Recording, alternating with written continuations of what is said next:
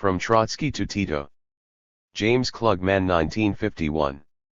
Chapter 1, The Resolution of the Communist Information Bureau. The question of Titoism, the role of Tito and the Titoites, is not a question for specialists in problems of the Balkans and of Eastern Europe. Nor is it in any sense whatsoever a private quarrel between communists and communists on questions of tactics and strategy, of means and methods of fighting for socialism. It is a question from which no one who wants socialism and, indeed, no one interested in the preservation of peace, can stand aside. This is not the first time in history that there have been traitors in the labor movement, as those who have worked and fought in the British labor movement throughout its history have found out, indeed, to their cost. Capitalism always remains a force of corruption. By every method, from duress to bribery, from threats to cajolery, the capitalists seek and have sought to gain an influence inside the labor and progressive movement. Often they have failed, but sometimes in different countries and at different times they have met with a temporary success. The betrayal of Tito and his leading confederates came as a shock to progressive people all over the world. It came as a shock partly because their treachery had been long and carefully concealed, and partly because they were able to hide themselves behind the great prestige that the masses of the Yugoslav people had so rightly won in the long years of heroic struggle against reaction and dictatorship at home and against the encroachment of foreign imperialism and fascism. The purpose of this book is to describe in detail the record of this betrayal. And it is believed that a study of the facts will show to all, communists, socialists, progressives, and lovers of peace, that the Titoites today have become tools of the big capitalists and instruments of war, and that, therefore, every sincere socialist and lover of peace should seek to understand the question of Titoism and the Titoites. In June 1948, the representatives of 8 communist parties met in Romania to attend a conference called by the Communist Information Bureau. They met to discuss the situation in the Communist Party of Yugoslavia. 20 of the world's leading communists participated in the conference. They were the 3 representatives of the Communist Party of the Soviet Union, Uzdanov, G. Malenkov, and M. Sislov, from the Bulgarian Workers' Party, Communists V. Chervenkov, from the Communist Party of Czechoslovakia, G. Bears, B. Jeminder, V. Siraki and Arslansky, from the Hungarian Workers' Party, M. Farkas, E. Jaro, and Mateusz Rakosi, from the Polish Workers' Party came J. Berman and Zawadzki, and from the Romanian Workers' Party, G. George Dage, V. Luca, and Anna Pocker. The French Communist Party sent Etienne Fajon and Jacques Duclos, and from the Communist Party of Italy came P. Secchia and Palmiro Togliatti. One traitor, not yet unmasked, attended the meeting, Traicho Kostov of Bulgaria. Whilst from the Yugoslav Communist Party itself, up to then the 9th member of the Communist Information Bureau, despite repeated invitations, came no representative, but only abrupt and brutal refusal. After prolonged discussion, the Information Bureau adopted a resolution, concerning the situation in the Communist Party of Yugoslavia, which was made public by press and radio. The resolution contained a series of profound criticisms of the policy of the Yugoslav communist leadership, and above all of the 4 figures who in a literal sense dominated the party, Tito, Kardelj, Gilas, and Rankovic. The main criticisms. The resolution stated that in the recent period preceding the meeting of the Communist Information Bureau, the leadership of the Yugoslav Communist Party had pursued an incorrect line on the main questions of home and foreign policy, a line which represents a departure from Marxism-Leninism. It approved the action of the CPSU, B, which had taken the initiative in exposing the incorrect policy. It pointed out that in a whole number of ways the Yugoslav communist leaders had been pursuing an unfriendly policy towards the Soviet Union and the Communist Party of the Soviet Union. It revealed that, for instance, slanders were being spread about the Soviet military experts who were visiting Yugoslavia on the invitation of the Yugoslav authorities, that a special regime had been instituted for Soviet civilian experts in Yugoslavia, who were being watched and followed by Yugoslav security police, that representatives of the Information Bureau in Yugoslavia, like Yudin, the editor of its journal For a Lasting Peace, For a People's Democracy, were being shadowed by secret police, and that similar treatment was being dealt out to official Soviet representatives in Yugoslavia. Yugoslav party and government statements on the USSR and the CPSU-B remained friendly on the surface and were expressed in terms of gratitude and admiration. But at the same time anti-Soviet propaganda was being spread inside the Central Committee of the Yugoslav Communist Party. There was talk of the degeneration of the Soviet Union and of the Communist Party of the Soviet Union, these slanders being couched in the old language of counter-revolutionary Trotskyism. The resolution outlined 3 ways in which Tito, Kardelj, Gilas, Rankovic and other Yugoslav leaders were rejecting the experience of the international labor movement, and above all the experience of building socialism in the USSR, and were turning from both the theory and practice of Marxism-Leninism. 1. They were putting forward a theory of a smooth and peaceful transition to socialism, in the style and tradition of the Mensheviks and of Ramsay MacDonald. They deny that there is a growth of capitalist elements in their country and consequently a sharpening of the class struggle in the countryside. 2. They were refusing to recognize any class differentiation among the peasantry. Yet if their aim of building socialism was a sincere one, they would have had to differentiate, both in theory and practice, in their attitude towards different categories of peasants. The Yugoslav leaders are pursuing an incorrect policy in the countryside by ignoring the class differentiation in the countryside and by regarding the individual peasants as a single entity, contrary to the well-known Leninist thesis that small, individual farming gives birth to capitalism and the bourgeoisie, continually, daily, hourly, spontaneously and on a mass scale. 3. They were rejecting, both in theory and practice, what had been taught consistently by Marx, Engels, Lenin, and Stalin, and confirmed by the whole history of the working class movement, that the working class is the only consistently revolutionary class, and that only under its leadership can the transition to socialism be realized. Concerning the leading role of the working class, the leaders of the Yugoslav Communist Party, by affirming that the peasantry is the most stable foundation of the Yugoslav state, are departing from the Marxist-Leninist path and are taking the path of a populist, Kulak party. The resolution then proceeded to criticize in the severest terms the conception of the role and organization of the Communist Party itself, revealed in the theory and practice of the Yugoslav Communist Party. It showed how the party was being dissolved into the wide Popular Front organization. In Yugoslavia, the People's Front, and not the Communist Party, is considered to be the main leading force in the country. The Yugoslav leaders belittle the role of the Communist Party and actually dissolve the party into the non-party People's Front. Inside the party what the resolution called a Turkish regime, a system of military despotism exercised by a small power group from above, had replaced the Marxist-Leninist principles of democratic centralism. A system of issuing commands from above, which had to be obeyed without questioning or discussion, had replaced criticism and self-criticism within the party. There is no inter-party democracy, no elections, and no criticism and self-criticism in the party.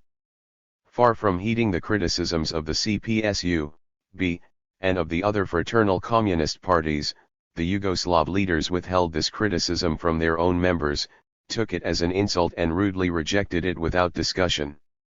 Instead of honestly accepting this criticism and taking the Bolshevik path of correcting these mistakes, the leaders of the Communist Party of Yugoslavia, suffering from boundless ambition, arrogance, and conceit, met this criticism with belligerence and hostility. The resolution made it quite clear that the Yugoslav Communist Party was not expelled from the Communist Information Bureau because of its mistakes and incorrect policy. Any individual Communist Party branch or even Central Committee can make mistakes. It was not even expelled because it would not accept the criticisms made. It often takes time, a prolonged period of deep discussion, for a party organization or member to come to understand and correct a mistaken policy. But to refuse to discuss criticisms made by some of the most leading and experienced communists in the world, above all the Central Committee of the Communist Party of the Soviet Union, to withhold those criticisms from the membership, to refuse to come and meet with the representatives of the other 8 communist parties, was a course of action which could not but place the Yugoslav communist leadership outside the family of communist parties. The leaders of the Communist Party of Yugoslavia have placed themselves in opposition to the communist parties affiliated to the Information Bureau, have taken the path of seceding from the United Socialist Front against imperialism, have taken the path of betraying the cause of international solidarity of the working people, and have taken up a position of nationalism. The Central Committee of the Communist Party of Yugoslavia has placed itself and the Yugoslav Party outside the family of the fraternal communist parties, outside the United Communist Front, and consequently outside the ranks of the Information Bureau. The resolution closed with a stern warning. Nationalist elements, previously disguised, had in the course of the first half of 1948 reached controlling positions in the leadership of the Yugoslav Party. The party had broken with its international traditions and taken the road of bourgeois nationalism. Tito, Kardelj, Gilas, Rankovic and their group were hoping to curry favor with the Western imperialists by making concessions to them. They were putting forward the bourgeois nationalist thesis that capitalist states are a lesser danger to the independence of Yugoslavia than the Soviet Union. They were turning from friendship with the USSR and looking westwards. Such conduct could only have one end. Such a nationalist line can only lead to Yugoslavia's degeneration into an ordinary bourgeois republic, to the loss of its independence and to its transformation into a colony of the imperialist countries. This warning seemed harsh to some people at the time. But in the 3 years that have elapsed since the first publication of the resolution, it has been confirmed in every detail. The logic of history was inescapable. Between the camp of peace and the camp of war there is no third path. And the nationalist policy of Tito's gang led straight to the camp of reaction. 2. Problems of the transition to socialism. In the course of the war and the post-war years, under the leadership of such men as Tito and Kardelj, the conception had grown up in Yugoslavia that the peasants and not the working class would be the leading class in the transition to socialism and the pillar of the new Yugoslav society. This conception grew out of certain features of the Yugoslav resistance during the Axis occupation. No progressive person, least of all a communist, would want in any way to belittle the struggles of the Yugoslav peoples, their heroism and sacrifices in the struggle for national liberation against the forces of the Axis. But despite those great military achievements, in some respects the liberation struggle in Yugoslavia was actually weaker than in neighboring countries, for instance in Bulgaria. Into the partisan units on the rugged terrain of Yugoslavia, into the mountains and forests, the people and the youth came to fight against the occupiers. As was natural in a country like Yugoslavia, where the great majority of the population are peasants, the majority of the partisan recruits came from the peasantry.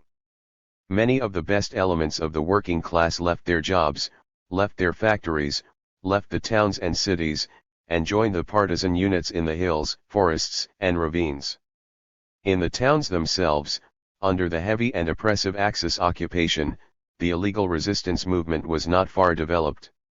In a number of East European countries, where the armed guerrilla struggle did not take on the proportions of Yugoslavia, the movement of anti-Axis sabotage inside industry, the illegal underground resistance in the towns and cities, the activity of the illegal trade union movement, was more developed.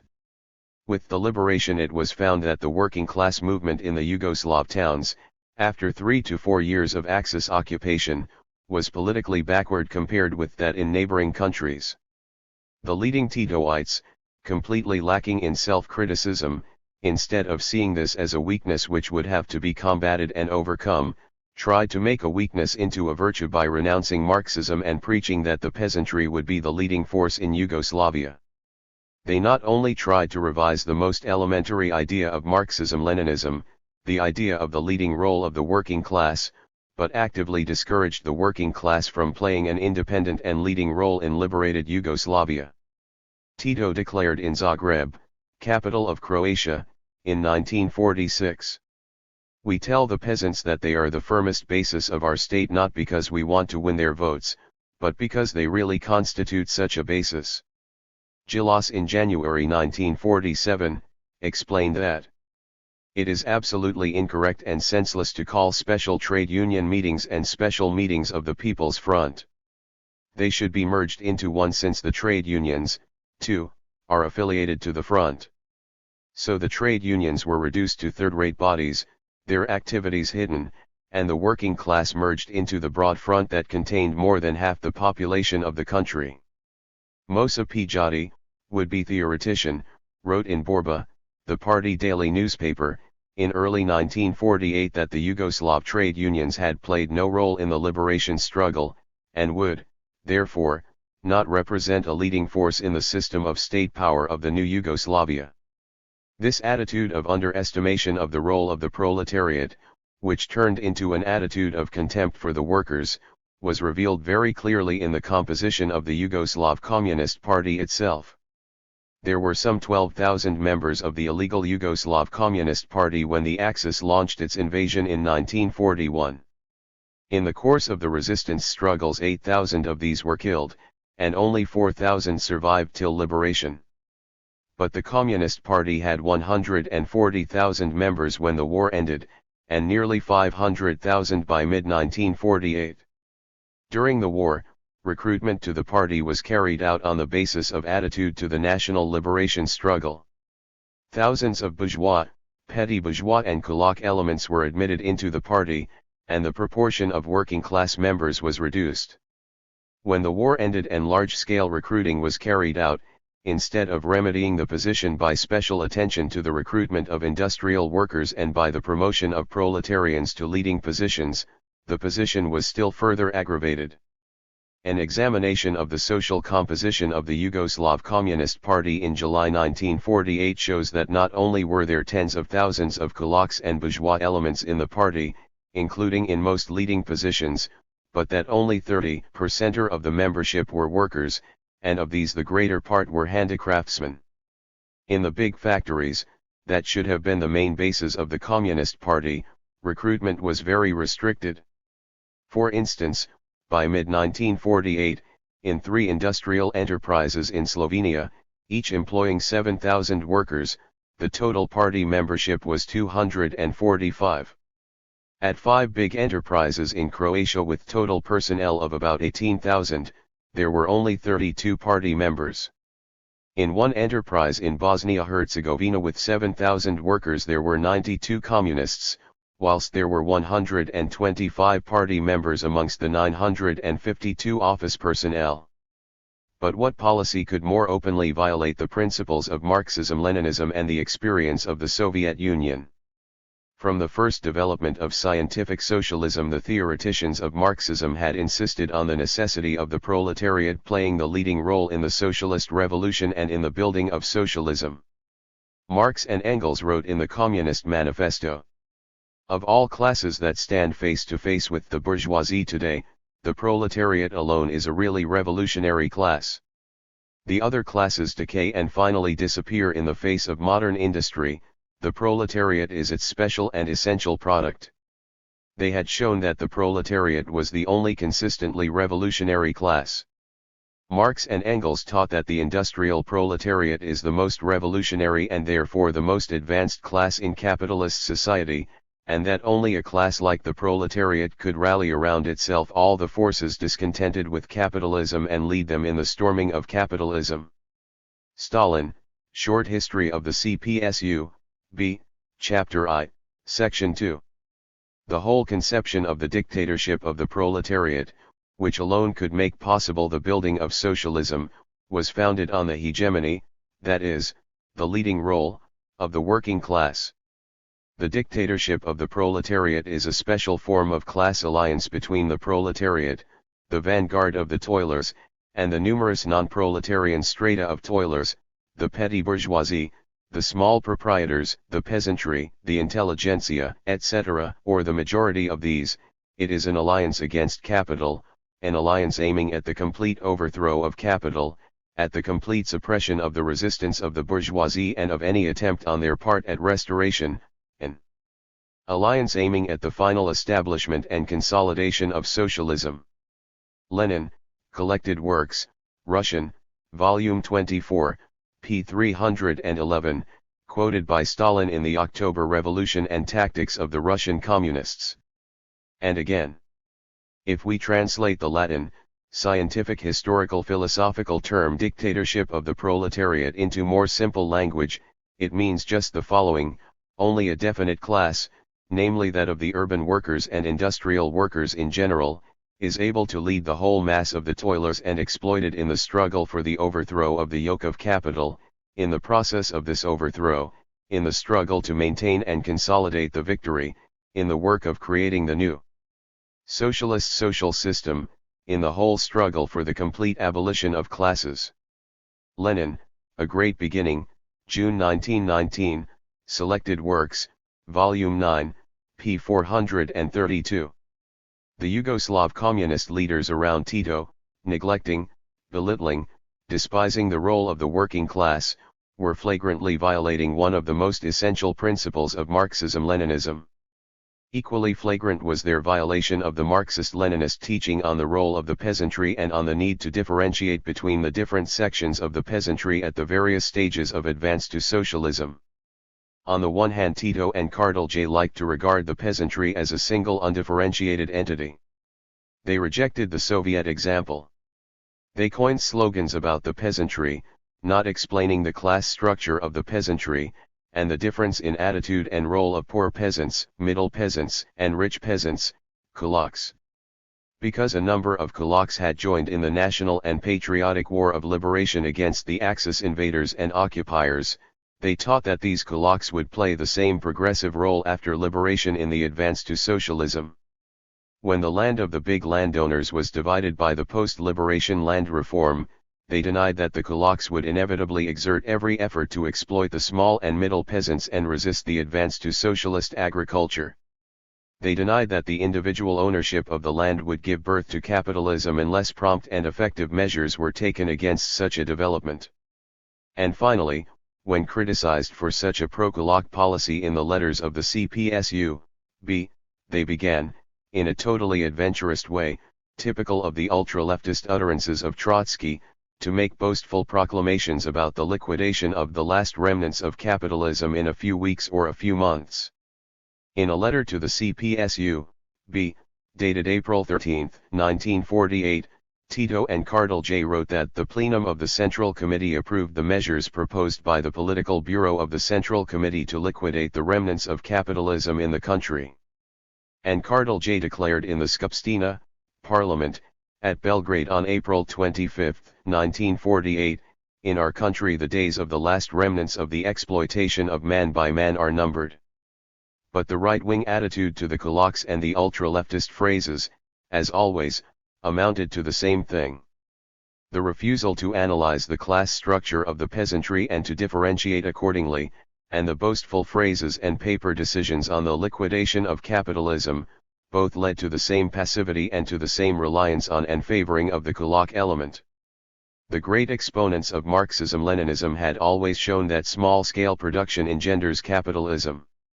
In estimating the strength of the overthrown bourgeois, Lenin drew attention to three main factors, of which the third was the force of habit, in the strength of small production which engenders capitalism and the bourgeoisie continuously, daily, hourly, spontaneously, and on a mass scale.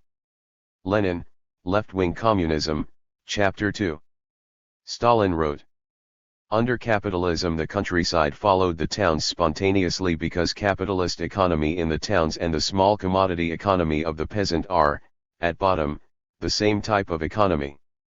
Of course, small peasant commodity economy is not yet capitalist economy.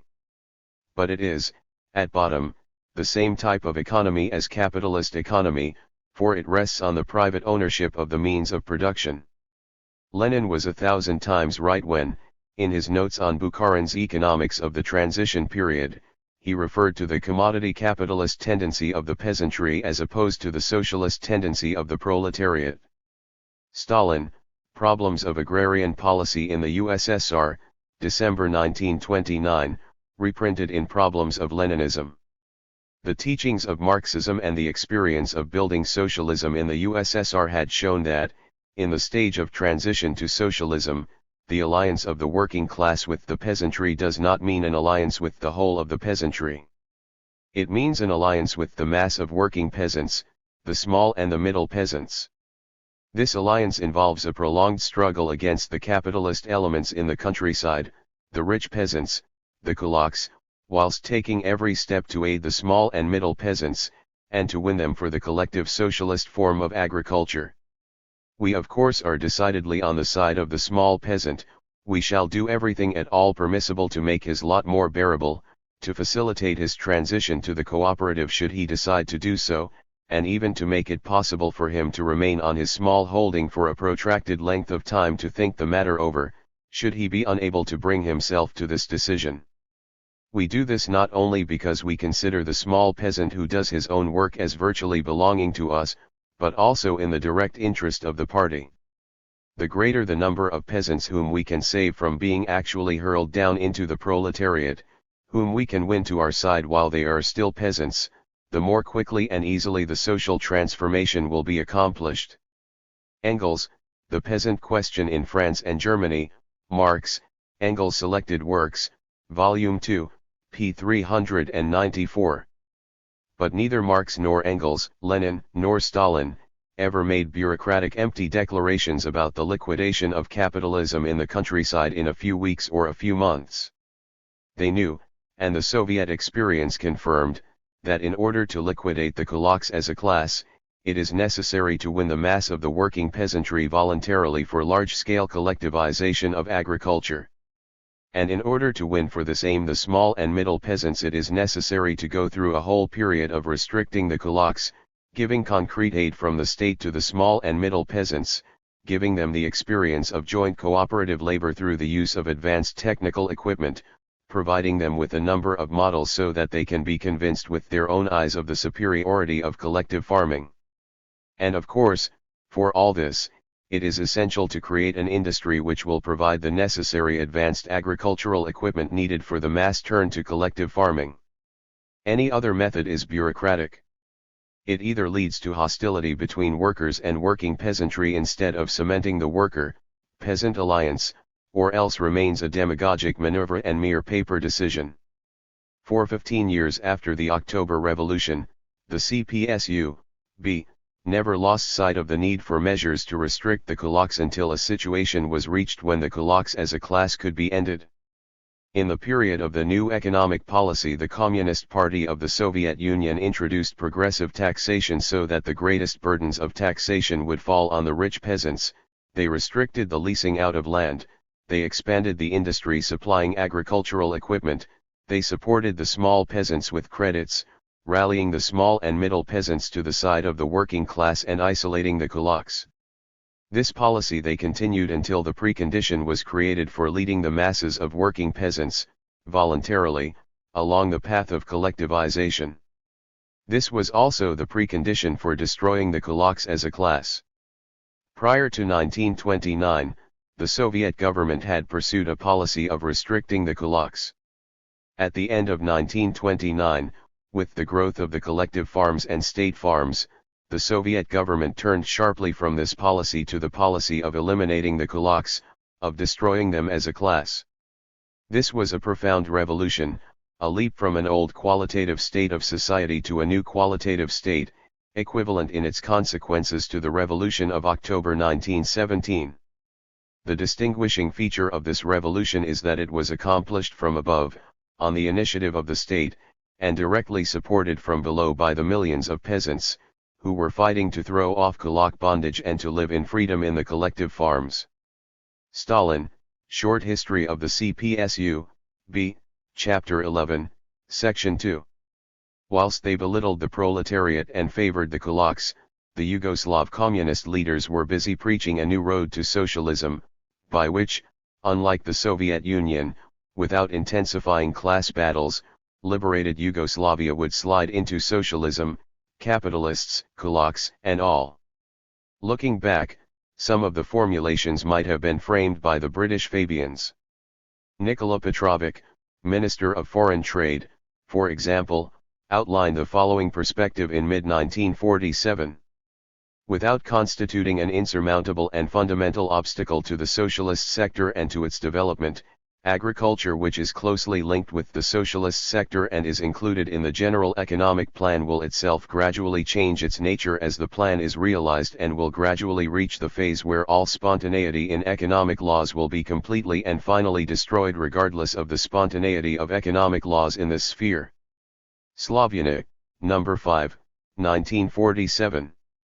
This peaceful perspective, which would have warmed the heart of Ramsay MacDonald, in human history one epoch slides into another, disregards the most elementary tenet of Marxism-Leninism, that after the first serious defeats, the overthrown exploiting classes fight back 10 times, 100 times, more desperately than ever before to regain what they have lost. In the transition, the class struggle grows more intense. The transition from capitalism to communism represents an entire historical epoch. Until this epoch has terminated, the exploiters will inevitably cherish the hope of restoration, and this hope will be converted into attempts at restoration. And after their first serious defeat, the overthrown exploiters will throw themselves with tenfold energy, with furious passion and hatred grown 100-fold, into the battle for the recovery of their lost paradise. Lenin, The Proletarian Revolution and the Renegade Trotsky, November 1918.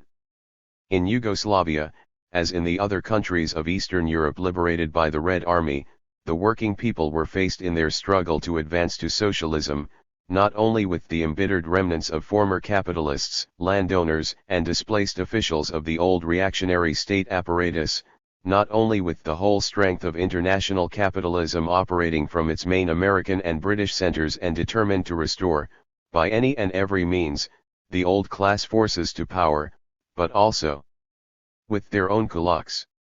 Moreover, the majority of the population engaged in individual production was engendering capitalism and the bourgeoisie, continuously, daily, hourly.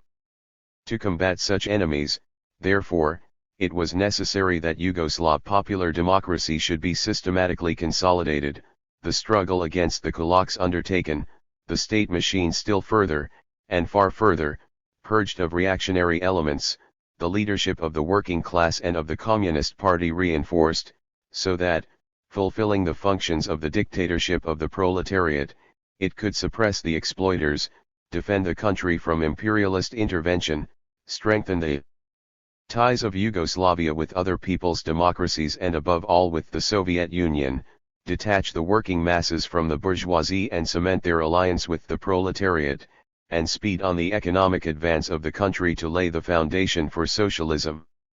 As Lenin put it, the dictatorship of the proletariat is the most determined and most ruthless war waged by the new class against a more powerful enemy, against the bourgeoisie, whose resistance is increased tenfold by its overthrow, and whose power lies, not only in the strength of international capital, in the strength and durability of the international connections of the bourgeoisie, but also in the force of habit, in the strength of small production. Lenin, Left-Wing Communism. The leading Titoites, however, far from organizing to resist international capital, were already actively engaged in collaborating with it. The propaganda of their new road to socialism not only aided the restoration of capitalism in Yugoslavia, but, put forward with the prestige of the Yugoslav liberation movement by those who in reality were betraying it, actively influenced, and thereby weakened, the struggle for advance to socialism of a number of other communist parties. 3. Destruction of the party. In the period after Yugoslav liberation, the Titoid theoreticians were busy developing a new conception of the Communist Party, a development of Marxism which in fact went back on and repudiated every principle of party organization for which Marxism had ever fought. This theory was that the Communist Party should be hidden from the people, that it should dissolve itself into the wider popular organization of the People's Front, which should become the main organization of the Yugoslav people. Should the Communist Party openly put its program before the people and openly work to win support for it? No, replied Tito, for the Communist program is in no way different from that of the People's Front. Has the Communist Party of Yugoslavia any program other than the program of the People's Front? No. The Communist Party has no other program. The program of the People's Front is the program of the party. Tito's report to the Second Congress of the People's Front of Yugoslavia, September 27, 1947. Is the Communist Party the vanguard organization of the working class, the highest form of class organization of the proletariat? No, once again replies Tito. Since the People's Front last of all represents not only the political unity of our people, but also fraternity and unity in the national sense, it cannot be replaced by any other party. Hence the People's Front is becoming the permanent political organization of the people. Tito's report to the Second Congress of the People's Front of Yugoslavia, September 27, 1947. The first point in the statutes of the Yugoslav People's Front, main organizational principles of the People's Front of Yugoslavia, stated that, the People's Front of Yugoslavia is the main political force. My italics, JK. And what was the People's Front? The People's Front played a great and progressive role in the Liberation War and could have continued to do so in the period following liberation. It was developed on Communist Party initiative prior to the German attack on Yugoslavia, formed from different groups, including a number of the old political parties, as well as individuals. It embraced representatives of the Croat Republican Peasant Party, the Republican Party of Serbia, the Democratic Party and the Independent Democratic Party, the National Peasant Party of Serbia and the Agrarian Union, which later merged to become the United Agrarian Party of Serbia, as well as representatives of the trade unions and of the mass organizations of the youth and the women, etc. The People's Front, therefore, contained bourgeois and petty bourgeois parties, kulaks, traders and manufacturers, as well as workers, peasants and intellectuals. Gilas, reporting at the initial foundation conference of the Communist Information Bureau in August 1947, stated that, there are no ideological, religious, nor any obstacles to joining the People's Front. Conceived of as a mass popular organization led by the working class and the Communist Party, and being drawn into action against home and foreign reaction, shedding its reactionary members, the People's Front could have played an important role in consolidating the popular democratic regime. But instead of that, it was built up by the Titoites to absorb, and eventually to replace, the Communist Party. What was the result? The Communist Party was hidden, concealed from the people. In a regime that was supposed to be led by the communists, the party had a semi-legal status. If you went in 1946 or 1947 to Belgrade, you could find no open office of the Communist Party. There were no declarations, resolutions, statements made by the Communist Party. The membership of the party was concealed from the working people. Even the daily organ of the Communist Party, Borba, carried next to no news or information on the life and activities of the party. Between liberation and July 1948, not one party decision was published by Borba. Take a typical practical example of the fruits of this policy. In the big Železnik works near Belgrade there were some 4,000 workers employed, of whom 160 were party members. Party meetings were held secretly. None of the non-party workers knew where the meetings took place, what was discussed at them or what decided. None of the non-party workers knew who were the members of the party. Party members shamefacedly tried to put across party decisions without saying that they were proposals of the Communist Party. New recruits were recruited by secret invitation. Therefore, for the mass of Yugoslav working people, the Communist Party appeared as a type of secret conspiratorial society that dominated their lives without showing itself. Its decisions were maneuvered across the working people by individual communists holding positions in the state. The habitual attacks of the enemies of communism on the party as a secret conspiracy became in the case of Yugoslavia the truth. Thus, instead of acting as an open vanguard trying to raise the political level of the working class and the working people, the party was reduced to the level of the most backward, and was merged, dissolved into the People's Front. This was a complete break with Lenin's conception of a communist party and its role. Lenin wrote, "We are the party of a class, and therefore almost the entire class, and in times of war, in the period of civil war, the entire class, should act under the leadership of our party, should adhere to our party as closely as possible. But it would be Manilovism and Kvostism, that is, complacency and tailing behind reality, JK, to think that at any time under capitalism the entire class, or almost the entire class, would be able to rise to the level of consciousness and activity of its vanguard, of its social democratic, that is, communist, JK party. To forget the distinction between the vanguard and the whole of the masses which gravitate towards it, to forget the constant duty of the vanguard to raise ever wider strata to this most advanced level, means merely to deceive oneself, to shut one's eyes to the immensity of our task, and to narrow down these tasks. Lenin, 1 step forward, 2 steps back, quoted by Stalin in The Foundations of Leninism, Chapter 8. Of course, in the period of illegality between the wars, the Yugoslav Communist Party could not hold open meetings, but despite all the difficulties its line and policy was brought before the people through illegal leaflets and publications. But now, in a period of the most complete legality, the party was concealed, dissolved, its program and policy hidden, its leading role abandoned. Instead of proudly appearing before the people, and proudly and publicly proclaiming their aims, the membership of the party, on orders of the Tito clique, were losing their party identity. But it was not only in relation to the role of the party that the Titoites were violating the tenets of Marxism-Leninism and throwing overboard all the most valuable experiences of the CPSU-B. The same applied to their theory and practice of the internal organization of the Communist Party. Tito, Kardelj, Gilas, and above all, in this field, Rankovic were virtually, as a narrow dominating power group, dictating party policy from above. They practiced the military method of party leadership advocated by Trotsky. It was not by chance that Trotsky's rightist conception of a party composed of all and sundry was combined with Trotsky's leftist conception of orders from above. As usual, the rightist and leftist practices led to the same result of destroying the revolutionary character of the Communist Party. Party elections at all levels ceased. Leaderships were organized by co-option. Internal discussion was discouraged. Criticism and self-criticism were suppressed.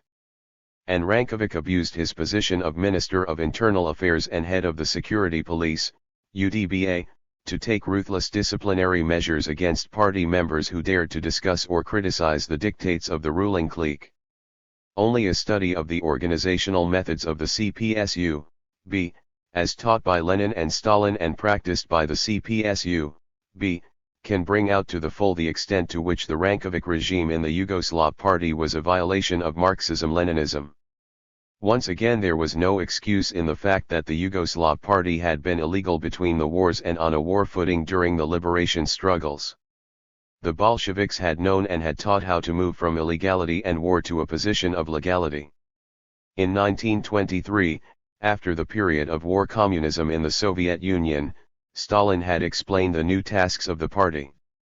First, in every way and tirelessly to combat the survivals and habits of the war period in our party, combat the incorrect view that our party is some kind of a system of departments and not a militant organization of the proletariat which thinks actively, is self-sufficient, lives a full-blooded life, destroys the old and creates the new.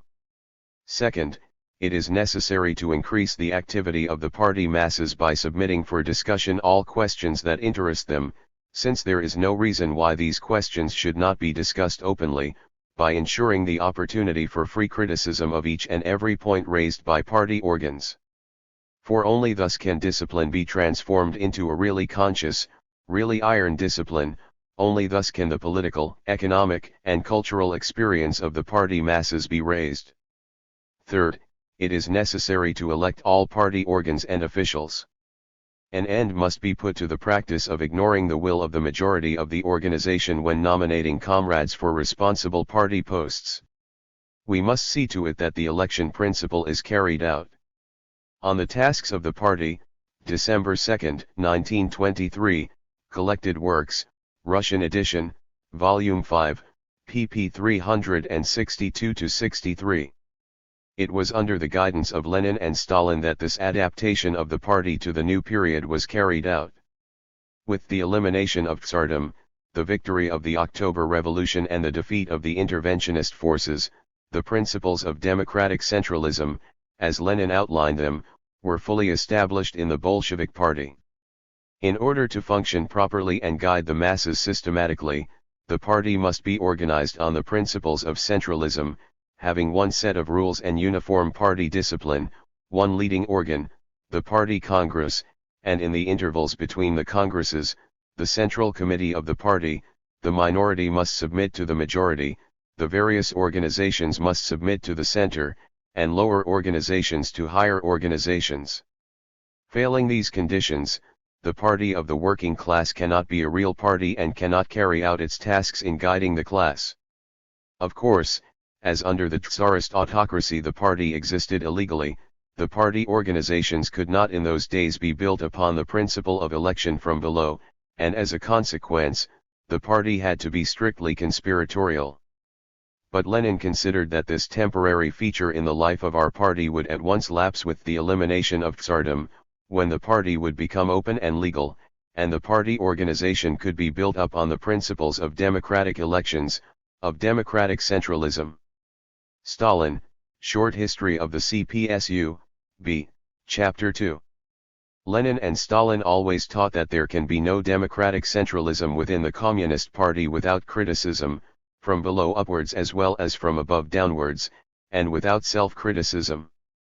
But testing from above far from exhausts the whole business of checking up. There is still another kind of check-up, the check-up from below, where the masses, the subordinates, examine the leaders, point out their mistakes, and show them ways of correcting them. This kind of verification is one of the most effective ways of testing people. The rank-and-file party members verify their leaders at meetings of active party workers and conferences and congresses, by listening to their reports, by criticizing their defects, and finally by electing or not electing some or other leading comrades to the leading organs. Precise operation of democratic centralism in the party as demanded in our party statutes, unconditional submission of party organs to election, the right of putting forward and withdrawing candidates, secret ballot, freedom of criticism and self-criticism, all these and similar measures must be carried into life, in order incidentally to facilitate the check-up on and control over the leaders of the party by the rank-and-file party members. Stalin, on Practical Work, Little Stalin Library, No. 6, p. 15. It has always been stressed in Marxist-Leninist teaching that you cannot proceed towards socialism smoothly and easily, nor will the party be able to lead that advance without its members, including its leaders, making mistakes. Self-criticism is not just a passing phenomenon. It is something essential to the life and theoretical progress of the party. It is a method of training the cadres of the working people in the spirit of Marxism. A party or a party member can be judged by their attitude to their own mistakes. Do they reject criticism, take it as a personal insult, a blow to their prestige? Or do they welcome it, learn from it, self-critically review their own work, recognize their mistakes, look for the reasons for them, and try to correct them? True communists will never be frightened of recognizing their own mistakes. It is only bourgeois parties and bourgeois politicians who fear the truth. The attitude of a political party towards its own mistakes is one of the most important and surest criteria of the seriousness of the party and of how it fulfills in practice its obligation towards its class and towards the toiling masses. To admit a mistake openly, to disclose its reasons, to analyze the conditions which gave rise to it, to study attentively the means of correcting it, these are the signs of a serious party. This means the performance of its duties, this means educating and training the class, and then the masses. Lenin, Left-Wing Communism, Chapter 7. All revolutionary parties which perished hitherto did so because they became conceited, failed to see wherein lay their strength, and feared to speak of their weaknesses. Lenin, at the 11th Congress of the CPSU, B. March 1922. But the leaders of the Yugoslav Communist Party were supremely arrogant.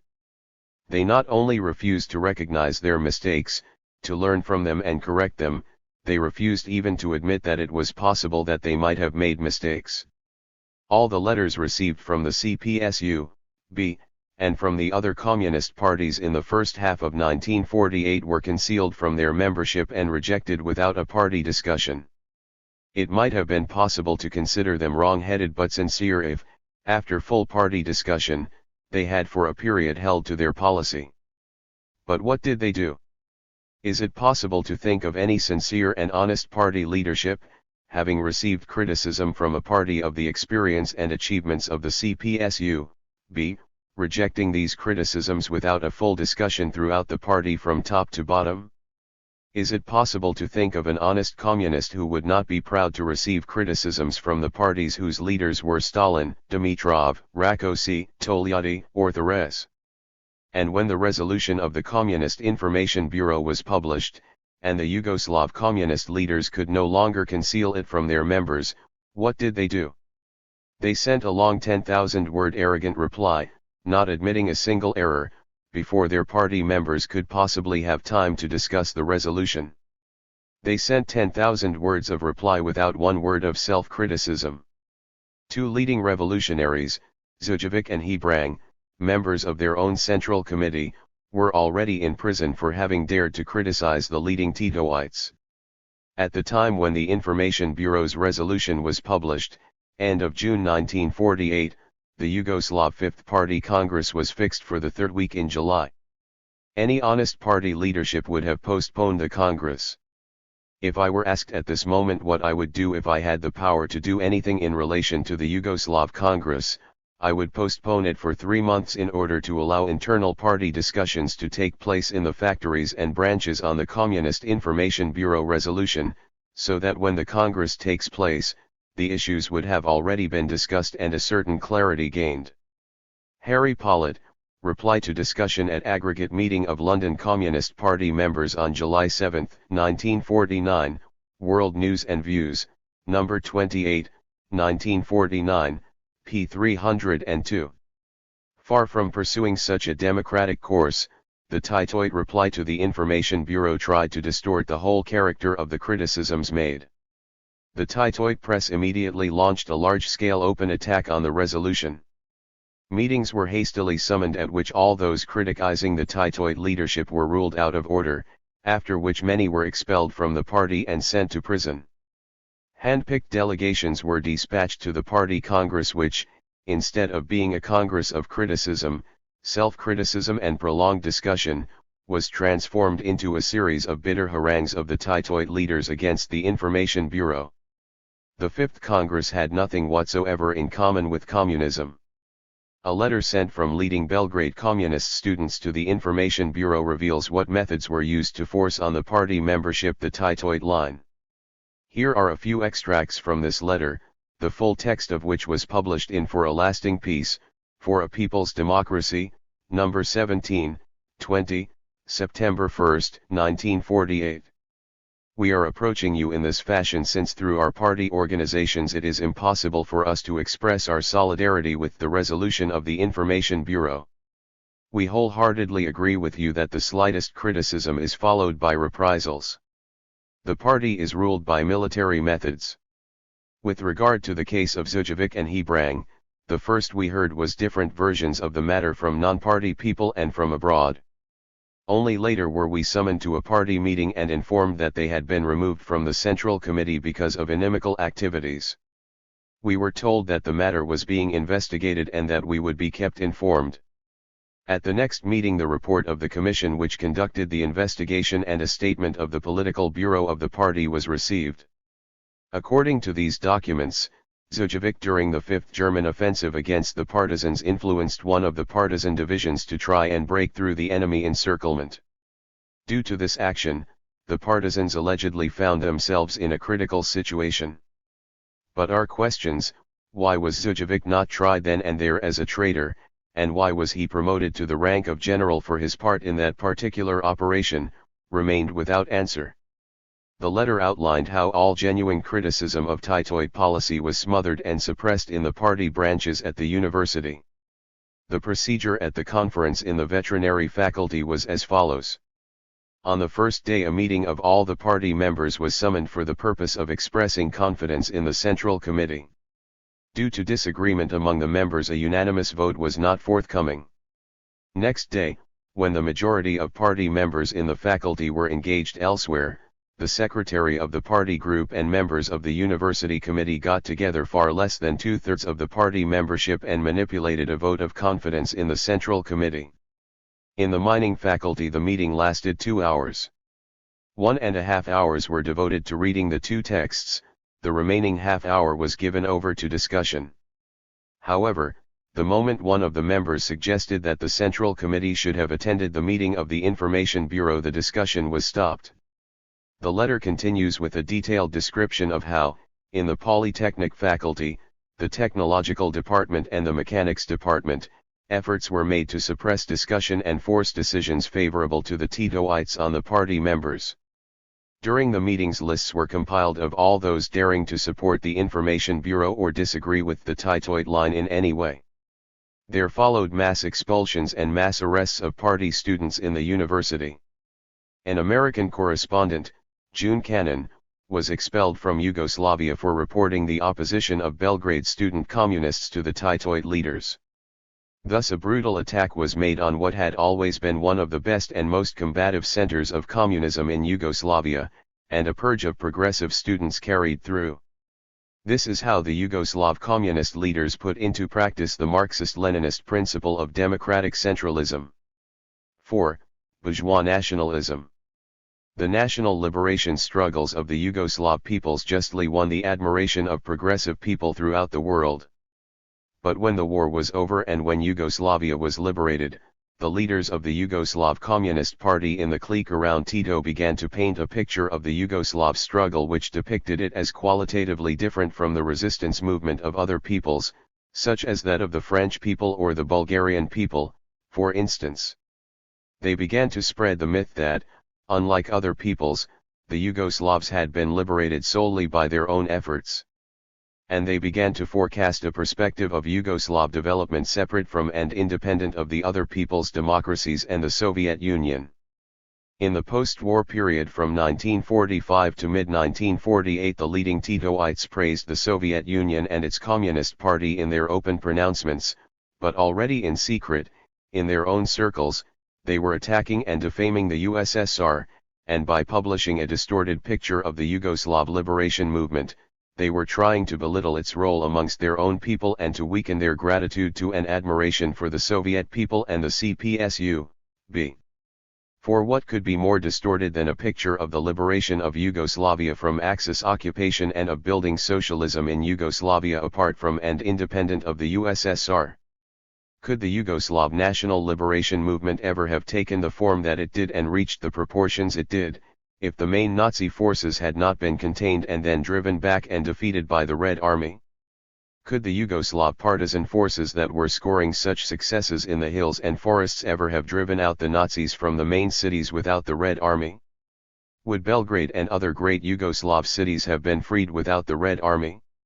The Soviet troops of the Second and Third Ukrainian fronts crossed the rivers Drava and Tisa in the latter half of 1944, liberated Serbia and the Vojvodina, and on October 20, 1944, fighting alongside the 1st and 12th Corps of the Yugoslav People's Liberation Army, liberated Belgrade, the Yugoslav capital. Commenting on the role of the Red Army in those days, the Chief of Staff of the Yugoslav Forces, Colonel General Arso Jovanovic, wrote in his pamphlet The Belgrade Operation: "The great Russian people has been our hope and guarantee throughout the ages. Such was also the case this time. The Soviet army gave us fraternal disinterested aid. Soviet soldiers shed their blood on the soil of our native land, in Serbia, in the streets of Belgrade, in Srem. Out of the joint suffering and bloodshed there grew the invincible fraternity and unity of the two Slav countries. This is the only correct foreign political orientation which corresponds to the age-old strivings, cultural and historical development of our peoples. This is the sole guarantee that our peoples will save themselves from national misfortune, and there have been many misfortunes in our bitter history." Colonel General Arso Jovanovic knew and recognized the decisive role of the Red Army in the liberation of Yugoslavia. But for this knowledge, and above all for the frank and open recognition of this historical fact, he was to be assassinated by the Tito clique. The liberation of Belgrade was a mortal blow at the Nazi forces in Yugoslavia and their quisling allies inside the country. Over 150,000 German soldiers and great quantities of equipment were captured. The Soviet army rendered every assistance in reorganizing the partisan units into a modern and regular army. It provided modern equipment, artillery, tanks, and aircraft. On the request of the Yugoslavs, Soviet military experts helped to train the reorganized units. The Red Army handed over to the Yugoslav army all the equipment captured at Belgrade. More than 10 infantry divisions were supplied with arms from the Danube supply line. When in January 1945, the Germans broke through on the Srem front, and once again threatened Belgrade, Marshal Tolbuchin detached large forces from the Hungarian front around Lake Balaton, and smashed the Nazi offensive. Could Yugoslavia or any of the other people's democracies of Eastern Europe ever have established their people's democracies and set the course for socialism without the aid, friendship, and protection of the USSR, which alone saved them from liberation in the Anglo-American imperialist manner, which alone preserved them from armed imperialist intervention, as dreamed of by Churchill? Was it not the Soviet Union that sent in without delay, and despite the devastation of its own territories, food and economic aid of all kinds in the most critical period in 1944–45, when the West was still trying to extort from Yugoslavia political concessions in return for food for its starving population? How could it be thought, even for a moment, that in face of the greedy onslaught of Western imperialism Yugoslavia could preserve its independence except in alliance and friendship with the Soviet Union and the people's democracies? Indeed, what genuine communist would have been anything but proud and content to acknowledge the decisive role of the Soviet Union in the liberation of Yugoslavia and in its advance to socialism? The truth is that the Tito clique was following a bourgeois nationalist and not a Marxist and proletarian internationalist path. Though at first secretly, and under cover, it was trying to wean the Yugoslav people away from friendship and alliance with the USSR and other people's democracies. No sooner had the resolution of the Communist Information Bureau been published than the Titoites began to come into the open as nationalists, stirring up the old chauvinist hatreds that had been played on for so long by the great Serbs, the old Serb chauvinists, against the Hungarian, Romanian, Greek and Albanian peoples, and gradually turning to direct open attack on the USSR and the CPSU. B. The open turn of the Titoid leaders to nationalism reflected their efforts to restore capitalism in Yugoslavia. They opened a fatal path before the Yugoslav people of return to the old order, of becoming once again a semi-colony in the orbit of Western imperialism. What is the deviation towards nationalism? The deviation towards nationalism is the adaptation of the internationalist policy of the working class to the nationalist policy of the bourgeoisie. The deviation towards nationalism reflects the attempts of one's own national bourgeoisie to undermine the Soviet system and to restore capitalism. Stalin, Report to the 17th Congress of the CPSU, B. January 1934, Problems of Leninism. V. Conclusion. There is no doubt that the resolution on the situation in the Yugoslav Communist Party came as a shock to communists and progressives all over the world. Most of us had made the mistake of confusing the achievements and sacrifices of the Yugoslav peoples with the actions of the group of leading Titoites. We took men like Tito, Kardelj, Rankovic, and Gilas for what they claimed to be, viewed their actions uncritically, and failed to see how they were, beneath the surface, betraying the cause of the national liberation movement and leading their peoples down a false and dangerous path. The resolution pierced the curtain of deceit. It revealed the departure from Marxism-Leninism of the Yugoslav party leaders around Tito, pointed to the nationalism that was rising to the surface and that earlier had been concealed beneath the surface, and showed where this policy would inevitably lead. It was in the first place the vigilance and deep political experience of the Communist Party of the Soviet Union that pointed to the errors of the Tito clique. It was on the initiative of the CPSU, B. that the resolution of the Communist Information Bureau was adopted. In years to come, this resolution will be seen as one of the most decisive documents in the history of the international working class movement.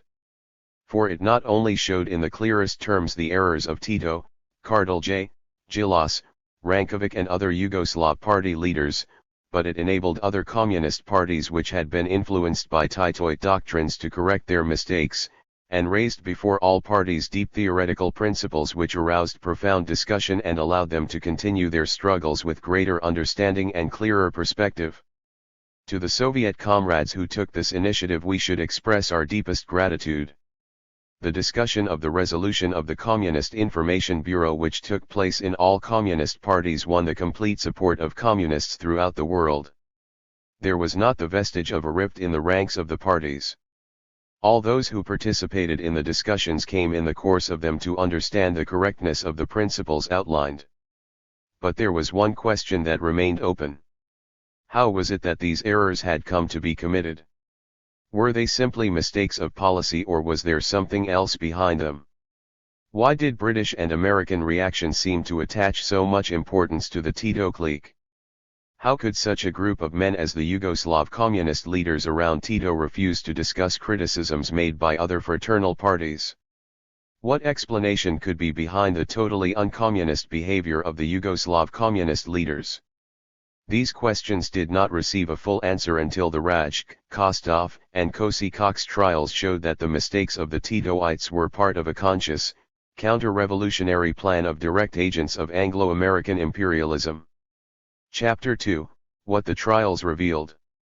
It was the three trials that took place in the course of 1949 in Budapest, Sofia, and Tirana that proved that the dangerous situation developing in the leadership of the Yugoslav Communist Party was not due to mere political errors, to a mistaken policy, but that it was the result of a deliberate, counter-revolutionary, anti-communist plot carried out by a gang of police informers, agents provocateurs, and intelligence agents, centered around the leading Titoites.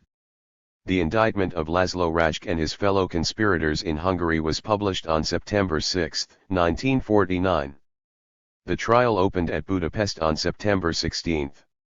The chief prosecutor of the People's Republic of Bulgaria, Dimitar Georgiev, published the indictment of Traicho Kostov and his fellow conspirators on November 28, 1949. Their trial opened on December 7. The trial of the Albanian conspirators headed by Kosi Cox had already taken place at Tirana in the previous May. What type of men were these conspirators who had plotted the overthrow of the new popular democratic regimes, achieved by so much effort and sacrifice by their peoples, and who had conspired to assassinate such men as Dimitrov, Rakosi, and Enver Hoxha? They consisted in the main of former communists who had betrayed their parties under duress and become police informers, and later agents of foreign imperialist intelligence, together with former right-wing officers and state officials who had assumed a left-wing mask towards the end of the Second World War. To these must be added the Yugoslav officials, Tito's envoys, who participated in the various conspiracies. In the Hungarian conspiracy there were 8 accused. Laszlo Rajk himself had been arrested when a young communist student by the Hungarian semi-fascist police in 1931 in Budapest in connection with the distribution of communist leaflets. To save his skin he had agreed to become an informer and agent provocateur, and had signed a paper to this effect, putting himself at the disposal of the Hungarian secret police. From then his downfall dated.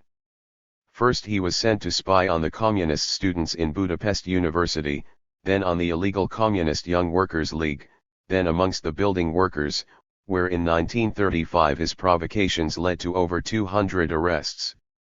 Thence he was transferred first to Czechoslovakia, and from there to the International Brigade in Spain, where he spied on and disrupted the Rakosi battalion. He left Spain for France, where he was confined in various of the southern French concentration camps designed for Spanish Republicans and International Brigaders, Saint-Cyprien, Gurs, and Vernet. Here he continued his informers and intelligence work in contact with various groups of Hungarian and Yugoslav Trotskyists. Returning to Hungary with the aid of the Gestapo, and working again as a police informer inside the illegal Hungarian Communist Party, he became, after liberation, first the secretary of the Greater Budapest district of the party, then Minister of Home Affairs and finally Minister of Foreign Affairs. Two other intelligence agents and police informers involved in the conspiracy were Dr. Tibor Zonyi, who was recruited to the United States intelligence in 1944, sent back to Hungary to penetrate the left and became head of the Kauters department of the Communist Party, and András Szala, enrolled as an informer by the head of the Hungarian political police at Pécs in 1933. Szala it was who betrayed the leaders of the illegal Young Workers' League in 1942 and who was then responsible for disclosing the planned escapes of Yugoslav and Hungarian political prisoners from Sátoraljaújhely prison, leading to 64 murdered on the spot or later executed. After liberation he worked in the propaganda department of the Communist Party. Lieutenant General György Palfy was one of those opportunist Hungarians who used to be known as insurance agents, who tried, whatever their real political views, to ensure themselves with the regime in power. Son of a bank director and grandson of a kulak, he received a bourgeois education, including a period at the Ludovica Academy where the old fascist corps used to be trained. This political background was further strengthened by a year's service in the Italian fascist army, where Mussolini's Italy became his political ideal. As an officer of Horthy's army he took part during the Second World War in the occupation of the Carpatho-Ukraine. In 1944, when the defeat of fascism seemed certain, he decided to ensure himself for the future, and so he came to an arrangement with his colleague Captain Istvan Lanch, fellow officer in Horthy's army. I agreed with him that he should go to the west with the Horthy army in which he was then actually serving. Then the stream to the west was well underway. He should make contacts there with the British and Americans, depending on who should capture him, or under whose authority he should be. I would stay at home and would attempt to establish the strongest possible left-wing contacts, and would even try somehow to establish contacts with the Communist Party. Our idea was that, however the situation should turn out, we would cover up for one another. Evidence at Rajk trial, verbatim report, p. 84. By the spring of 1946, his fascist outlook well concealed beneath the new facade, he had become a general, chief of the military political department and commander-in-chief of the frontier guards, Bela Karandi, a similar personality in a lesser way, starting as a member of the gendarmerie under the Horthy fascist regime, ended in the frontier guards under Lieutenant General Palfy. Pál Justice, a Hungarian Trotskyist, was recruited as an informer after arrest by the police in 1932. He ended after liberation in the leadership of the Social Democratic Party, and, after unification of the two workers' parties, on the Central Committee of the Hungarian Workers' Party. Finally the Yugoslav Lazar Brankov, who came to Hungary as a member of the Yugoslav military mission in 1945 and was counselor of the Yugoslav legation at the end of 1947, was the chief representative of the Yugoslav secret police in Hungary from 1947 to September 1948, when, on orders of Rankovic, Yugoslav Minister of the Interior, he pretended to go over to the supporters of the Communist Information Bureau taking refuge on Hungarian soil. The men involved in the Kostov conspiracy were of a similar background and a similar caliber, police informers and agents of foreign intelligence hiding inside the Communist Party, right-wing businessmen hiding their true opinions under a left cloak and members of the Yugoslav secret police pretending to be opponents of the Tito regime. There was Traicho Kostov himself, who as a member of the Central Committee of the illegal Communist Party was arrested in April 1942, and saved his life by accepting the role of spy inside the party for the Bulgarian police. He became, after liberation, acting president of the Council of Ministers and secretary of the Central Committee of the Communist Party. There were Ivan Stefanov, a member of the Communist Party who was already working for British intelligence in 1932, Nikola Pavlov, who deserted to the police at the same time as Kostov and was sent back by them to work in the party, Nikola Nakav, party member who made contact with British intelligence in 1941 and who became, after liberation, assistant president of the State Committee for Economic and Financial Problems, Boris Christoph, who accepted the role of police spy when arrested in 1943. And in 1946 became Bulgarian commercial representative in the USSR, Tsenyutsenkev, who deserted to the police and betrayed his comrades when arrested with a group of young communists in Varna in 1924 and who contacted American intelligence in 1941, Ivan Gavrenov, landowner and industrialist, who after liberation pretended to be a friend of the People's Government, joined the Communist Party and worked for British intelligence, Blagoy Hadz-Hipanzov, who worked as a Tito spy when counselor of the Yugoslav embassy in Sofia and, like Brankov in Hungary, pretended in November 1948 to go over to support of the Information Bureau. Nor is this a full list even of the main conspirators. But one thing they all had in common, all were concealing their real identity under a cloak of falsehood. Whether they were communists who had deserted the cause of communism and saved their skins by becoming police informers and were then made over by their former masters to the Gestapo or French or British or American intelligence or to all of them, or whether they were reactionary gendarmes or officers or businessmen posing as sympathizers of the new people's regimes, or whether they were Yugoslav officials pretending to be friends of the new people's democracies or supporters of the Information Bureau, all of them worked and plotted against their countries, against their peoples and against socialism. One other thing they nearly all had in common. They took their instructions through the intermediary of the Tito clique. The truth about the Titoites emerges. The trials were long trials. The Rajk trial opened on September 16 and the verdict was given on September 24. The Kostov trial opened on December 7, and the verdict was given on December 14. The defendants had every opportunity to speak for as long as and in the way they desired. Many witnesses were called. But one fact stood out in all clarity at both the Rajk and the Kostov trial. The guiltiest criminals of all were not present. For if in the dock were Rajk and Kostov and the Hungarian and Bulgarian conspirators, who had plotted the overthrow of their people's democratic governments and the brutal murder of the most beloved and outstanding leaders of their peoples, behind Rajk and behind Kostov, behind the Hungarian and Bulgarian conspirators, stood the criminal group of Titoite leaders, Tito himself, Rankovic, Kardelj, Gilas and some score of others, and behind the Titoites stood the real directors of the plots. British and American intelligence, British and American imperialism. From the trials emerged the real reasons for Tito's false policy condemned in the resolution of the Communist Information Bureau.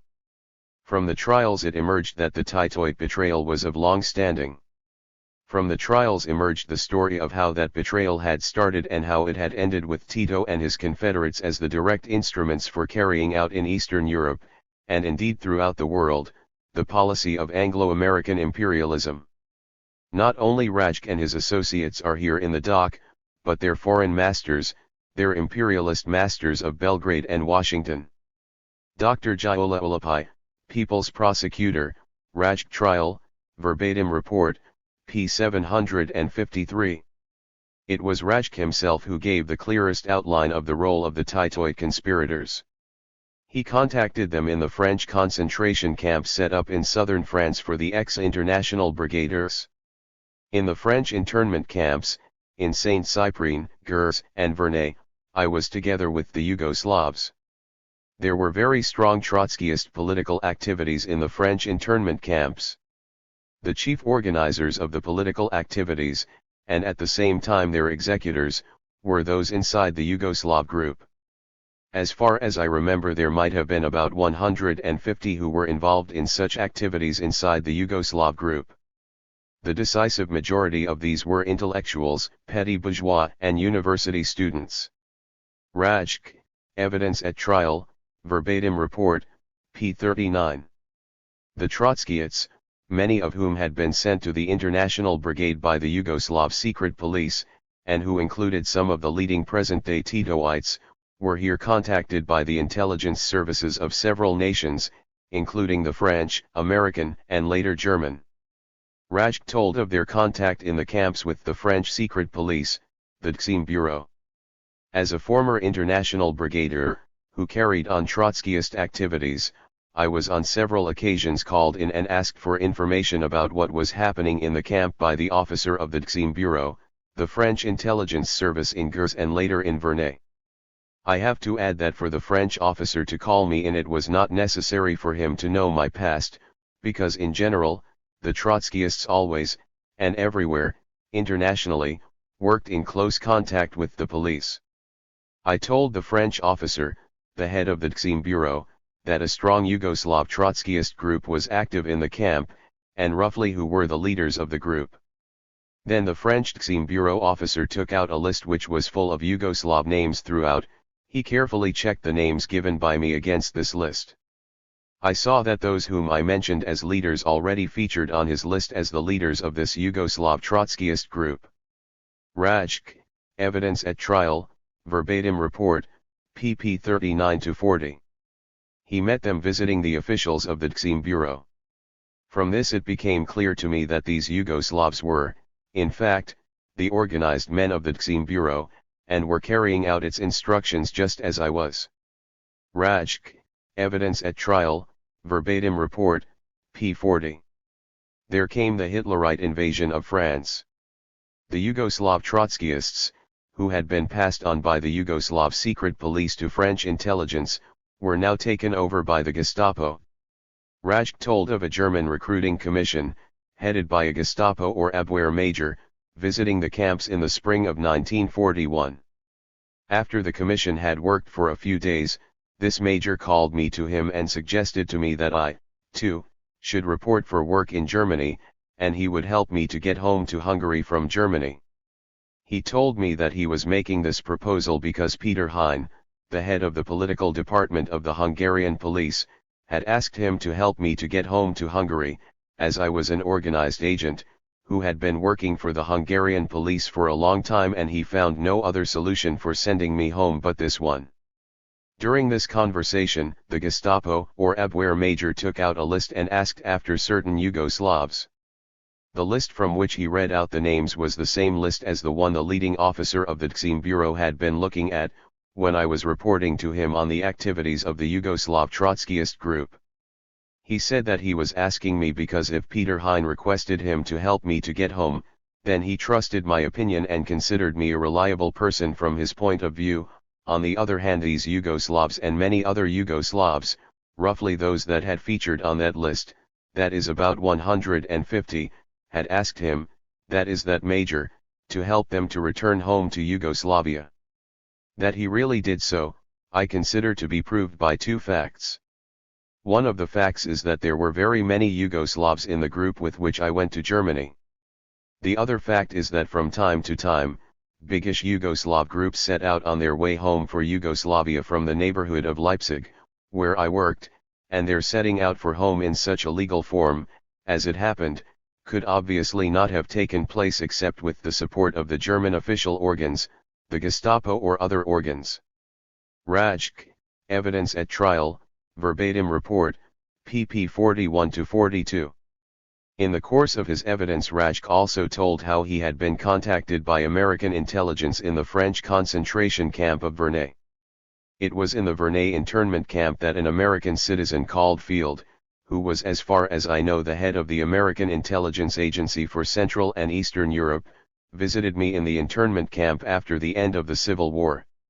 He referred to instructions he had received from Washington, that he should speak with me and help me to get out of the camp and return home to Hungary.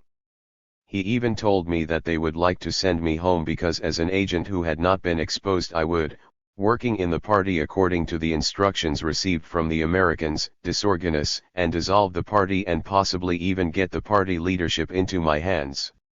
Rajk, Evidence at Trial, Verbatim Report, pp. 46-47.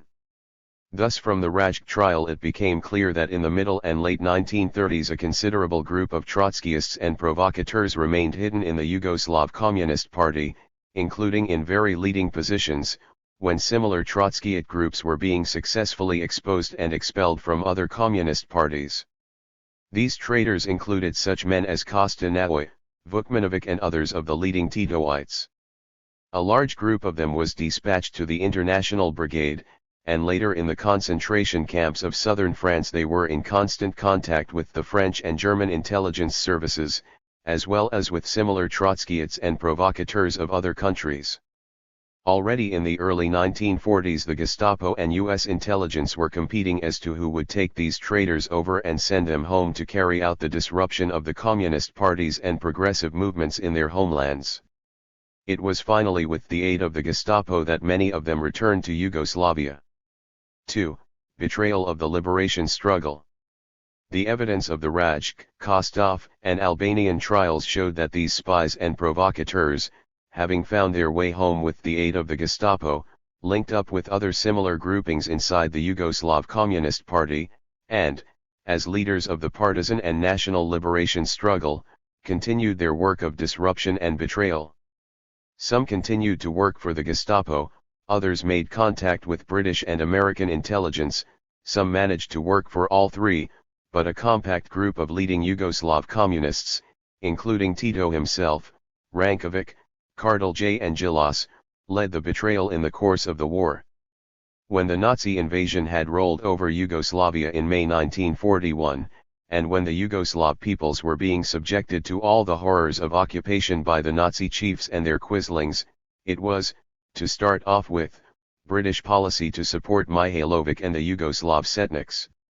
Despite the fact that the Setniks were inactive against the Axis, and despite the fact that more and more evidence was accumulated of actual Setnik collaboration with the Axis, for many months British aid in parachuted weapons and uniforms continued to be directed to the Setniks. With British Tommy guns and in British battle dress Setnik units included in the Axis order of battle struck again and again against Yugoslav patriots and partisans. The British wireless was even used to broadcast calls for the assassination of partisan leaders. An accumulation of different factors led eventually to a change of policy. It became more and more clear that the overwhelming mass of Yugoslav people were turning away from the Setniks and regarded them as Axis collaborators. It became apparent that British reaction would gain no post-war foothold in Yugoslavia or the Balkans by basing themselves upon Mihailovic. The Setniks were actively aiding the Axis or else were totally inactive. With the growing difficulties in the North African campaign, the British military leadership in North Africa was calling for the development of guerrilla activities in the Balkans that would lead to the cutting of Axis lines of communications, to the stopping of the flow of reinforcements to Rommel.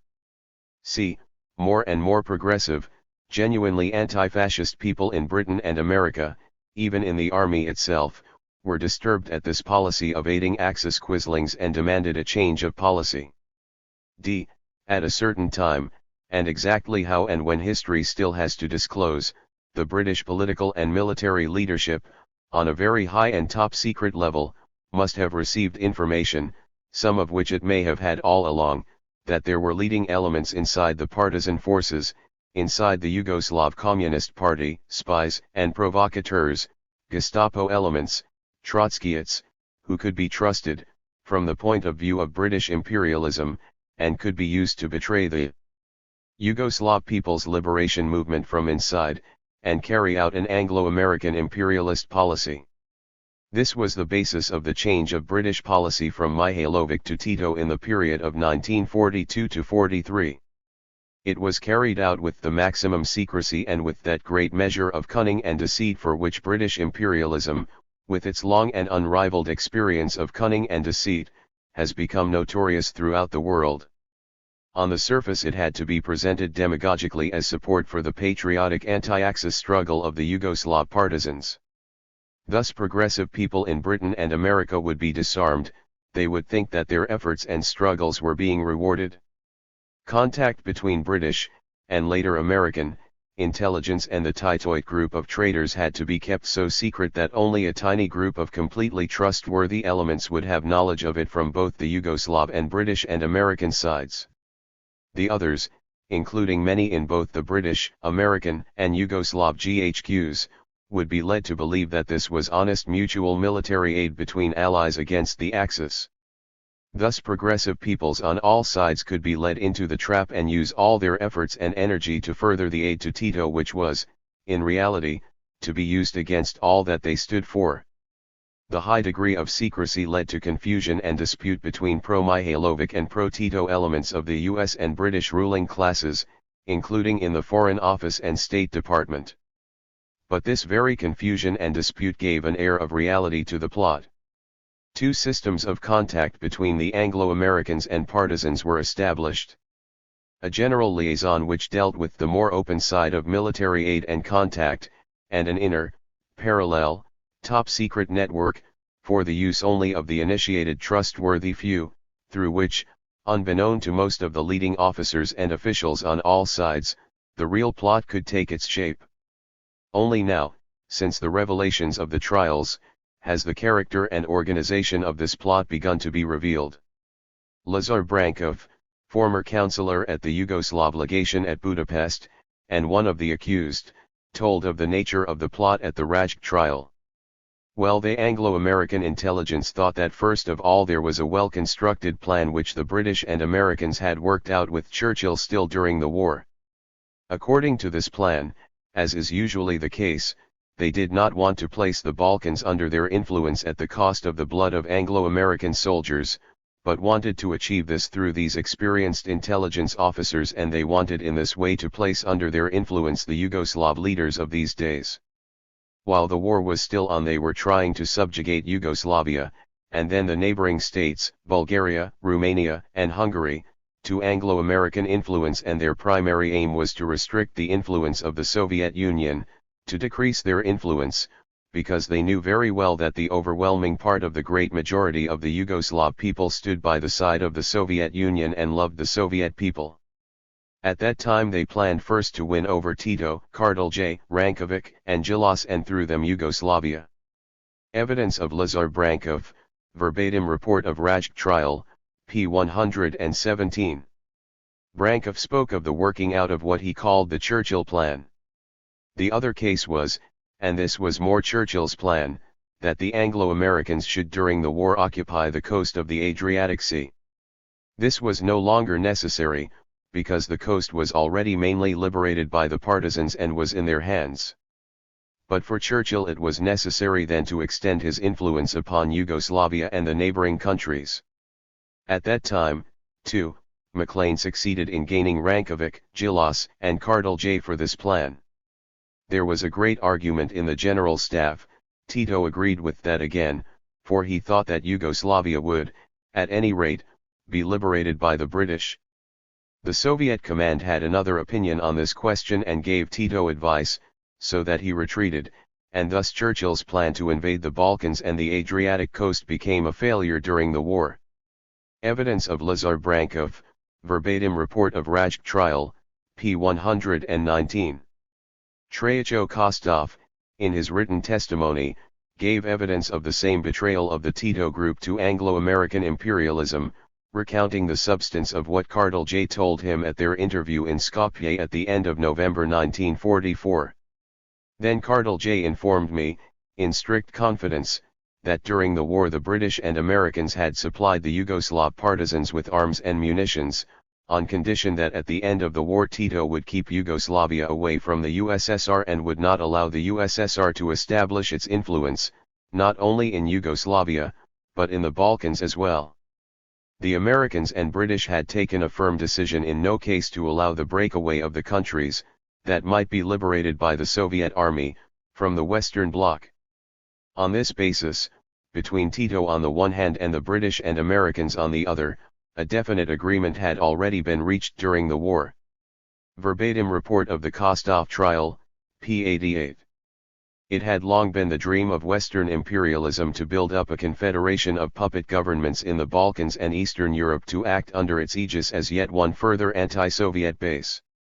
In the course of the Second World War, Western imperialism became frightened of the character of the popular resistance movements that grew up in these countries in struggle against Axis domination and occupation. They saw in all this struggle and sacrifice of the people, led by the communists, not the struggle of heroic allies against Nazi fascism, but a menace to the future of imperialism in Eastern Europe. In the very midst of the war the aims of Western imperialism remained unchanged, taking on only new forms. Whilst the Soviet army was meeting and defeating the main forces of Nazi Germany, Churchill's secret memorandum, now made public, of October 1942 stated, "It would be a measureless disaster if Russian barbarism overlaid the culture and independence of the ancient states of Europe."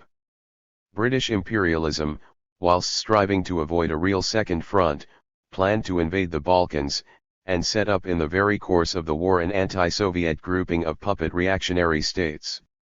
In the midst of the war itself, when Britain was being preserved from invasion by the Red Army, when thousands of patriotic progressives were giving their lives in the resistance struggles of Europe, the Churchill Plan was being drafted for Anglo-American domination in Eastern Europe and for the suppression, not of the Nazi invaders and the Balkan Quislings, but of the resistance forces with the aid of the Balkan Quislings. And in the carrying out of this plan, in the effort to make the Churchill dream come true, the Western imperialists allotted a key role to the Tito clique in Yugoslavia. There was considerable opposition to the policy of Tito, Rankovic, and Kardelj inside the Yugoslav Communist Party already in the course of the Second World War, and led by such men as Hebrang, an outstanding communist leader, and General Arso Jovanovic, Chief of Staff of the Yugoslav Liberation Army. But even those who led the opposition to the Tito clique did not realize that they were dealing with traitors. The Titoites had a way of dealing with opposition, whether inside or outside the Communist Party. Especially Rankovic was important there, because he was organization secretary and he led the Cotters Department and later the intelligence service, the counterintelligence. The whole party apparatus was in his hands and he succeeded in putting his men everywhere. He succeeded in removing all those who did not agree with the line followed during the war by Tito, Kardelj, Gilas, and Rankovic, especially their collaboration, and spoke of them to party members as left-wing deviators. And, for example, it also happened, the partisans spoke very much about this already in 1944, that these people, who were considered leftists, and who were the followers of the Soviet Union, and who were not willing to collaborate closely with the Anglo-Americans, were sent during the war to places where it was sure that they would fall. Brankov's evidence, verbatim report of Rajk trial, pp 121-22. Thus in the course of the Second World War the group of Trotskyites and agents inside the Yugoslav Communist Party gained still more commanding positions and, disguising themselves as leading partisans, used their positions to get rid of those who opposed them, by all means including the most ruthless. By the end of the war, they held nearly all the key positions in the Yugoslav Communist Party. The process of getting rid of the genuine internationalists from the party leadership was taken a step further with the arrest of Zujovic and Hebrang in April 1948, and by the murder of General Arso Jovanovic. Henceforth the Titoites reigned supreme. It was not by chance that it was British imperialism that played the main role in the course of the Second World War in organizing and coming to agreement with the Trotskyite clique inside the Yugoslav Communist Party. Of all imperialisms, British is the most experienced and cunning. Centuries of experience in victory and defeat have taught it tactics of subtlety and subterfuge, of how to combine seeming concession with ruthless force. So it was British imperialism on the Allied side that first planned and carried out on a big scale the policy of penetration and corruption of the left from inside. The conspirator Ivan Tutev testified at the Kostov trial that he was instructed by a British agent at the beginning of 1943 to get in touch with progressive circles, especially with members of the Communist Party, with the aim of creating connections in those circles, penetrating into the party and becoming later on a member, with the purpose, one day when it would be very necessary, of assuming a leading position. Ivan Tutev's evidence, verbatim report of the Kostov trial, p. 225. It was the experienced and cunning British imperialism that made the running for the organization of the Tito plot already in the course of the Second World War, and that organized for the post-war period. It was obvious to the British politicians that the war was approaching its end, that the war would inevitably be lost by Hitler, that it would be won by the Soviet Union even before the Second Front was opened. And in such a development of events a predominance of Soviet influence would inevitably be established in the countries of southeastern and eastern Europe. Great Britain could not tolerate and would not endure such a predominance of Soviet influence. That is why she intended to counteract the establishment of Soviet influence in the Balkans and particularly in Bulgaria by all possible means. In order to be able to cope with this task, the British intelligence service should be thoroughly well acquainted with what the Soviets and the Communist Party intended to do in connection with the forthcoming development of events. Ivan Tutti's evidence, verbatim report of the Kostov trial, p. 225. But if it was the more cunning and experienced British intelligence and British imperialism that made the running, looking ahead to the post-war world, it was stronger American imperialism that took over at the end of the war. The agents, spies, and stooges began very quickly to see which way the wind was blowing and who would be their new master. When I questioned Tito about the orientation of Yugoslavia's foreign policy, he expressed his disdain of the British, who, according to him, were on the wane as a great power and were obliged to cede the right of way to successful American capitalism. Tito gave me to understand that Yugoslav foreign policy was orienting itself towards America, rather than, as before, towards England. He advised us Bulgarians to establish contact with the Americans. Kostov's written testimony recounting interview with Tito in summer 1946, verbatim report of the Kostov trial, pp 99-100. By the end of the war, the Tito clique had become the direct representatives of American imperialism. 3. The post-war plots. The Churchill plan to establish in the post-war world a reactionary Eastern Europe, subservient to Western imperialism, ended in fiasco. Eastern Europe was liberated by the Red Army. The resistance to Axis occupation had been led in these countries by the working people, who had in their turn been led by the working class and the communist parties. The old ruling classes, capitalists and landlords, the old leaders of the old state machines, generals and police and judges, had to a large measure exposed themselves as Quislings and Axis collaborators. Though unevenly, and not yet in all countries decisively, the people led by the working class were ready to march forward in friendship and cooperation with the Soviet Union towards people's democracy, where the working people would be the rulers. The Churchill plan had failed. But it was not given up. Far from it. Defeated for the moment, Western imperialism returned with more intense energy to the struggle to turn history backwards, and to restore to Eastern Europe the old regimes that the people had cast out. In Greece they did it by violence, assassination, war against those who had led the resistance struggle against the Axis, war against the Greek people, war waged in collaboration with the Greek Quislings. In the other countries of Eastern Europe, where the strength of the Soviet Union could prevent an open war of intervention, they tried to repeat the Greek pattern, but through more disguised methods of plot, putsch, and subterfuge.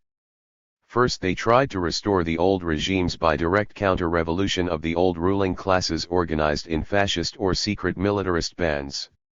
In Poland, for example, the fascist bands, financed and armed by Western imperialism, cost the lives of thousands of Polish Democrats. But these plans failed.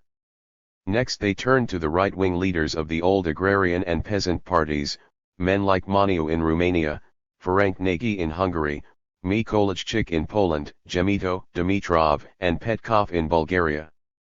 But these plots were foiled.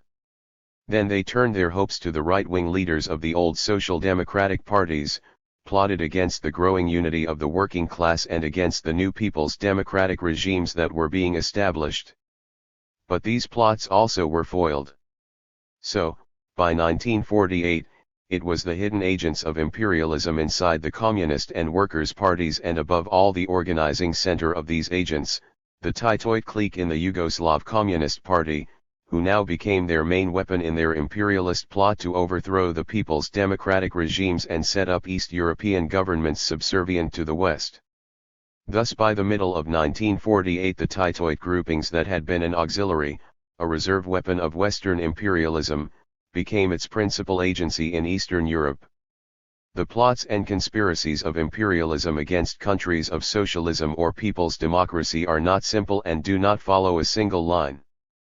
The imperialists worked through all possible channels, dispossessed landlords or big industrialists, former leaders of the army, police, or secret police, through kulaks, nationalists, degenerate elements, drug addicts, former common criminals, through renegade communists or right-wing labor leaders, through agents and provocateurs inserted into revolutionary organizations. They try to keep all possible contacts, all possible counter-revolutionary elements on their string at the same time.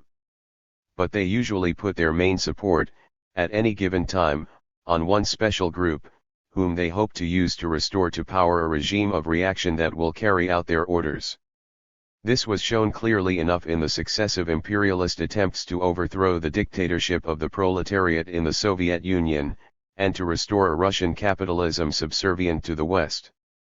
First they tried through the open war of intervention to base themselves on the Tsarist White Guards, on the Russian landlords and capitalists, the old officers and police. When this failed, for a long period they tried to base their counter-revolutionary conspiracies on the kulaks, and when the kulaks were finally eliminated as a class, it was the secret agents of imperialism inside the Communist Party, the Trotskyite and other parallel opposition groups hitherto a reserve, who became in the middle 1930s their main hope, their main weapon, for the overthrow of socialism and the reversal of history. So, too, in Eastern Europe after the Second World War. At first the Titoites outside Yugoslavia were a reserve weapon. They were instructed, through the medium of the Yugoslav Titoites, to help the growth of the other reactionary groupings. The Kostov trial showed how Kostov and his fellow conspirators were used to make the Bulgarian people discontented with the new people's authority. Rajk was at first instructed by the US agent Martin Himmler in the autumn of 1946 to aid the right-wing Hungarian plots by weakening the left through internal disruption. Martin Himmler told me that the different right-wing forces of Hungary are concentrated mainly under the leadership of Ferenc Nagy, Bela Kovacs, and Bela Varga. The right-wing forces of the Smallholders Party, the right-wing forces of the Peasant Party led by Imre Kovacs, the right-wing Social Democratic forces led by Pyre, Schieder, Kethly, and Zelig, as well as the very active underground Horthyist and former Selassie fascist forces which had no organization of their own, were very active in working to take over the power of government and to remove the left-wing revolutionary forces, that is the Communist Party and the left-wing Social Democrats, from governmental power. He wanted to give me the tasks of dissolving the forces of the greatest unit of the left-wing revolutionary forces, the Communist Party, by organizing a separate fraction against Rákosi in the party led by Rákosi, in order to ensure the seizure of power by the right-wing forces. At the same time Martin Himmler told me that in all probability this would be my last talk with him and with the representatives of the American intelligence agencies in general, for they would hand over their whole network to the Yugoslavs, and in the future I would get instructions for further work through Yugoslav channels. Rajk's testimony, verbatim report of Rajk trial, pp 47-48. Later, when other groupings of a right-wing character had been compromised, Rajk received special American instructions via Rankovic to aid the right-wing Social Democratic leaders, who were now receiving full Western backing. Another message from Rankovic at that time, which is closely connected with the message about the elections, was that I was to connive at the especially strong anti-People's Democratic, anti-Soviet, and pro-Anglo-Saxon policy of the right-wing Social Democrats during the elections, and as a member of the Secretariat to try to get them to put up with it within the party leadership, within the Communist Party leadership. The content of the message was that I could argue with the party that one cannot fight on two fronts during the elections, one cannot fight against a right wing of a fascist nature, and at the same time against the right wing of a party which is after all a workers' party, therefore one should allow free scope to the activities of the right-wing Social Democrats on the basis of the policy of choosing the lesser evil. In connection with this Rankovic's message pointed out that to his knowledge the right-wing Social Democrats, how he knew about it I do not know, were trying to use the elections, the election campaign, and later the election results, to blackmail the Communist Party and for the capture of various leading positions in the state apparatus. His message, based on the above political reasoning, said that I should argue within the party leadership in favor of allowing the right-wing Social Democrats various posts with the aim of neutralizing them. If needs be, I should argue that we are making this concession temporarily and will win them back later. Rajk's testimony, verbatim report of Rajk trial, p. 57. Thus at a certain stage of post-war history, due to the weaknesses of the imperialists, and not to their strength, due to their failures and not to their successes, the Titoites in Yugoslavia, who had been a reserve weapon of imperialism, were brought forward as a principal instrument of Western policy, and, similarly, their stooges in Hungary, Bulgaria, etc., were brought forward from a secondary to a primary role. This evolution was well summed up in the final prosecutor's speeches at both the Rajk and the Kostov trials. The Hungarian People's Prosecutor, Dr. Gyula Ulapai, said, "There were two stages in the policy of the Tito clique. During the first stage, when the fight between bourgeois reaction and people's democracy in the East European countries was as yet undecided and one could still count on reaction getting the upper hand in the struggle of the forces in the people's democracies, the Tito clique remained in reserve, did not yet show their teeth and did not yet come forward openly as the anti-Soviet stormtroopers of American imperialism. They appeared as the stormtroopers only in the second stage of development in Eastern Europe when the democratic and socialist forces had already won a decisive victory in these countries and the organizations of the anti-Soviet, pro-imperialist political forces could no longer be entrusted to the defeated groups of open reaction. Just as Yugoslavia was still in reserve in the years immediately after the war and only later became the open stormtroopers of imperialism, so in the same way Rajk did not immediately, in the first stages of Hungarian democratic development, come into prominence, but remained an instrument in the hands of reaction at home and abroad. Only later, after the decisive victories of the Hungarian working class and after the rooting of the different reactionary forces, did he come into prominence and, as the Tito clique's candidate for the post of prime minister, become, if only temporarily, the head of Hungarian reaction. The Titoites and their imperialist bosses did not turn to Rajk because of his beautiful eyes but because they could no longer turn to Ferenc Nagy and Mindszenty. Verbatim report of Rajk trial, p. 268. And the Bulgarian prosecutor, Vladimir Dimchev, stated in his concluding speech at the Kostov trial, "When the attempts of the American and British intelligence to organize and hurl against the Bulgarian People's Republic the forces of reaction and fascism in our country came to naught, they then began to place their hopes on the conspiratorial group of Traicho Kostov who had long rendered them espionage services. In this conspiratorial plan of theirs against our country, the Anglo-American imperialists used as their chief tool the treacherous espionage gang of Tito and his confederates." Verbatim report of the Kostov trial, p. 509. This is how the Titoites, who had been an important reserve weapon of imperialism, became by mid-1948 the main tool of Western imperialist plotting for counter-revolutions in Eastern Europe. How could the Yugoslav Titoites and their contacts in other East European countries best serve their Anglo-American masters? How was the Titoites' plot against the peoples of Europe to be carried through? What were the main parts and stages of this plot?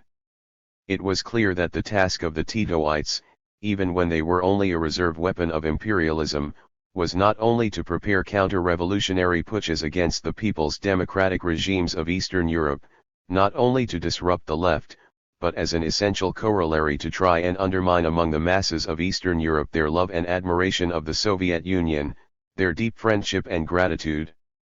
This was no easy task. It could not be undertaken directly, frontally, but only indirectly, and as part of a whole process. A frontal attack on the USSR would have been indignantly rejected by the mass of the East European peoples and would have at once exposed the Titoites. The plan, therefore, was to draw the peoples away from the Soviet Union in the first place by boosting Tito Yugoslavia, and the Titoid leaders, putting them in the center of all propaganda, by stimulating interest and enthusiasm for Yugoslavia. The Soviet Union was to be put in the background. Later, This great prestige could be used by the Titoites to continue the process of weaning the East European peoples away from friendship with the Soviet Union, and, step by step, into the orbit of Western imperialism. Thus Yugoslavia would not only itself be taken by the Titoites out of the family of progressive states into the avid grasp of imperialism, but would take with it the other East European nations. This process was, of course, complementary to the process of preparing right-wing putsches and right-wing governments inside the East European states. Such was the essence of the Tito plan that Rankovic outlined to Rajc at their meeting in Calabria in December 1947.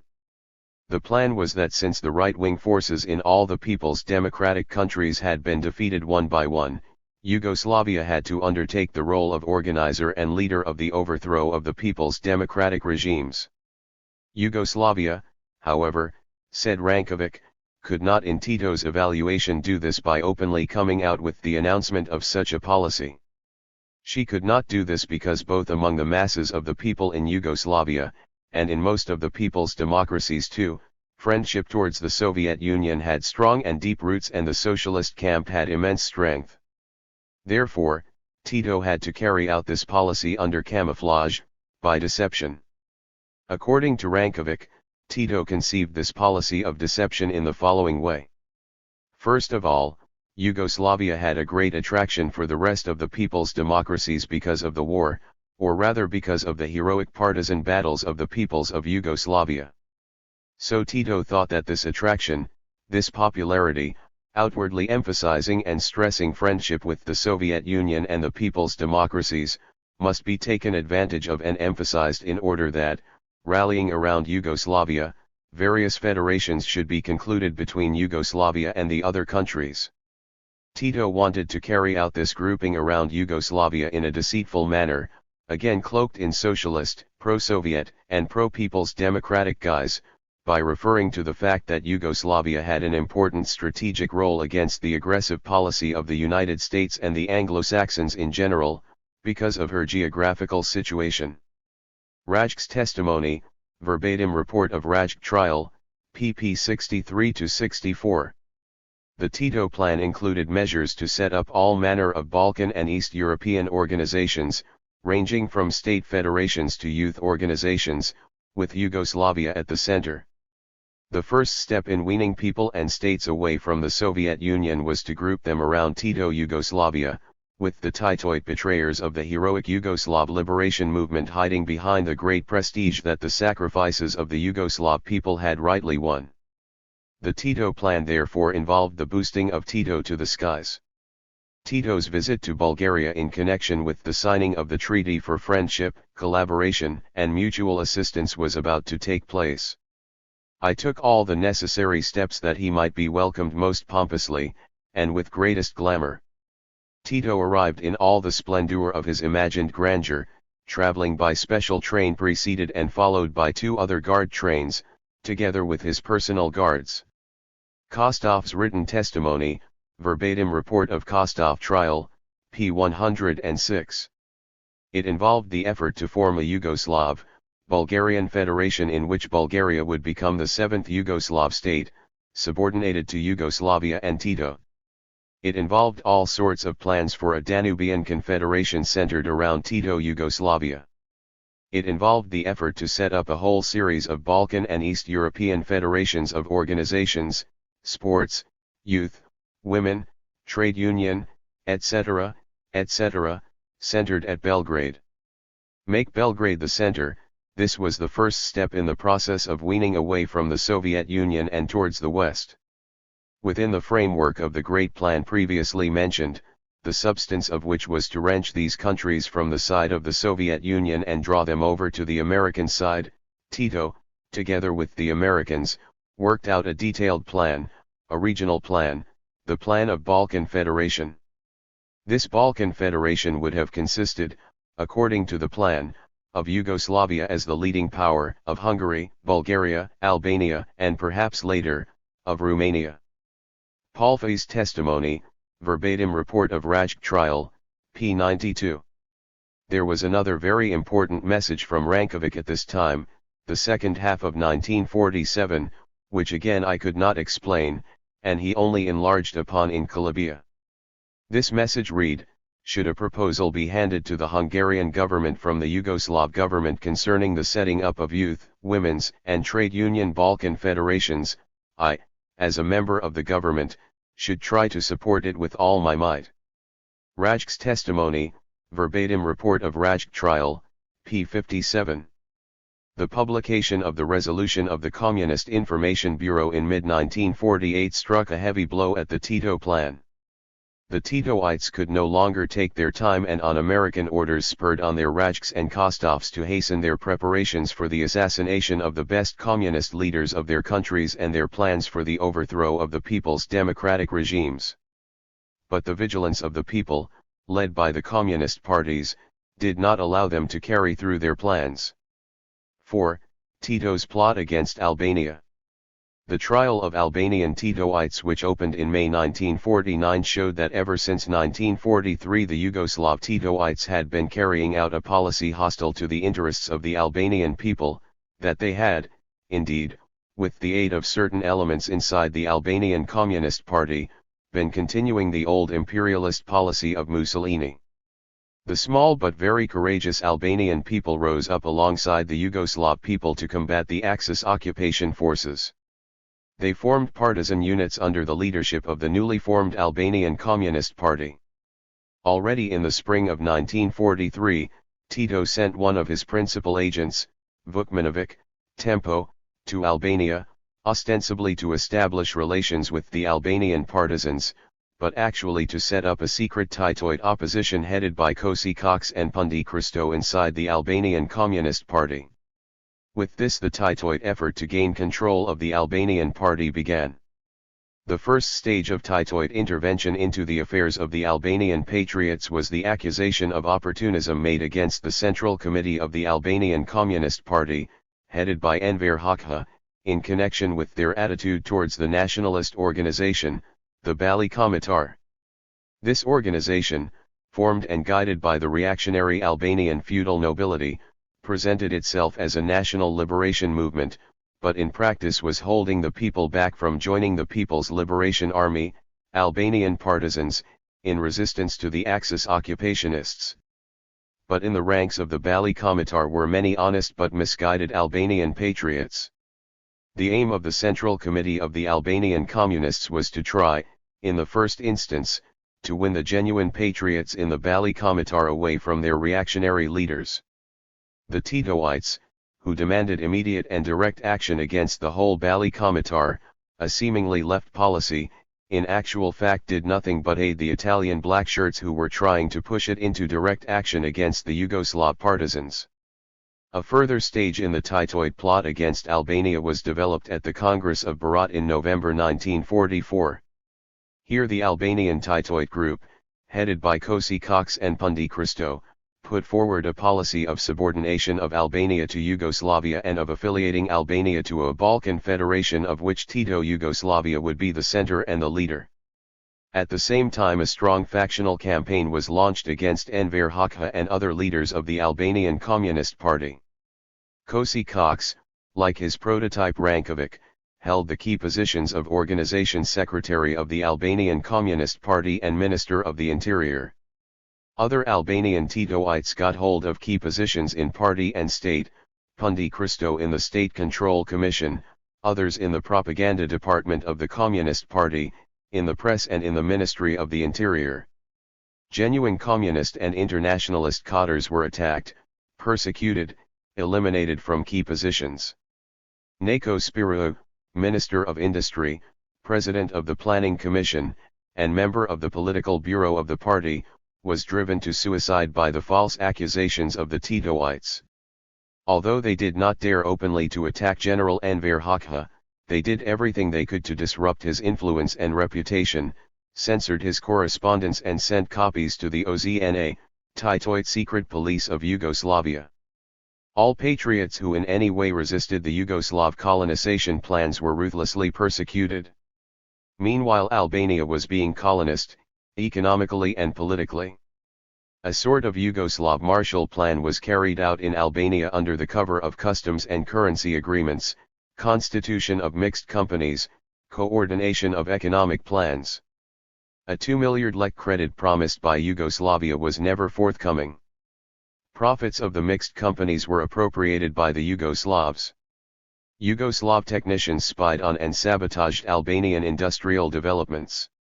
The demand was made that a Yugoslav division should be stationed in Albania and, when this was refused, that there should be a unified military command. At the same time Kosi Cox was endeavoring to reorganize the Albanian party on the Titoite model. Membership of the party was concealed as in Yugoslavia.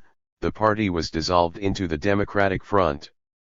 Plots were set on foot for the assassination of Enver Hoxha and other genuine communist leaders who resisted the Titoite policy.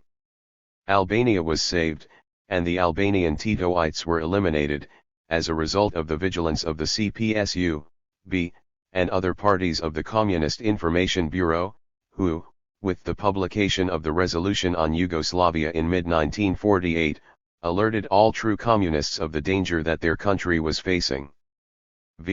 After the Information Bureau resolution. The publication of the resolution of the Communist Information Bureau on Yugoslavia in mid-1948 put the communists of Eastern Europe and, indeed, of all the world, on their guard against the Titoites. As for the Tito clique themselves, it forced them into the open, not all at once, but step by step. At first the Titoites swore their loyalty to the Soviet Union, complained that they were being misjudged, and turned their attacks against the leading communists of other countries of Eastern Europe, like Dimitrov and Rákosi. In a letter addressed to the CPSU-B, on April 13, 1948, answering Soviet criticisms of Yugoslav communist policy, and signed by Tito and Kardelj, it was stated, for instance, "Our only desire is to eliminate every doubt and disbelief in the purity of the comradely and brotherly feeling of loyalty of the Central Committee of the Communist Party of Yugoslavia to the Communist Party of the Soviet Union, to whom we will always remain thankful for the Marxist-Leninist doctrine which has led us unto now and will lead us in the future, loyalty to the Soviet Union which has served us and will continue to serve us as a great example and whose assistance to our people we so highly appreciate." Such language today would mean a long prison sentence for the crime of Cominformism, if not worse. Covering their anti-Soviet policy with a veil of hypocrisy, the Titoites quickly began the attacks on the other people's democracies. The Central Committee of the Communist Party of Yugoslavia must, however, emphasize that in certain countries of people's democracy a whole series of unprovoked attacks have been committed by party and state organs which are insulting to the people of Yugoslavia etc., etc. Borba Statement of July 1, 1948. Meanwhile the most vicious slanders were launched against communist leaders like Rákosi and, until his death, Dimitrov. The second stage of Titoite maneuver was that in which, while beginning to direct their attacks against the Soviet Union and the CPSU-B, they tried to make it appear that Stalin did not agree with Information Bureau criticisms of Tito, that Zdanov was responsible, and so on. Demagogic appeals were made to Stalin to come out against the Cominform slanders. But there was little scope for such demagogy, for such unscrupulous manoeuvre. It was made perfectly clear to the whole world that the whole Central Committee of the CPSU-B, including its leader Stalin, had joined in criticizing the Titoite policy. Very quickly a third stage was reached in which the Titoites began openly to slander and attack Soviet policy and the policy of the CPSU-B, to slander Stalin, to accuse him of betraying Leninism. By mid-1949 the Titoites had hoisted their real colors and were talking openly the old language of Trotskyism. The May Day proclamation of the Titoite Communist Party of May 1949 denounced the attack upon Yugoslavia coming from the USSR and the people's democracies.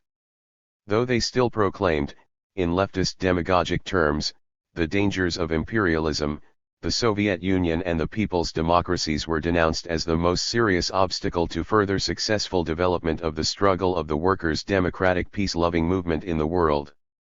The demagogy was wearing thin. At the end of May 1949, the political department of the Communist Party Organization of the Yugoslav Army, dominated by the Titoites, was writing of the counter-revolutionary struggle of the USSR and the people's democracies. By July 1949, Gilas was attacking the Soviet Union, Tanjug, July 19, 1949, as an exploiter of the new Yugoslavia. The Titoite mask was lifted. At the end of 1949, following the revelations of the Rajk and Kostov trials, the Titoite leaders and the Titoite press turned to full, unadulterated anti-Soviet slander. In 1950 they passed into the final stage, and became open propagandists for Western imperialism. Thus the infamous Tito plan for weaning the people of Eastern Europe by stages away from the Soviet Union was defeated. The Titoites were exposed, and were themselves forced, by stages, into the open, revealed as anti-Soviet plotters, imperialist agents. And once they were forced into the open, though they remained a dangerous weapon of imperialism, the principal danger, thanks above all to the political wisdom and vigilance of the CPSU, was past. 6. Conclusion. The Rajk, Kostov, and Koch trials revealed what had not yet been clear at the time of the resolution of the Communist Information Bureau in mid-1948. They revealed that the false policy of the Titoite leaders of the Yugoslav Communist Party criticized in the resolution, their anti-Soviet attitude, deviations from Marxism-Leninism, distortion of the role and organization of the Communist Party, bourgeois nationalism, was not just mistaken policy, subject to correction by self-critical understanding of their errors. The trials revealed that this false and disastrous policy was a deliberate and fully conscious policy on the part of the leading Titoites, like Tito himself, Kardelj, Gilas, Mosa Pijati. It was a deliberate policy carried out by Trotskyites, agents provocateurs, who had gained over a whole period commanding positions in the Yugoslav Communist Party, and who, under the instructions of Anglo-American imperialism, were trying to use those positions to restore capitalism in Eastern Europe, to bring the people's democracies of Eastern Europe into the orbit of Western imperialism, to subject these countries to Western imperialism.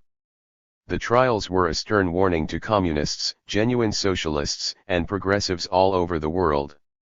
It brought home to them in the most urgent terms the need for vigilance, the need never to forget that the class enemy is not for one moment inactive, that capitalism works covertly as well as overtly, that the leading imperialist circles will never cease from their efforts, by every means, to overthrow the states where the working people have conquered power. They could go back with a new sense of urgency to the profound words of Stalin uttered at the meeting of activists of the Moscow Committee of the CPSU, on April 13, 1928. It would be stupid to imagine that international capital will leave us in peace. No, comrades, this is not so. Classes exist, international capital exists, and it cannot calmly view the development of the country building socialism.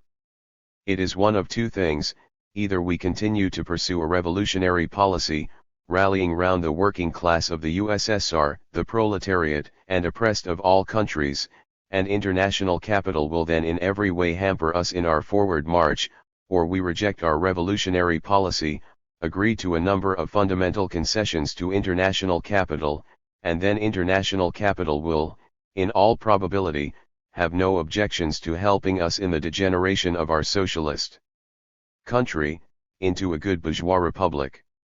Stalin, Collected Works, Russian edition, Volume 11, pp 54-55. The trials revealed that the Titoites had rejected revolutionary policy, that they were being helped by international capital in the degeneration of their country into a bourgeois state, destined, in the dreams of the imperialists, to help turn back history in the whole of Eastern Europe. Chapter 3, Spies and Agents in the Labor Movement. But this is monstrous, storms the capitalist press. Do you expect us to believe in such plots? These are the inventions of the secret police of the totalitarian states, pretexts for eliminating all obstacles in their paths. Impossible, echo the right-wing labor leaders. It is unbelievable that such conspiracies could be hatched in the Western democracies. It is part of the role of social democracy in the capitalist countries to blunt the class consciousness of the workers. The social democratic theory of the neutrality of the state is aimed at disarming the working class and its allies. And as part of this theory of moral and political disarmament, the right-wing labor leaders try to teach, and above all in Britain, that spies, agents, provocateurs in the labor movement are something far from and foreign to British democratic traditions. Perhaps such things might happen in the East, but not in the Western democracies. But what is the truth? It was British capitalism that first used labor spies and agents provocateurs in the labor movement on a large scale. The British capitalist state has never ceased to use them, though it has learned greater subtlety and elasticity, hypocrisy and cunning in their employment. And today it is above all in the USA that they are used. It is above all American imperialism that has become the main employer of all the filthy methods of labor espionage, not only against its own progressive organizations, but against working class and progressive movements throughout the world. All that was most cunning in British imperialist methods and most ruthless in the methods of the Gestapo has been taken over by the American state. The truth is that the use of spies and agents provocateurs by capitalism to penetrate, disrupt, and provoke the labor movement is as old as the struggle of capital versus labor. It is as wide as the frontiers of capitalism.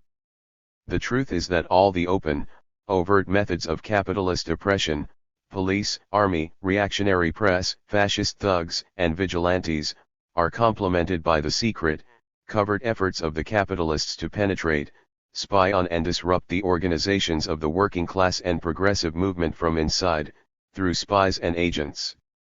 The Great Tito Plot is nothing but a continuation of a development of the ignoble traditions of the class war of capital against labor, reaching a new depth of cunning and deception and a new scale of organization in this present period of deepening general crisis of capitalism. Labor spies, a British capitalist tradition. The early use of spies and provocateurs inside the British labour movement is treated in detail in the works of the liberal historians J.L. and Barbara Hammond, above all in The Town Labourer, 1760–1832 and in The Skilled Labourer, 1760–1832. There was one danger from which the trade unionists of the industrial districts were rarely free, the danger of the serpent in their councils. The use of spies was common in all times of popular excitement or upper-class panic, and in some districts in the North and Midlands they became part of the normal machinery of law. The Town Labourer, Chapter 12. G.D.H. Cole in his short history of the British working class movement also demonstrates how the use of spies and provocateurs became one of the main weapons of the British government against the radical movement and the developing working class movement at the end of the 18th century and the beginning of the 19th. After the French Revolution, he writes, a great campaign of espionage was set on foot in Britain, and informers and police agents were planted in most of the radical bodies. This method was practiced most extensively in Scotland, but it soon spread over England as well. A Short History of the British Working Class Movement, Chapter 3. He explains how spies and agents were used to complement the more overt means of working class repression. Pitt's measures for carrying through this policy of repression were skillfully designed. We have seen how he rooted out the corresponding societies and killed for a generation even the middle-class movement for reform. Legal persecution, backed up by the evidence of spies and informers and by counter-propaganda subsidized by the state, was adequate for this purpose. The factory and mining districts had to be held down by more vigorous methods. In addition to sending into every working class body that could be found spies, informers, and even provocative agents, and so disrupting the early working class movements, because no man knew whether he could trust his neighbor, the government built up a powerful armed force for dealing with all signs of disturbance. A Short History of the British Working Class Movement, Chapter 4. The Hammonds, researching into Home Office papers that had been made available, found the first mention of anti-labor informers and spies in 1801. Thereafter the Home Office documents, for as long a period as they are open to public scrutiny, are filled with such records. From these sure sources they were able to see how the Home Office itself, a number of the officers commanding in the industrial districts, and a whole number of magistrates and their clerks, like the notorious Fletcher of Bolton, Lloyd of Stockport or May in Lancashire, made constant use of spies and informers against the workers, and especially against the trade union organizations. These spies were recruited from the dregs of humanity. Many were ex-convicts, men over whom by one means or another the police had got a grip. Their uncorroborated statements were accepted as valid evidence. In 1813, 5 workers were transported for life on the unsupported evidence of a spy with a peculiarly unsavory past. They were, already at that time, well paid. Here is a bill sent in for labor spies by Fletcher of Bolton for July 8 to December 21, 1805, taken by the Hammonds from the Home Office documents, Ho 42.83, looking exactly like the type of documents that were extracted from the labor spy organizations by the American La Follette Commission some 130 years later. B time £9.05s00d. Expenses £17.02s11d. £26.07s11d. C £4.1100d. Tea time £4.1200d. Expenses £4.08s06d. £9.00s06d. LF time £18.08s00d. Expenses £4.18s00d. £23.06s00d. £63.05s05d. By 1816 the half-yearly bill for labor spies and agents in the same area had gone up to £226, Ho 42.160. Immense care was taken by the authorities to try and cover up and safeguard their labor spies. They were reluctant to produce them to give evidence in court, for once expended, the spies became useless. Mr. Coldham, town clerk of Nottingham in 1814, argued, for instance, against bringing one of his spies to court, since he wished to keep the source of our information pure and uncontaminated, Ho 42.137, quoted by the Hammonds. Colonel Fletcher of Bolton District wrote on April 30, 1812 of another group of labor spies. We are shy of bringing these witnesses forward, being desirous to cover over our intelligence even with a shadow rather than exhibit the sources to open day. The Skilled Laborer, Chapter X. Thus it was in Britain that the use of spies, agents, provocateurs, to penetrate, spy on and disrupt the labor movement from inside was first brought by the capitalist class to a fine art. With local authorities as credulous as Ethelstan, as arbitrary as Lloyd or Hay, with a Home Secretary like Sidmouth, to whom every poor man was a Jacobin, a detective system based on spies who had every inducement to spin legends and to promote crime, gave the excitement of peril to the daily life of the workman, and taught him honor and loyalty in the face of the temptations, not only of greed, but also of fear. Every little combination for raising wages or helping comrades lived in something of the atmosphere of a Russian revolutionary society. The town laborer. Let us glance for a moment at some of the more notorious trials in British labor and progressive history engineered by agents and provocateurs. In June 1817, James Watson, a prominent member of the Reform Party, was indicted before the Court of King's Bench on a charge of high treason. Together with the famous orator Hunt and a number of others, he had been responsible for the presentation of a monster petition to the Prince Regent. The petition was rejected, and when this was reported a mass meeting was held in Spa Fields, London, on December 2, 1816, where a number of violent speeches were made, though not by Watson, and a certain amount of rioting took place. On the same night, Watson was arrested on a treason charge. The principal witness against Watson was one John Castle, an informer who had wormed himself into the popular movement, and won a reputation through the violence of his speeches. In the course of the trial, Castle was exposed as a man of infamous character, tried twice for forgery, a bigamist, etc. This was too much even for the city juryman, and Watson was acquitted. In the same year, in the so-called Derbyshire Rising, there came to light the role of that notorious character the spy Oliver, whose life and nefarious dealings are vividly described by the Hammonds in The Skilled Laborer.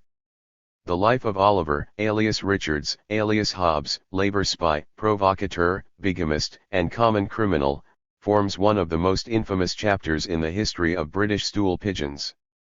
In 1817 you could find him touring the country, armed with false letters of recommendation from leading radicals, presenting himself in the circles of the more staid reformers as one of the organizers of the Great Petition for Reform, and to more left-wing and radical circles as a representative of the physical force grouping in London, preparing for armed uprising. He carried credentials from Whitehall, Ho 42.165, to a very small selected trustworthy group of magistrates and men of authority, to the magistrate at Birmingham, to the mayor of Leicester, to General Byng and to the parson magistrate at Birmingham, but to the majority of magistrates he was known only as an extreme radical agitator. So valuable was he considered to be that the secret was not to be shared even by the most august and respectable. Yet 130 years later it was alleged that British intelligence was not morally capable of restricting the secret of the Tito plot to a small and trusted circle. When a Sheffield justice was about to arrest him there was dismay at the Home Office, and Lord Sidmouth, Home Secretary, wrote to the Justice, Mr. Parker, on May 31 that Oliver is employed by me, that he is travelling under my directions at this time, and that I have reason to confide in his disposition and ability to render himself eminently useful. Under present circumstances, I accordingly shall be anxious till I hear again, and should be much relieved by hearing that he has not been apprehended. And useful, indeed, he was, calling the workers of Derbyshire to armed uprising and denouncing them as he gave his call. 35 working men were brought up to trial on October 16, 1817, charged, as the Hammonds put it, by a grim stroke of irony with having been moved and seduced by the instigation of the devil to levy war against the king and to compass to depose him. 3 were hanged, others transported for life or sentenced to long terms of imprisonment. The last words of William Turner, one of the condemned, on the scaffold were, "This is the work of government and Oliver." When the town clerk of Nottingham and one of the local magistrates asked the Home Secretary for permission to see Oliver's reports, Lord Sidmouth replied that it was the wish of His Majesty's government to throw a veil on the scenes of turbulence which have passed.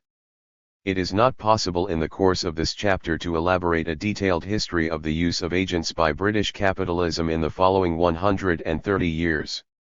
This is a task for labour historians, and is a necessary one to combat the whitewashing efforts of Tory and right-wing labour historians.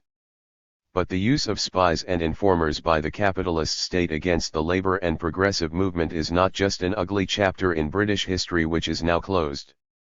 On the contrary, you will find agents to the fore in the notorious Cato Street conspiracy of 1820, when news of a diabolical plot to assassinate the cabinet was released to a startled Britain, and when it transpired that the agent provocateur Edwards was not only the instigator of the plot, but himself provided the weapons which he carefully distributed at the houses of those he was planning to betray.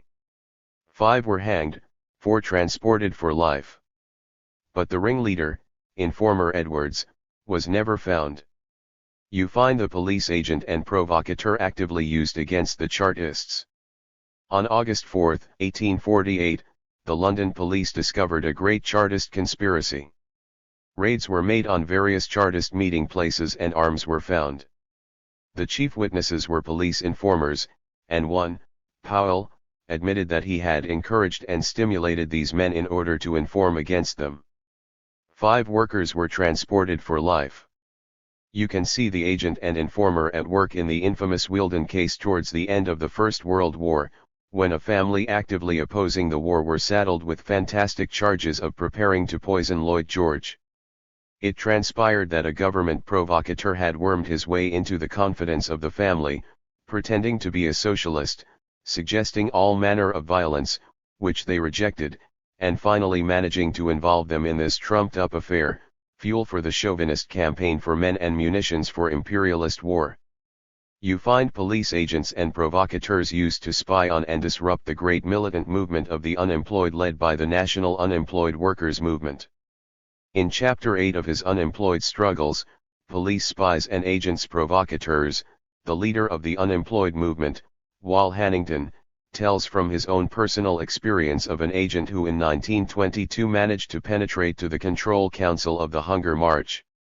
Suspicions were aroused when he repeatedly proclaimed that he was more revolutionary than anybody else, when he suggested such actions as dropping inflammable material into pillar boxes, thus furnishing the police with just the material they most needed to compromise and prosecute the hunger marchers. Throughout all the history of the unemployed struggles and of the hunger marches, agents and spies abounded. See Wal Hannington's Unemployed Struggles, and Ronald Kidd's British Liberty in Danger, 1940, Chapter V, The Police. Today in 1950, MI5 and all the various agencies of secret police and intelligence are as active as ever, working to penetrate, spy on and disrupt from within the militant labor movement, and especially the Communist Party. It is true, indeed, that over long periods British imperialism has been able to hold back the British labour movement from revolutionary struggle by using the super profits of its foreign trade monopoly and then of its colonial capital investments to win over an upper section of the workers, that it has used social democracy as a principal weapon to hold back the workers from militant struggle. But this never meant that it disbanded its organization of labour espionage and provocation. On the contrary, when British workers were held back for a time by the sops drawn from the fruits of colonial exploitation, all the weapons of espionage, provocation, penetration, were strengthened tenfold and used against the national liberation movements of the colonial peoples. Very long and very ugly is the story of espionage and provocation carried out by the British authorities against the workers and people of Ireland, India, Burma, Ceylon, Africa, etc. In the whole art of colonial repression, developed to its highest, or lowest, level by British imperialism, besides the weapons of bribery and of open repression, the weapons of espionage and provocation have always played a principal role. And in Britain itself the state has never disarmed. On the contrary, it has developed and perfected its weapons for use against the working class even under Labour governments. In times of lull in the class struggle the agents and spies carry out their work quietly. Telephones are tapped, letters opened, meetings reported, names filed, activities listed. Efforts are made to falsify revolutionary theory, to develop factional opposition groupings, to stir up personal intrigues, to organize disruption from within. In times of radical action and stiff class battles the state organs of espionage and provocation swing more openly into action. In the recent period, as the mass movement for peace and the trade union struggle on living standards have begun to swing into action, the activities of MI5 and other such organizations have developed on an even wider scale. These activities are reported not only inside the Communist Party, but inside the Labour Party and the trade unions. At the end of 1950 the creation of a special squad of Scotland Yard to investigate the actions of militant trade unionists was widely commented on in the British press. They have been especially prominent amongst the dockers and wherever the militant mood of the workers has led to unofficial strikes. Sections of the reactionary press have gone so far as public campaigning for stepping up the use of spies and agents provocateurs inside the Communist Party. Thus Maxim, writing in The Observer, March 5, 1950, on watching the Communists, calls for the recruitment for such police work of ex or vacillating party members. Some of the ex-members have, prior to their resignation or expulsion, held prominent positions in the party. The man who can be of most help to the security authorities is the communist who has almost made up his mind to quit but has not yet taken the final step. If he could be given some encouragement, might he not be willing to postpone that step? Very large sums of money, never publicly accounted for, continue to be allotted year by year to the Secret Service. The civil estimates for the year ending March 31, 1952, under the heading of Central Government and Finance, carry an unexplained item number 21 for Foreign and Other Secret Services, £4 million, an increase of £1 million over the previous year. It is no secret that the main target of the British Secret Service today, whether foreign or other, is the movement of the working class and the working people for socialism and peace. Far from being foreign to British traditions, the use of spies and provocateurs against the labour movement is part of the long tradition of the British capitalists, and has been brought by them to a fine but very ugly art. 2. USA, stool pigeon state. But if it was in Britain that the employment of spies and provocateurs against the labour movement was first developed on a large scale, if such activity was taken a stage further by the fascist OVRA and Gestapo, it is American imperialism that has now inherited and carries forward all that is worst and most disgusting in this ugly art. The use of spies, provocateurs, informers has become an integral part of the American way of life.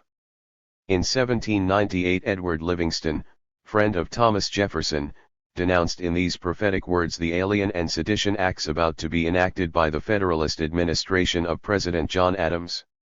The country will swarm with informers, spies, debaters, and all the odious reptile tribe that breed in the sunshine of domestic power. The home of the most unsuspected confidence, the intimacies of friendships, or the recesses of domestic retirement afford no security. The companion whom you most trust, the friend in whom you confide, the domestic who waits in your chamber, are all tempted to betray your imprudent, unguarded follies, to misrepresent your words, to convey them, distorted by calumny, to the secret tribunal where jealousy presides, where fear officiates as accuser, and suspicion is the only evidence that is heard.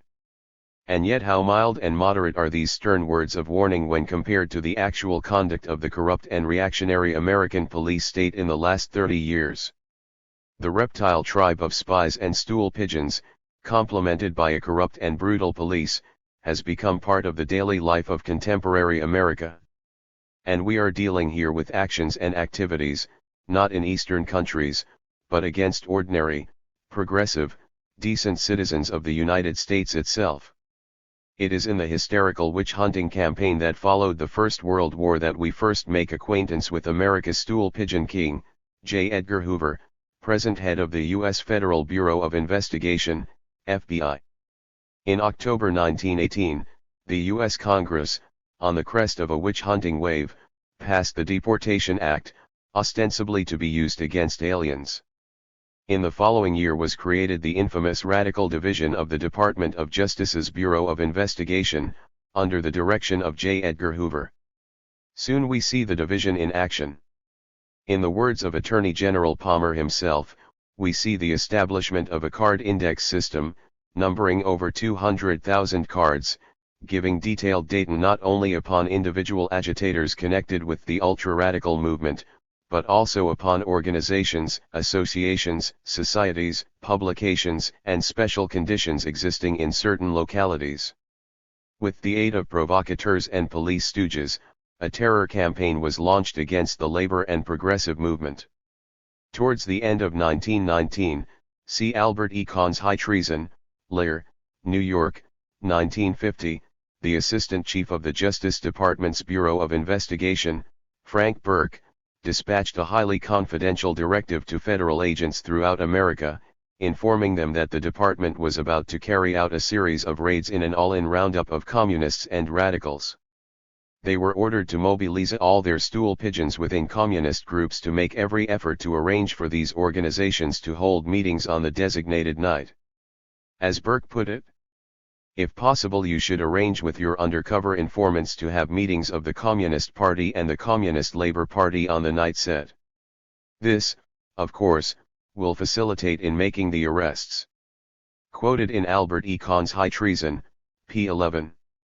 Throughout the whole preceding spring and summer plans had been worked out for this anti-labor offensive. Hundreds of spies, special agents, and stool pigeons had been sent into labor and progressive organizations. Justice Department spies were ordered not only to watch out for subversive literature but in a number of cases printed it themselves and then had it seized in police raids.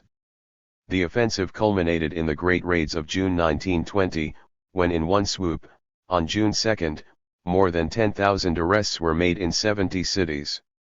Agents played a major role in the preparation of the offensive.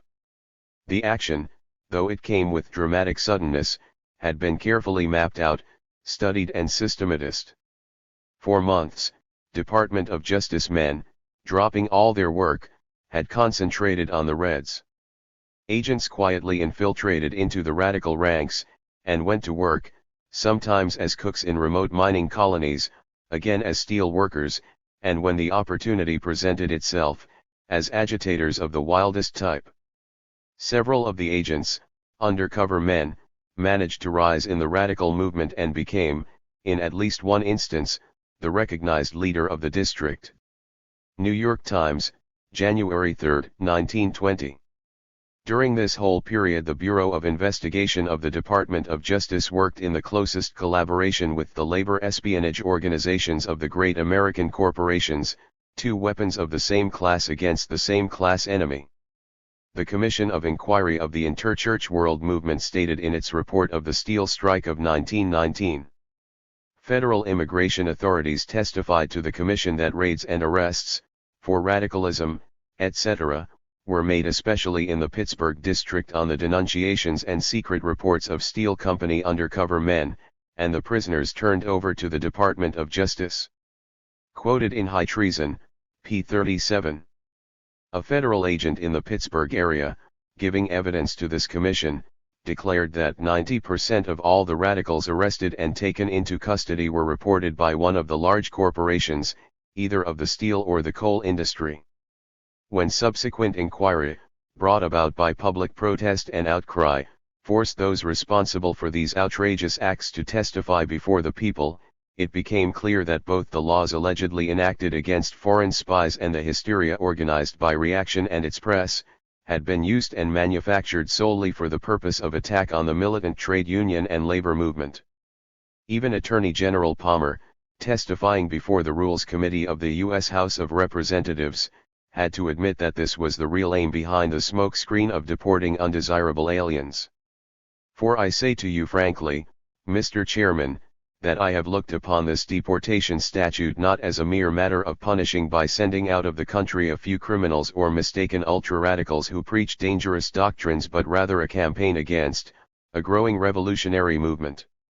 The agents and provocateurs organized by the imperialist state to develop a spy scare and a witch hunt against the Reds were used for the attack on all militant trade unionists, and indeed on all liberals, Democrats, lovers and defenders of democracy and peace. Such is the capitalist way of life. The American state, true to the capitalist tradition, combined its covert penetration of and spying on the labor movement from inside with open police repression from outside. The Gestapo did not have to go beyond the confines of Western democracy to learn its methods. In 1929, President Hoover appointed a National Commission on Law Enforcement and Observance, headed by George W. Wickersham, former Attorney General and Wall Street partner of another Republican president. This is how Mr. E. J. Hopkins, veteran police reporter and investigator for the Wickersham Commission, summed up in his book Our Lawless Police the findings of this authoritative commission. In various cases which occurred between 1920 and 1930, the Wickersham Commission found that suspected persons had been starved, kept awake many days and nights, confined in pitch-dark and airless cells, had been beaten with fists, clubs, blackjacks, rubber hose, telephone books, straps, whips, beaten on the shins, under the kneecap, at the point of the patellar reflex, across the abdomen, the throat, the face, the head, the shoulders, above the kidneys, on the buttocks and legs, kicked on the shins, the torso and in the crotch, had their arms twisted, their testicles twisted and squeezed, had been given tear gas, scopolamine injections and chloroform, had been made to touch corpses and hold the hands of murdered persons in morgues, that women had been lifted by their hair. In one case, a man had been lain flat upon the floor and lifted repeatedly by his organs of sex. This in modern America between 1920 and 1930, in the 15th decade of the Constitution, and for the purpose of obtaining a voluntary confession of guilt. In 1937 there took place in the USA the famous hearings on the question of civil liberties and labor espionage before the subcommittee of the Committee on Education and Labor of the United States Senate, popularly known as the La Follette Civil Liberties Committee. The complete text in some 30 or so volumes was published by the American government, not at a popular price. Amongst the witnesses called was Mr. Heber Blankerhorn, industrial economist in the National Labor Relations Board, who for 20 years had studied the question of labor espionage. This gentleman furnished the committee with a list of agencies whose profitable business it was to supply stool pigeons to capitalist employers to spy on, disrupt, corrupt and compromise the trade unions in their plants and factories. As of April 1936, there were 230 such agencies employing something like 500,000 stool pigeons and spies at the average price of $175 per spy per month. Three of the biggest agencies, Pinkerton's, Burns, and Teal, hired out between them 40,000 to 135,000 agents. During the hearings, General Motors officials, for instance, testified that between January 1934 and July 1936 alone they had paid out $994,856.68 to Pinkerton's agency alone. One labor leader reported to the investigating committee that he never knew of a gathering large enough to be called a meeting and small enough to exclude a spy. The known total of business firms receiving spy services from these agencies, reported the commission, is approximately 2,500. The list as a whole reads like a blue book of American industry. Unwilling employers and embarrassed agency heads were forced to produce to the committee records, catalogs, tariffs of their agents and informers. All the craft and craftiness of U.S. advertising had been employed in boosting their own particular brands of spies. You have a union, we'll bust it. You want spies, we have the best. Here is a typical letter from the Foster Service to a prospective client. Your letter of July 28 is received. First, I will say that if we are employed before any union or organization is formed by the employees, there will be no strike and no disturbance. This does not say there will be no unions formed, but it does say that we will control the activities of the union and direct its policies, provided we are allowed a free hand by our clients. Second, if a union is already formed and no strike is on or expected to be declared within 30 or 60 days, although we are not in the same position as we would be in the above case, we could, and I believe with success, carry on an intrigue which would result in factions, disagreements, resignations of officers, and general decrease in membership. Posing as active trade unionists, hundreds of these stool pigeons wormed their way into leading positions in the CIO, AFL and the Railroad Brotherhoods, the three main U.S. trade union organizations. And once they had won those positions they used them for disruption. An agent elected secretary of an AFL typewriter workers branch in Hartford, Connecticut, succeeded in reducing its membership from 2,500 to 75 in 1 year. Here is a short extract from the testimony of a Pinkerton agent, Barker. Senator La Follette, Mr. Barker, as a result of your experience as an undercover operator, informant, and spy, what is your impression about the effectiveness, or lack of effectiveness, of this labor espionage work in breaking up or preventing unions, genuine labor unions, from organizing? Mr. Barker, it is very effective, especially in the local to which I belonged. One time at Lansing Fisher they were almost 100% organized. And finally it went down to where, as I said, there were only 5 officers left. Senator La Follette, you attribute that to undercover operations. Mr. Barker, yes, I do. The training given by the agencies to their agents is very revealing. Here are a few extracts from a 24-page correspondence course of training for an industrial operative from the National Manufacturers Syndicate. From the first instruction sheet. Our work is most honorable, humanitarian, and very important, and must be recognized as such. From the second instruction sheet.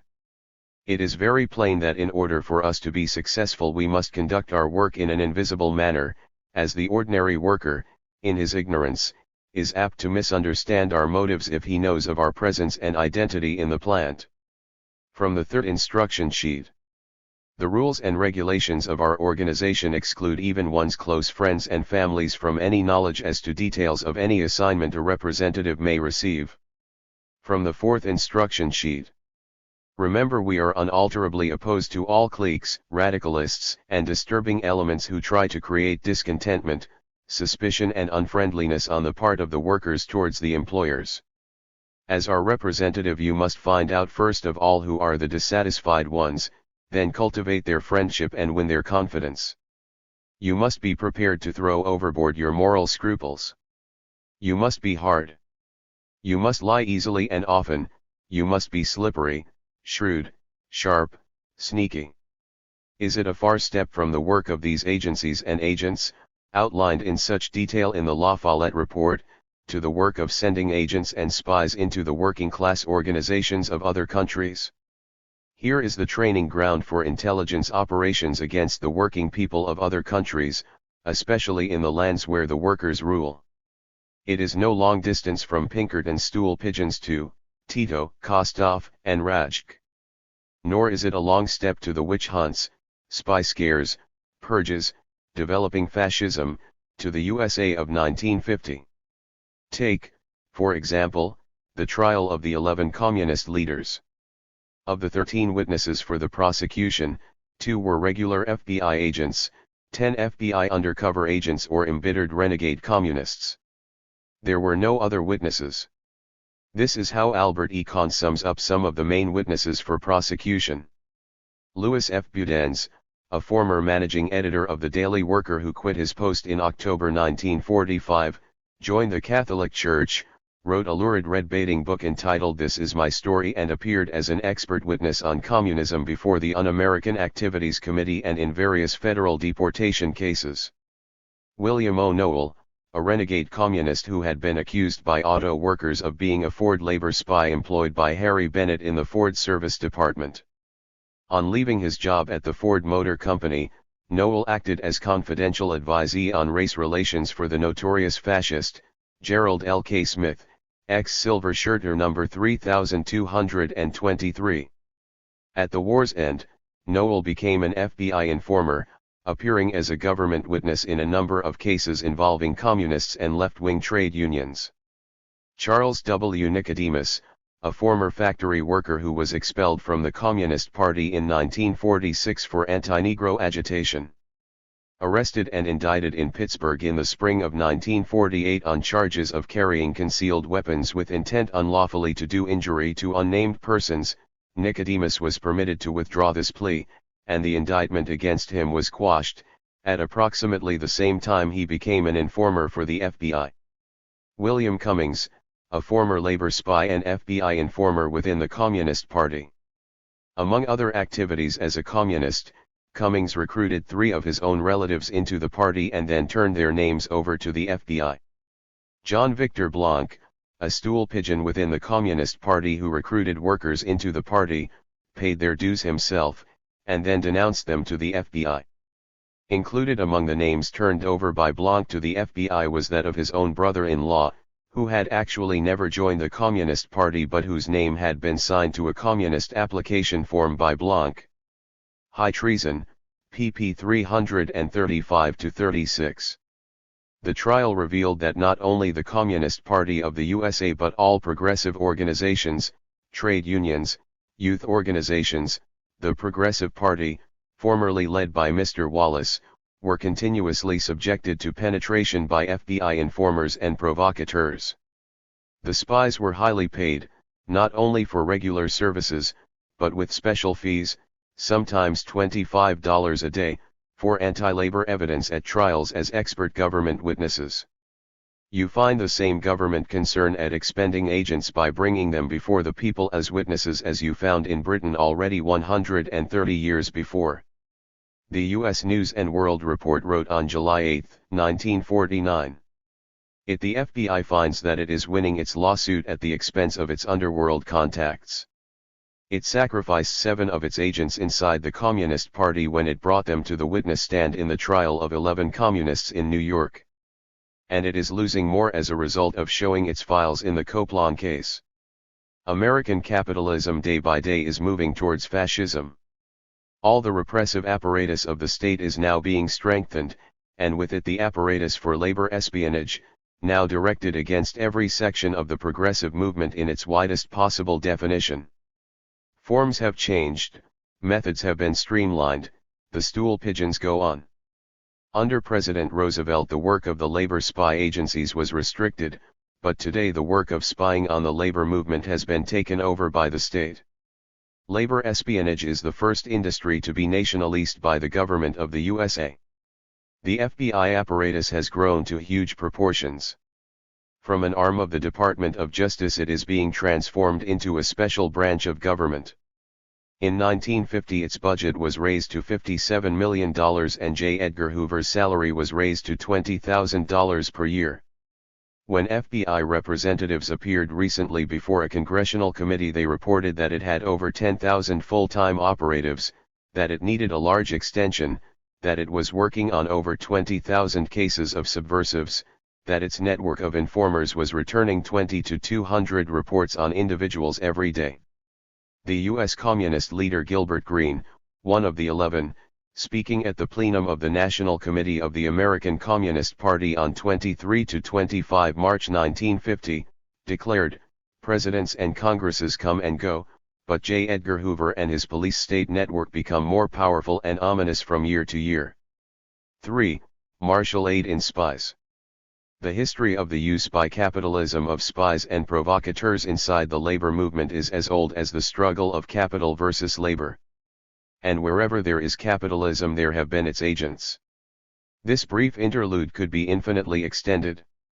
It could show how Tsarism built up around its secret police, the Okhrana, its secret group of agents to penetrate the Russian revolutionary movements, its men like Azef, Tsarist agent for 20 years, who as a member of the Central Committee of the Social Revolutionaries, SRS, both organized acts of terrorism and denounced their perpetrators, like the priest Gapan, who organized the workers' petition to the Tsar on that bloody Sunday of January 9, 1905, when the blood of the workers was shed in the streets and squares of St. Petersburg, like the agents who worked for the Okhrana chief Zubitov, like Malinovsky, who became a member of the Central Committee of the Bolsheviks and an editor of Pravda, and who was only unmasked after the October Revolution, when the police archives came into the hands of the workers.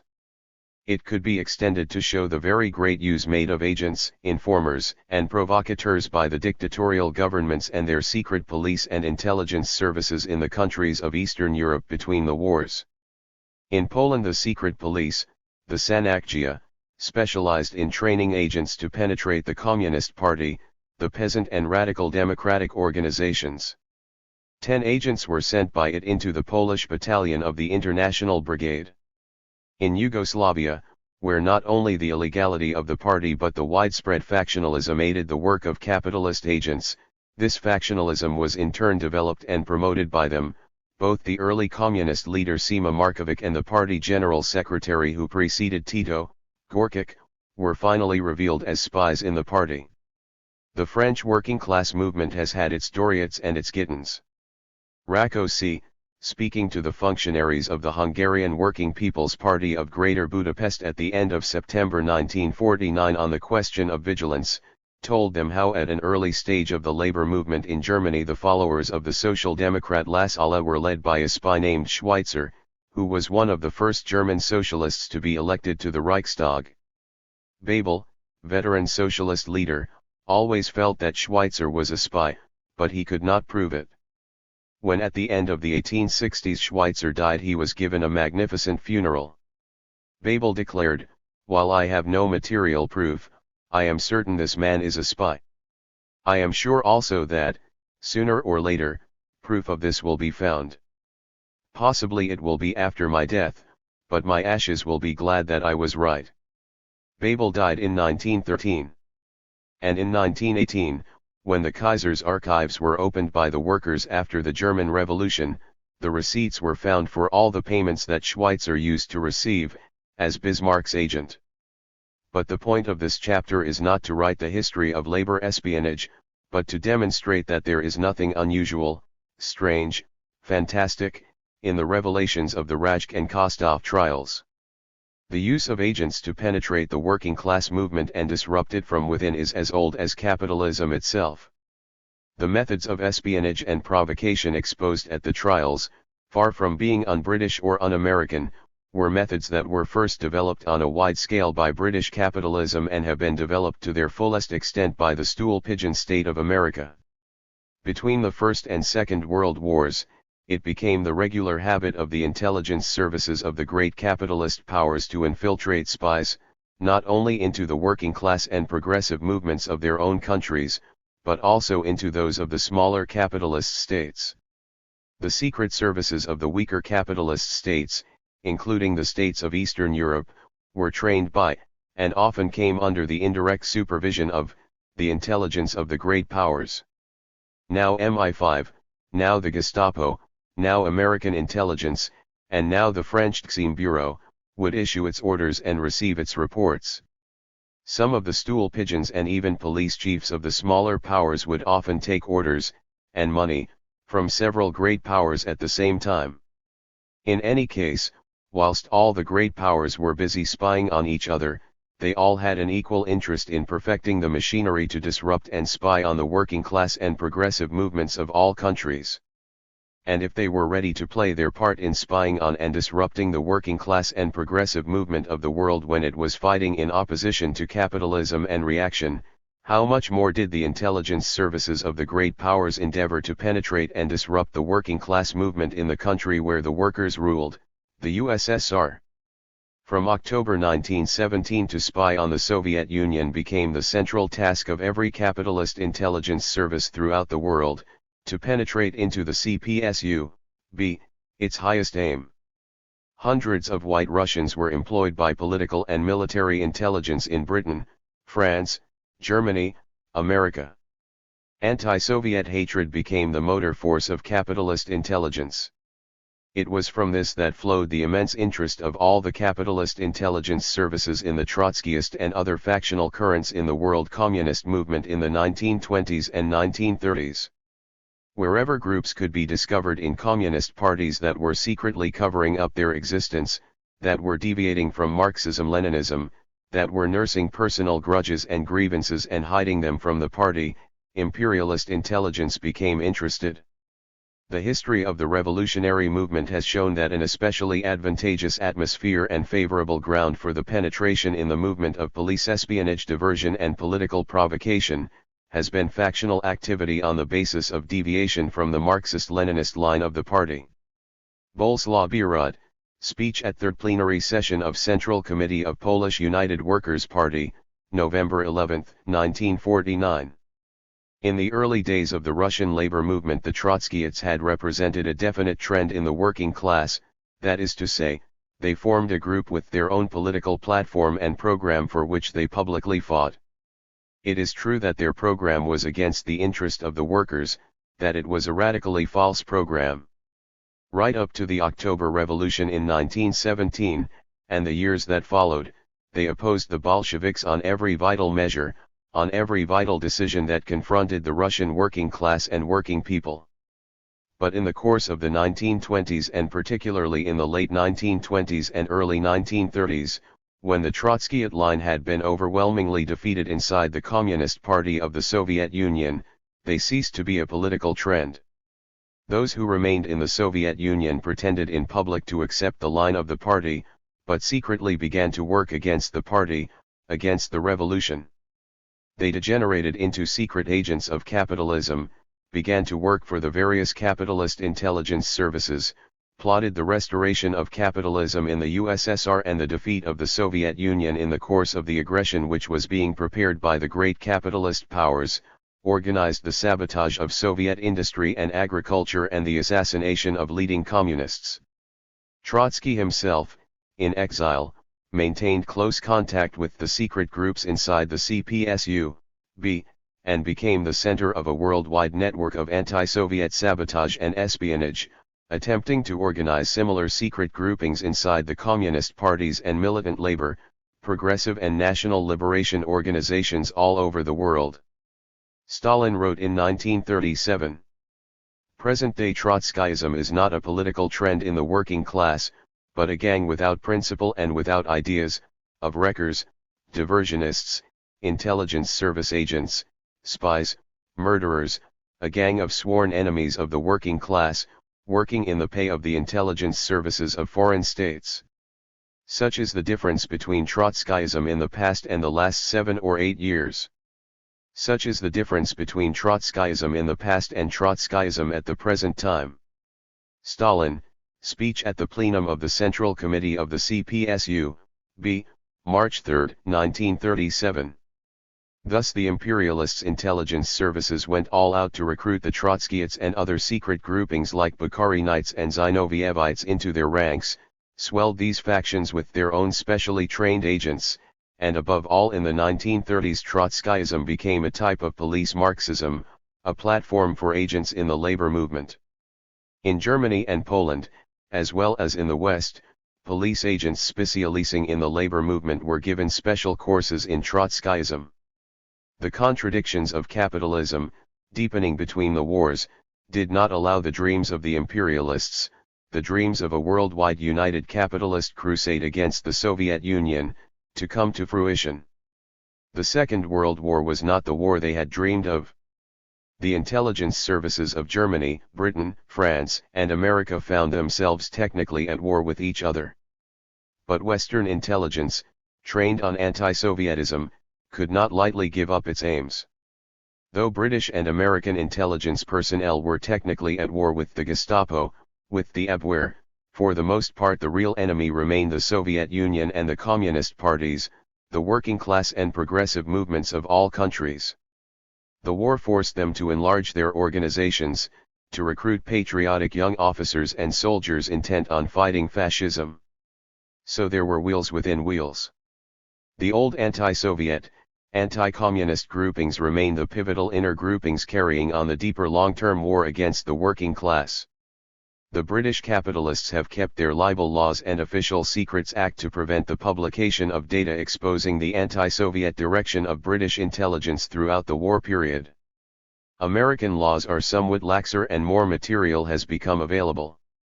The Office of Strategic Services, OSS, American Intelligence, in the course of the war recruited its senior staff from the pillars of U.S. reaction. Its head was General Donovan, partner in a big New York legal concern. Lieutenant Colonel Corey Ford and Major Alistair McBain, former OSS officers, wrote in their book Cloak and Dagger. For his key personnel General Donovan recruited prominent bankers and industrialists, names like Vanderbilt, DuPont, Morgan. He enlisted noted diplomats like Hugh Wilson, our last ambassador to Germany, John Wiley, former minister to Lithuania, and Alan Dulles, key figure in the secret negotiations with SS General Wolf and the German High Command in Italy. Annabelle Buchar, who worked for a time for the OSS, wrote in The Truth about American diplomats.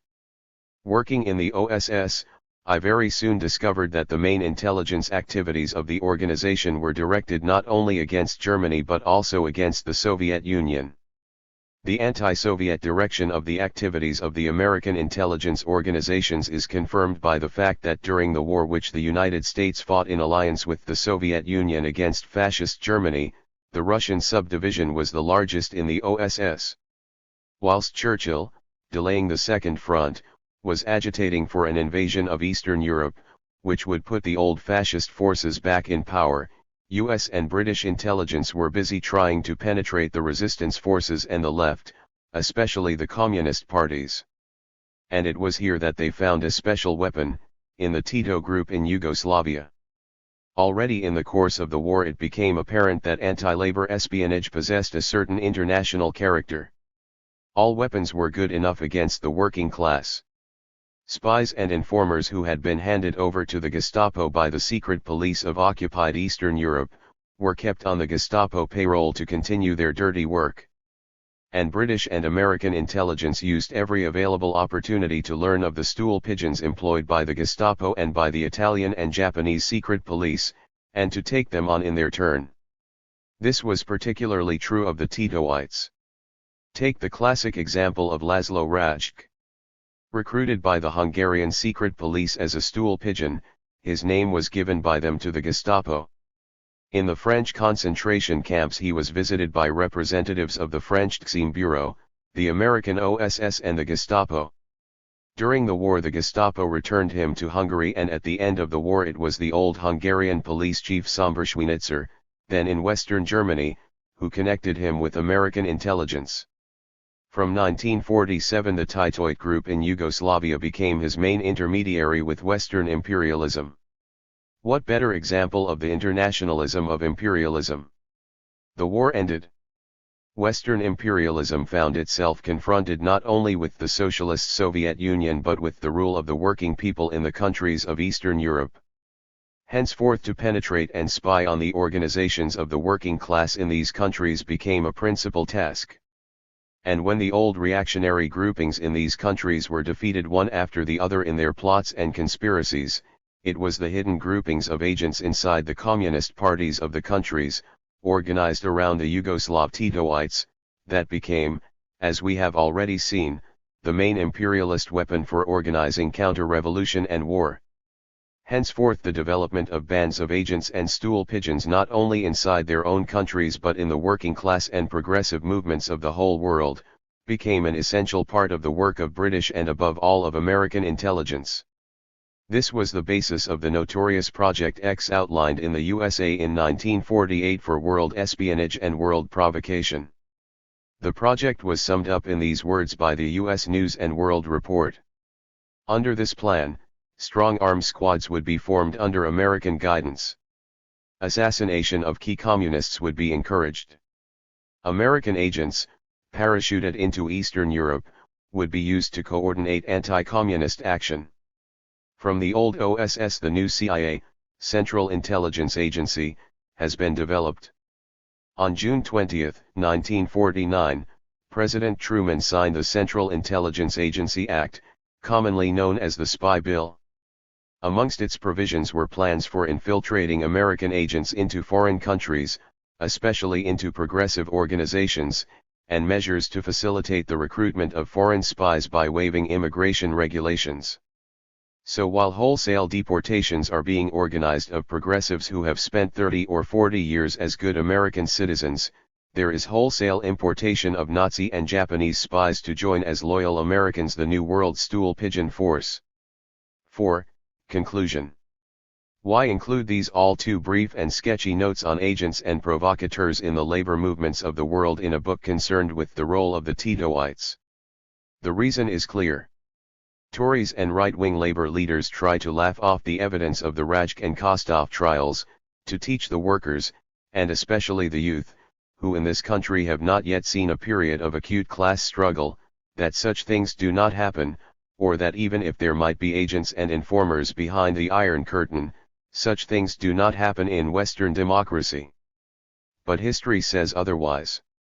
What conclusions can be drawn from even so cursory a glance as this at the role of spies and provocateurs employed by the capitalists to penetrate, spy on and disrupt from within the labor and progressive movement?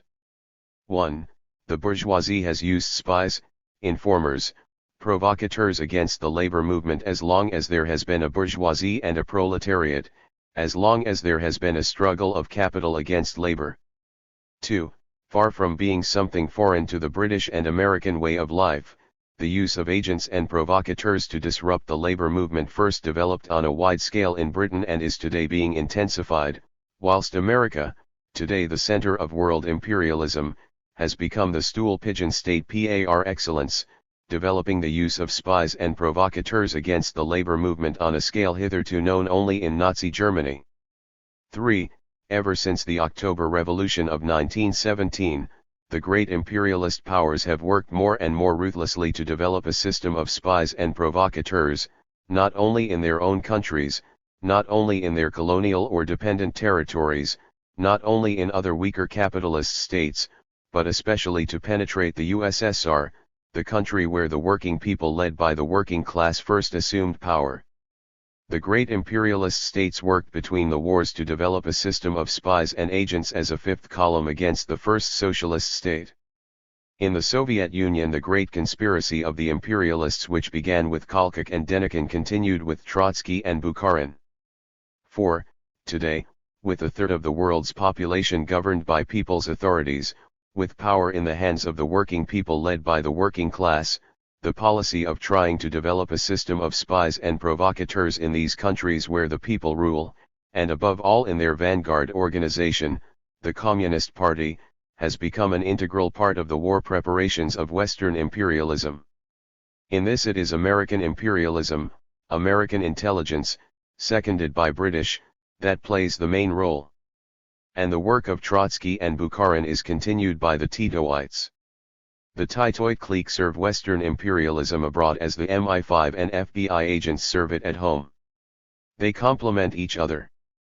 To wage aggressive war, it is necessary for Anglo-American imperialism to try and divide the working class and progressive movement at home, to try and divide the working class and progressive movement in the other capitalist countries, and to try and get a fifth column set up in the rear of the enemy, that is, in the USSR and the people's democracies.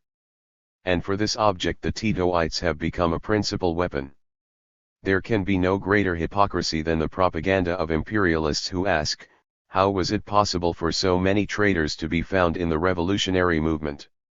Dr. Gyula Ulapai, the Hungarian people's prosecutor, put the question well in his final speech at the Rajk trial. In connection with this case, they ask on certain sides in the Western countries, how did so many traitors get into the ranks of the revolutionary labor movement? It is ironic that the very people ask this who would best be able to answer this question, that these spokesmen of the intelligence services, of the imperialist trusts, call us to account for these traitors, the very ones who sent them into our ranks for the internal dissolution of the revolutionary movement. It is an old method to send hostile spies and provocateurs into the workers' parties. How is it that the workers' parties were not able to expose these traitors immediately? If only we had in our hands the files which contain the lists. As is known, the dossiers of the Hungarian police are not at our disposal but at the disposal of the American Intelligence Service. Verbatim report of Rajk trial, p. 272. When, after the October Revolution, it was discovered that Malinovsky, who had penetrated to the Central Committee of the Bolsheviks, was a Tsarist spy, the Mensheviks made bitter attacks on the Bolsheviks for permitting this to happen. But Lenin answered thus.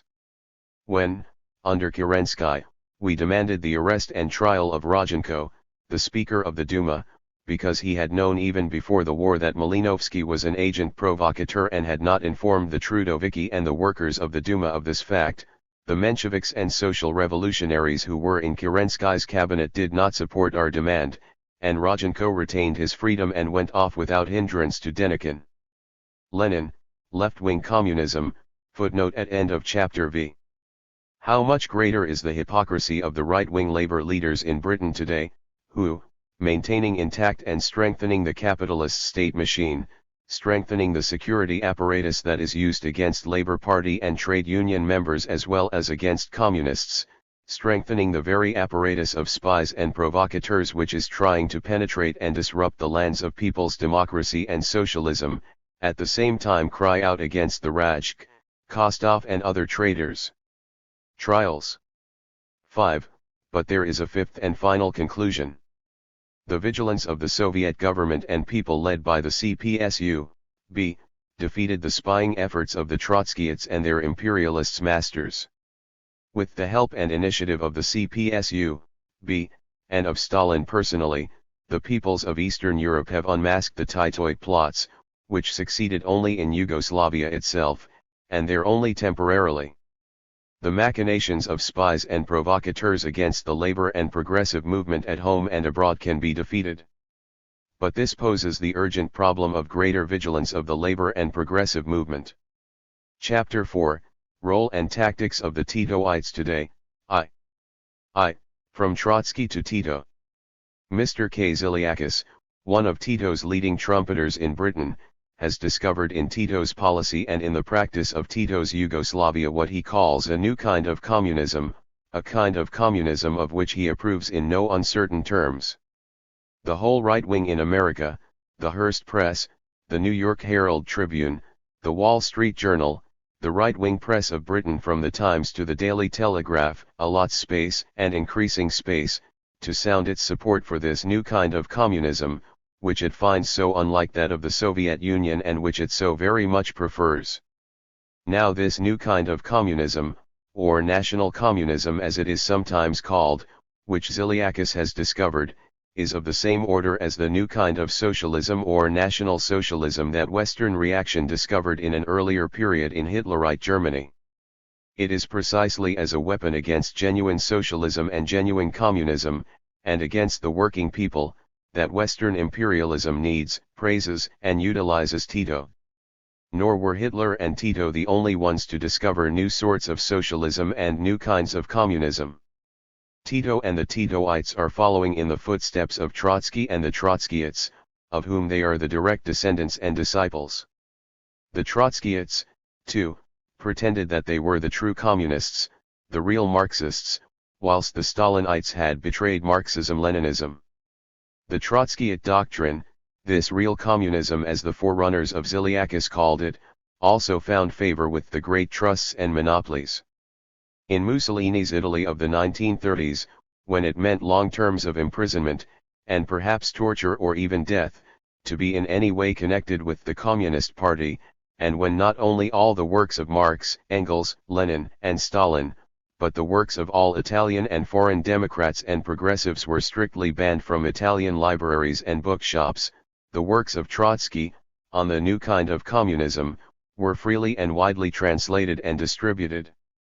I remember vividly how in 1938, passing through Italy on the way to meet the anti-fascist and communist students of Belgrade University, and spending a few hours in Mussolini's Milan, the word communism caught my eye on a number of books prominently displayed in a bookshop window. They were newly translated works of Trotsky. In Hitler's Germany, when to be a communist or socialist or militant trade unionist or liberal or Democrat meant arrest, the concentration camp, and often death and torture, when there was instituted one of the most thoroughgoing purges of literature and burning of books that the world has ever known, when Schiller's Don Carlos, the poems of Heine and the novels of Thomas Mann were banned or burned as subversive, the writings of Trotsky were widely translated and distributed. Trotsky's writings and those of his followers were freely published in the middle and late 1930s by the Hearst Press in America. His works on his new kind of communism were published by the Franco Press at Salamanca and Burgos. The secret police of the Polish dictatorship were specially educated in Trotskyism in order to facilitate their work of espionage and disruption inside the Polish working class movement. Despite their ultra-revolutionary phrases, the Trotskyites always found a welcome in the papers of the capitalist press lords. Indeed, it was precisely their revolutionary phraseology, their facade of revolution, that made them such valuable weapons of reaction. The Trotskyites carried out a sort of division of labor with the capitalist propagandists and agents of espionage, disguised as revolutionaries. They could hope to find an echo where the open spokesmen of Toryism and reaction, and even the right-wing Social Democrats, would have met with immediate rebuff.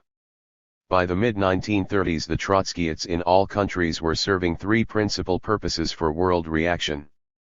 1.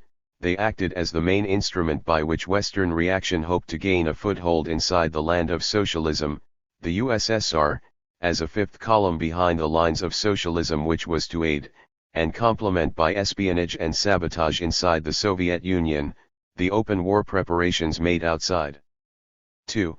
They acted as an arsenal of right-wing reactionary propaganda and slander against the Soviet Union, the Communist parties, the militant socialists and trade unions, and the anti-fascist and peace forces, an arsenal of reactionary right-wing propaganda dressed up in left-wing words. 3. They acted as an instrument to aid the capitalists by trying to penetrate the working class, the popular and national liberation movements, above all the communist parties, spying on them, confusing them, and disrupting them from inside. By the mid-1930s, the old hoary anti-Soviet slanders were wearing thin. Capitalist propagandists had prophesied the quick downfall of the Soviet regime, but it had not fallen down. In the columns of their respectable journals they had killed by Ukrainian famines many times the total population of the USSR. They had pronounced that the Soviet Union was on the verge of economic collapse, but it was capitalism that collapsed in the Great World Economic Crisis of 1929-32. The reality of history, the triumphant victory of socialist planning, the advance of production, the victory of collective farming, contrasted ever more strikingly with the disastrous economic slump in the capitalist world. So, more and more, the capitalist press turned to the arsenal of Trotskyism to fill its pages with vicious anti-Soviet lies.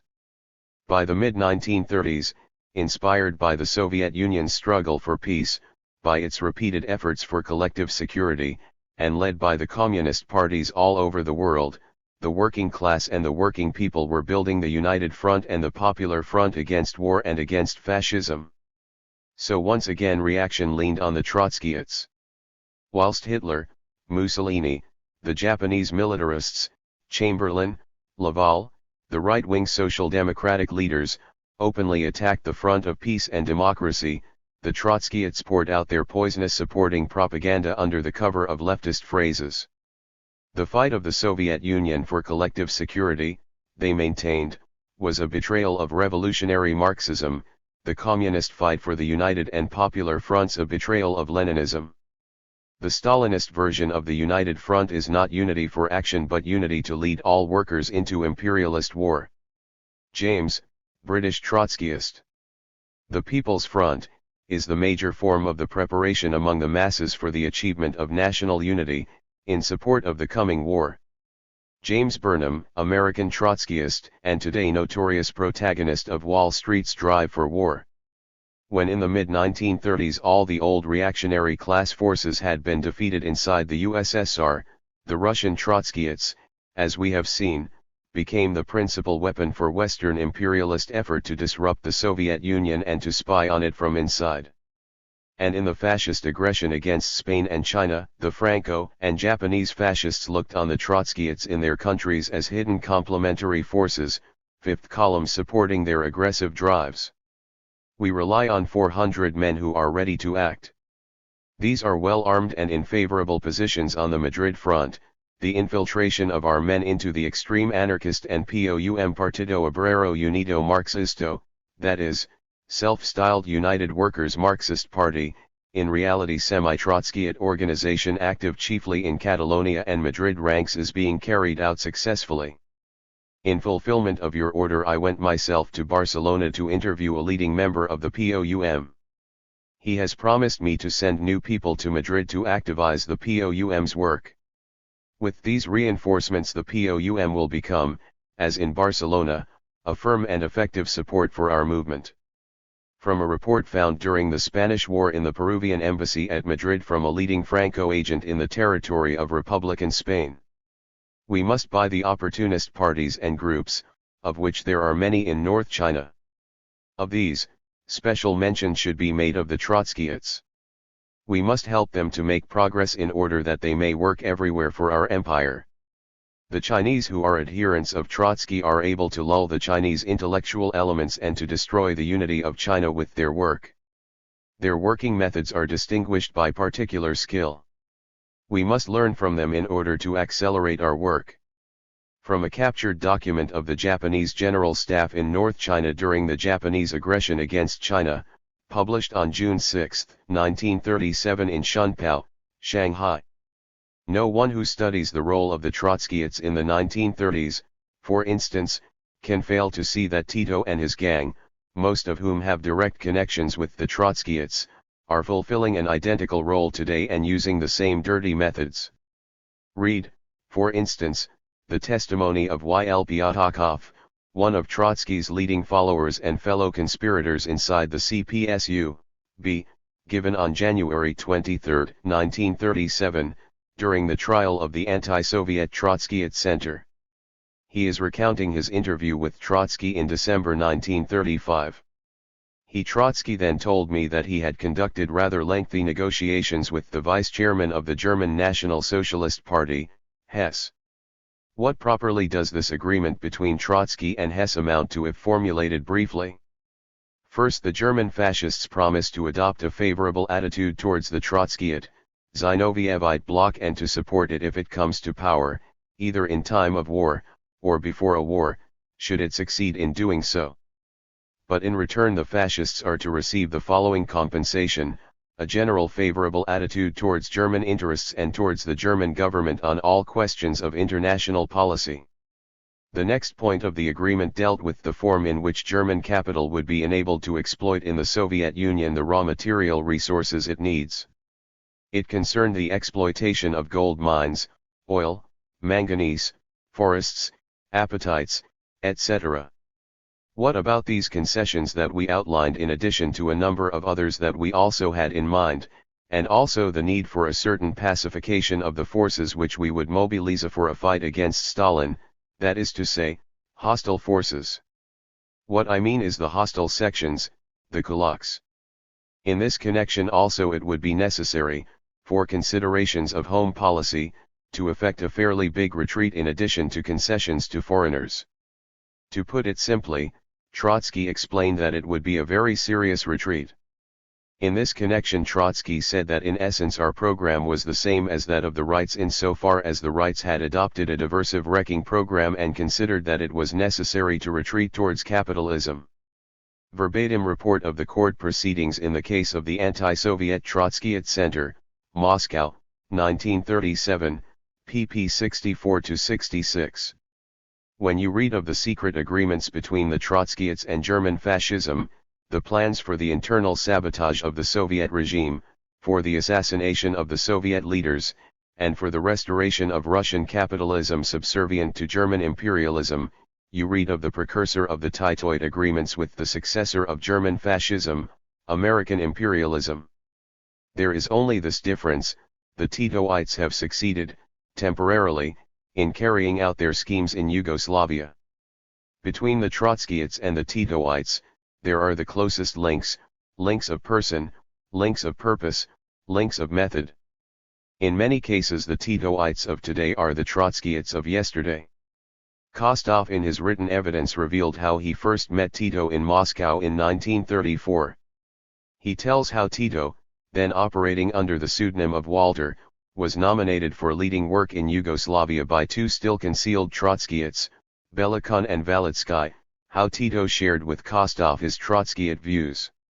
In one of his conversations during 1934 Tito had told me of his Trotskyist ideas. In this connection he exposed his hatred towards the leadership of the CPSU, headed by Stalin.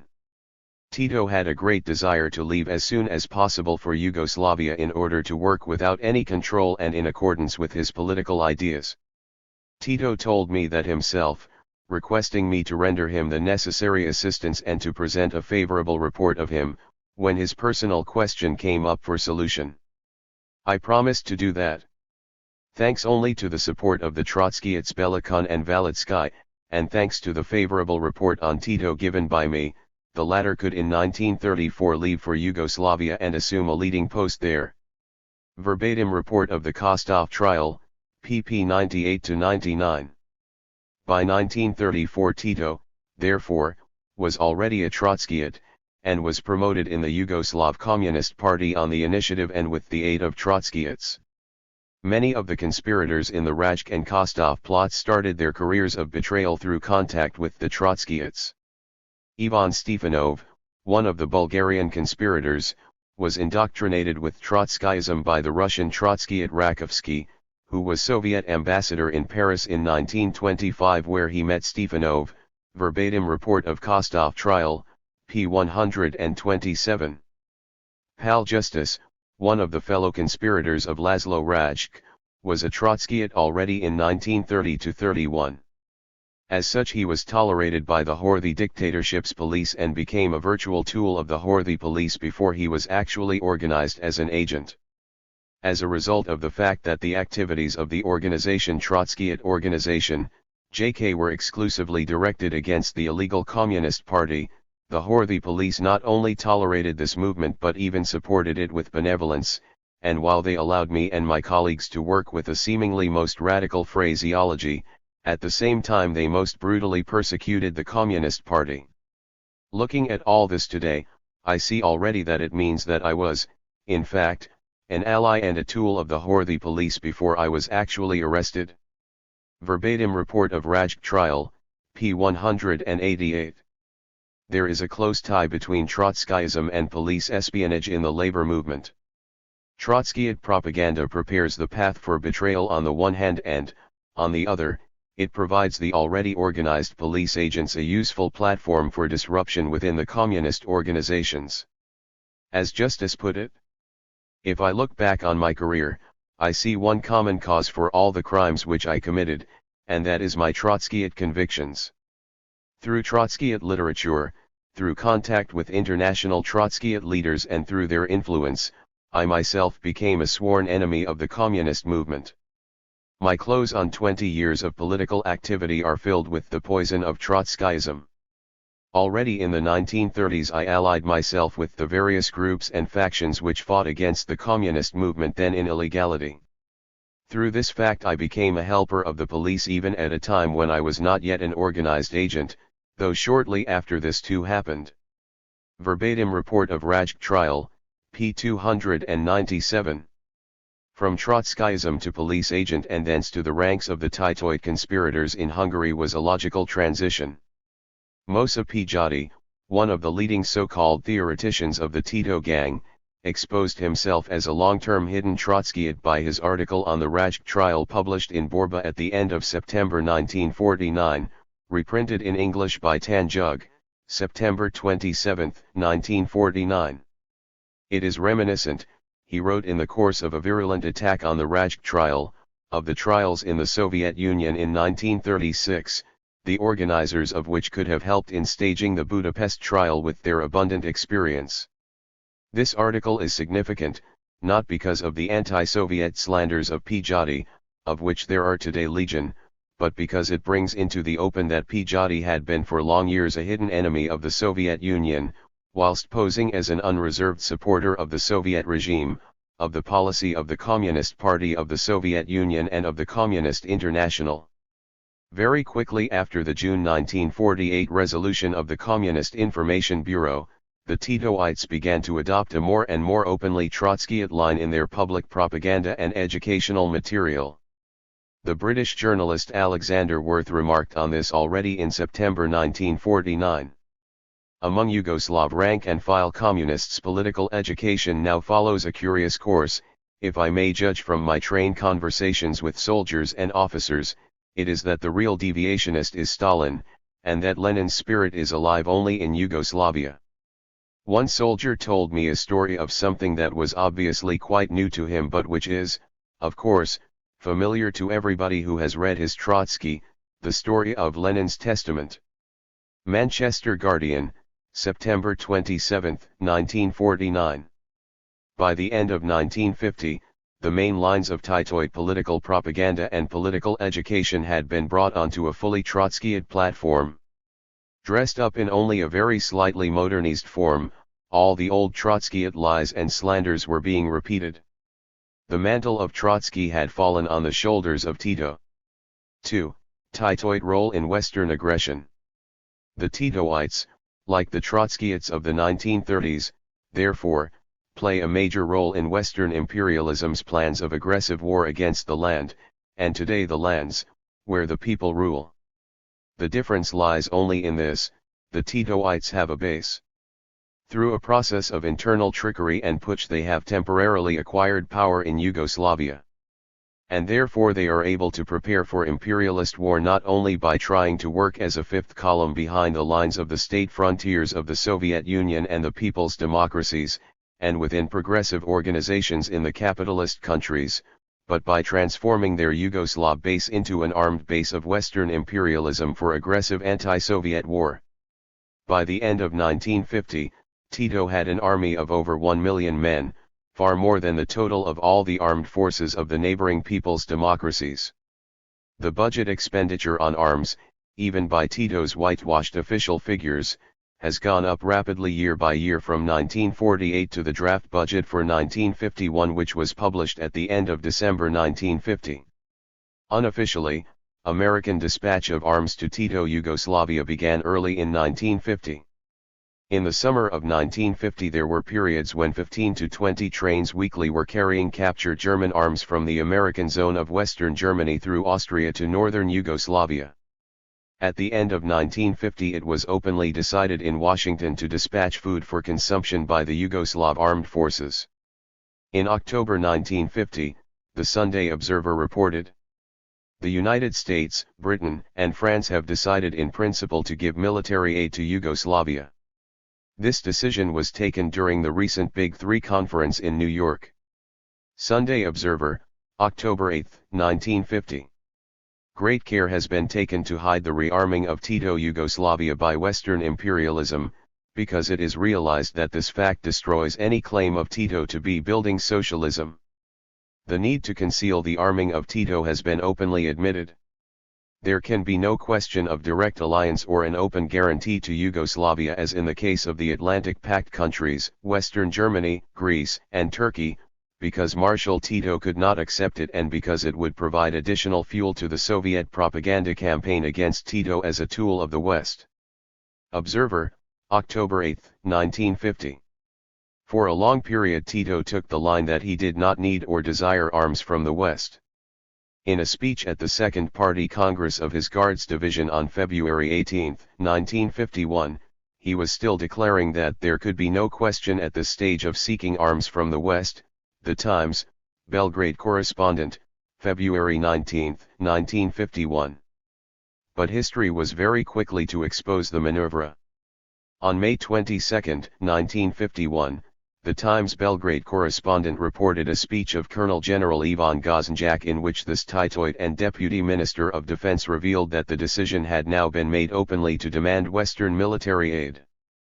On June 9, Kardelj announced that General Koka Popovic, Chief of Staff of the Yugoslav Army, had gone abroad to USA, Britain, etc., to investigate possibilities in talks with representatives of Western governments with regard to the purchase of equipment and arms for the Yugoslav Army.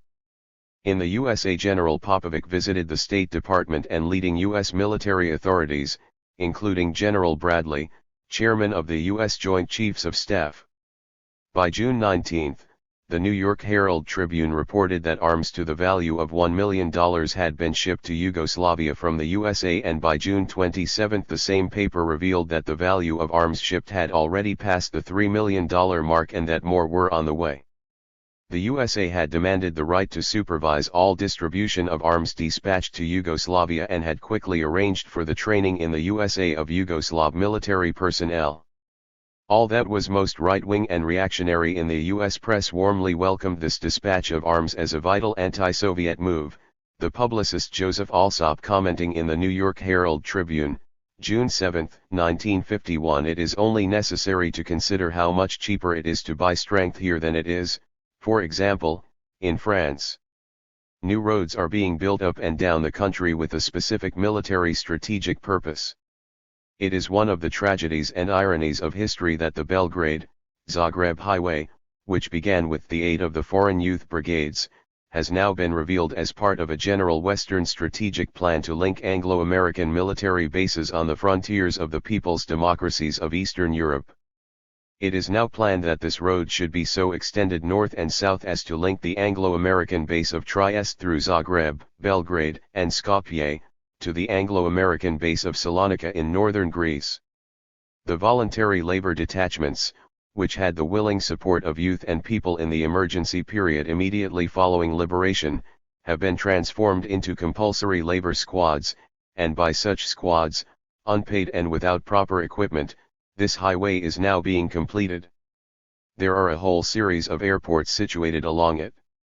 Several sectors of the road itself have been extended and surfaced with concrete for possible use as airstrips, and then camouflaged over with a thin layer of soil. It is remarkable that there is already rail contact between Trieste, Ljubljana, Zagreb, and Belgrade, whilst a transverse east-west road linking the richer areas of Slavonia and Vojvodina with the barren coast of Dalmatia is desperately needed but not being constructed.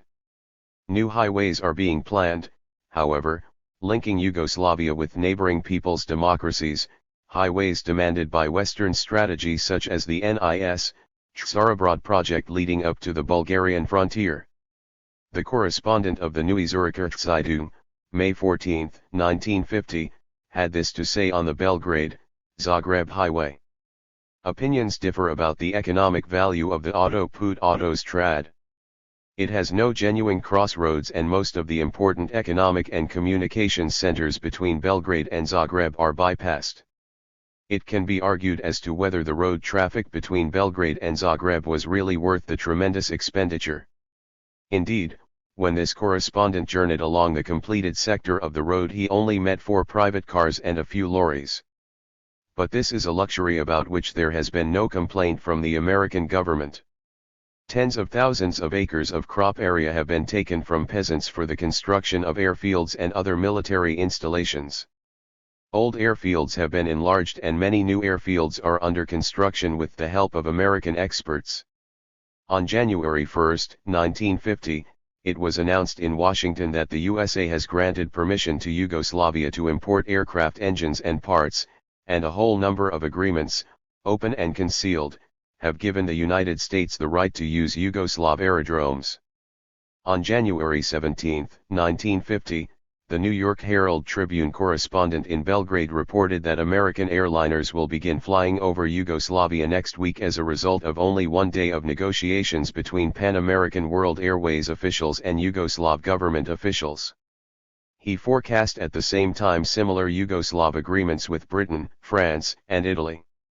In the same way, a number of Yugoslav harbors on the Adriatic coast have been enlarged with American aid and placed at the disposal of the Western capitalist countries.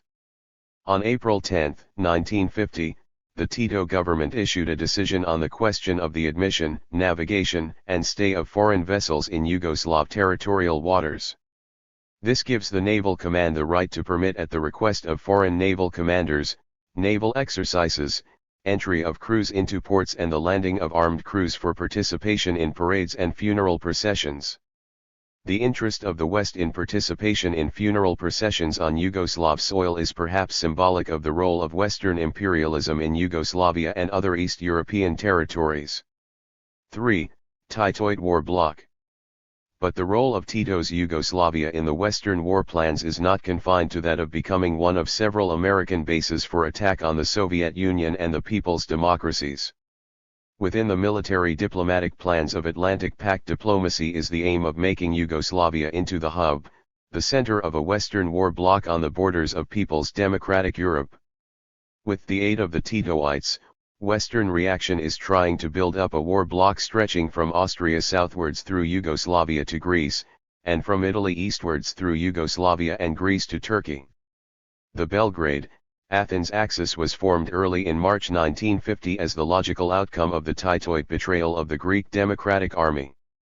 Already on December 11, 1949, Cyrus Sulzberger was writing in the New York Times of the creation of the Vienna, Belgrade, Athens Diagonal. The Sunday Times, May 25, 1950, explained that the Turkish press, despite the change of Turkish government, was preoccupied with the creation of a security bloc composed of Greece, Italy, Yugoslavia, and Turkey, and, about the same time, the Turkish newspaper Yeni Sabah described the closer relations of Athens and Belgrade as of historic and decisive significance for changing the situation in the Balkans. Closer political relations and military connections are being knit between Tito's Yugoslavia and Austrian reaction. It was announced in Vienna on April 28, 1950 that, following a meeting of the Austrian minister in Belgrade with the Yugoslav deputy foreign minister, the sentences of all Austrian war criminals sentenced in Yugoslavia would be cut by half. The vacancies in the prisons made by the release of war criminals from the Nazi occupation forces were quickly filled by the arrest of communists and partisans. Reporting an interview with a top Yugoslav official in Belgrade, the U.S. News and World Report said, July 28, 1950, that the reply, discussed by the Yugoslav cabinet, to one of the questions put had stated that relations with Greece have improved a great deal. In fact, they are almost cordial at present. The same goes for Turkey. There is also a bettering of relations with Italy. The Italian reactionary press, committing a complete somersault over the last 2 years, is more and more openly calling for close economic and military collaboration with Tito Yugoslavia. In a New Year 1951 leading article, the journal di Trieste called for close economic and political collaboration between Italy and Yugoslavia. Such a call, coming from Trieste, always the sharpest point of Italian reactionary attack on Yugoslavia, is all the more indicative. Meanwhile, there is every evidence that while the Trieste issue continues to be discussed for home consumption in the Titoid press and the press of the Italian right, neither De Gasperi nor Tito have any desire for the recall of British and American troops from Trieste. As the New York Herald Tribune headline put it on January 21, 1951, neither Italy nor Yugoslavia is willing to take steps to bring about an agreement that would mean withdrawal of U.S., British troops. You can formulate it as you wish, Axis, diagonal, or security bloc, but it has become ever clearer that Western imperialist diplomacy is aiming at a war bloc of Austria, Yugoslavia, Greece, Italy, and Turkey on the strategic frontiers of the people's democracies, and Tito's Yugoslavia is the hub and pivot of this bloc of the reactionary Catholic Austrian government, the Christian Democrats of Italy, the Greek monarcho-fascists, and the semi-fascists of Turkey. It is useful for a moment to study the process by which this war bloc has been knocked into shape. It does not represent an abrupt turn in Titoid policy, but is the culmination of a prolonged process of betrayal. The open formation of the Belgrade-Athens axis in 1949-50 was prepared by years of concealed treachery towards the liberation struggle of the Greek people, treachery the facts of which are only now being revealed. In 1943 the Yugoslav partisans made contact with the Greek partisans, the Elis. But already the Titoid group operating secretly within the Yugoslav Communist Party had their designs on Greece and began to abuse this contact for their own ends. They began to develop their own organization on Greek soil, recruiting agents especially from the Slav Macedonians of northeastern Greece. Their chief agent in this work was Vukmanovic, known as Tempo, who carried out similar tasks amongst both the Albanian and Bulgarian partisan movements. Late in 1944, when Churchill was preparing his offensive against the Greek people, Tito ordered the Slav Macedonian units of Elis to withdraw to Yugoslavia. In December 1944, Tito and Tempo were preparing Yugoslav troops, together with these Macedonian units of Elis, to seize Greek Macedonia and incorporate it in Yugoslav territory. During the fighting between Elis and British troops in Athens, Tito refused all aid to the Greek partisans. Yet it was Tito who strongly urged in 1945 that the Greek National Liberation Movement, EAM, should denounce the Varkiza Agreement with the British government and continue the struggle. When the second plenum of the Central Committee of the Greek Communist Party was held on February 12, 1946, first anniversary of Varkiza, the decision was taken to adopt new forms of armed struggle, and in this decision it was Tito's promise of the fullest support that played a decisive role. But at this very same time he was, in fact, developing his efforts to undermine the Greek National Liberation Movement, the Communist Party of Greece and the Greek Democratic Army. A number of leading Greek communists were murdered by Titoid agents, including Zevkos, member of the Political Bureau. Rankovic's organization penetrated into the Greek Democratic Army. After the publication of the resolution of the Communist Information Bureau in June 1948, the Titoites began to work more openly in Greece. At a time when Greek monarcho-fascism was in deep difficulties, the Titoites sprang to the rescue. The group in Greece subordinated to Tito, Karamadzev, Mitrovsky, Gos, etc., increased their work of disruption inside the democratic movement and army. They organized the desertion of Slav Macedonians to Yugoslavia.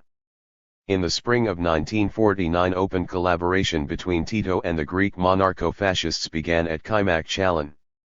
Finally, at the most critical moment of armed struggle between Greek fascism and the Greek Democratic Army, Tito, under the pretext of neutrality, one of closing the frontier, opened the frontier to the monarcho-fascist forces, who took the Greek Democrats in the rear.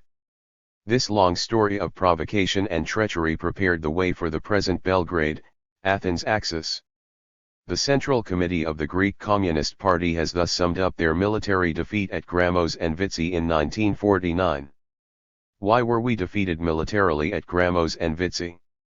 After 3 years of struggle, except for the fact that it could not solve the basic problem of reserves, a step which would have allowed it to achieve a definite result against monarcho-fascism, the Greek Democratic Army had nullified the efforts of the reactionaries, together with those of foreign imperialist intervention, to wipe them out, and was building slowly but surely the conditions for victory. At the end of 1948 and the beginning of 1949, monarcho-fascism was passing through a deep moral crisis. Its army was showing signs of demoralization, reaction in Greece was approaching a military impasse, a military crisis. Precisely at this critical moment for monarcho-fascism, Anglo-American imperialism threw into the scales its Titoid reserves. Tito had played throughout the classic role of agent provocateur, egging on to advanced forms of action in order to betray at the critical moment. As the same statement stated, this treachery of Tito in the conditions through which our movement was passing in 1948-49 was the determining reason that led to our temporary but necessary retreat after the Battle of Vitsi Grammos. And we must here say openly that, if from 1946 we had known the dishonest role of the provocateur Tito, then the Communist Party of Greece would not have come to the decision to take up arms again, it would have followed another road, because it is very clear that it could not have gone ahead to a new armed struggle without a secure rear at a time when monarcho-fascism had the full support of America and Britain. Nor are the Greek communists alone in recognizing the decisive role played by Tito in the temporary defeat of the Greek Democrat Army. Venizelos, when vice president of the Council of the Greek government, declared, "Without the aid given by Yugoslavia we could never have been so successful." The British Tories, in their more Aesopian language, confirmed this analysis. Without disparagement to Greek arms, what has turned the balance in the Greek Civil War? The quarrel between Tito and Stalin. Harold Macmillan, Tory MP, end of 1949. But most important of all has been Tito's modification of his attitude towards Greece. The collapse of the Greek rebel army in October 1949 was hastened by Tito's action in closing viz., opening to the monarcho-fascists, JK the Greek-Yugoslav frontier. Anthony Eden in the Daily Telegraph, November 16, 1949. And Mr. Hugh Seaton Watson, in his book The East European Revolution, 1950, a book which is wholly hostile to the Soviet Union and the Communist Party, writes, "In the summer of 1949 the government forces at last attained real success. The decisive event seems to have been Tito's closure of the frontier in July.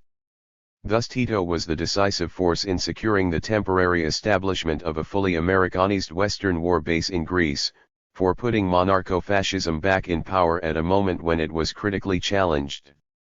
Certainly this is a new kind of communism. While the security bloc, with Yugoslavia at its center, is preparing for eventual Western aggression against Eastern Europe, Tito keeps up a continual round of war provocations on the borders of his neighbors. Every week brings new reports of Yugoslav-provoked incidents on the Bulgarian, Romanian, and Hungarian frontiers, where large numbers of Titoid troops are concentrated. Especially against the small state of Albania is the Yugoslav campaign of war provocation concentrated, and carried out in concert with the Italian de Gasperi government and the semi-fascist government of Greece. The Albanian minority in Kosovo and Metohija are terrorist. Yugoslav hospitality is given to Albanian war criminals.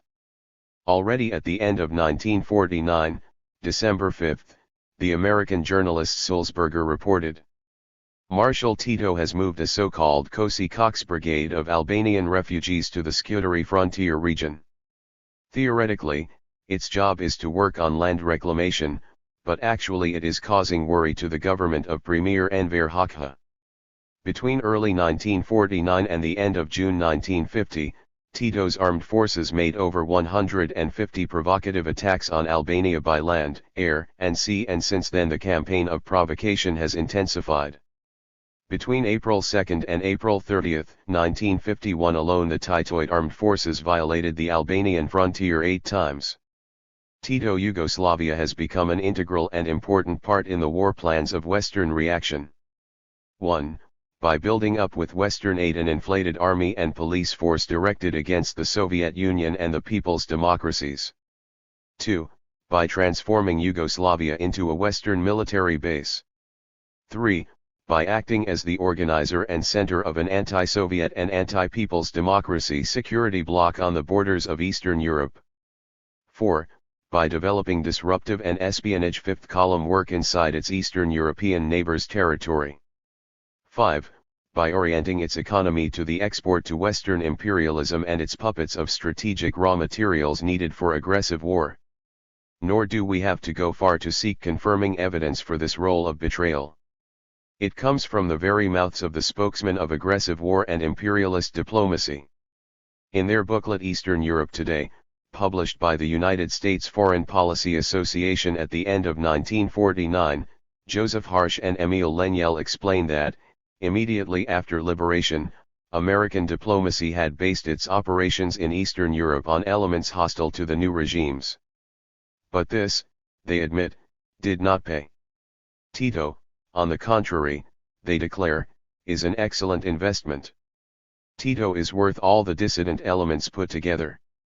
It is costing us $1 billion to equip 9 French divisions, whereas Tito has brought 20 divisions potentially over to the western side.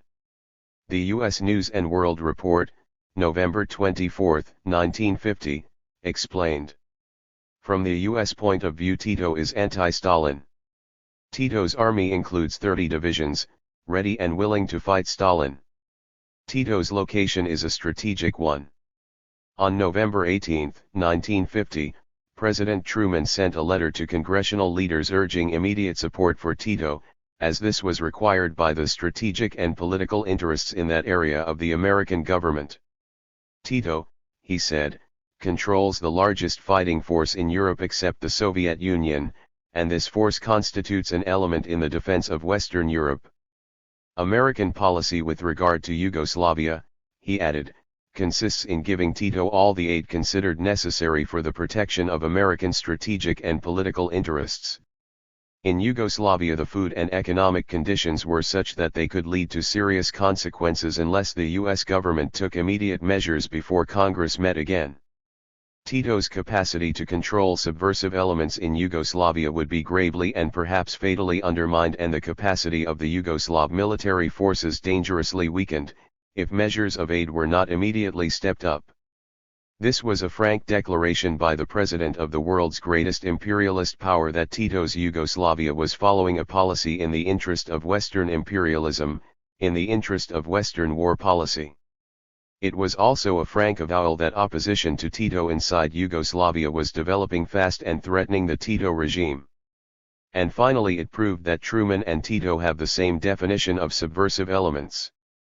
The London Economist, December 23, 1950, in commenting on President Truman's statement declared, "The strongest factor in the administration's favor for giving support to Tito was undoubtedly the importance of not losing Yugoslavia's 32 divisions." In his original message to congressional leaders, the president made the following case: apart from his importance as a political symbol, Marshal Tito has the largest army in Europe bar only Soviet Russia. It is now clear that, so long as it is in his power, the West can count on this in an emergency, and even without one, to immobilize at least an equal Russian force, but unless Yugoslavia is given immediate aid, Tito's ability to counter subversive elements will be seriously if not fatally prejudiced. By January 1951, the right-wing American press was openly proclaiming the central role of Tito's Yugoslavia in the war plans of American reaction. Early in January, the San Francisco Chronicle wrote, "Yugoslavia is a vital spot in the democracy's strategic line of defense. In English this means in imperialism's strategic line of aggression. JK, should it go, Greece would go too, and probably Turkey, with the whole Near and Middle East to follow."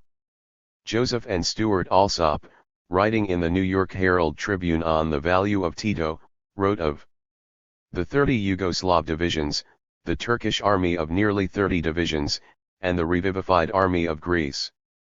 Taken together, they actually constitute a larger force than any that can conceivably be organized in Western Europe before at least 2 years have elapsed. The consequences of losing Yugoslavia, viz., the overthrow of Tito, JK, can quite easily add up to the equivalent of final defeat in a general war. New York Herald Tribune, Continental Edition, January 18, 1951. In other words, as 1951 opened, the concealment of Tito's role had virtually ended, and it was openly admitted that the Yugoslav Titoites were playing a central role in Western plans for aggressive war against the Soviet Union and the people's democracies. Tito, on his side, was forced by events to come more and more into the open. His denials of desire to receive war material from Western imperialism rapidly became public pleas for them. His claims of neutrality and of independent policy were rapidly transformed into public identification of himself and his clique with U.S. war policy. In an interview with an Observer special correspondent on September 2, 1951, Tito proclaimed, in words identical with any U.S. embassy handout, that cooperation with the Soviet Union and the people's democracies was impossible, whilst the West had given him nothing but generous and altruistic aid. He opposed the idea of a five-power peace pact. Collaboration was necessary, he said, between Yugoslavia and monarcho-fascist Greece and the Turkish dictatorship. A few days earlier, the correspondent of the New York Herald Tribune had published her report of an exclusive interview with the Marshal, June 28, 1951. Tito told her that in the event of a Soviet attack anywhere in Europe, even if the thrust should be miles away from Yugoslavia's own borders, he would instantly do battle on the side of the West. Yugoslavia considers itself part of the collective security wall being built against Soviet imperialism. This is Truman's language, the precise language of the Western war planners. Truth is turned on its head. The Soviet Union is accused of planning the aggression which is in fact being prepared and directed against her. But now the Titoites have ceased even to pretend that they are anything other than an integral part and key instrument in the military plans of the West. Is it surprising that Mr. Averell Harriman, Truman's special representative, visited Tito at the end of August 1951, on his way back from Iran, accompanied by the State Department's oil experts, and that they found complete identity of views when they discussed together foreign policy and war? Tito Yugoslavia has been enrolled as a pawn in the war plans of U.S. imperialism. Chapter 5, Role and Tactics of the Titoites Today, 2. Arsenal of anti-Soviet slander. Like his forerunner Trotsky, Tito's role is not only to aid the war plans of imperialism against socialism, but to supply imperialism with a permanent stream of anti-Soviet, anti-communist, anti-socialist lies and slanders, dressed up in left-wing language, in revolutionary phrases. This is shown most clearly by the mass of material put out by the Yugoslav embassies in nearly all countries of the world and also, in foreign languages, from Belgrade. Never in history has the world been flooded with such a mass of official government-inspired propaganda, sent out in dozens of languages to hundreds of thousands of people, free, unasked for, unwanted, as appeared from Yugoslav official sources inside and outside of Yugoslavia in the last 3 years. From the weight, literally, in tons of wordage dispatched in all directions, it is perfectly clear that the payment for this propaganda does not derive only or even mainly from Yugoslav sources, but that dollars and pounds have got mixed up with the dinars. Gilas, who plays a role of the Goebbelsian type in the Yugoslav state machine, has added to the Yugoslav Information Office a special department for propaganda against the Communist Information Bureau, which in 1948 received 40 million dinars, and in 1949 over 100 million.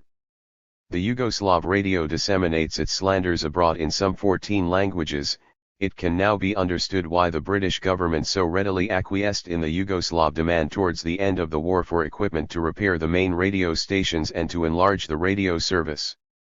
It is sufficient to take any series of recent Titoid publications and to do a brief mathematical analysis, to see how these new kinds of communists devote their attention to attacks on communists and progressives, whilst they leave unscathed the Western capitalists except for an odd occasional remark of mild criticism thrown in for demagogy. Take, for instance, the first 30 issues of the Yugoslav Bulletin published by the Yugoslav authorities in London between November 1949 and June 1950. Here is a brief analysis. Number 1 contains attacks on the World Peace Congress and the British Peace Congress, no attacks on Western imperialism. Number 2 contains attacks on the Daily Worker, on Hungarian People's Democracy, no attacks on Western imperialism. Number 3 contains attacks on the British Peace Committee, the International Union of Students, the British Yugoslav Association, an organization of friends of the Yugoslav people, and therefore critical of Tito's regime, no attacks on Western imperialism. Number 4 contains attacks on the British Yugoslav Association, the New Hungary and the Communist Information Bureau, no attacks on Western imperialism. Number 5 contains attacks on Bulgarian People's Democracy, falsehoods on Dimitrov, attacks on the Soviet Union, no attacks on Western imperialism. Number 6 contains attacks on the World Federation of Trade Unions and on the New Hungary, no attacks on Western imperialism. Number 7 contains attacks on the Bulgarian government, no attacks on Western imperialism. Number 8 contains attacks on the Communist Information Bureau and attempts by a series of twists to justify Yugoslav trade with the West by pointing to Soviet trade policy. Number 9 contains attacks on the Soviet Union and a boost for the anti-Soviet propaganda of Mr. Ziliakis. Numbers 11 to 20 contain, amongst other things, attacks on the Communist Information Bureau, many, on the British Yugoslav Association, the International Union of Students, members of the British Communist Party, the World Federation of Democratic Youth, the Bulgarian government, the World Federation of Trade Unions, and the Soviet Union, many. Numbers 21 to 30 contain attacks on the International Union of Journalists, on the Communist Information Bureau, many, on the Soviet Union, many, on the International Association of Democratic Lawyers, on Bulgaria, Czechoslovakia, Albania, Romania, Hungary, on the Peace Petition Campaign, and on the Spanish Communist Party. This is a very short summary of the anti-Soviet, anti-communist, anti-progressive attacks and slanders of 30 issues. In many cases they take up the major part of the bulletin. The criticisms of Western imperialism, if enlarged, could be put in a teaspoon. Is it surprising that this new kind of communism pleases the capitalists? This type of analysis could be repeated for any section of the Yugoslav press in the last 2.5 years. Take, for instance, For the Defense of Peace, published by the so-called Yugoslav Committee for the Defense of Peace. No 1-2 for January-February 1950 contains, amongst other items, attacks on the Communist Information Bureau, on the World Federation of Trade Unions, on Soviet science, plus articles on Yugoslav medieval art, and on Motse, a Chinese philosopher contemporary with Confucius. There is an attack on capitalism in a reprint of a speech made in 1910 by a Serbian socialist, but nothing more modern along these lines. No capitalist warmonger or high financier would hesitate to give this to his children. Here is a thoroughly nice kind of peace movement, a joy to the warmongers. Or take the first issue of the so-called Review of International Affairs, published in July 1950 by the Federation of Yugoslav, Titoid, journalists in English and other languages. This peculiarly reactionary journal, the aim of which is to create an international Titoid forum, contains amongst other things, attacks on the Communist Information Bureau, the Communist Party of Italy, the Soviet Union, the Communist Party of Israel, Soviet philosophy, the Soviet magazine Znanje, the Italian communist organ Unita, on Izvestia, on the Soviet writer Simonov, on the Moscow radio, the Czechoslovak government, the Belgian communist organ Drapeau Rouge, Radio Prague, Radio Budapest, on the Socialist Unity Party of Germany and the Communist Party of Western Germany, and on the Spanish Communist Party. Most of the articles are written in left-wing language. It would be difficult to find in any Tory journal, or even in any old publication of Goebbels, so much concentrated anti-Soviet and anti-communist slander in so relatively short a space. It should be added that this is a mild issue compared with more recent numbers. Or take the organ of the so-called Yugoslav Communist Party, Borba. In the 105 issues starting from January 7, 1949, covering 4 months, there is not one editorial or signed article attacking British or US imperialism. In these same 105 issues there are 174 leading articles and long reports containing general attacks on the USSR and the people's democracies. Between March 1 and May 1, 1949, Borba contained 13 long articles attacking Albania, 15 attacking Bulgaria, 8 attacking Hungary, etc., etc. But all this belongs to the earlier, milder, more impartial period of Titoid propaganda. In 1950 the attacks on the Soviet Union, people's democracies, communist parties, peace and democratic organizations, grew larger, louder and more frequent. And the silence on Western capitalism was replaced by more openly whitewashing articles lauding the home and foreign policy of the imperialist powers. Is it difficult to understand, therefore, why Tito's Borba is one of the most quoted papers in the right-wing press and the press of the right-wing labor leaders in Britain, America, France, and Western Germany? The anti-Soviet, anti-democratic slanders of the Titoid press are taken up avidly by the right-wing press of the capitalists. Tito's Yugoslavia has become a principal arsenal of such fabrications. Amongst a whole section of the people the open sources of the Tories, trusts and their ilk in other lands are suspect. The more cunning and twisted Titoid lies are taken up, therefore, as those of the Trotskyists were taken up in the 1930s. The Times and Telegraph, Daily Express or Daily Mail, New York Times or New York Herald Tribune, Hearst Press or Wall Street Journal repeat almost verbatim, sometimes with acknowledgement and sometimes without, the inventions of their colleague, Borba. The New York Herald Tribune correspondent in Belgrade writes in the Continental edition of April 6, 1950, Belgrade charges the Cominform every few days with new obscure anti-Yugoslav acts of an unsavory nature. He cites a few of the charges of the first few months of 1950, acts of Romanian secret police, attacks on Czechoslovak government, acts of Bulgarian secret police, attacks on Danube Commission, etc., etc. All these slanders were widely reproduced in the capitalist press. All the capitalist press in Britain and America joyfully recorded the Titoid version of the alleged slow murder in a Czechoslovak prison of a Yugoslav, D.M. Dimitrijevic. Borba's inventions, disseminated all over the world in the Tanjug bulletins and other Titoid publications, gave rise to countless articles in the capitalist press on the evils of the police states behind the Iron Curtain, for all the red-baiting and red-hating editors a cheap source of Iron Curtain stories. In fact, Dimitrijevic was arrested in Prague along with a number of other Yugoslavs as a party to a conspiracy against the Czechoslovak government and to illegal currency dealings. He died, medically well cared for, from a long-standing heart disease. 10,000 examples could be given. The New York Herald Tribune, Continental edition, of July 4, 1950 headlines a sensational story of Russians seizing Czechoslovak oil fields. In this story there is not a grain of truth, but its acknowledged source, Belgrade. The same paper on July 6, 1950, splashes the headline Eugene Varga called boss of Hungarian trade, with the subtitle Tito newspaper glass says Soviet economist is economic dictator.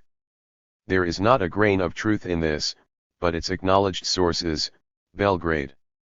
The communist leaders of Italy and France, Palmiro Togliatti and Maurice Thorez, both very ill, receive much needed medical treatment in the Soviet Union. The capitalist press wants a gutter story, some special piece of anti-communist nastiness. The New York Herald Tribune, Continental edition, of January 11, 1951 carries the story that they have been summoned to Moscow to receive orders for the subordination of their countries to the USSR. Even the capitalist press seems to jib at inventing this on their own initiative, so it is reproduced with the dateline, Belgrade.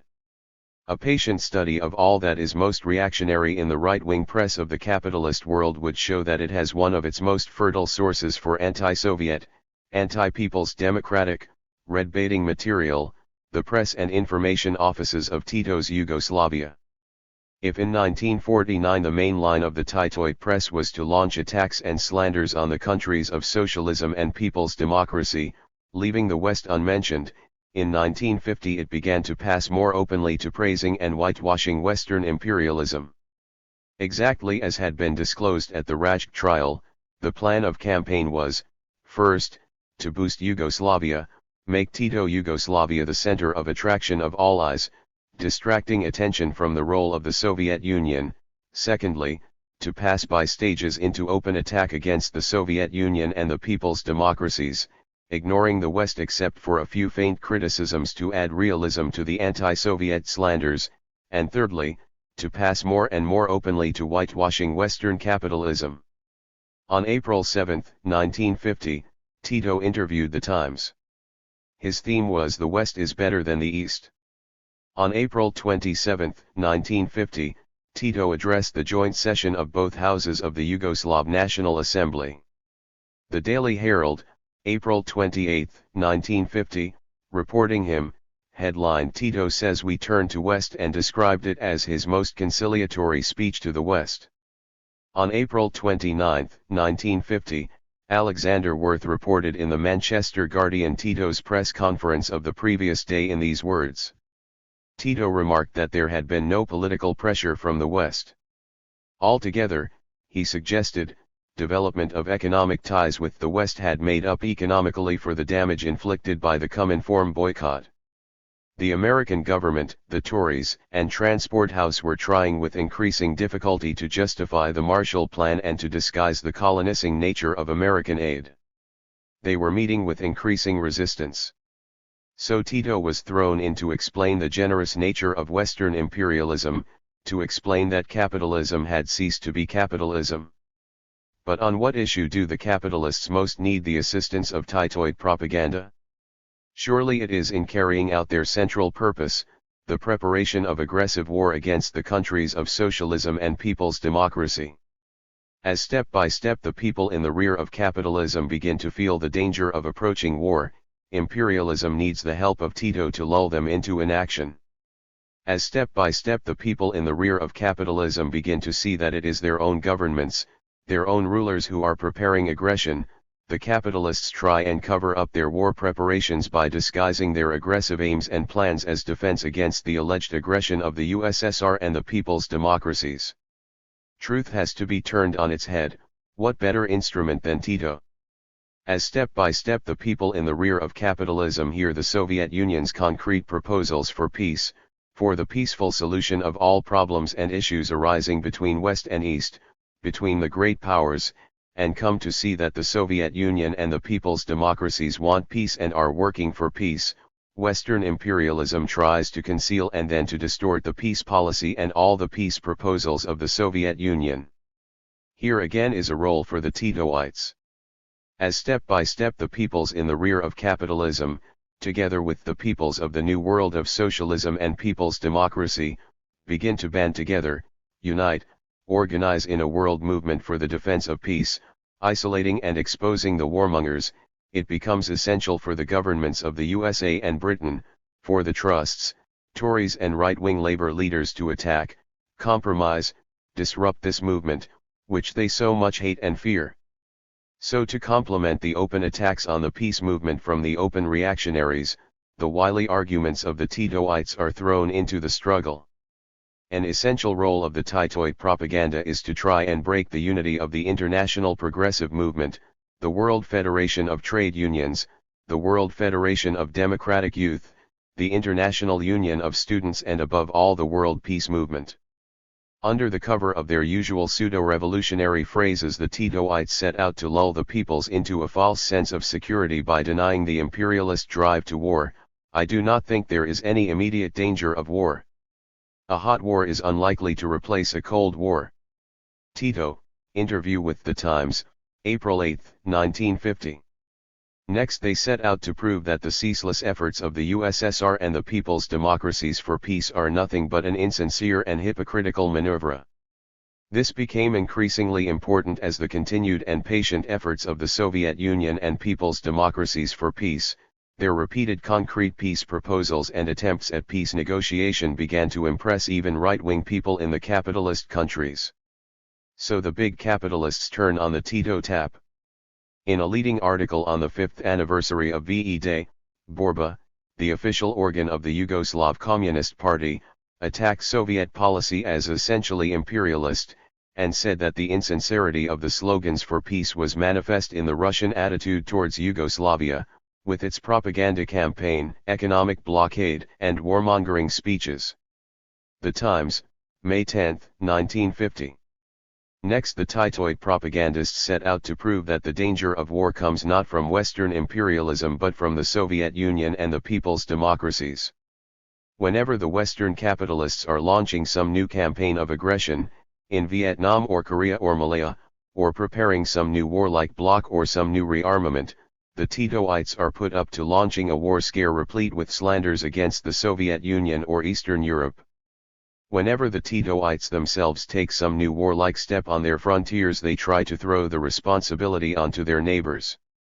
If Western war propaganda is threatened by a spell of peace, the Titoid press is put up to discovering some new menace on their borders. Thus in Belgrade on May 17, 1950, the Titoid information chief Dedijer proclaimed that there were hostile troop movements on Yugoslavia's frontiers. This was propaganda invented specially for foreign consumption.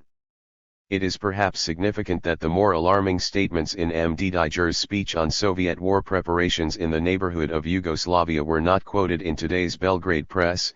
It would seem probable that the statements were primarily intended to put foreign opinion on the alert.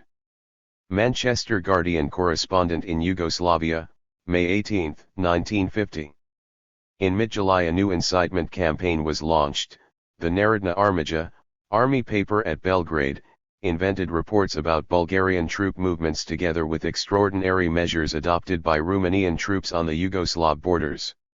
On July 23, 1950, Eric Born, Sunday Times correspondent in Yugoslavia, reported, from the usual Titoid sources, Hungarian, Romanian and Bulgarian troop movements on the Yugoslav frontier.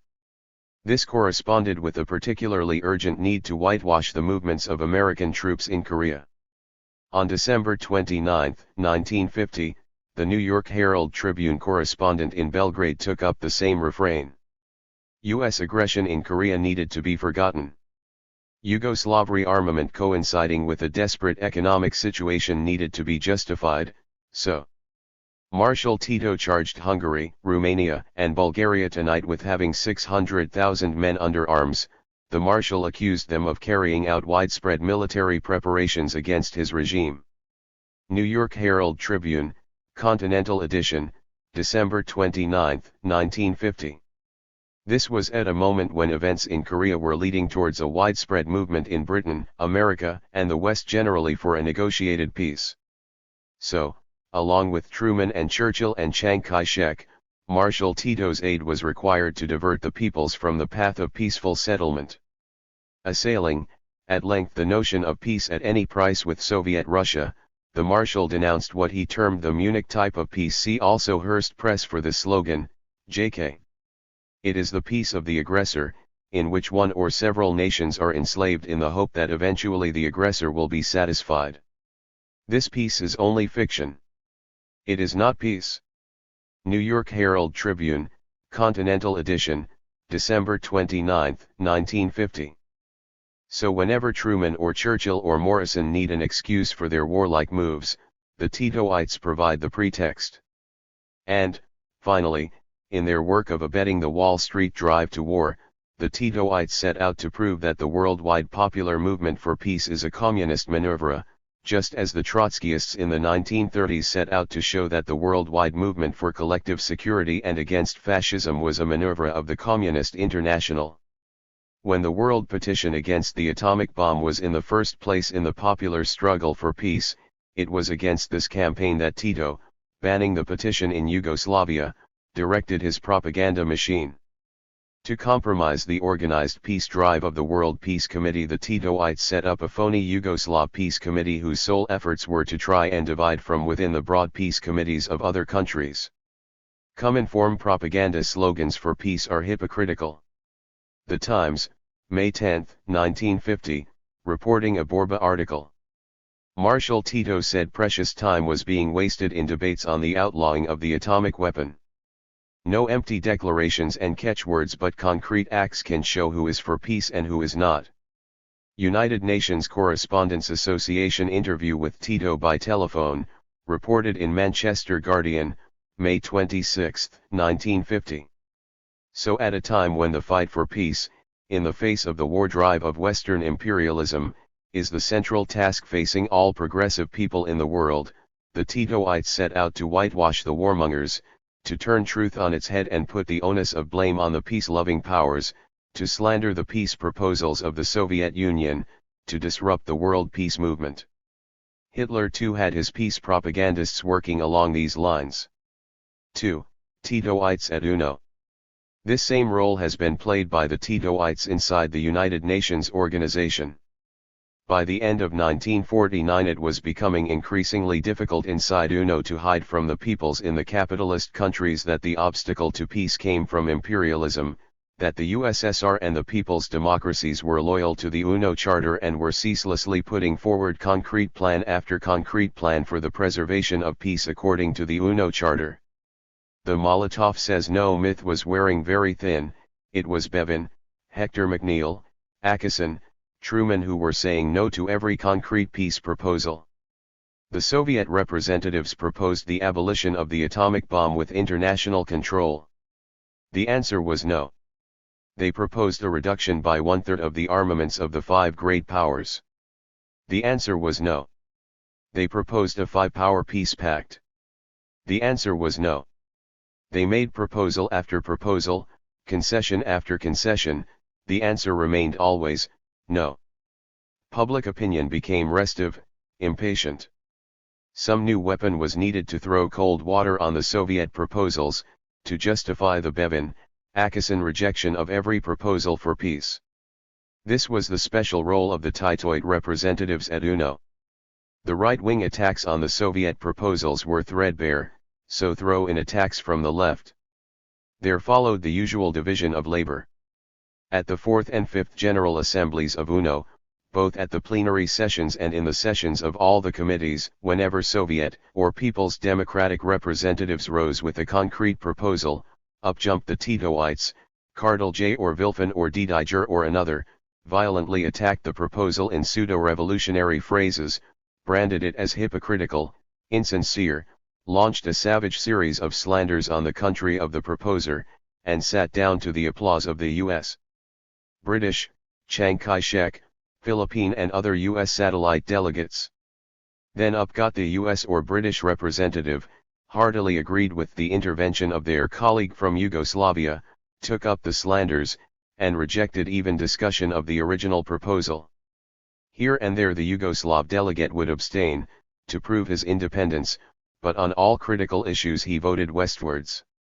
When sectors of the U.S. right-wing press objected to these occasional abstentions, other sections, more far-sighted, would answer, these abstentions are necessary to show the independence of Tito, because if he was not independent he could not remain a really useful satellite. At the beginning of October 1949, the Soviet representatives were making concrete peace proposals at the plenary session of the 4th General Assembly. The ball was passed to Cardinal J for the Titoites. In debate last week before the General Assembly, Yugoslav Foreign Minister Cardinal J specifically charged the Soviet Union with interference in Yugoslavia's internal affairs. He also said that a nation cannot profess peaceful intentions while heaping upon Yugoslavia the threats the government of the USSR is showering upon her. United States Information Bulletin, put out by U.S. Embassy in London, October 7, 1949. Of course, Mr. Cardinal J, our colleague, is correct, echoed British and American representatives. How can we even discuss so hypocritical a proposal? And the capitalist press, concealing or distorting the Soviet proposals, headlined the Titoid slanders. Or a few days later, in the Economic Committee of the same General Assembly, the Soviet Union and people's democracies drew attention to the policy of boycott of East-West trade followed by the U.S. government and put forward concrete proposals for better and wider East-West trade relationships in the interests of peace and of the economic conditions of the people. Up jumps the Titoid Dr. Wilfen. The United Nations Economic Committee has been presented with an analysis showing the sharp contrast between Soviet methods in international economic relations and the proposed United Nations Program for Technical Assistance to Underdeveloped Areas. The comparison was drawn by Dr. Joseph Wilfen of Yugoslavia, who accused the Soviet Union of imperialist practices. United States Information Service, October 10, 1949. Of course, echo the British and American representatives, Dr. Wilfen is right. The Soviet Union is imperialist. Long live Truman's Point 4. The debates continue. The Socialist and People's Democratic representatives make proposal after proposal. With demagogic phrases the Titoites launch their attacks. Yugoslav delegate Sava Kosanovic said it was a glaring contradiction for the Soviet Union to urge a new peace pact while its Cominform allies were being urged to use any means to overthrow the Yugoslav government.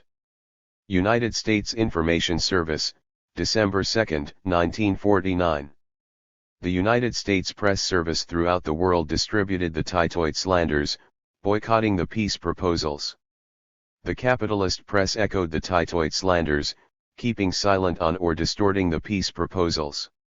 The imperialist delegates, happy to learn from the Titoites that socialism was imperialist and imperialism generous, agreed with, supported and echoed, Titoism. At the UNO Economic Committee for Europe meeting at Geneva in mid-1950, the same role fell to the Titoites. Once again the representatives of the countries of socialism and people's democracy were calling attention to the reactionary trade policy of the USA, its orders to its dependents to cut trade with Eastern Europe, and the delegates of imperialism felt embarrassed. Feeling in countries like Britain, France, and the Scandinavian states was growing more and more resentful of American economic dictatorship. The understanding was growing that submission to U.S. orders to boycott or cut trade with the East was leading step by step to increased colonization and subordination to crisis-ridden U.S. economy. Opinion was growing for a turn to increased East-West trade. How could submission to the dictates of Wall Street be justified? Once again the ball was passed to the Titoites. Mr. J. Wilfen of Yugoslavia replied that his country had had the opportunity to become a colony of the Soviet Union, but had refused the offer, and that apparently the Soviet Union can think only in terms of satellites and masters, never of independent states. United States Information Service, Information Bulletin of Yugoslav Embassy in London, June 10, 1950. Splendid, say the representatives of capitalism, isn't it clear as our communist colleague says, that it is the Soviet Union and not imperialism that is imperialist? What is all this nonsense about the USA forbidding trade with the East? Think of poor little Yugoslavia boycotted by the imperialism of the socialist countries, and their eyes fill with tears as they think of it. The Yugoslav delegate has made grave and convincing charges against the Soviet Union and other countries of Eastern Europe. The fact is that a small country finds itself completely and unilaterally cut off from trade with certain of its nearest neighbors. Mr. Asher of the U.S. delegation speaking after the Yugoslav representative at UNO Economic Committee for Europe, reported in United States Information Service, June 10, 1950. How the Tito, Truman lie of Soviet imperialism is the precise opposite of the truth, of the facts of history, we examine in detail in Chapter 7. And at the Fifth UNO General Assembly at the end of 1950 the same committee continued, not only on the general issue of peace, but on the concrete issue of Korea. Now the Titoites have been rewarded by U.S. imperialism with a seat on the Security Council, to the joy of Churchill. There, too, an occasional abstention was permitted to the Titoites to add emphasis and increased prestige to their general support of American aggression in Korea. There, too, there was division of labor, and whilst the openly right-wing press justified directly the American invasion and the illegal UNO decision, the Titoites concentrated on twisting the issue by endeavoring to show that the Korean War was the fault of the Soviet Union and the Communist Information Bureau. When at the end of June 1951, the Soviet proposals were made known by Mr. Malik for a ceasefire and for peace in Korea, it was the Titoites who privately took the initiative in advising the US government against acceptance. It has been the Yugoslavs who have taken the initiative and have been warning the Americans against any letdown of anti-Soviet alertness.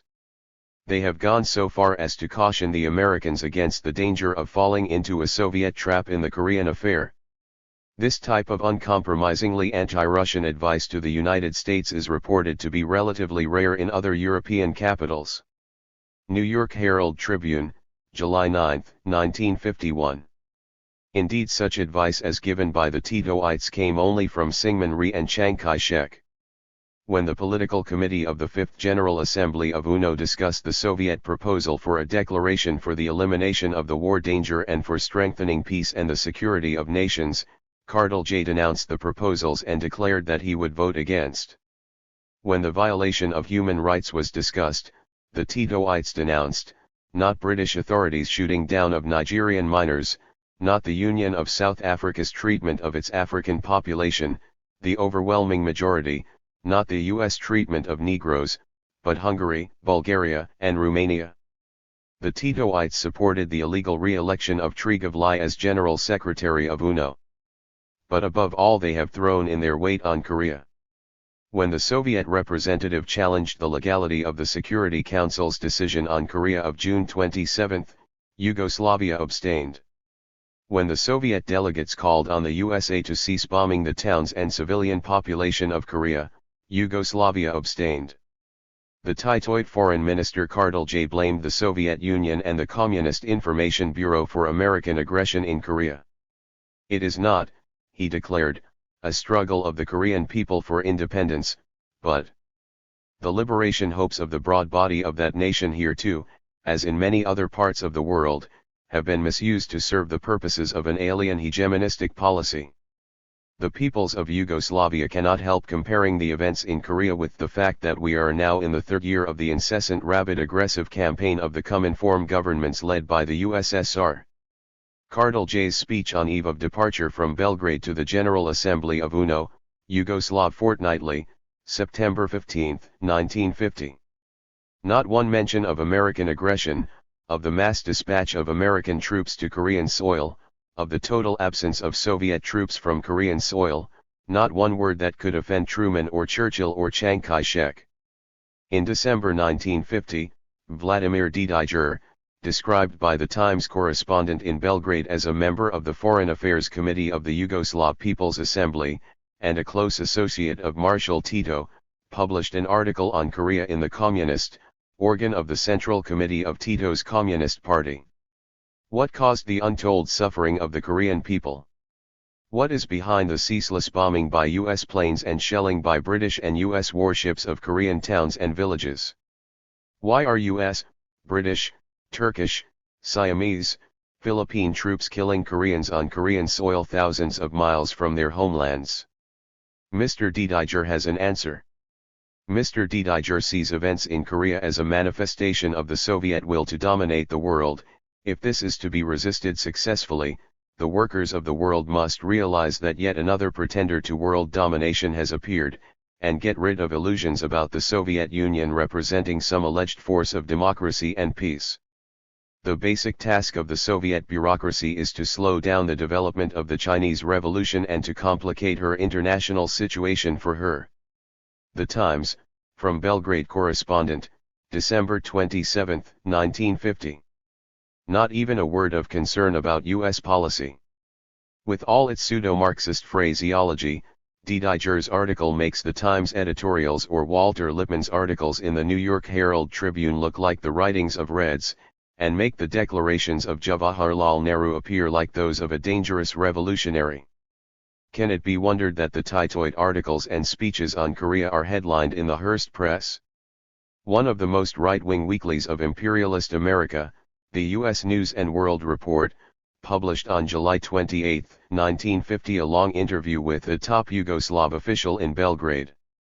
The interview, it declared, that appears on these pages contains the answers made by a top official of the Yugoslav government. Both the questions and replies have been discussed by the Tito cabinet, so the views expressed here represent the authoritative opinions of the Tito communists. To the question, "What is your interpretation of the Korean situation?" the top official gave the following authoritative opinion. "This conflict in Korea is sheer camouflage on the part of the Russians. The USSR wants to confuse and complicate the situation in the Far East. It wants to provoke a war between the US and China. This is the key to the entire issue. Russia's action in Korea is rank aggression. The USSR is planning aggression not only against Yugoslavia, but also against other countries in Europe. It would like to subordinate all of Europe. The US News and World Report almost weekly calls for the arming of Western Germany, Japan, Franco-Spain, and Tito Yugoslavia. It is more critical of Mr. Attlee's Britain than of Tito's Yugoslavia. And can it be wondered? Can it be wondered that in November 1950, Truman declared that Tito Yugoslavia fully corresponds to America's strategic and political interests? In November 1949, the Communist Information Bureau, in its resolution on Yugoslavia, declared that the transformation of the Tito, Rankovic clique into a direct agency of imperialism and accomplices of the warmongers, culminated in the lining up of the Yugoslav government with the imperialist bloc in UNO, where the Kardeljs, Djilasas, and Beblers joined in a united front with the American reactionaries on vital matters of international policy. The year that followed brought a still closer and more open identification of the Titoites with the war policy of Wall Street. Like the Trotskyites of the 1930s, the Titoites, under the cover of pseudo-revolutionary phrases, provided an arsenal of anti-Soviet, anti-communist, anti-progressive slanders that complemented the open propagandists of Tories, press lords and right-wing labor leaders. Like the Trotskyites, their successors the Titoites supply endless copy to satisfy the requirement of everything most filthy, reactionary and warmongering in the press of the United States and the capitalist world. 3. Disrupting the left from within. The role of the Titoites is not confined to turning out in press and speeches a ceaseless stream of right-wing propaganda disguised in leftist phrases that is re-echoed through the world by the reactionary press and radio. Their third role, like that of their predecessors the Trotskyites, is to try and penetrate into the heart of the working class and progressive movement, to spy on it, confuse it, divide it, and disrupt it from inside. The open attacks of open reaction are complemented by the boring from within of covert reaction. The stronger the progressive and revolutionary movement grows, both in the countries of socialism and people's democracy, where the working people rule, and in the rear of capitalism, the more important for reaction becomes its Titoid secret weapon. The German Gestapo, even in the last days before the defeat of Hitler, saw the need to lay the basis for a comeback by a secret international within the left.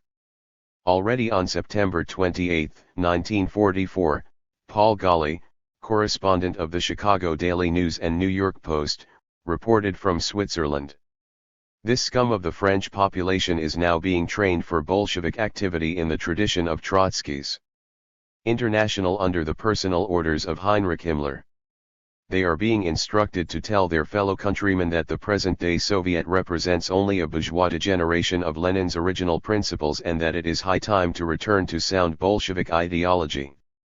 This formation of groups of real Leninists is Himmler's most recent policy, aimed at creating a fourth international, amply contaminated by Nazi germs. It is such an international, with the control and leadership passed from the hands of Himmler of the Gestapo into the hands of Hoover of the U.S. Federal Bureau of Investigation, FBI, with the same scum, the same Nazi germs, the same platform, that the Titoites represent today. The U.S. News and World Report of January 5, 1951 discusses the possibility of a big war in 1951. They weigh up the assets of American imperialism.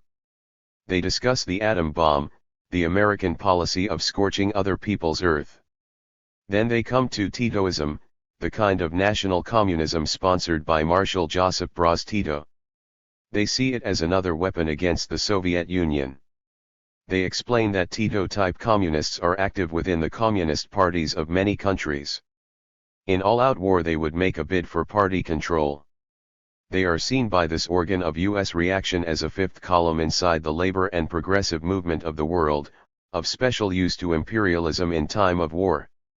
In the people's democracies of Eastern Europe the Titoites have tried and are trying to establish groups of agents centered around Belgrade inside the communist and workers' parties. We have seen something of their attempts along these lines in Hungary, Bulgaria, and Albania as revealed in the Rajk, Kostov and Cox trials. These activities have not in any way been confined to these three countries. In early August 1950, a trial of 12 agents of the Titoites was held in Bucharest, showing a wide network of espionage controlled from Belgrade and dating from the Red Army's liberation of Romania in 1944. In the same month a group of Titoid agents was brought to trial in Prague, headed by Šefčovič, a former Yugoslav vice-consul in Bratislava. This network, too, had been established immediately after the liberation of Czechoslovakia. Intensive efforts have been made by the Titoites to gain a foothold in Poland. In Eastern Europe the Titoites have attempted to gain an influence in the communist parties and indeed in the whole progressive movement, not only by recruiting former agents and reactionaries who are concealed inside the popular organizations, but also by putting forward distorted Marxist theories calculated to appeal to unstable and weaker elements inside the progressive movement. In Eastern Europe in general their main platform has been one of narrow bourgeois nationalism. They know that for centuries the best elements of the Balkan and East European peoples have been fighting against national oppression, against the Turkish invaders, the old Austrian-Hungarian domination, and later against the imperialism of the West. They know that national minorities have been persecuted, and that reaction has kept its rule by developing and inciting people against people in national feud and hatred. But now a new era has opened up in the people's democracies. Real independence has been achieved at last. The domination of one people by another has ended. The economic and political basis for the old bourgeois nationalism has been abolished and the economic and political basis established for a new progressive socialist patriotism to be developed alongside real international solidarity, friendship, and cooperation between the East European peoples. Moreover, it was the close friendship and cooperation with the Soviet Union that brought them liberation. This friendship and cooperation is helping them to build up economically strong independent states and is necessary in order that the newly won national sovereignty can be preserved. The Titoites hope to trade on the remnants of the old nationalism surviving in the minds of men. For the old bourgeois nationalism and chauvinism cannot be wiped out overnight. And even the memories of the old just democratic national liberation struggles can be distorted by the bourgeois nationalists into reactionary chauvinism, if a strong and ceaseless campaign of ideological explanation is not carried out. So the Titoites make bourgeois nationalism a principal platform in Eastern Europe. They try and incite hatred of the Yugoslav peoples against their Hungarian, Romanian and Albanian neighbors. They try to foster a narrow Macedonian nationalism against the Bulgarian and Greek peoples and to put forward visions of an all-Macedonian grouping inside Tito Yugoslavia. They bring back to life all the old nationalists, Setniks and Ustasi, great Serbs, and nationalist Croats. They try above all to develop a narrow nationalism inside the left wing of the East European peoples and to direct it against the Soviet Union. It is the Soviet Union that made and is making national sovereignty possible for the people's democracies, but the Titoid line is first to separate the people's democracies from friendship with the USSR, and then to incite nationalist elements against the Soviet Union. Whilst Tito Yugoslavia is becoming a semi-colony of US imperialism, the Titoites make their principal slogan in Eastern Europe, the fight against Soviet imperialism. This is truth exactly on its head, the Truman-Acheson ideological line. It is with this knowledge that Western reaction pays tribute to Tito's nationalism. Nationalism is still a potent force in Eastern Europe. The downfall of Marshal Tito would be a heavy blow to millions who secretly, or openly, side with him. The Times editorial on Titoism in Eastern Europe, June 20, 1949. Tito's movement lends heart to such hopes because its strength is drawn from nationalism. Mr. Eden in Daily Telegraph, June 16, 1949. It is of the utmost importance to encourage the line of thought developed by Marshal Tito in opposing Russia's attempt to eliminate nationalism among the peoples of Eastern Europe.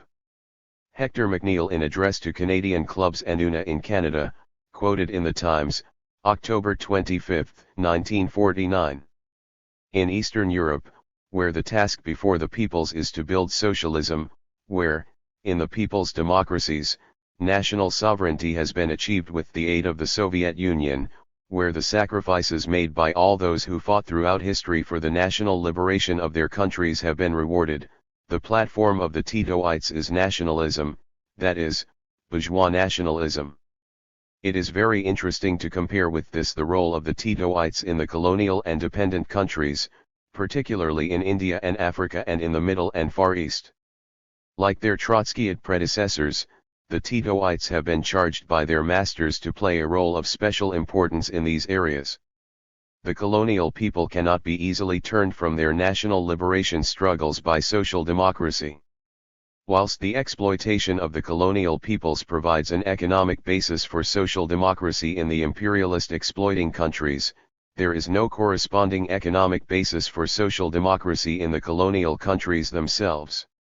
Imperialism, therefore, has had to look for new ideological weapons to divert the colonial and dependent peoples from anti-imperialist struggle.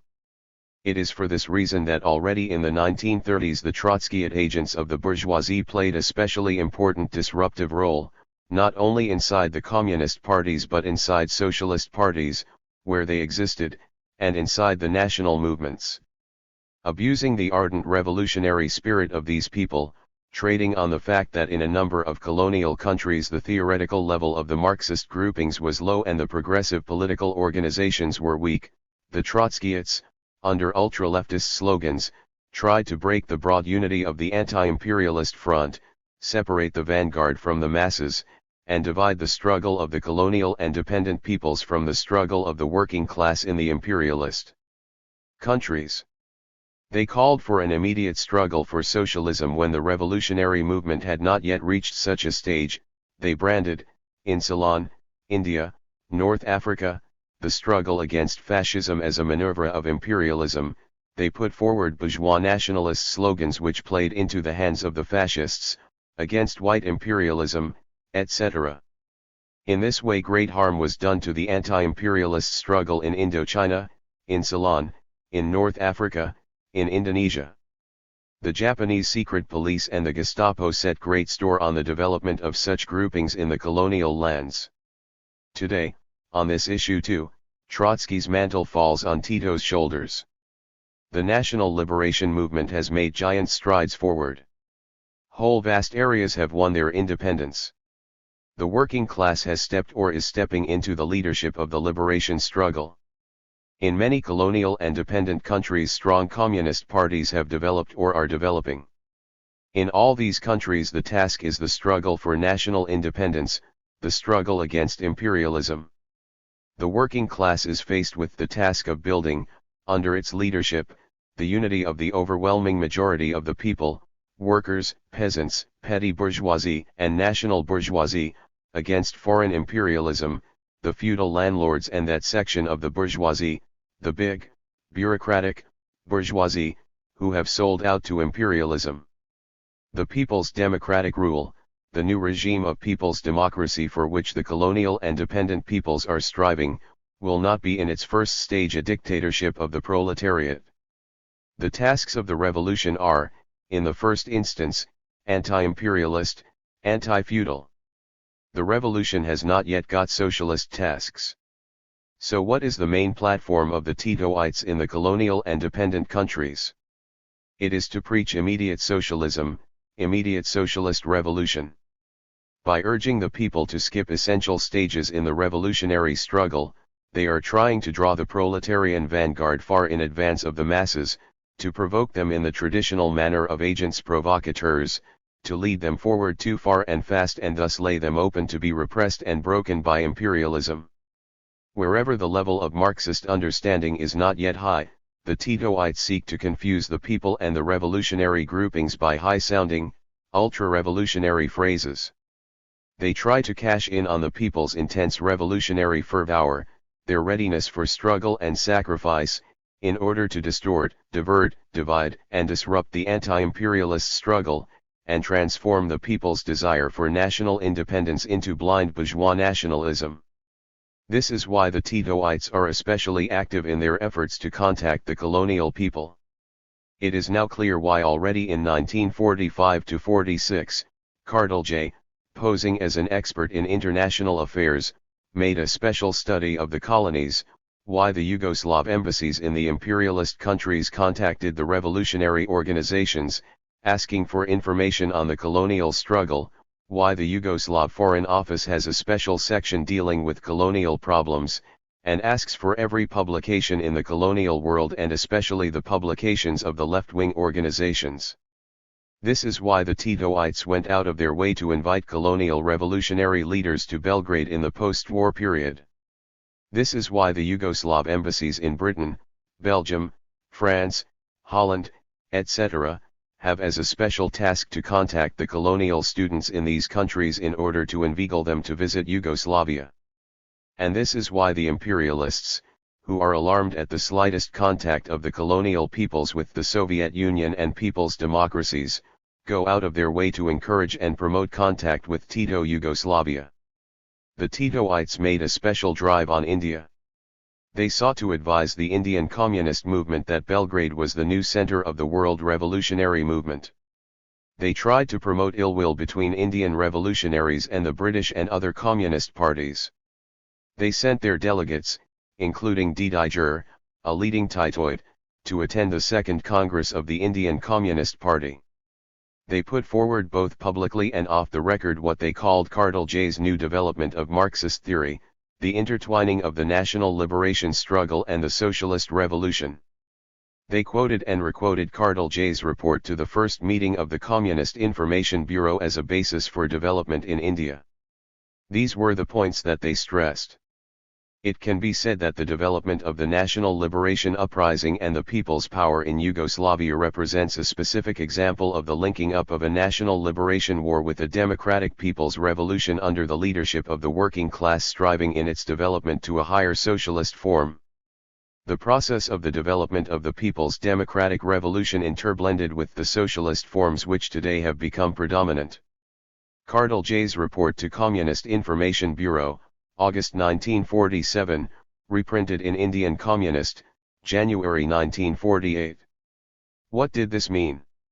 It meant that the Titoites were using all their influence to persuade Indian revolutionaries to embark on a leftist course of action that would inevitably break the unity of the anti-imperialist Indian peoples, divorce the vanguard from the masses of the people, isolate the leading section of the working class and open it up to oppression and persecution by reaction. The policy the Titoites advanced was in direct contradiction to the correct path forward for the Indian revolutionary movement, as set out in the historic draft program of the Communist Party of India published in April 1951, and the statement of policy which followed it. The Titoites also tried to gain an influence in the Communist Party of Ceylon. Here they contacted the Trotskyite groupings of Ceylon and supplied them with anti-Soviet slanders, but the Ceylon communists exposed their role and the Titoid propagandists were utterly routed. They made especial efforts to contact African Marxists and the African national movement through the medium of African students studying in the West, and the same with the students of Vietnam. They offered special radio receiving sets for reception of Yugoslav news agency reports to colonial movements. They made desperate but utterly vain attempts to win Chinese support for their anti-Soviet, bourgeois nationalist line and to contact Chinese students abroad.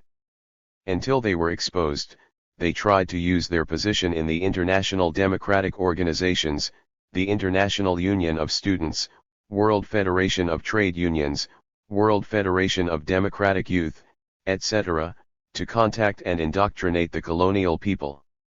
For Western imperialism, therefore, the Titoites were a weapon of special importance for the disruption of the anti-imperialist struggle. So the imperialists dreamed of new national communist groupings in the colonies and dependent countries. The communist danger in Southeast Asia will be the main issue before the Conference of Commonwealth Ministers when they meet at Colombo. Communism has so far found some difficulty in coming to terms with the new nationalism, which today is perhaps the most potent force in Southeast Asia. There is indeed some evidence for the belief that quite a new communist animal may eventually emerge from this part of the world. For some time, for instance, there has been a strong Trotskyist movement in Ceylon. In Burma the communists have split into two groups. National communism existed in Southeast Asia even before Tito successfully defied Moscow. It is too early to say what effect this is likely to have, but at the very least Tito's survival can only be an encouragement to the dissident groups. Observer, December 25, 1949. The State Department exerted, and still exerts, every effort to extend the network of Tito-Yugoslav legations throughout the world of dependent states, of which the Yugoslav legation in Delhi is to be the principal center. The New Delhi correspondent of the Daily Telegraph reported early in 1950 that the U.S. government was going to encourage the establishment of Titoid missions throughout Asia. The Belgian journal Libre Belgique, January 14, 1950, wrote, "In its future actions, vis-a-vis the Asiatic states, Washington is counting on two factors, nationalism and national communism of the Tito type. American experts have become convinced that the latter formula would be perfectly compatible with the aid that the USA intends to give to these countries. An American action of this type has already begun in Burma, where American agents are actually supporting anti-Stalinist communist groupings and are trying to organize a common bloc of these groups with the government parties. If this action is crowned with some success, the United States would even go as far as envisaging the creation of a center whose essential task would be to check the action of the pro-Soviet elements. By early 1951 the Americans were pressing hard for the establishment of a Yugoslav legation in Indonesia. What could be clearer? To combat communism in Asia and throughout the colonial and dependent world, imperialism needs an instrument which will look, a. nationalist and, b. revolutionary, but whose real purpose will be anti-communist and anti-Soviet. They need an imperialist line dressed up in anti-imperialist phrases. The answer is Tito and the Titoites. The activity of the Titoites is not confined to the people's democracies and the colonial and dependent countries. There is hardly a country under imperialist rule where, in some form or other, the Titoites are not working alongside the domestic reactionaries, sometimes as secret agents inside the communist parties, sometimes more openly in socialist or nationalist organizations, sometimes in Trotskyite grouplets, but always against the unity and against the interests of the working class and the working people. In Western Germany they tried for a period to work underground, inside the Communist Party. But when they were exposed, they turned to the formation of a phony Communist Party on chauvinist lines with all the aid and encouragement of the Western occupation forces. The so-called Independent German Communist Party was founded at Dusseldorf on July 23, 1950 under the leadership of a Titoid, Schaap, recently expelled from the Communist Party. The Manchester Guardian correspondent in Western Germany wrote, July 24, 1950. The Titois split in Germany is, according to Herr Schaap, due to three main reasons. He and his followers refuse to accept the Oder, nice line. They further refuse to accept the political directives of a foreign country, Soviet Russia. Herr Schaap said that his party would take the title of the Independent Workers' Party. It would be prepared to make common cause with the Social Democrats, but would advocate far more radical social reform. Titoism is a model for this new party. The party has plenty of links with the Socialist Unity Party in the Soviet zone, but would naturally maintain them on a strictly underground basis. Herr Schaap, reporting the conference, which was held secretly, to a New York Herald Tribune correspondent, said that his party condemned Russia's prisoner of war policy. What did the imperialists need in Western Germany? They wanted something to complement amongst the workers the activities of the right-wing social democratic leaders whose influence was waning, something that would talk left but would have a nationalist line directed against the Potsdam Agreement and the Soviet Union, something that could be the basis for espionage activity inside the Socialist Unity Party of the Eastern Zone. Here was a new sort of communism that could bring tears of joy to imperialist eyes. The long-term possibilities of a really strong independent communism fighting a Moscow-controlled movement in Western Europe stirs all sorts of happy political visions in the minds of Western Allied officials. New York Herald Tribune, Bonn correspondent, August 4, 1950. In France the Titoites tried at first to find a foothold inside the Communist Party, but were quickly exposed. They carried out special activity, but with no success, amongst the Yugoslav émigré population in France. With social democracy badly compromised, they were trying in 1951 to form an independent, Third Force Party. Founded by the well-known Trotskyists Jean Rouse and Yves Decazels, ex-assistant secretary of the Socialist Party, it called itself the Independent Socialist Left and claimed to stand for a democratic socialism which will replace both social democracy and Stalinite communism. It collaborates with the Coordination Center for Socialist and Democratic Action, of which Louis Dalmas, ardent Titoid propagandist and tourist in Tito Yugoslavia, is a leading member. In Italy, too, the Titoites tried at first to penetrate the Communist Party. Then they turned their attention to the Nani Socialist Party, once more without success. They were particularly vociferous in calling for provocative forms of political demonstration that would have furnished the De Gasperi government with a much-needed pretext for repressive action. The Yugoslav embassy in Italy turns out a vast quantity of propaganda. Bribes are freely used in trying to attract delegations. 2 members of the Italian Communist Party were expelled for maintaining contacts with the Titoites. On the publication of the news, the local police, Carabinieri, chief called to congratulate them and offer them his full support. This made them see very rapidly the real role of the Titoites. Titoites have been active amongst the Spanish Republican exiles, trying to split and confuse the Republican movement. They were one of the sources of information on the Spanish Republicans in France that led to the recent mass arrests by the French government. Even Franco has now seen the use of Tito. The Phalange organ, Ariba, wrote in 1951, Tito is not a real communist, while the Franco organ, Geraldo de Aragon, explained, it is expedient for the Western world that Tito should continue to be called a Marxist. The work of the Titoites in Britain will be dealt with in a later chapter. How can the efforts of the Titoites to penetrate, spy on and disrupt the left-wing movement from within be summarized? What methods are common to the Titoite groups in all countries? The Titoites tried, in the first place, to penetrate into the communist parties, to establish secret groups within them and to develop a distorted Marxist theory, calculated to put these parties at the mercy of capitalism. But after the Information Bureau resolution of June 1948, and still more clearly after the revelations of the Rajk and Kostov trials, the role of the Titoites was exposed, and though their efforts to maintain secret groups within the communist parties were, of course, continued, the Titoites were, in general, thrown out of the communist organization, while those sincere communists who had fallen under their influence before their exposure came to see how they had been misled.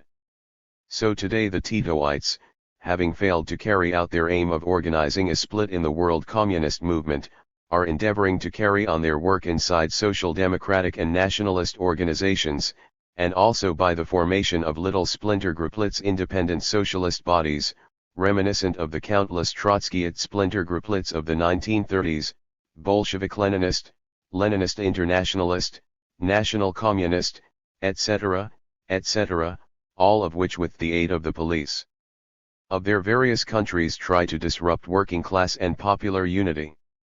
What is the ideology of these Titoite groups? There is no ideology, there are no principles in the Titoite groups. From country to country, from place to place, from time to time their slogans change, not with a changing situation nor with a changing relation of class forces, but according to what is expedient to help capitalism inside the progressive movement.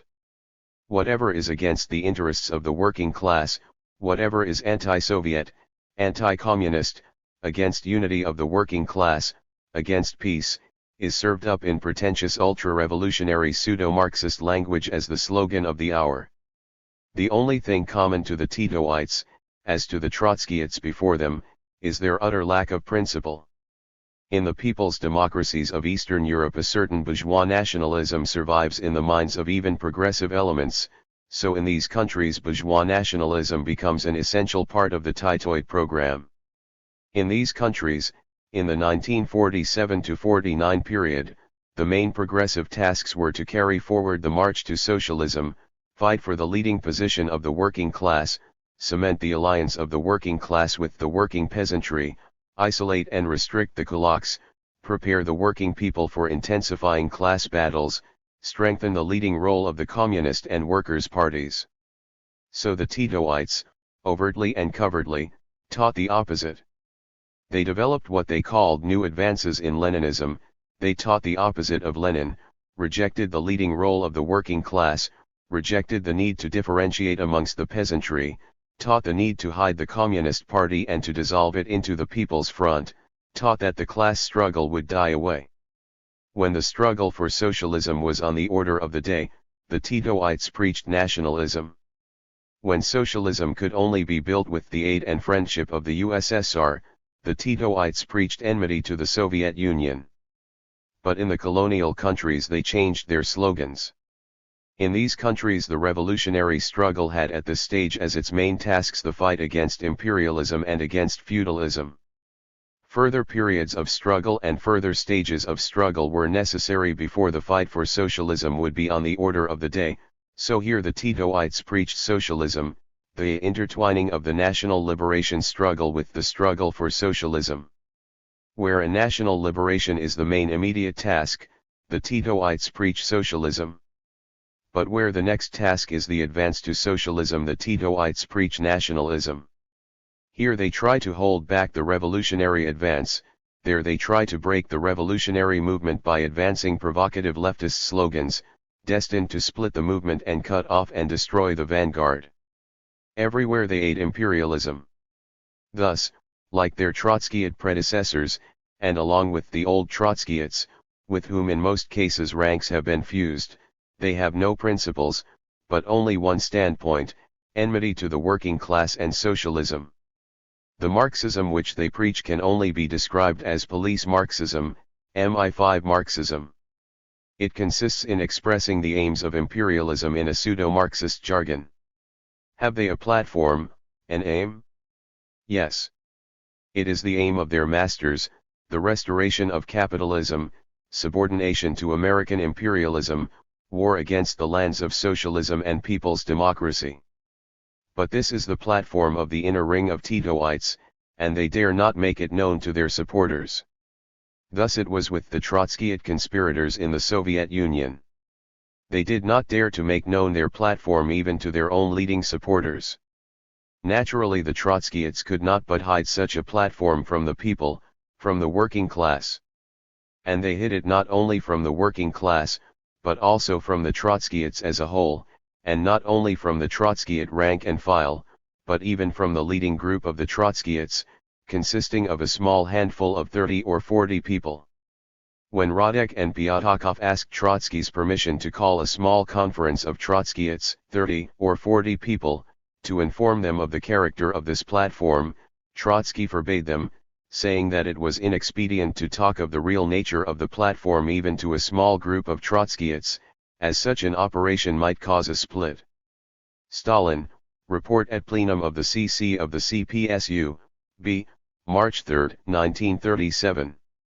In the same way the real platform of Tito, Kardelj, Rankovic, Gilas, has been concealed from all but the innermost ring of their immediate associates, agents of imperialism.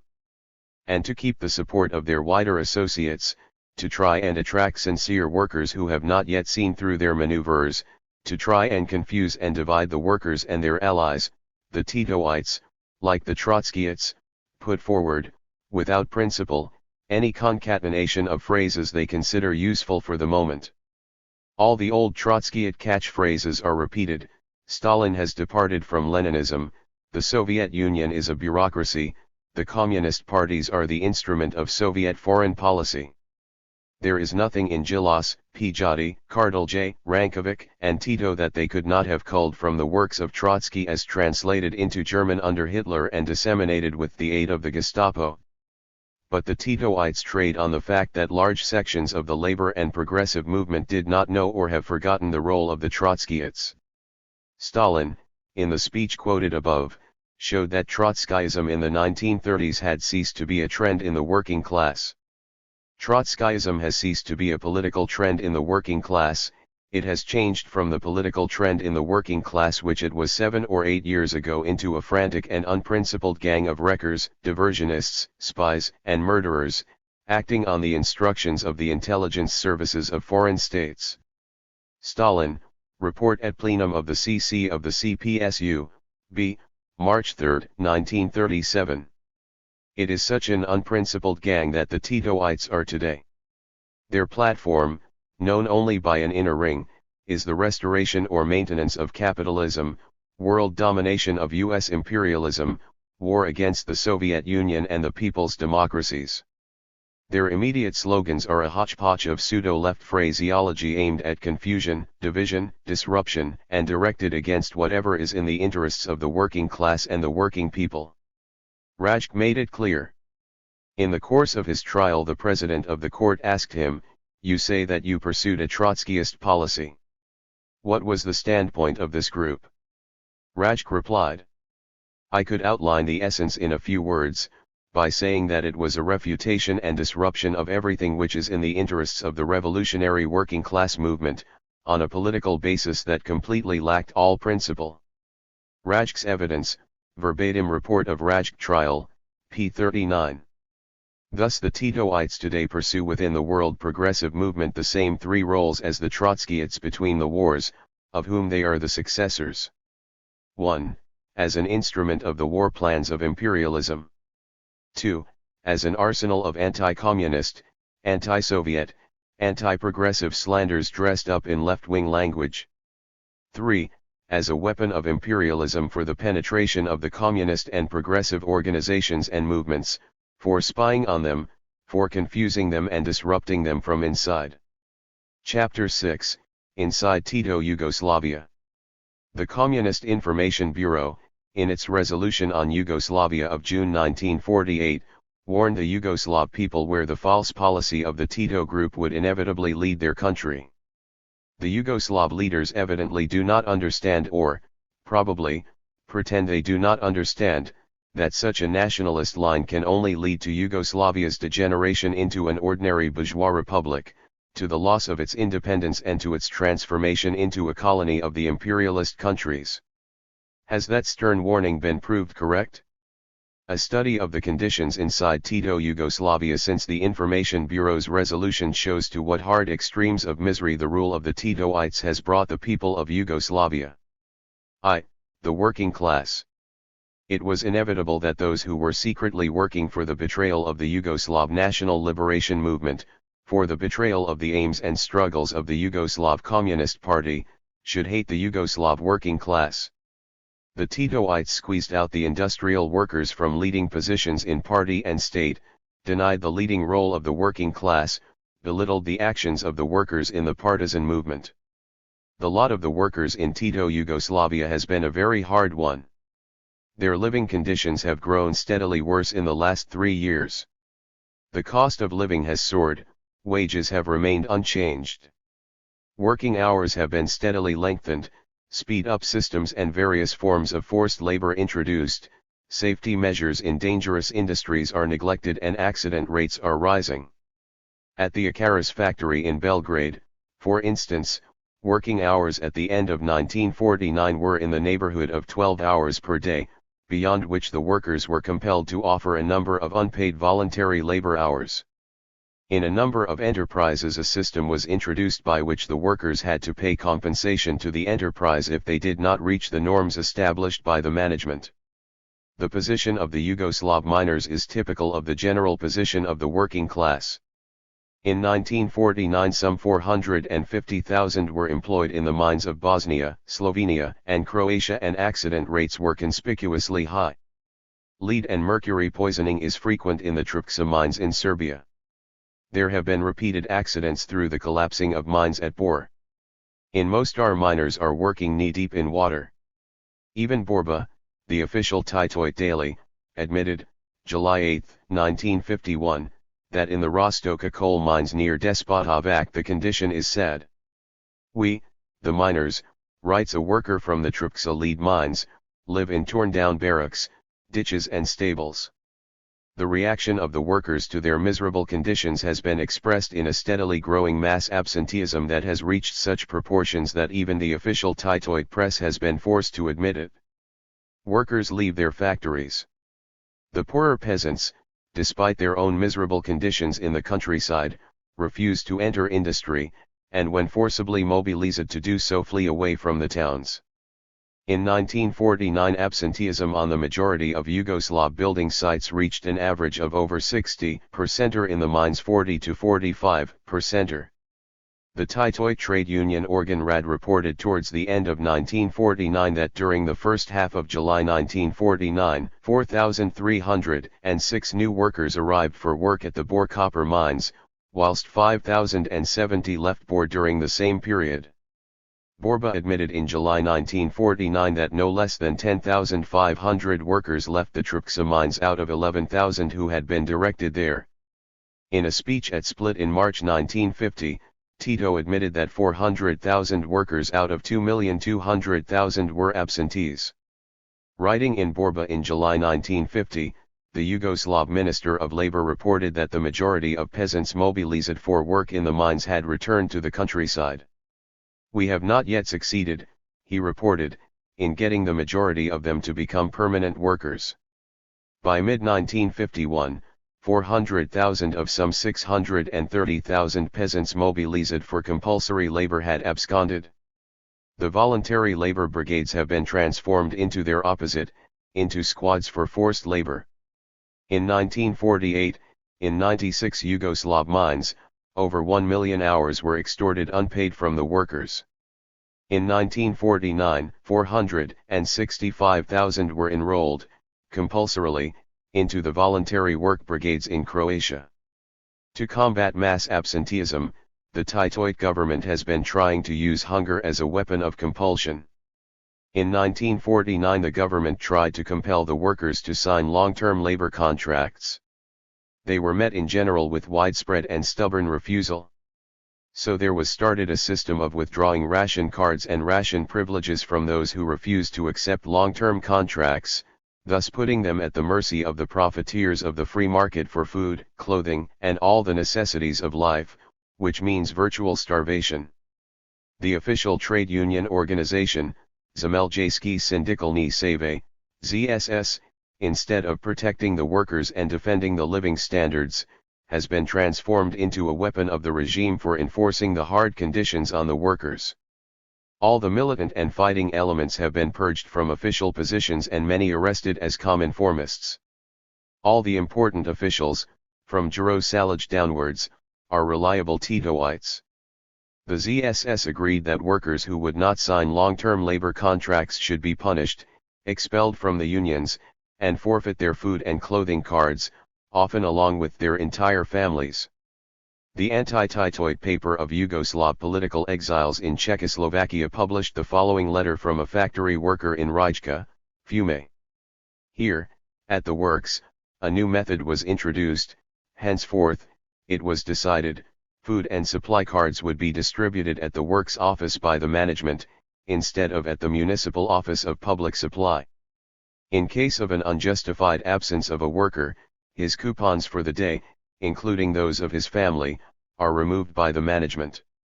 Textile and shoe coupons are distributed by the factory management only to those workers who have worked 3 to 6 months without absence from the works. The meeting at which these fresh Titoite terror methods were announced to the workers of the factory was called by the Works Committee of the Union. After the announcement, the attitude of the workers was very hostile. Although those protesting were threatened with arrest, many remonstrated against these methods of slavery and declared that they would stop paying trade union dues because the union represented the fascist interests of the regime and not the interests of the workers. Nova Borba, number 24, 1950.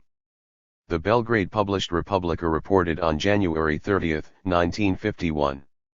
Under the influence of diverse factors, particularly mental depression, which seems to be spreading like a contagious disease, and concern about the future, many intellectuals and manual workers, who until recently performed their duties conscientiously, now work only out of fear of punishment.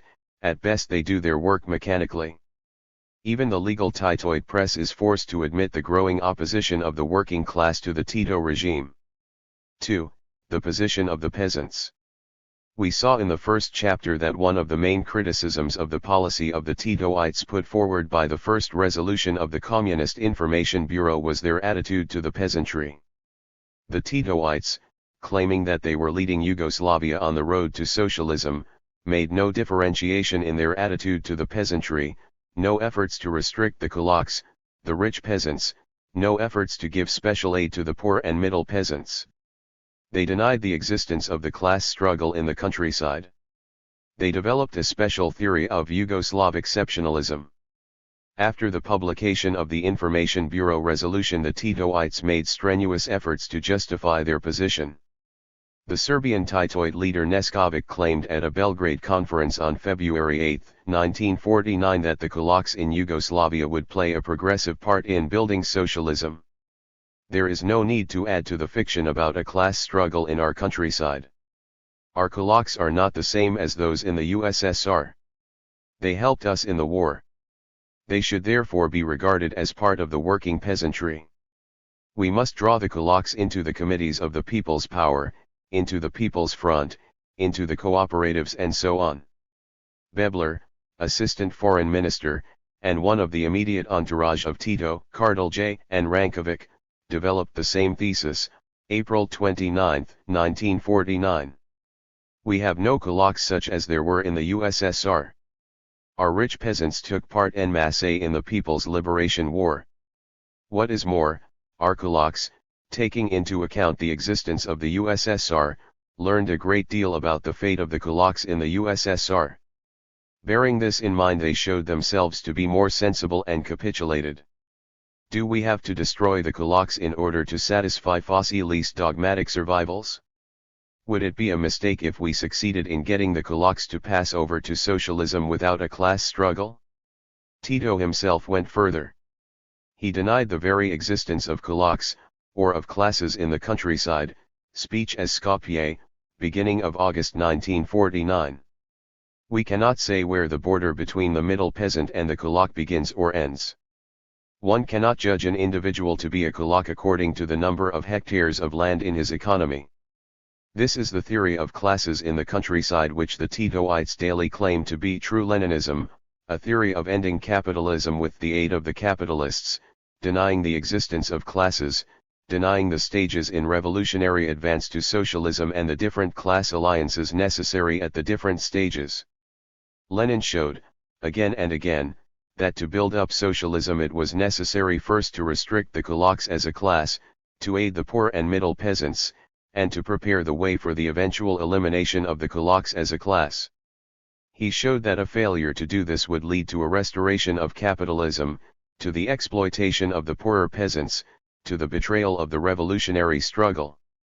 The last 2 years of development in the Yugoslav countryside have shown that the Titoid theory of the denial of class struggle in the countryside has led, in practice, as it was inevitably bound to do, to the growth of the kulak class, to the domination of the countryside by the kulaks, to the wholesale impoverishment of the mass of the working peasantry, to the wholesale exploitation of the poorer peasants by the rich. The Titoid taxation policy spells ruin for the poor and middle peasants. Poor peasants who received land in the belated and restricted land reform were left without government aid in cheap credits, seed, agricultural equipment, draft animals, and therefore, with a taxation burden that they could not bear, quickly fell under kulak domination. The quotas fixed by the state for compulsory sale of agricultural produce at cheap prices to the authorities fell heavily on the poor and favored the wealthy peasants. Obligatory quotas fixed in October 1949 compelled small peasants with 5 to 7 acres of land to hand over 450 kilograms of wheat, regardless of the quality of the land or the size of the peasant's family. Peasants with 7 to 11 acres had to hand over 850 kilograms, peasants with 45 acres or over a maximum of 1,700 kilograms. The result of these and other similar measures has been wholesale ruin for the masses of working peasantry. For non-fulfillment of compulsory contributions in kind, penalties are very heavy. Those not complying in time or in full are fined as much as 50,000 dinars, with an alternative of 3 months forced labor, clearing the forests, building roads, work in the mines under police surveillance. In its issue of September 9, 1950, the paper Vjesnik, organ of the Titoites in Croatia, highly praised the authorities in one region for raising the compulsory grain quota for poor peasants by 20% or leaving the peasants only 63 kilograms of grain per person per year for themselves. It called on other districts to follow suit. An early decree exempting the poorest peasants from taxation has been annulled, and, according to the Montenegrin paper Pobeda, which describes the work of the People's Administration in the Pajorica area, the peasants in this area pay equal taxes irrespective of differences in income and property. The result has been that poor and middle peasants, unable to meet the compulsory quotas, and endeavoring to escape the heavy penalties, borrow from the kulaks, to whom they become indebted, and under whose exploitation they increasingly fall. Meanwhile the kulaks flourish. In 1948 a regulation was issued by which the peasants, irrespective of their category, could sell grain from their surplus products, quotas paid, to the state and receive in exchange, in lieu of money, coupons which could be exchanged for cheap industrial commodities, clothes, tools, furniture, etc., all of extreme scarcity in Tito's Yugoslavia. This enabled the kulaks to use their surpluses not only to trade in grain but to speculate in coupons. Kulaks who accumulated large quantities of coupons or of the industrial goods which are exchanged for them began to trade them in the villages.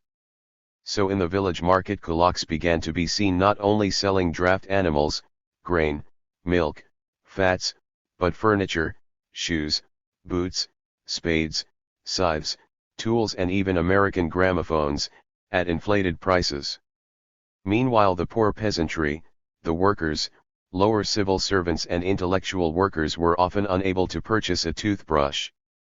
To obtain these industrial goods from the kulak traders the poorer peasantry have to make over portions of their land or pay by their labor on the kulak farms. The former assistant finance minister of Serbia, Todor Todorovic, who took refuge from the Titoites in Bulgaria, revealed that Secret Order No. 17 of March 18, 1949 of the Serbian Ministry of Finance instructed the provincial authorities to revise, of course downwards, kulak taxation. In the Pančevo district taxes on kulak produce were reduced from 200 million dinars to 110 million, in Negotin district from 112 million to 65 million. Meanwhile the theory of the Titoites on the role of the kulaks in building the new Yugoslavia is being put into practice by wholesale admission of rich peasants into key positions in local administration organs in the countryside and in the Popular Front committees. 3. Phony collectives. Nothing illustrates better the duplicity of Titoism, the hiding of reactionary right-wing policy under left-wing forms and phrases, than the phony collective farms of Tito Yugoslavia. What is boosted as a striking illustration of advance to socialism turns out on closer examination to be a cunning form of maintaining kulak domination in the Yugoslav countryside. Formally the Titoites began to establish their agricultural cooperatives in 1946. By January 1950 they claimed 6,615 producers' cooperatives with some 4 million acres. The form of organization is that the members pay in their land, draft animals and agricultural animals and draw out according to what they have paid in. Nor is this form of organization considered as a first step to further development towards socialist agriculture at a later stage.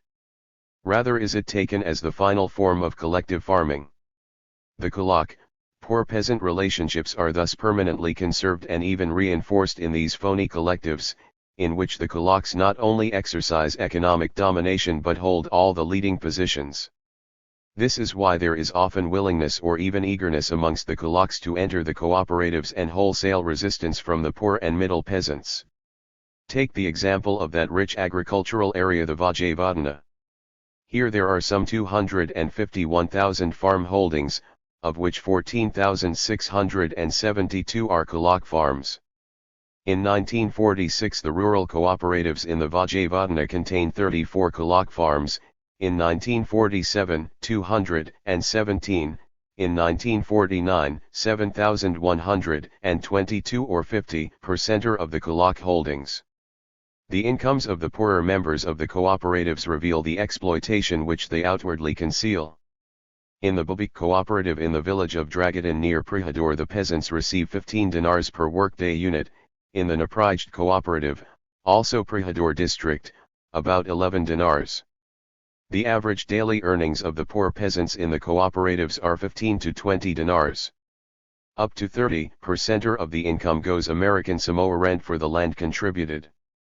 In addition there are large payments made to the various office holders, who are in general kulaks.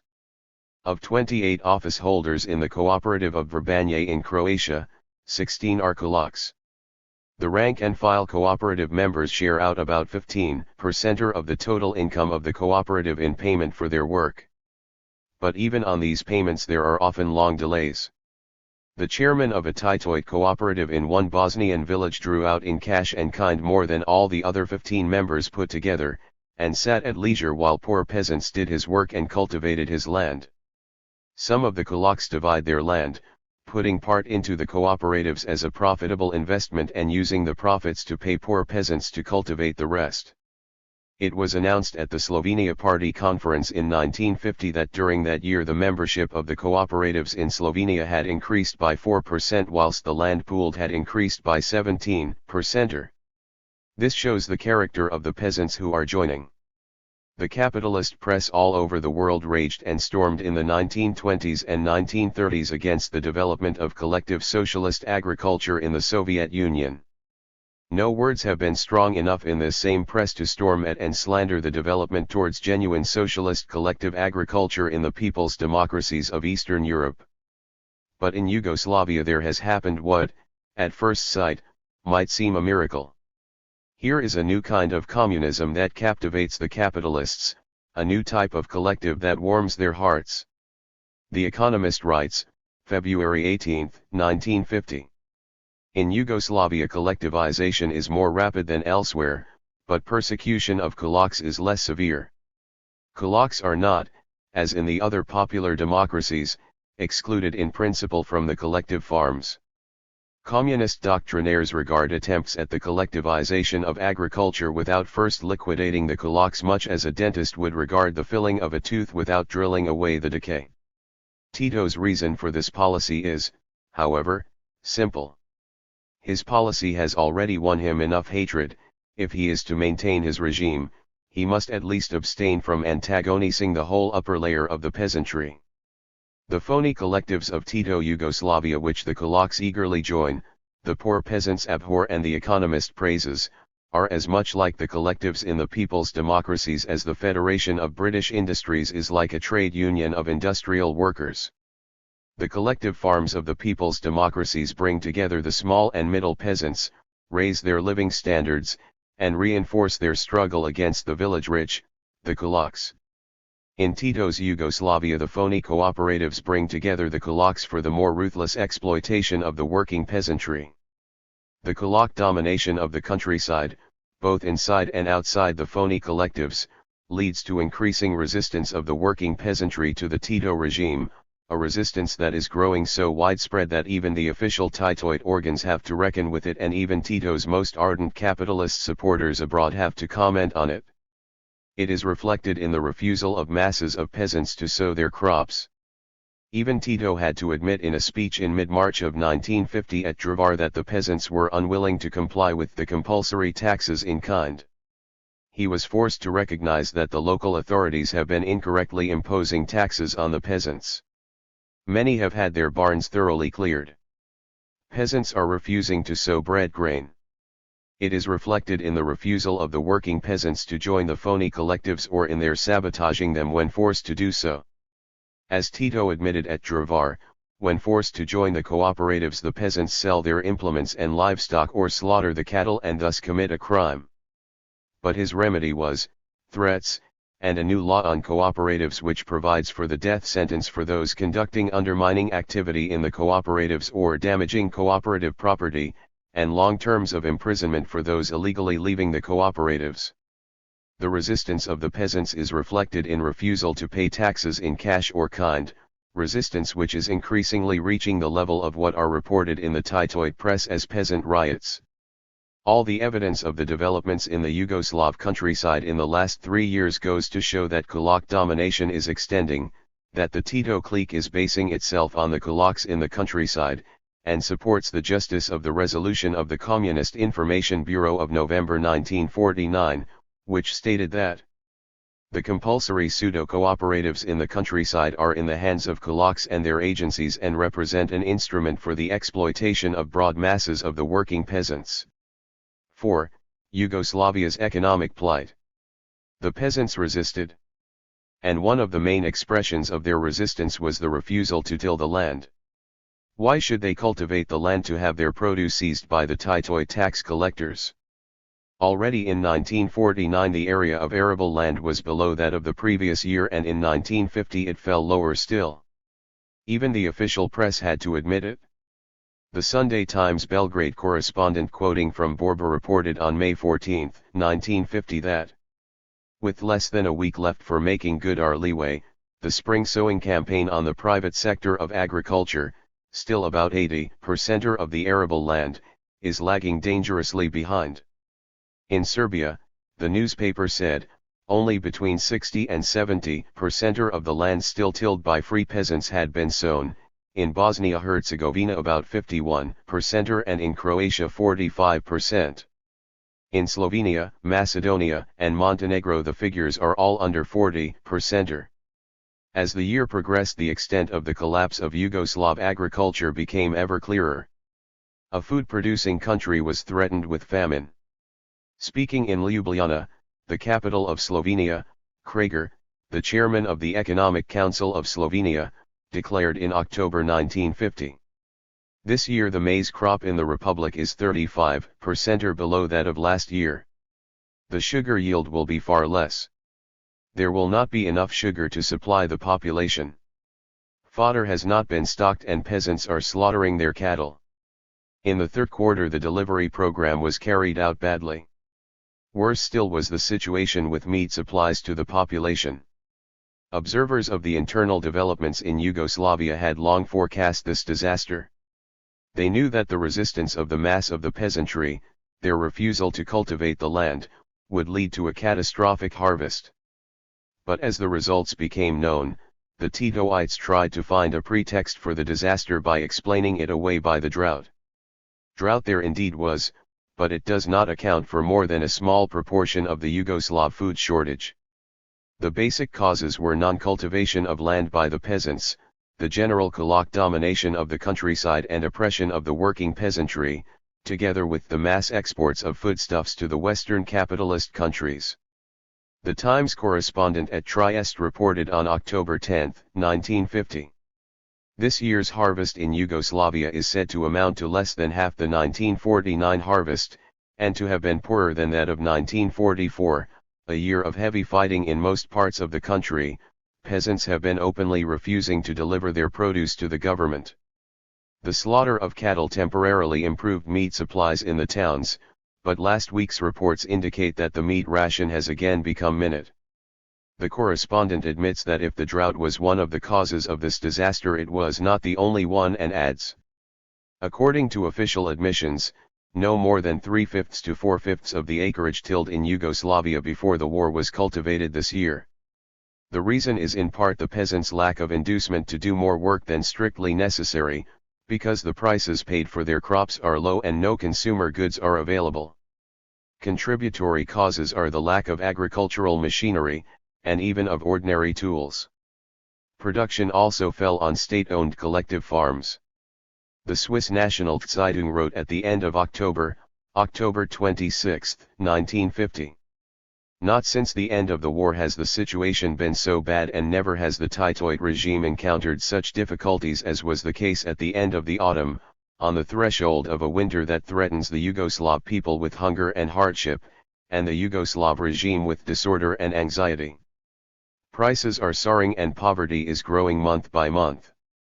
Rákosi, the vice premier of the Hungarian People's Republic, exposed the Titoid excuse that the cause of the famine was solely the drought. The Tito gang puts responsibility for the economic crisis and chaos on this year's drought. We in Hungary also experienced a drought this year. Certainly no milder than that in Yugoslavia. As is also known, the vital agricultural regions of Yugoslavia are located along the Hungarian border. The drought was absolutely the same in Mako and Velikokakand, in Zajd and Subotica, Baja and Sombor, Peks and Osijek. And yet the drought in our country did not cause such misfortunes as in Yugoslavia, because our peasants, helped by the People's Democratic State, enthusiastically, promptly and in good time, completed all agricultural work, which, to a considerable degree, offset the effects of the drought. Rákosi, speech to plenum of the Hungarian United Working People's Party, October 27, 1950. The drought hit Yugoslavia's other neighbors, Bulgaria and Romania, but the states of People's Democracy, with a working peasantry supporting the government and state, and a government and state supporting the working peasantry, were able to withstand it and offset its consequences. Nor is the situation any better in Yugoslav industry than in the countryside. The 5-year plan, even according to official sources, has failed dismally. In 1948 the plan targets were not reached, officially, in the electrical, metallurgical, coal, food, textile, glass, chemical and other industries. In 1949 the situation was worse. The report of the Tito government to ONU's Economic Committee for Europe, ECE, admitted that in the first half of 1949 Yugoslav industrial output fell by 20%. In 1950 a whole series of industries failed to complete even 50% of the year's targets, and Kardelj and other Yugoslav leaders were speaking of the need for at least a further year's extension to begin to reach towards the 5-year targets. In all the countries in Eastern Europe with long-term plans, in Yugoslavia alone was failure reported. The inevitable result of the disastrous situation in agriculture and industry was the rapid fall in living standards. Whilst rationing remained in force, the rations were more and more unfulfilled and the working people forced to turn to the free market with its profiteers' prices. Rations, in theory, in 1950 were supposed to cover some 35% of the requirements of the people. In fact they hardly covered 15% of their essential needs. The meat, sugar, fat, and oil coupons were often not worth more than the paper on which they were printed. The New York Herald Tribune, in general an enthusiast for the Titoites, recognized, September 16, 1950, that the entire population depended on the free market. And what was the situation in the free market? It was a situation of incredible shortages of the most elementary consumption goods and of fantastically inflated prices. Study for a moment the reports of eyewitnesses published in journals that on matters political are ardent supporters of the Tito regime. The correspondent of the Frankfurter Zeitung wrote from Zagreb, May 11, 1950. The shortage of goods is just as grave in Zagreb as everywhere else in Yugoslavia. Even the most common everyday necessities such as needles, cotton, soap, etc., are unobtainable.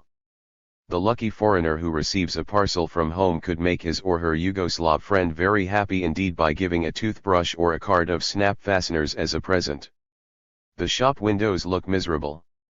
A few meters of light material, a few bottles of inferior eau de cologne, a range of coarse brushes, cane baskets.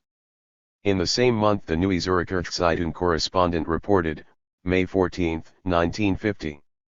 In the Esplanade Cafe in Zagreb, one is served with some sort of a liquid in a chipped cup which resembles coffee by its color only. People in the streets show signs that they must be living under difficult circumstances. The shortage of goods, in cloth, soap, needles, cotton, razor blades, and in every possible kind of everyday necessities, is just as great in Zagreb as everywhere else in Yugoslavia. Ger Gadai, an enthusiast for Tito's anti-Soviet activity, wrote in Tribune, a journal which ardently boosts the Tito regime, June 9, 1950, fantastic prices are paid for such simple things as razor blades and pocket combs. I myself saw a Yugoslav sell a used comb, which was worth new perhaps 360, for 350 dinars. Viz., £1.15, at 200 dinars to the pound sterling, before the devaluation of the pound, after devaluation, still more in terms of sterling. In July 1950, the New York Herald Tribune correspondent Gaston Koblenz reported in detail on the living conditions of the Yugoslav people. With practically the entire Belgrade population depending on the free market to eke out sufficient nourishment, it was seen today that prices of some basic items have gotten so far out of hand that it takes about 20% of an average city dweller's monthly income to buy 2 pounds of butter. The situation can be gauged by measuring a few other items against the average city wage of 4,000 dinars a month. 2 pounds of sugar, 500 dinars. Last year, about 200. 2 pounds of coffee, 1,700 to 2,000 dinars. Last year, 1,000 to 1,200.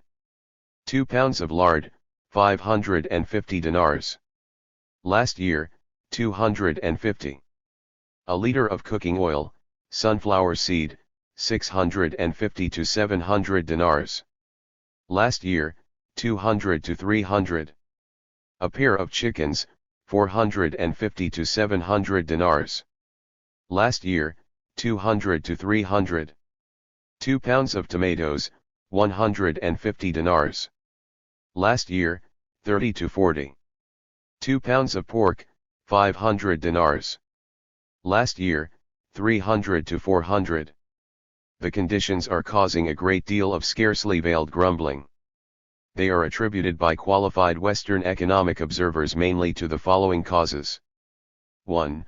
Premier Marshal Tito's government is failing to supply the peasant population with any but the shoddy rationed consumer goods. This is driving peasants to demand higher and higher prices for their free sale produce in order to be able to buy consumer items at exorbitant prices on the free market in the capital. 2. Large-scale exporting of food by the regime. 3. Heavy monetary taxation of sizable sections of the peasant population. New York Herald Tribune, Continental Edition, July 10, 1950. It is only necessary to comment on this report that the surplus goods for sale in the free market at exorbitant prices came only from the kulak section of the peasantry, whilst the heavy monetary taxation falls overwhelmingly on the working peasantry, the poor and middle peasants. The same correspondent visited the town of Subotica near the Hungarian border and in a strongly pro-Tito, anti-Hungarian article reported that the shops around a small and pretty park in the middle of the city are an index of the economic situation. The meaning of the following prices in the Narodny Magazin, People's Store, may be graphed by measuring them against an average city dweller's wage of 4,000 dinars a month, a plain tablespoon, 520 dinars.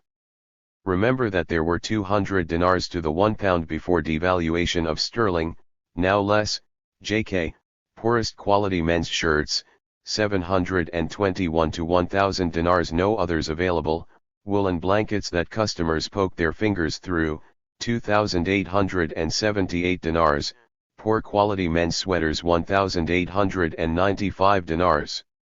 Brigadier Fitzroy MacLean, MP, who is very approving of Tito's liberal Leninism, as he calls it, who sees Tito, whom he has done so much to promote, as a useful anti-Soviet instrument, nevertheless had to admit, reporting on his journey through Yugoslavia in September 1950, that there is a devastating shortage of consumer goods.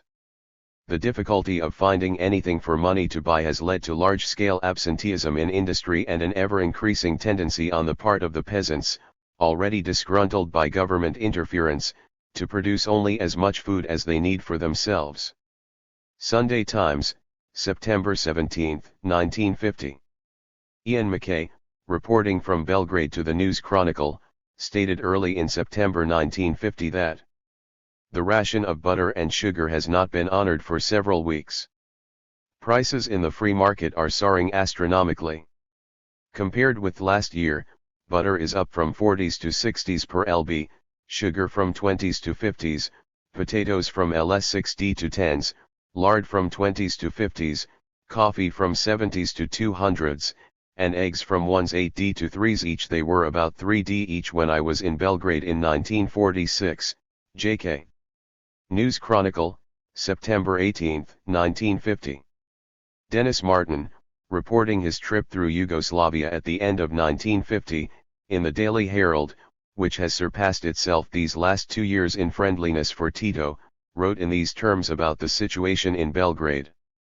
I found myself in a milling mass of human scarecrows, people whom the desperate shortage of suits, dresses, coats, stockings, shoes, and hats has robbed of all style and fashion. Sparse meals remind them hourly of what the winter will bring. The basic rations have not been honored in full for many weeks. The Yugoslavs are forced more and more into the so-called free markets, where soaring prices and a primitive barter system mirror the impossibility of any sort of normal life. Here for the desperate housewife, potatoes fetch 3s8d a pound, bread 3s10d a pound, and meat 14s a pound.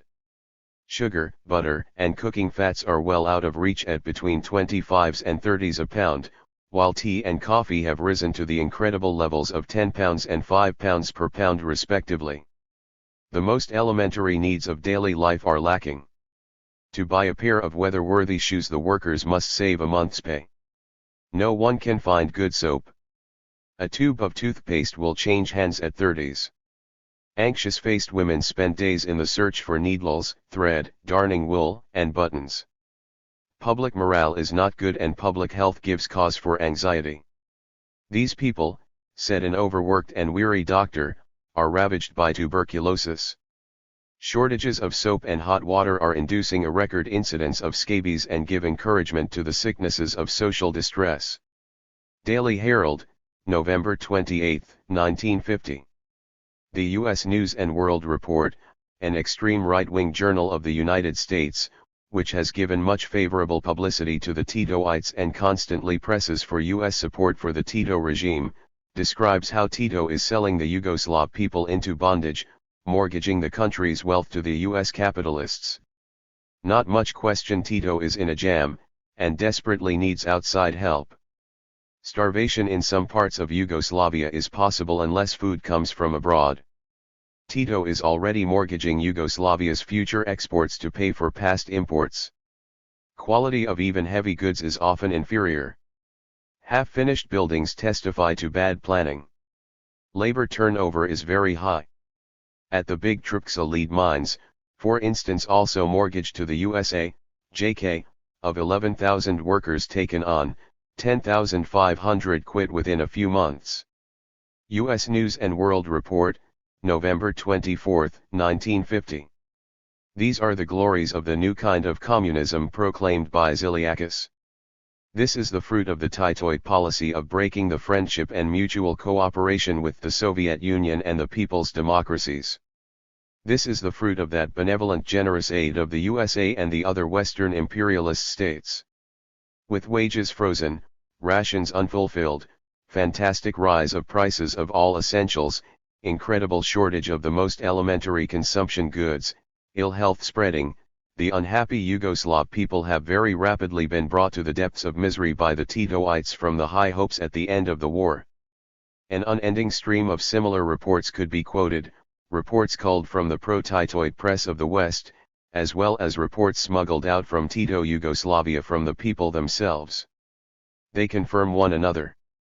Meanwhile a few guests of the West, some bought, some misled, are wined and dined and feted at the best hotels by Titoid officials, personally conducted to a few well-prepared model institutions, and come back as Titoid propagandists, just as the guests of Hitlerite Germany used to return swearing that Hitler wanted peace, that the German people were prosperous, and that concentration camps and Jew baiting were a myth of the Comintern.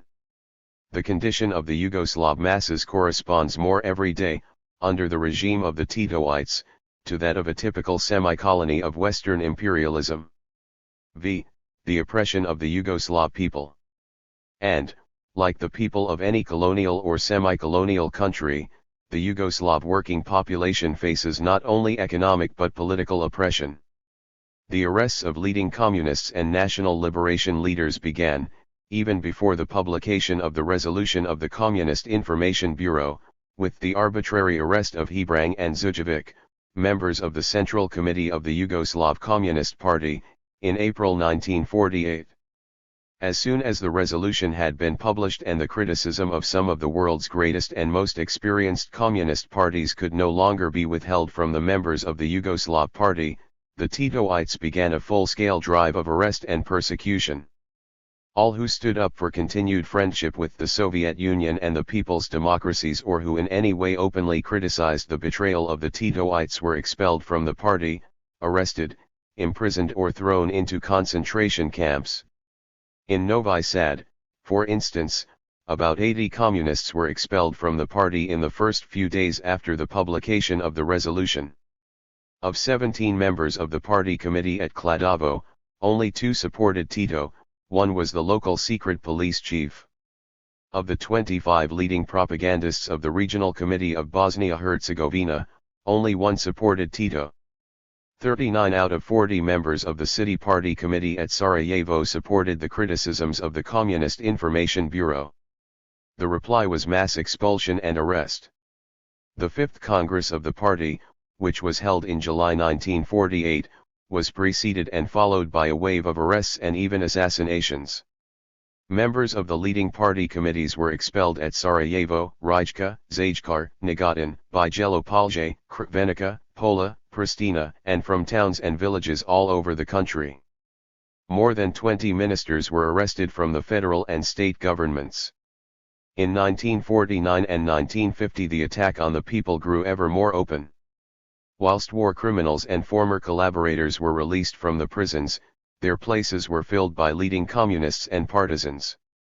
But as the old prisons were not sufficient, there was large-scale extension of prison installations and establishment of old-style fascist concentration camps. Communists often went back to the same prisons that they had known under the dictatorship between the wars. Amongst the arrested were some of the foremost leaders of the National Liberation Army. General Arso Jovanovic was assassinated. He had been one of the main organizers of the first partisan detachments in 1941, and from July 1941 for the rest of the war Chief of Staff of the Liberation Forces. Always disliked by the British and American military liaison leaders for his firm adherence to the interests of the Yugoslav people, he had been replaced by Koka Popovic, a former surrealist and persona grata with the Western missions and embassies, when the war ended. Appointed head of the Yugoslav Military Academy in July 1948, he supported the criticisms of the Titoites made by the Information Bureau, and was assassinated in August. General Slavko Rodic, youngest partisan general, was murdered in jail. Amongst those arrested in the highest army circles were General Branko Petricevic, General Krijic, the national hero Colonel Sava Stanojevic, Colonel Vlado Dubčević and Major General Momajaric, who organized the insurrection in the Makva and commanded Tito's Guards Battalion. 5 members of the editorial staff of the army paper Narodna Armija were purged. Major General Pero Popivoda of the Yugoslav Air Force had to take refuge abroad to escape arrest. His brother, a major in the army, a partisan from the first days of struggle in 1941, was deprived of his rank, arrested and put to torture on the news of his brother Pero's action. General Popivoda's mother, who had given 6 members of her family to the partisan forces, was exiled from Belgrade. And these are only a handful of examples from thousands of officers and soldiers, with brilliant records in the liberation struggle, who met with a similar fate. The same oppression, arrest, torture and often murder, was turned against all sections of the working population. The highest state crime was to be a commonformist, that is, to stand for friendship with the Soviet Union and the people's democracies, for loyalty to socialist principles. Amongst those who suffered most were the youth and students. Thousands of students were expelled from the universities and hundreds arrested. It was in Belgrade University, with its great traditions of struggle against fascism and dictatorship, a center of strong Marxist influence even in the old days of the dictatorship, that the first and strongest resistance to the Titoites arose. And it was the students of Belgrade University who suffered the heaviest blows. Many of Yugoslavia's leading left-wing intellectuals were arrested, including several of the best-known professors of Belgrade University and the poet Rado von Zogovic, one of the most prominent of the partisan poets. The oppression turned against the foreign population. A whole number of Soviet citizens who had lived long years in Yugoslavia were arrested on trumped-up charges. 2,000 Macedonian and Bulgarian citizens who wanted to leave the country for Bulgaria were refused permission. Foreign journalists who reported the opposition to the Titoites were expelled from the country, whilst the doors were opened wide to all the representatives of the worst red-hating and red-baiting press of Britain and America. The Belgrade correspondent of the Times summed up his observations in these words: "Persons may be arrested without reason given and kept in prison for months without trial on a simple order from the Minister of the Interior. To root out commonformist opposition within the Communist Party and to enforce the collection from the peasants of produce quotas, the government has made numerous arrests. Most observers estimate the number of persons now in prison at anything from 100,000 to 200,000. Certainly, in spite of a grave shortage of labor and materials for building, prison accommodation has been steadily expanded. It is impossible to say how many of the prisoners have actually been tried.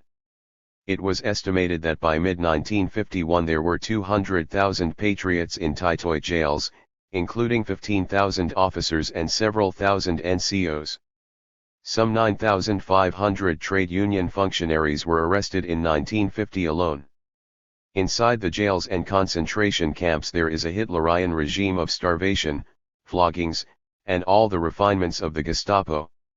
To carry through these repressive measures against the working people, the Titoid clique has had to convert the key organs of state power into organs of repression directed against the mass of people who want Yugoslavia to move forward to socialism. In this, the development of a reliable, that is, anti-socialist, anti-working class, army and secret police has been amongst Tito's first aims. Right from the formation of the first partisan detachments in 1941, the Titoid group, operating secretly inside the Yugoslav Communist Party and inside the liberation forces, conspired to place their own men in the key positions in the armed forces. Some of Tito's main associates like Pico Dupcevic, Koka Popovic, Ivan Gozanjak were pushed into leading positions. A number of officers from the old Royal Yugoslav Army, renowned for its reactionary Great Serb chauvinist, outlook, were admitted into the partisan forces, confirmed in their original ranks, and quickly promoted to the most vital positions. Officers who came over from the various Quisling forces, Ustasi, Croat terrorists, Domobranci, Army of the Independent, that is, Axis puppet Croatian state, Slovene White Guards, and followers of Mihailovic, were treated likewise. Such men were Colonel Krasanik, who commanded a Pavlik unit, but was taken prisoner by the partisans and promoted by Tito to the rank of Major General, or Sulejman Filipovic, who was a lieutenant colonel in the puppet Croatian army and is now a highly placed army instructor. Today the Yugoslav army, with Tito himself as its supreme commander, with his chief associates in key positions, Ivan Gozanjak, Koka Popovic, son of a Belgrade millionaire, Pico Dupcevic, Edmar Kriasic, etc., and with former setniks, Ustasi and reactionary officers of the old regime Royal Army in positions of command, is an open weapon of reaction. Lieutenant General Julpic of the old Royal Army commands the Air Force, Josip Cerny from the Royal Yugoslav Navy is a vice admiral in Tito's fleet, Major General Jovanovic, formerly of the Royal Yugoslav Army, Setnik and Great Serb chauvinist, commands Tito's artillery, Apostolski of the Old Royal Army is a lieutenant general, chief of the Sarajevo military district. A key position is occupied by Colonel Radoslav Juric, one of the main associates of Mihailovic in Serbia and renowned for his ill treatment of the Serb population. No sooner had the resolution of the Communist Information Bureau been published at the end of June 1948, than a furious purge started in the Yugoslav army, which has continued to this day. The mass of the soldiers came from the people and wanted friendship with the Soviet Union. Many had fought heroically to defeat the Axis and build what they hoped would be a new Yugoslavia of the people. They could not be trusted. And so while in every people's democracy in Eastern Europe a new people's army is being forged, new cadres of officers are being drawn from the people, workers and small peasants become generals and air marshals. In Tito Yugoslavia the leading ranks of the army are filled with Tito's own chief associates and with the officers of the old regime. That is why the right-wing press of America speaks of Tito's army, alongside the forces of Franco and the Nazis, as an integral part of the Western imperialist bloc. That is why that reactionary of reactionaries, former Secretary of State James F. Burns, could proclaim in January 1951, on taking the oath as governor of South Carolina. Since last September we have been discussing with France and Britain what limitations should be placed on military forces recruited in Western Germany. That time should have been spent encouraging Western Germany to raise an army. We should send Spain more than an ambassador. We should send military supplies as rapidly as possible. We should seek the friendship of Tito and furnish military supplies to Yugoslavia. Tito has trained soldiers. U.S. News and World Report, January 26, 1951. That is why President Truman rushed in during the last weeks of 1950 to dispatch the $12 million worth of food to Tito's army. The Nazis, Franco's forces, and Tito's army were considered reliable allies. Equally, and perhaps even more vital for the Titoites was the problem of converting the secret police, the civil and military security forces, into a reliable anti-popular weapon.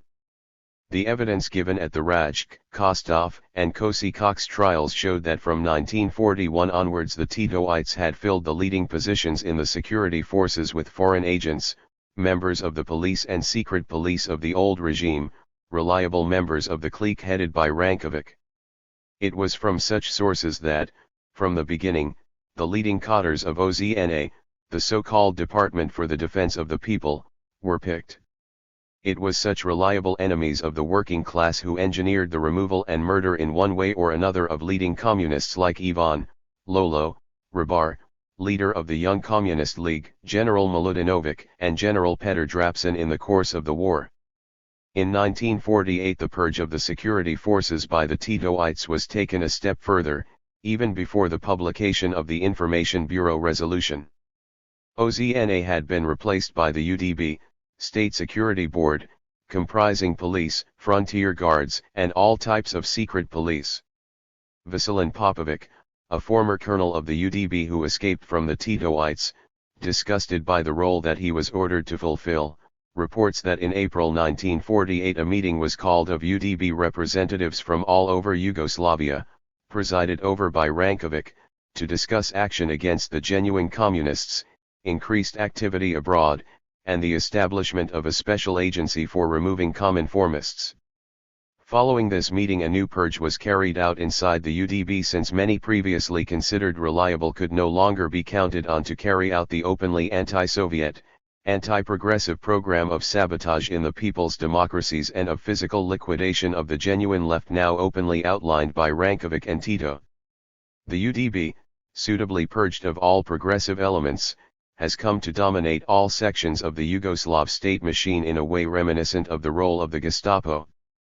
UDB officials dominate the party organizations, the local councils, the mass and so-called popular organizations. Rankovic himself serves as General Secretary in the Union of Veterans of the People's Liberation Struggle, and leading positions are held by the police ministers of Serbia, Croatia, Slovenia, and Macedonia. UDB officials hold leading positions in the cultural and educational organizations. UDB officials have been put into many of the key posts in the national economy. Lieutenant General Mikunovic, a former deputy of Rankovic, has been made Director General of Metallurgy. Lieutenant General Max, former Chief of the Espionage Department of UDB, has become Minister of Marine Transport.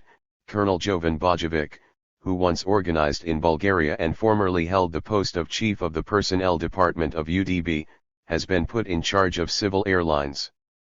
The Titoites, therefore, have turned the state machinery of the Yugoslavia that emerged from the Second World War into the very opposite of that for which people made their sacrifices and gave their lives in the national liberation struggle. The state that should have operated in the interests of the working people against the old ruling class and external reaction, has been transformed into an apparatus operating against the working people of Yugoslavia in the interests of foreign reaction and of the restoration of capitalism at home. While some external forms of popular democracy were conserved to confuse progressive people at home and abroad, the content of the state of Tito's Yugoslavia became one of open repression of the workers, working peasantry and progressive intelligentsia. The army and security organizations that the people helped to forge for use against the Axis murderers and domestic quislings were transformed by treachery from within into organs for attack on the Soviet Union and the people's democracies abroad and the working masses led by the genuine communists at home. Power was taken into the hands of the Titoites by a secret putsch organized from within the Communist Party and the state. For a time the rulers of Yugoslavia were compelled publicly to carry out the political and economic policy demanded by the people. As Rankovic explained to Rajk, it should be clearly understood that neither Tito, nor other members of the Yugoslav government wanted, after liberation, to establish a democratic system in Yugoslavia and to build socialism. And if they were compelled, nevertheless, to undertake revolutionary measures, this was not because they wanted seriously to carry out this program of socialism, they were forced to do this only under the pressure of the masses of the Yugoslav working people. Verbatim report of Rajk trial. And with power in their hands the Titoid clique proceeded to transform the Yugoslav state into a repressive state of a fascist type, conserving wherever possible the earlier external forms of organization in order the better to conceal their real aims and in order to confuse the people. But the Titoites, with their plan of restoring capitalism, could not simply transform Yugoslavia into a bourgeois democracy. The Yugoslav people had strong revolutionary traditions, deep experiences of the national liberation struggle. If allowed even a limited democracy, they would have used this to throw out the traitors, to remove the Titoites. In trying to turn history backwards, to lead their people from incipient people's democracy back to capitalism, the Titoites inevitably needed a strong repressive state apparatus of a dictatorial fascist type. Before Tito, his predecessor Trotsky had already seen this. It was such a regime that Trotsky dreamed of imposing on the Soviet peoples if he could seize power by a secret counter-revolutionary putsch. Radek, speaking of Trotsky's letter of December 1935, the existence of which was confirmed by Pyatakov and Serebryakov, explained in his evidence at the trial of the anti-Soviet Trotskyite Center. In the sphere of politics, a new note in this letter was the way it posed the question of power. In this letter Trotsky said, "There can be no talk of any democracy. The working class have lived through 18 years of revolution, and it has vast appetites, and this working class will have to be sent back partly to privately owned factories and partly to state-owned factories which will have to compete with foreign capital under most difficult conditions. That means that the living standards of the working class will be drastically lowered. In the countryside the struggle of the poor and middle peasants against the kulaks will be renewed. And then, in order to hold power, we shall need a strong government, irrespective of what forms are employed to veil it." Trial of the Anti-Soviet Trotskyite Center, verbatim report, p. 114, my italics, J.K. It is the plan which Trotsky failed to accomplish, that Tito, his successor, is endeavoring to carry out in Yugoslavia today. Tito has carried out a coup d'état of a Bonapartist type, of the type that Stalin was describing when he wrote in 1927. Bonapartism is an attempt to impose the will of the minority on the majority by force. Bonapartism is the forcible seizure of power in the party or in the country by the minority against the majority. Stalin, Collected Works, Russian edition, Volume 10, p. 164. Power was seized by a secret coup d'état by the secret Titoid group inside the party. But the Titoites, in order to maintain power, and to impose the will of the minority on the majority, are working to restore capitalism in Yugoslavia. Though this is not a single act that takes place overnight, and though the Titoites are trying every conceivable trick to disguise their restoration of capitalism, every day the developing class basis of Titoism is emerging more clearly. In the countryside, as we have seen, they base themselves on the rich peasants, the kulaks, who are exploiting the mass of the working peasantry and reducing them to a state of penury. Today 72,000 kulak farms possess 2.5 times the land held by 629,000 small farms. The nationalist sector of Yugoslav industry does not operate in the interests of the working people. Nationalization, as we know from British experience, does not in itself mean socialism, even if the government in office cares to describe it as such. Whether state control of industry is socialized or not depends, in the last analysis, on the character of the state that is controlling industry, and the Yugoslav state has been transformed by the Titoites into a reactionary machine, operated by a bureaucracy, a caste, and working to subordinate the country to foreign, mainly US imperialism, and to restore capitalism. The nationalist industries in Yugoslavia have become essentially a means for exploiting the people in the interests of Western capitalism. Just as Tito's phony collective farms cover up kulak exploitation of the working peasantry, so the Titoid nationalist industries cover up caste rule and the exploitation of foreign imperialism. The most recent demagogic measure of the Titoites, the so-called decentralization measures, cover up, in fact, a partial return to private capitalist ownership in industry. Tito himself declared in mid-December 1950 that a number of industrial concerns would be denationalist and handed back to their former private owners. Very significant is the disbandment of a whole series of state agricultural machine stations and the handing over of the machines to the phony collectives, that is, to the kulaks. The process of placing the management of certain industrial enterprises in the hands of what the Titoites call labor collectives, while final control remains in the hands of the Titoid state, was most nearly paralleled in Mussolini's labor, fascist, corporations. The much vaunted decentralization, or abolition of ministries and central state organs which formerly acted as forms of state regulation of the national economy, 5 economic ministries and the Central Planning Commission, simply covers, in a typically demagogic way, the handing over of control of Yugoslav economy to foreign imperialism.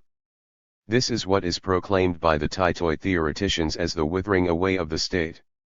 The class basis of the Tito state consists of the kulaks in the countryside and the reviving capitalist class in the towns. Trade has now returned almost entirely into the hands of private traders. The state monopoly of foreign trade has been abolished and facilities granted to separate organizations, enterprises, and individuals to trade with foreign firms. Over 100 export-import firms and 9 export agencies are now functioning. Western imperialism openly boasts how, as a result of persuasion, the Titoites have returned to capitalism. The American business organ, U.S. News and World Report, carried an article in its issue of August 3, 1951, headed "Tito finds communism doesn't pay, nation facing bankruptcy, turns to West." It boasted of the connection between Western aid and the renunciation of socialism. A switch away from rigid planning and control is being installed now that Tito is looking more and more to the West for the help he needs. A measure of free economy is to be restored, replacing the communist method of doing business. As one small example, the men who have been responsible for distributing manufactured goods to the stores have been on straight salaries. Now they are going to be put on sales commissions. Bankers are coming in as accountants to get some order into industrial bookkeeping. Trained specialists in business and production are to be put above the party bosses. Central distribution of raw materials is to be limited. companies will be allowed to retain 70% of net profits for reinvestment, with the idea of encouraging improvements and free competition. Changes in the wage system to pattern it after the US rather than Russia are under study. Critics say it is high time, because the country is just about broke. This business organ of US monopoly, which regularly inveighs against the development of socialism in Labour Britain, finds the free economy, profits, free competition and US wage pattern of Tito Yugoslavia very satisfying. In London, The Economist, September 1, 1951, echoed the enthusiasm of its US colleague. It wrote of a spectacular statement from Belgrade heralding new internal reforms that were to come into effect not later than January 1, 1952, reforms which would touch the heart of the Yugoslav economy much more nearly than any of the previous steps towards administrative decentralization and the reduction of political privilege. The proposals, announced The Economist, had been published under the arresting title Preparations for the Institution of a New System of Economic Planning and Finance. What were these reforms that, according to The Economist, deserve the respectful attention of the West? In the first place, the federal government proposes to relinquish detailed economic planning to the separate republics, and they in turn will delegate to the local authorities and the individual economic enterprises. Secondly, the enterprises themselves are to be allowed to retain their net profits. Thirdly, the workers are to share in this freeing of profits through bonus payments, and conversely, if the enterprise does not make enough to cover the basic wage bill, the workers will have to go short. Fourthly, and how new, how revolutionary, what a new development of Marxism, prices are to be determined by the market, that is, by supply and demand. These latest proposals fill The Economist with joy. They can only be welcomed by the West, it declares delightedly. The Daily Mail correspondent, Alexander Clifford, is even more ecstatic at the prospect of Tito's new economic reform. If it comes off, he writes, August 31, 1951, Yugoslavia looks like ending up a good deal less socialized than Britain. He reviews with satisfaction Tito's promised economic measures, price of goods, determined by the market, that is, by supply and demand, wages and salaries, fixed on the basis of the income or profits of the enterprise, economic enterprises that decide independently what to produce and in what quantities. And he concludes, and how correctly, there isn't much classical Marxism in all of that. The business journals of the USA and Britain welcome Tito's new kind of communism, liberal communism the Daily Mail correspondent calls it. For what it has become is, a rather old sort of capitalism. The whole country is being brought under the rule of foreign and mainly American imperialism.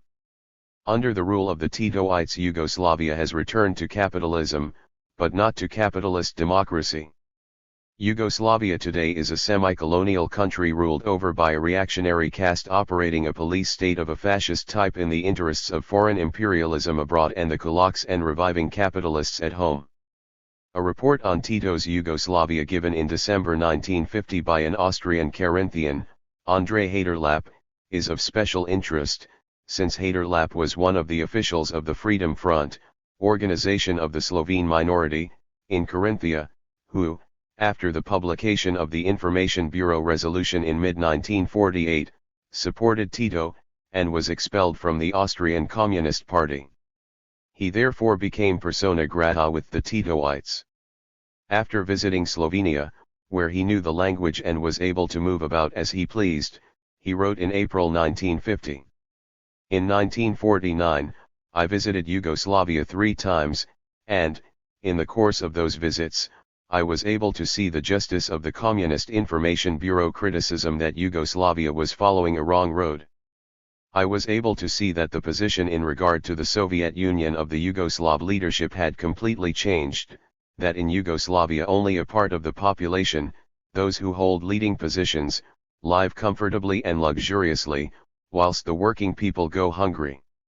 It is an incontrovertible fact that in Yugoslavia old established communists are imprisoned. The prisons are full of them, and in their places are members of the Tito clique or even former supporters of Mihailovic, the White Guard or collaborators with the Nazis and Gestapo. I am of the opinion, now, that a Yugoslav clique has got hold of the leading positions, a clique which has nothing in common with communist ideology or the working class. The political line of the Democratic Front has also changed. Its Central Committee in Slovenia has only one aim: struggle against the Communist Party of Austria, against the People's Democracies and, above all, against the Soviet Union. The betrayal of the Tito clique has definitely shown that those who separate themselves from the progressive camp, inevitably, sooner or later, go over to the side of imperialism and fascism. 6. Resistance of the Yugoslav people. The Titoite gang has led the Yugoslav people to disaster. Once again they face famine. Once again a rich country pours out its wealth into the hands of foreign capitalists and of a tiny minority at home, whilst the mass of the people go hungry. Once again those who labor are those who suffer and are poor. Once again police and army arrest those who struggle for better conditions and condemn them, often without trial, to the sufferings of jail and concentration camp. Once again a reactionary government is trying to maintain itself in power by inciting national hatred, trying to rule by division. Once again a reactionary clique in power is endeavoring to turn the people against their real friends and allies abroad and to deliver them to the mercy of their real enemies and exploiters. All that the Yugoslav peoples knew and suffered between the wars, and even worse, they know and suffer today.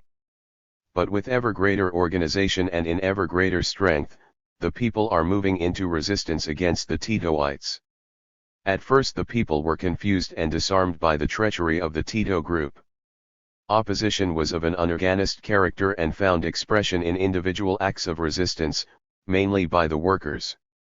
Individual workers did not turn up to the unpaid, voluntary, labor brigades. They did not fulfill norms and targets set by the factory managements. They were punished by deprivation of ration cards, reduction of wages, curtailment of holidays, loss of free medical attention, sacking and imprisonment.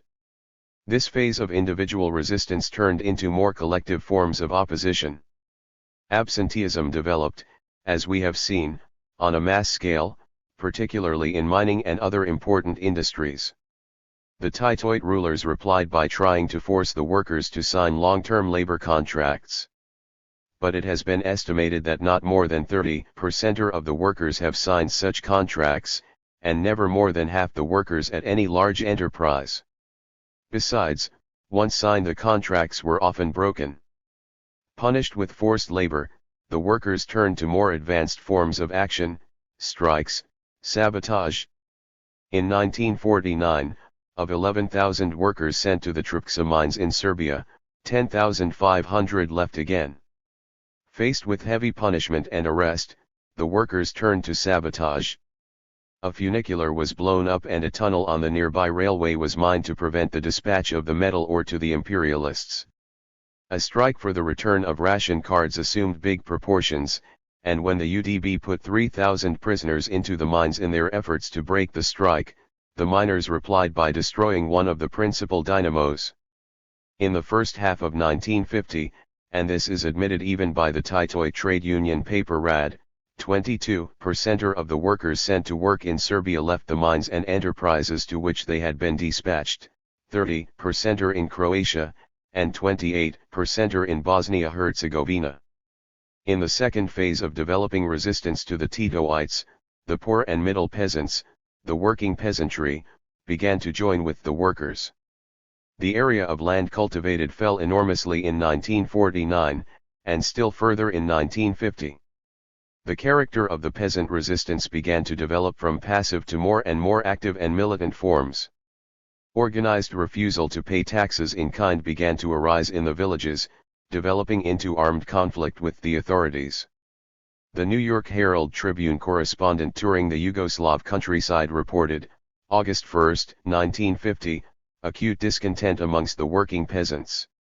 Marshal Tito is having serious trouble with the peasant population in this part Croatia and Bosnia of Yugoslavia. 12 peasants were condemned to death within the last month in a village near here after a riot against local communist Red Titoite, JK authorities. Mutinous demonstrations have occurred in 3 other nearby districts. In the village of Glina alone, peasants say that 150 men were jailed in May and that they are still being held. The towns that are involved are in Croatia and in an adjacent sector of Bosnia, from 30 to 60 miles south of Zagreb, Yugoslavia's second largest city. The atmosphere in the countryside is still one of extreme bitterness. There is outspoken exasperation with local communist committees, and with the communists' economic policies. It is interesting that the New York Herald Tribune correspondent had to admit that the resistance came not from the kulaks, but, in every case, from the poor peasantry. Many of the peasants are clearly living in depressing poverty. None of those with whom this reporter talked has more than 2 acres of land. New York Herald Tribune, August 1, 1950. In August 1950, peasant riots and anti-Titoid demonstrations began to spread widely in Serbia. On August 26, 118 poor peasants were arrested in Serbia on a single day for handing in their grain quotas too late or not at all, and 68 were sentenced to hard labor. A few days later 342 working peasants were arrested and sentenced. Resistance of the working peasants to the phony collectives has reached higher levels. In August, too, Serb peasants set fire to the granary and mill of the Borina collective and to the granary of the Blagoji Neskovic collective. In July 1950, 103 Macedonian peasants were sentenced for unjustifiably leaving their collectives. Passive refusal to cultivate the land is developing into more active militant refusal to pay taxes, into sabotage and even armed resistance. The Manchester Guardian diplomatic correspondent, writing on Yugoslavia in transition on June 14, 1951, commented on the growth of peasant opposition to the Tito regime. Several observers, both Western and Yugoslav, expressed the view that pro-Cominformism was still fairly strong among the lower ranks of the party officials in the countryside. It was believed that the local communist officials feared that the peasants would take the opportunity to cut their throats if Yugoslavia took part in a war at the side of the Western powers. The New York Herald Tribune correspondent, Gaston Koblenz, touring Yugoslav Macedonia at the end of August and beginning of September 1951, reported. A tour of parts of Yugoslav Macedonia provides a striking spectacle of unthreshed wheat still lying on many fields as the result of the peasants' slowdown in grain deliveries to the government. Hundreds of neglected wheat piles covered intermittent fields as far as the eye could see. Threshing processes are a month behind normal schedule in some districts. As has become common throughout Yugoslavia in the last few weeks, peasants in the plateau said farm machinery had broken down. New York Herald Tribune, from Salonika, dateline September 3, 1951. By 1950, the purely economic and semi-spontaneous opposition of the people to the Titoites began to turn into political opposition. This was reflected in the high vote against the regime in many areas, despite the terror, during the March elections to the federal parliament. It was reflected in increasing arrests of well-known communist and partisan leaders. In the first half of September 1950, 3 members of the Croatian government, who were also members of the Central Committee of the Croatian Communist Party, were arrested: Dusan Brkic, Croatian Deputy Prime Minister; Radzic, member of the Economic Council; and Opasic, Minister of Forestry. They were charged with spreading the following subversive information among the lower ranks of the Yugoslav Party: that Tito and his associates were squandering the nation's wealth and were robbing the people, that any rural tradesman would direct the economy better than the marshal, and that we have constantly been moving backward for 3 years since the split with Moscow. New York Herald Tribune, from correspondent in Belgrade, September 13, 1950. The Belgrade correspondent of the Times reported on May 22, 1951 that Lazar Plavšić, president of the Yugoslav Metal Workers Union, had been expelled from his union and arrested on charges of conspiracy on behalf of the Cominform. At the end of June 1951, the New York Herald Tribune reported the arrests of a whole number of highly placed communist officials for pro-Cominform activities. Among those reported arrested were Vojislav Srcentic, Assistant Minister of Finance, his brother Nikola, a major in the UDB, secret police, his wife, who had occupied a high post in the Ministry of Foreign Affairs, Maxim Goranovic, Assistant Minister of Agriculture, and his wife Marija, who had been the director of a large commercial establishment in Belgrade. Both Srtsantic and Goranovic were of old communist and progressive families, the former a partisan, whose brother was killed by the police in a student anti-fascist demonstration in the pre-war period, the latter a leading partisan officer. Srtsantic, who had been earlier the Assistant Minister of Foreign Trade, went over to the Ministry of Finance when his predecessor, Dr. Abran Blagojevic, was himself arrested for opposition to the Tito regime. It is clear that opposition to the Tito clique has steadily grown in the circles of the older communist generation. History is exposing the role of the Titoites even to those who were at first deceived. Today, whilst the broad masses of the people, faced with ever-lowering living standards and with ever more open attacks and slanders by the Titoites against the Soviet Union and people's democracies, are shedding what illusions remain to them about the leaders of the state, there is developing within this broad but not yet fully organized movement of anti-Tito opposition a smaller but compact illegal communist party, a real communist party, based on the principles of Marxism-Leninism and loyal to the principles of proletarian internationalism. The old Yugoslav Communist Party, headed by Tito and his associates, has been transformed into its opposite. Of the 12,000 illegal members of the Yugoslav Communist Party before the outbreak of the Second World War, 8,000 lost their lives during the war. Many were deliberately sent to their deaths by the Titoites. Of the 4,000 that remain, many are in jail. The old party has been transformed into an appendage of Tito's police state. The new party, loyal to Marxism-Leninism, is arising, despite the terror directed against it. Illegal party groups are distributing illegal anti-Titoite journals and leaflets. Anti-Titoite slogans are painted on the roads and walls. A new leadership is developing which will stand at the head of the broad mass people's opposition to the Tito regime of betrayal. The Yugoslav people will not be content to let their country return to the semi-colonial status it occupied between the wars. They will not be led into war against their best friends and closest allies, the Soviet and other Slav peoples and the neighboring peoples' democratic states. They will not patiently and passively watch the restoration of capitalist dictatorship. With the long traditions of heroic struggle for independence, against imperialism, against domestic and foreign reaction, they will develop the struggle against Tito's clique, remove it from power, punish the traitors, and set forward again along the path of people's democracy and socialism. Chapter 7, The Great Contrast. In all the mass of verbiage and slander turned out by the Titoid press, translated into every living language, and reproduced joyfully and in bulk by the capitalist press throughout the world, there is one principal slander, one great lie, that takes precedence over all others. Tito and his chief propagandists, Gilas, Didiger, and company, have learned their tactics from Hitler and Goebbels. Take a big lie and repeat it ad nauseam.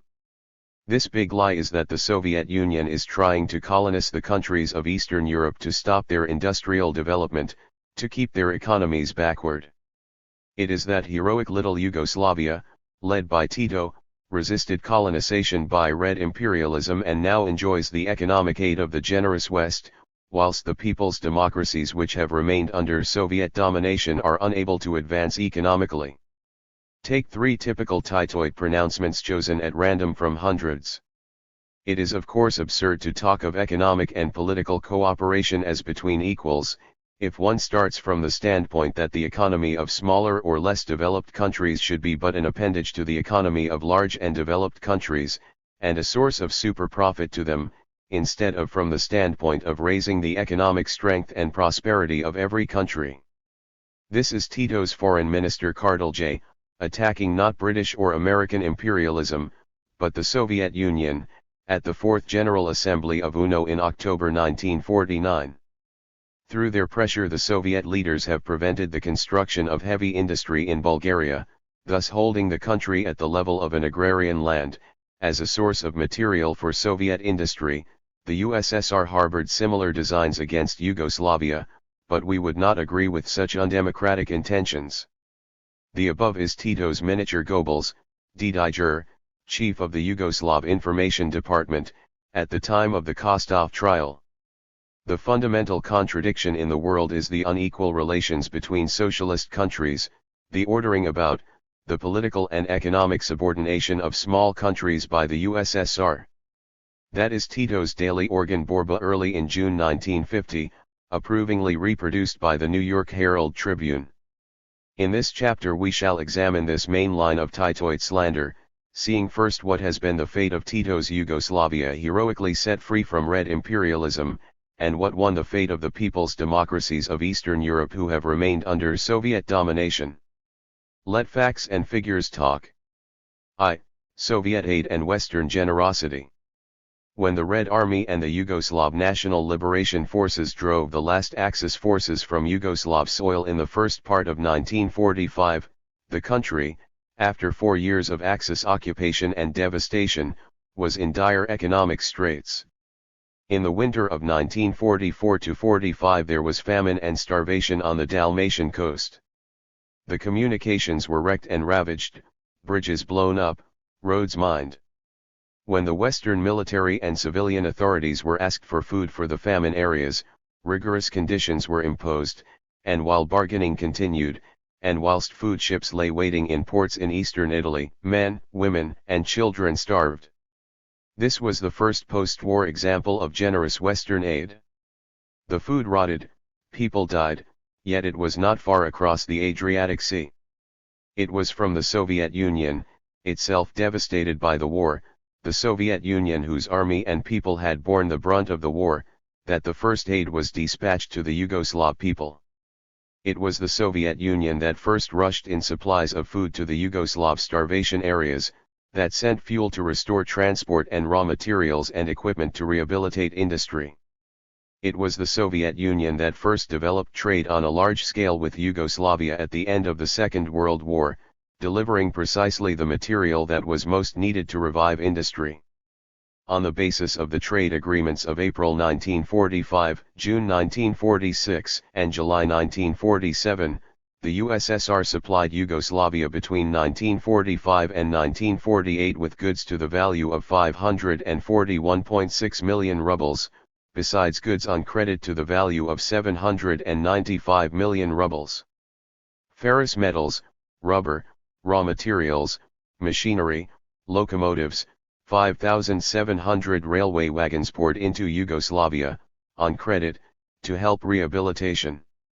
Moreover, before Tito had dragged Yugoslavia into the Western orbit and cut his relations of mutual aid and friendship with the USSR and the people's democracies, the Soviet government had undertaken to supply Yugoslavia with an iron and steel works of an annual capacity of 400,000 tons of pig iron, 500,000 tons of steel, 300,000 tons of rolled steel and 600,000 tons of coke, as well as equipment for an oil refinery with an annual capacity of 300,000 tons, equipment for the oil and mining industries and for non-ferrous metallurgy, and sulfuric acid plants.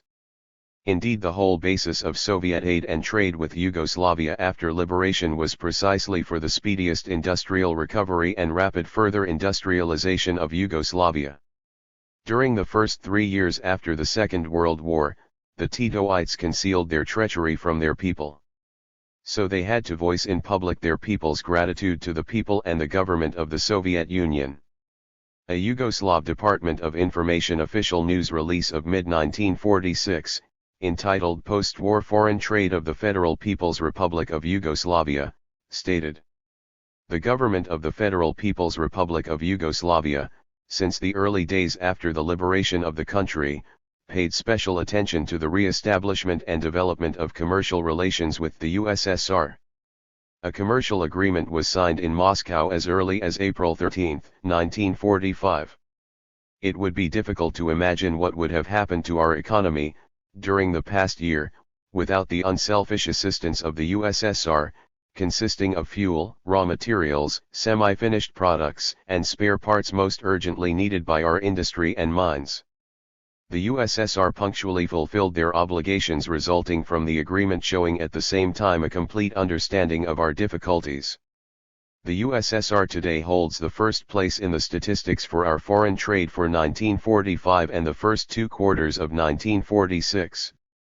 Nikola Petrovic, a leading Titoid, then the Yugoslav Minister of Foreign Trade, equally at that time concealing his real aims and therefore forced to reflect the feelings of the mass of the people, wrote in Trideset Dana of August-September 1946.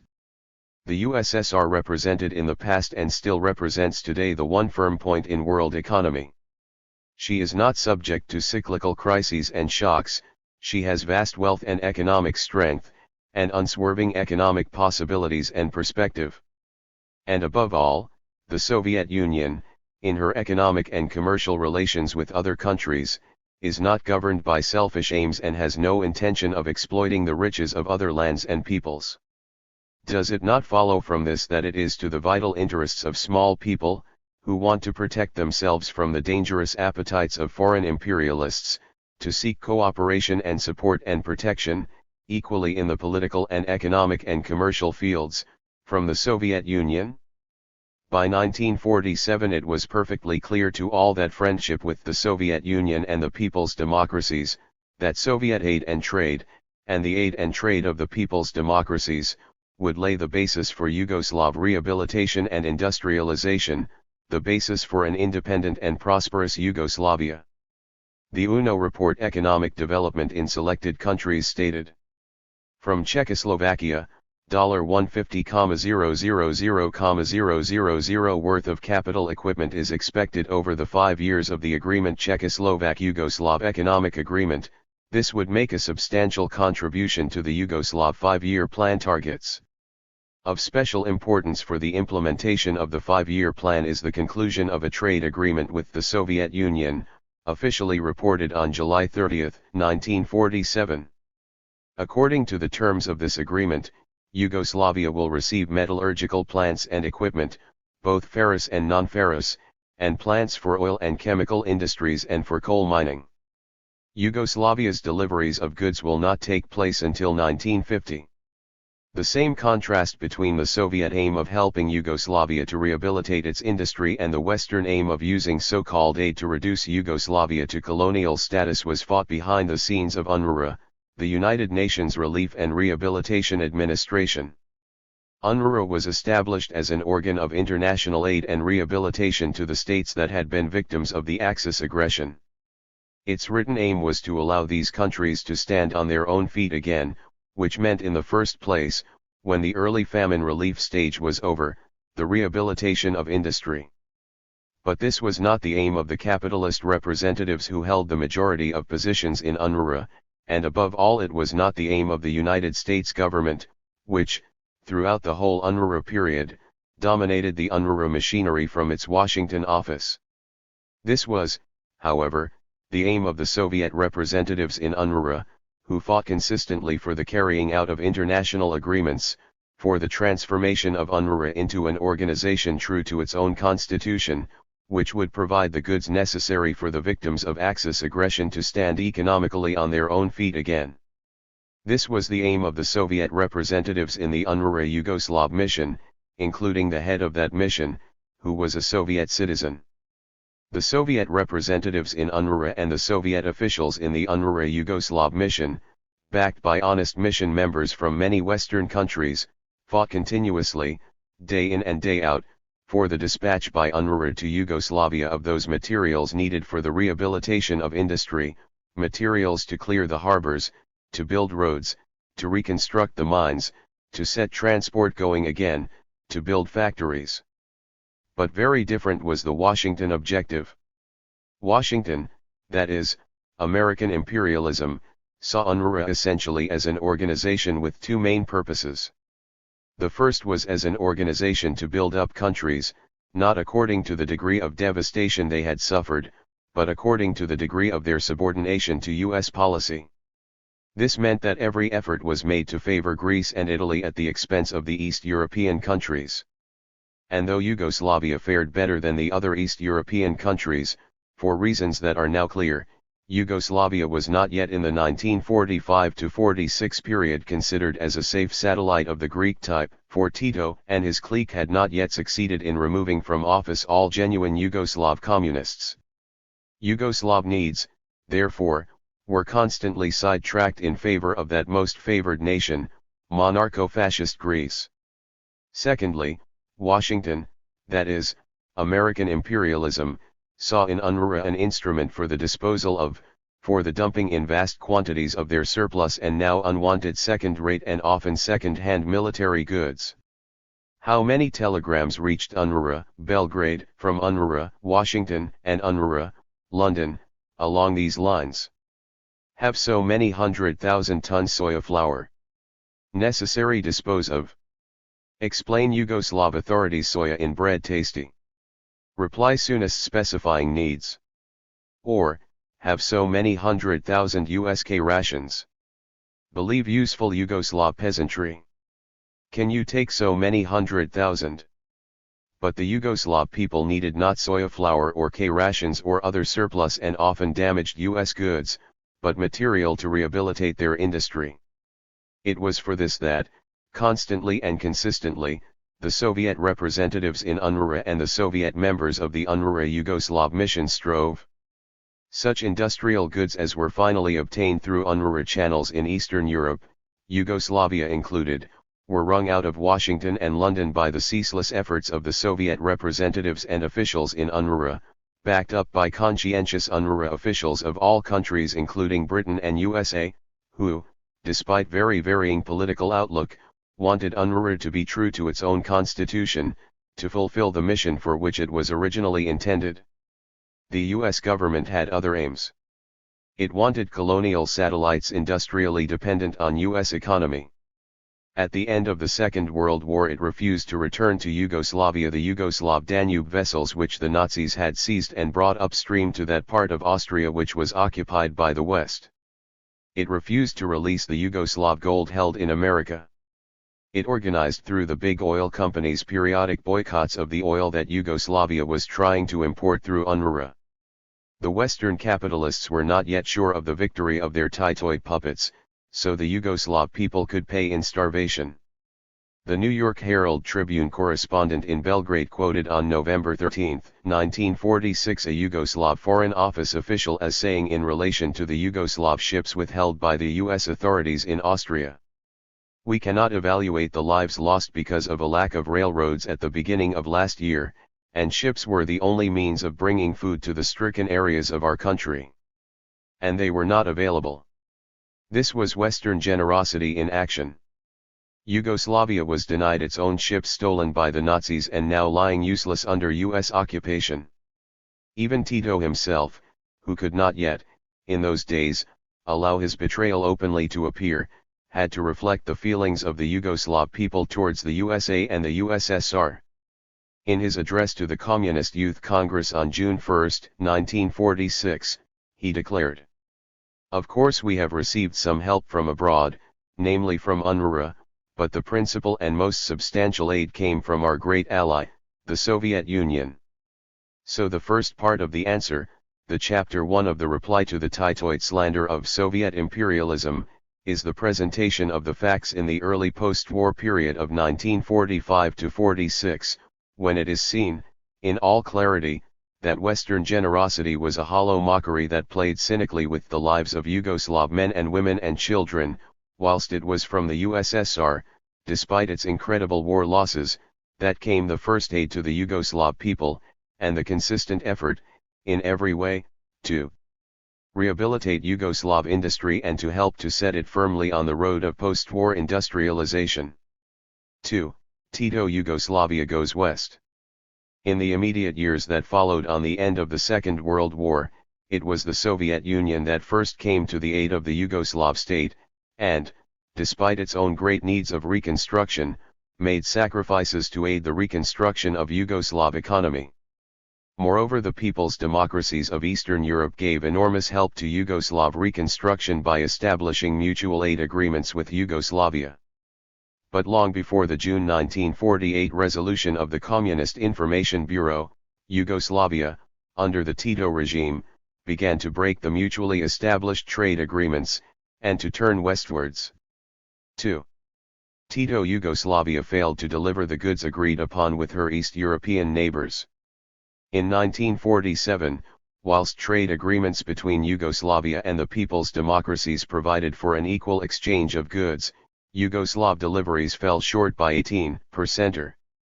Yugoslav deliveries to Czechoslovakia, the most important trading partner to Yugoslavia in Eastern Europe, fell short by 28%.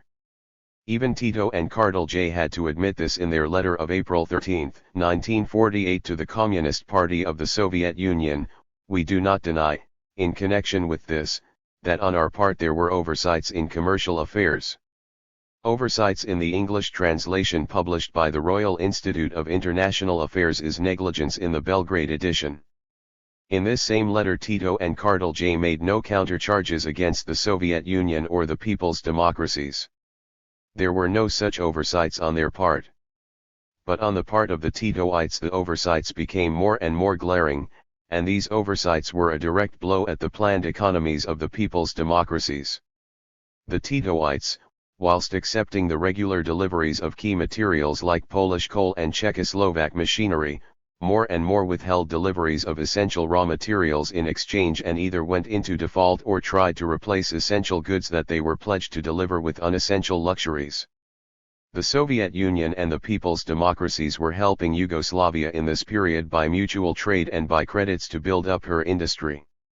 With their aid the structure of Yugoslav trade was developing out of its old semi-colonial status.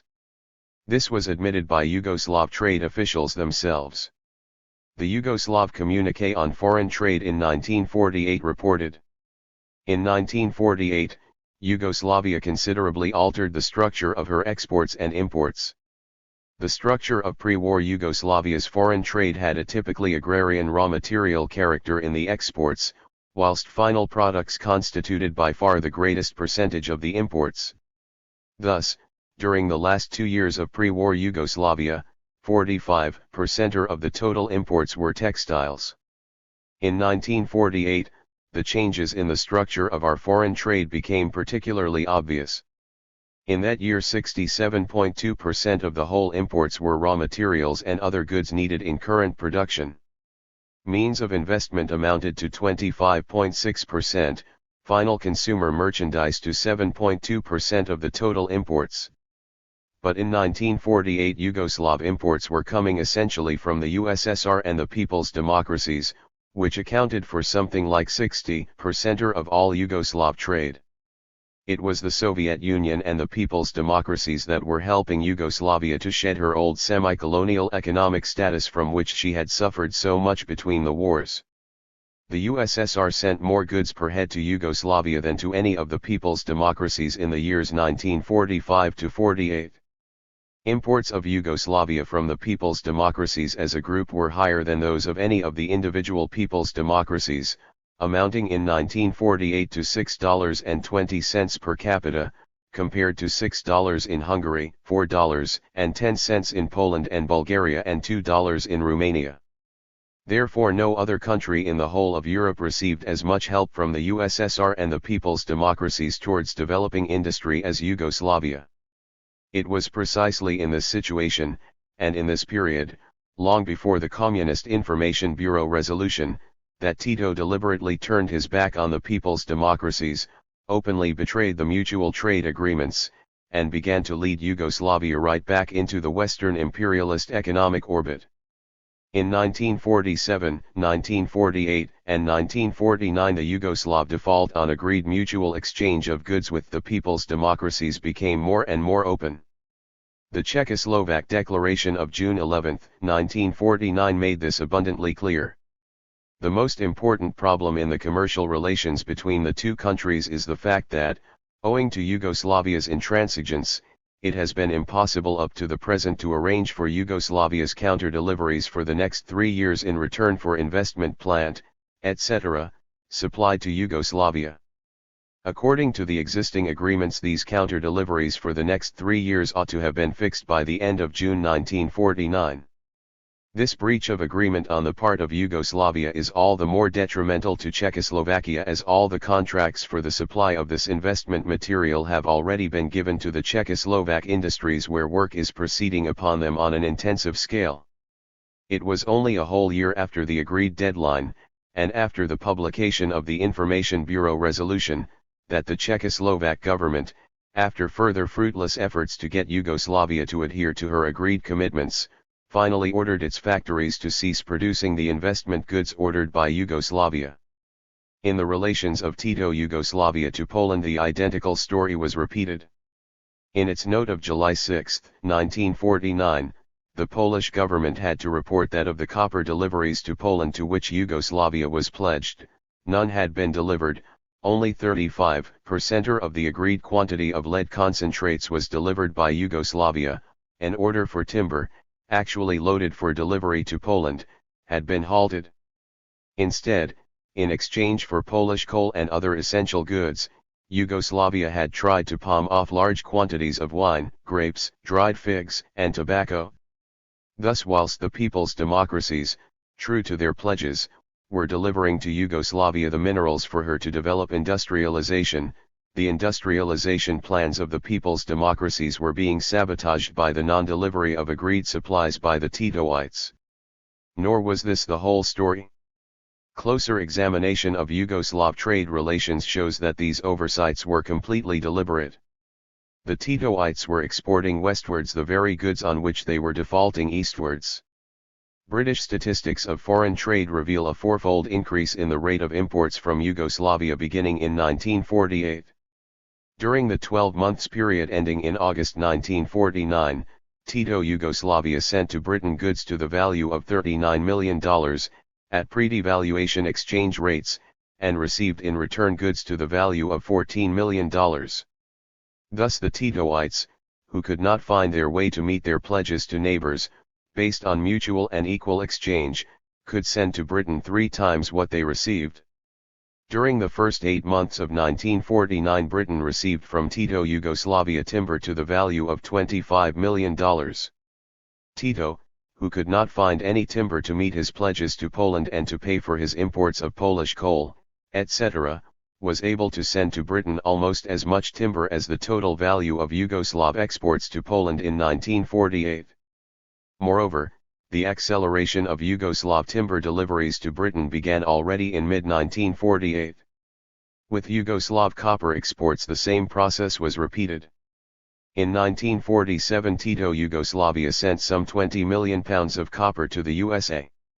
In 1948 there was a sharp drop of copper exports to the USA, not in order to meet pledges to the people's democracies, but in order to make out that the copper was not available to meet these pledges. In actual fact, the copper was simply stored up for subsequent delivery to the USA.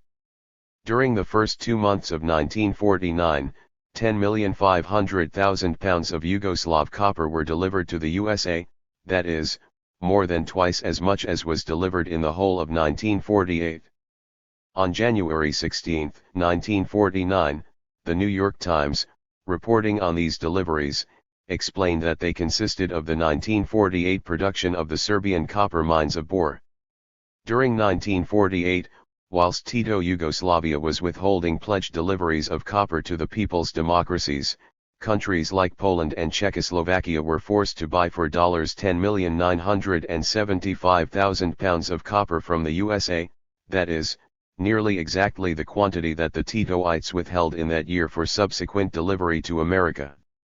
Very much more could be written about the two-faced trade policy of the Titoites. What is the conclusion? It is clear enough.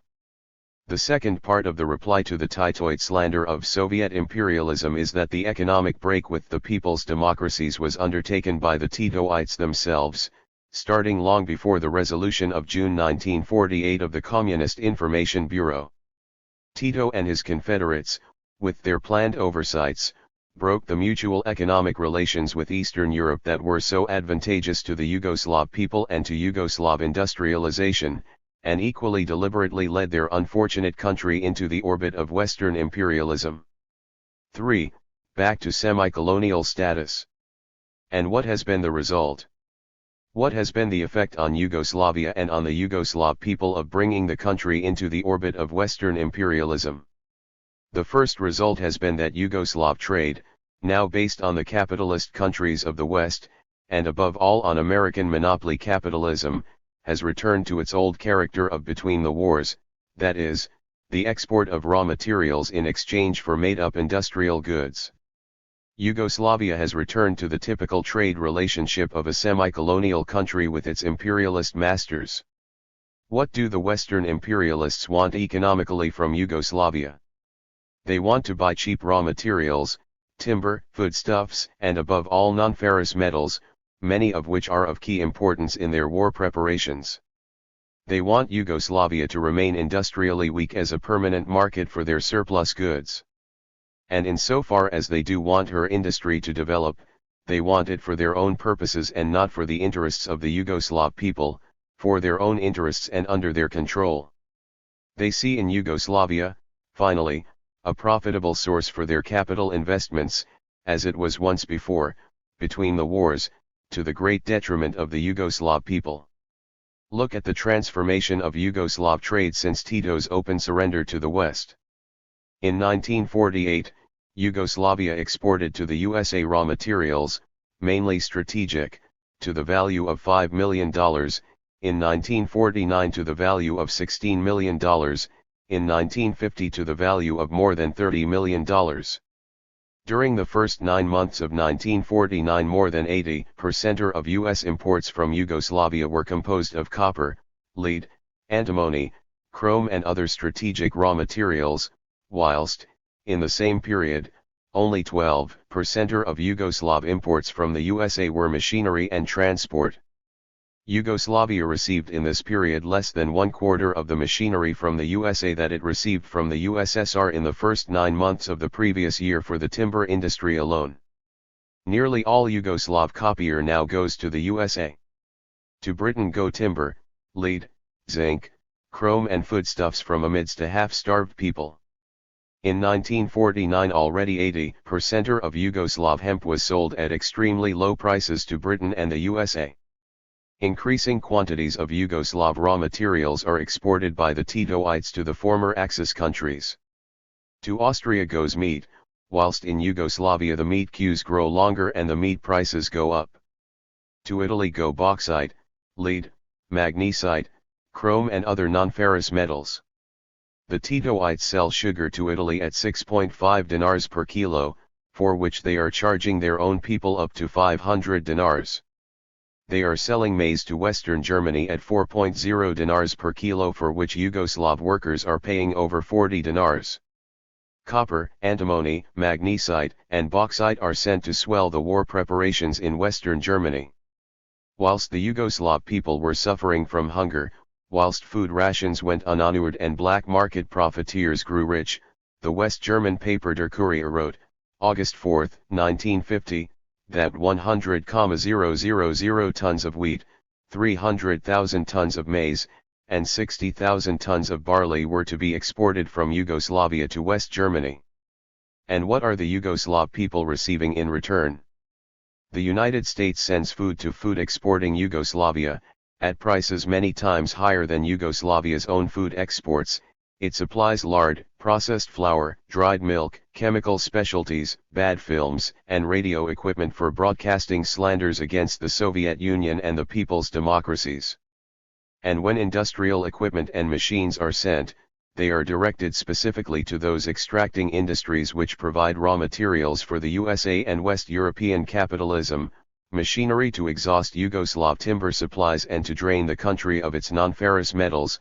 Nothing is left behind for Yugoslav industry, so that the Yugoslav market remains wide open for Western products. Thus the new trade relations of Yugoslavia with the West today are the old trade relations of Yugoslavia with the West between the wars. The Yugoslav people live in poverty in a rich country, surrounded by raw materials, their own industry is starved of them. Shoddy surpluses are dumped on them at high prices. And their wealth is drained away into the pockets of the Western capitalists. The Western capitalist countries, proclaim the Titoites, have generously provided Yugoslavia with loans and credits. It is interesting to examine the character of this generous assistance. The Export-Import Bank granted Yugoslavia credits of $20 million, followed by a further $20 million in April 1950 and $15 million in September 1950. The International Bank of Reconstruction gave a $2,700,000 loan in October 1949 and has since been negotiating further loans. Two loans, $3 million in October 1949 and $9 million in December 1949, have been provided by the International Monetary Fund. The British government gave credits of £8 million in December 1949 and a further £3 million in November 1950. The U.S. Congress authorized $38 million in December 1950 for famine relief and a further $29 million in April 1951 to obtain critically needed raw materials for her armed forces. The Times, April 17, 1951. The Economist on June 23, 1951 reckoned that in the previous 18 months Tito Yugoslavia had received, in all, loans and credits amounting to £22 million from Britain and £53 million from the USA, plus a further £10 million mostly for food for the army. On July 5, Herbert Morrison, the British Secretary of State for Foreign Affairs, announced that the USA, Britain, and France were considering a further joint program of aid to Tito, of which the British contribution might amount to the order of £10 million in the current financial year. But not $1 or £1 of this generous aid was without its price, and a heavy price at that. The New York Herald Tribune, November 15, 1950, commenting on the second British credit to Yugoslavia, wrote, Great Britain was said to be considering also a Yugoslav bid for additional longer-term aid with which the Belgrade government hopes to develop some of its natural resources. These resources include various non-ferrous metal deposits and large timber tracts. Their output would be made available to Western nations which could find use for them in their rearmament programs. My italics, J.K.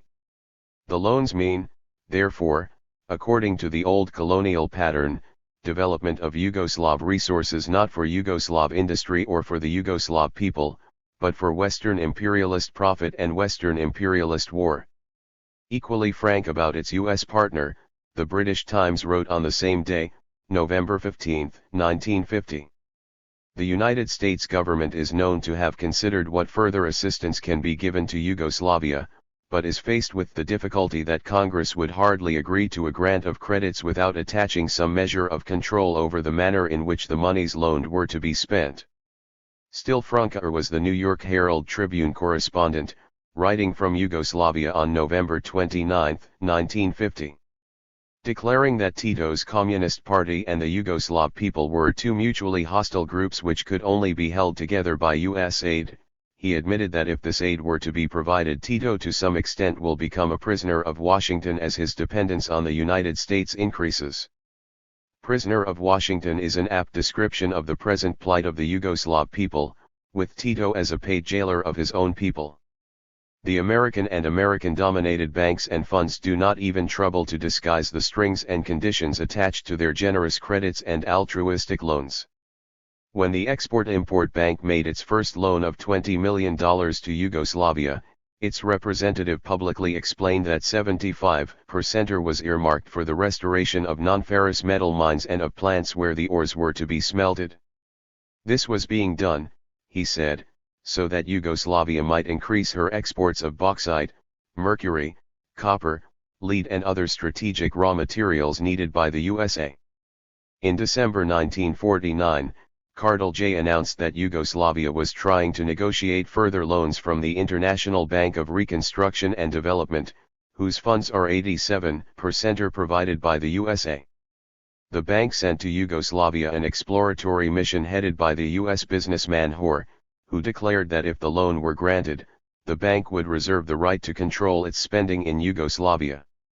The bank, he explained, would concentrate its attention on the development of agriculture, transport, and ore extraction, so that Yugoslavia could keep its role of exporting agricultural and industrial raw materials, above all strategic ones. The officials of this bank have always been particularly brazen.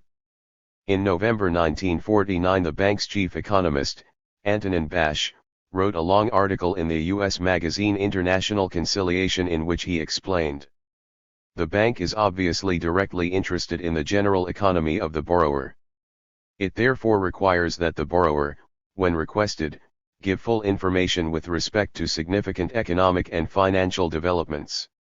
This creates much closer and more permanent relations between the bank and its borrowers than has been usual between the creditor and the debtor in the international field."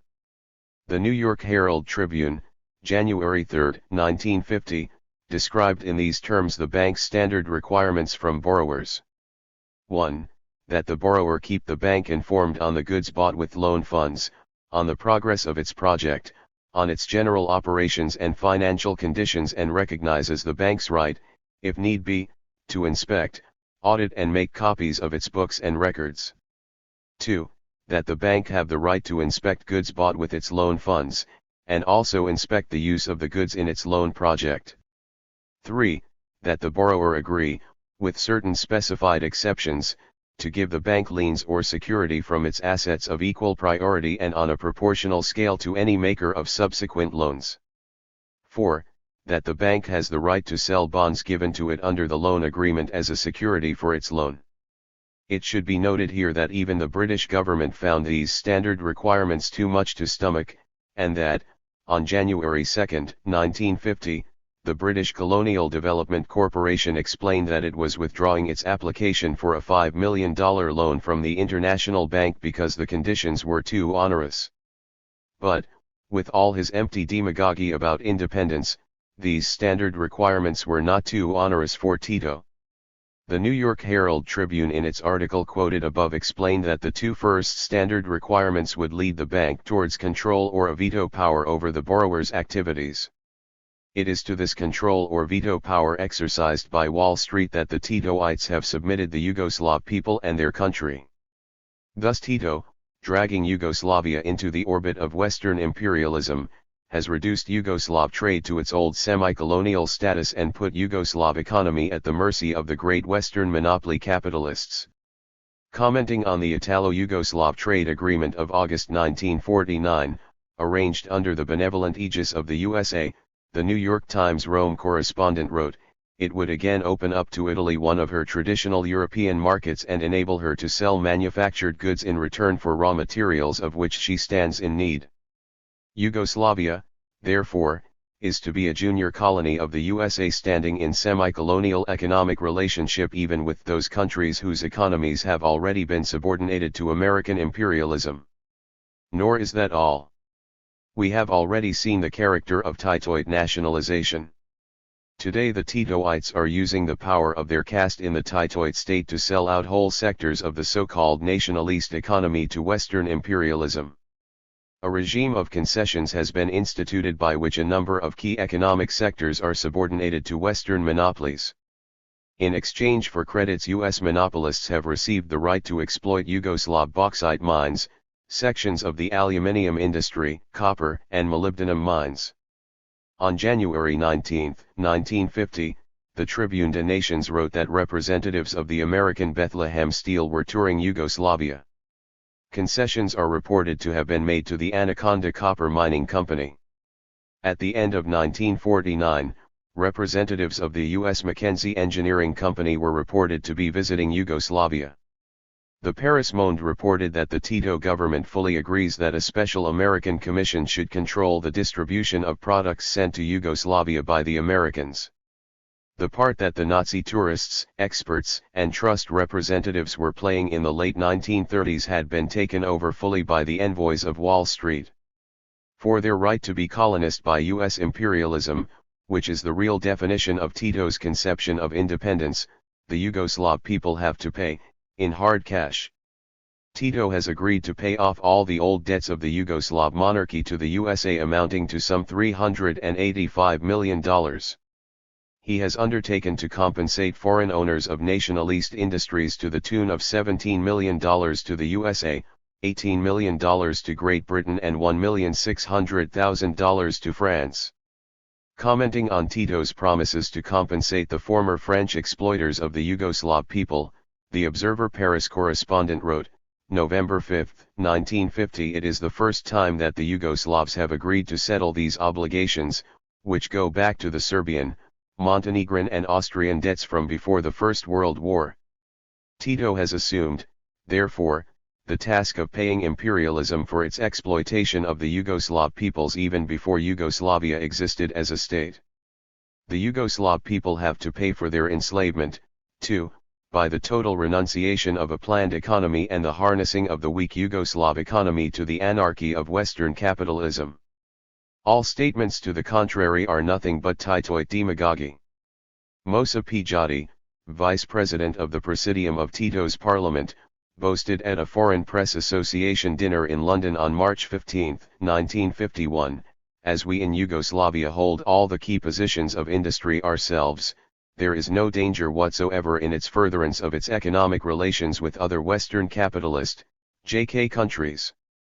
But this is nonsense. Not only because it is not the Yugoslav people but the Titoid caste acting for Western imperialism that controls Yugoslav industry today, but because this industry and the whole Yugoslav economy have become dependent upon the economies of the great imperialist states, above all the USA, and under such conditions planned economy would be impossible, even if the Titoites desired it. And, in actual fact, even the whitewashed official Yugoslav figures reveal the complete collapse of Yugoslav planning, logical consequence of Tito's betrayal. The United Nations report of 1947 comparing Yugoslav government import estimates with the requirements of the Yugoslav plan, estimated that there was a gap of $383 million, and stated that Yugoslavia will need external credit or else the government import program will have to be cut drastically. Any drastic cut in the import program is, therefore, likely to have repercussions on the targets of the 5-year plan. Economic developments in selected countries, United Nations, Lake Success, 1947. The 1948 survey at UNO's Economic Commission for Europe, ECE, published in Geneva in 1948, reported that the Yugoslav investment plan for 1947 was only 87% fulfilled and that no details were given of the individual industries. In April 1949, Cyrus L. Sulzberger, of the New York Times, wrote of Yugoslav economic development. The nation's planners have had to forestall food shortages and accommodate themselves to inflation and deterioration of plant and equipment. The 5-year plan has been modified, without new mining equipment, or production is near its peak. Transport is strained and timber reserves are being drained by the need to find new export products. By October 1949, the U.S. News & World Report, always a faithful mirror of the outlook of U.S. big business, was boasting, October 21, 1949. Ambitious plans for Yugoslav industrialization will have to be shelved. Also Tito probably will have to make political or military concessions. Important fact now is that Tito must have dollars and must play ball. And play ball he did with such effect that, a year later, the Yugoslav-Hungarian language paper Magyarzo, organ of the Titoid People's Front of the Vojvodina, had to admit that, according to the plan, we should have exported maize to be able to buy machines and installations indispensable to the realization of our 5-year plan. Instead, we have to import goods which we have never had to buy abroad before, so as to satisfy our most basic needs and to conserve our livestock. By the end of 1950 the Yugoslav 5-year plan, which had been launched with such boastfulness by the Titoites, which had been drastically reduced in 1948, drastically reduced a second time in 1949, postponed a year in the early part of 1950, had almost ceased to be mentioned in the Yugoslav press. It had become a fiasco. The 5-year plan had miserably failed and no further long-term plan was even hinted at. Within the orbit of Western imperialism planned economy is an empty fiction. By September 1951, the governments of the USA, Britain, and France were circularizing 18 other Western governments calling for a moratorium on Yugoslavia's foreign debts reckoned as about £60 million, see The Times, September 1, 1951. Talk of planning by the Titoid leaders decreased in direct proportion to the increase in their debts to imperialism. About the same date, no other person than Boris Kidric, head of the Yugoslav Planning Commission, proclaimed against the dangers of planning. Economic liberals will find comfort in a description of the Yugoslav Reds' new move in a series of articles by Boris Kidric. Too much planning is bad, Mr. Kidric said.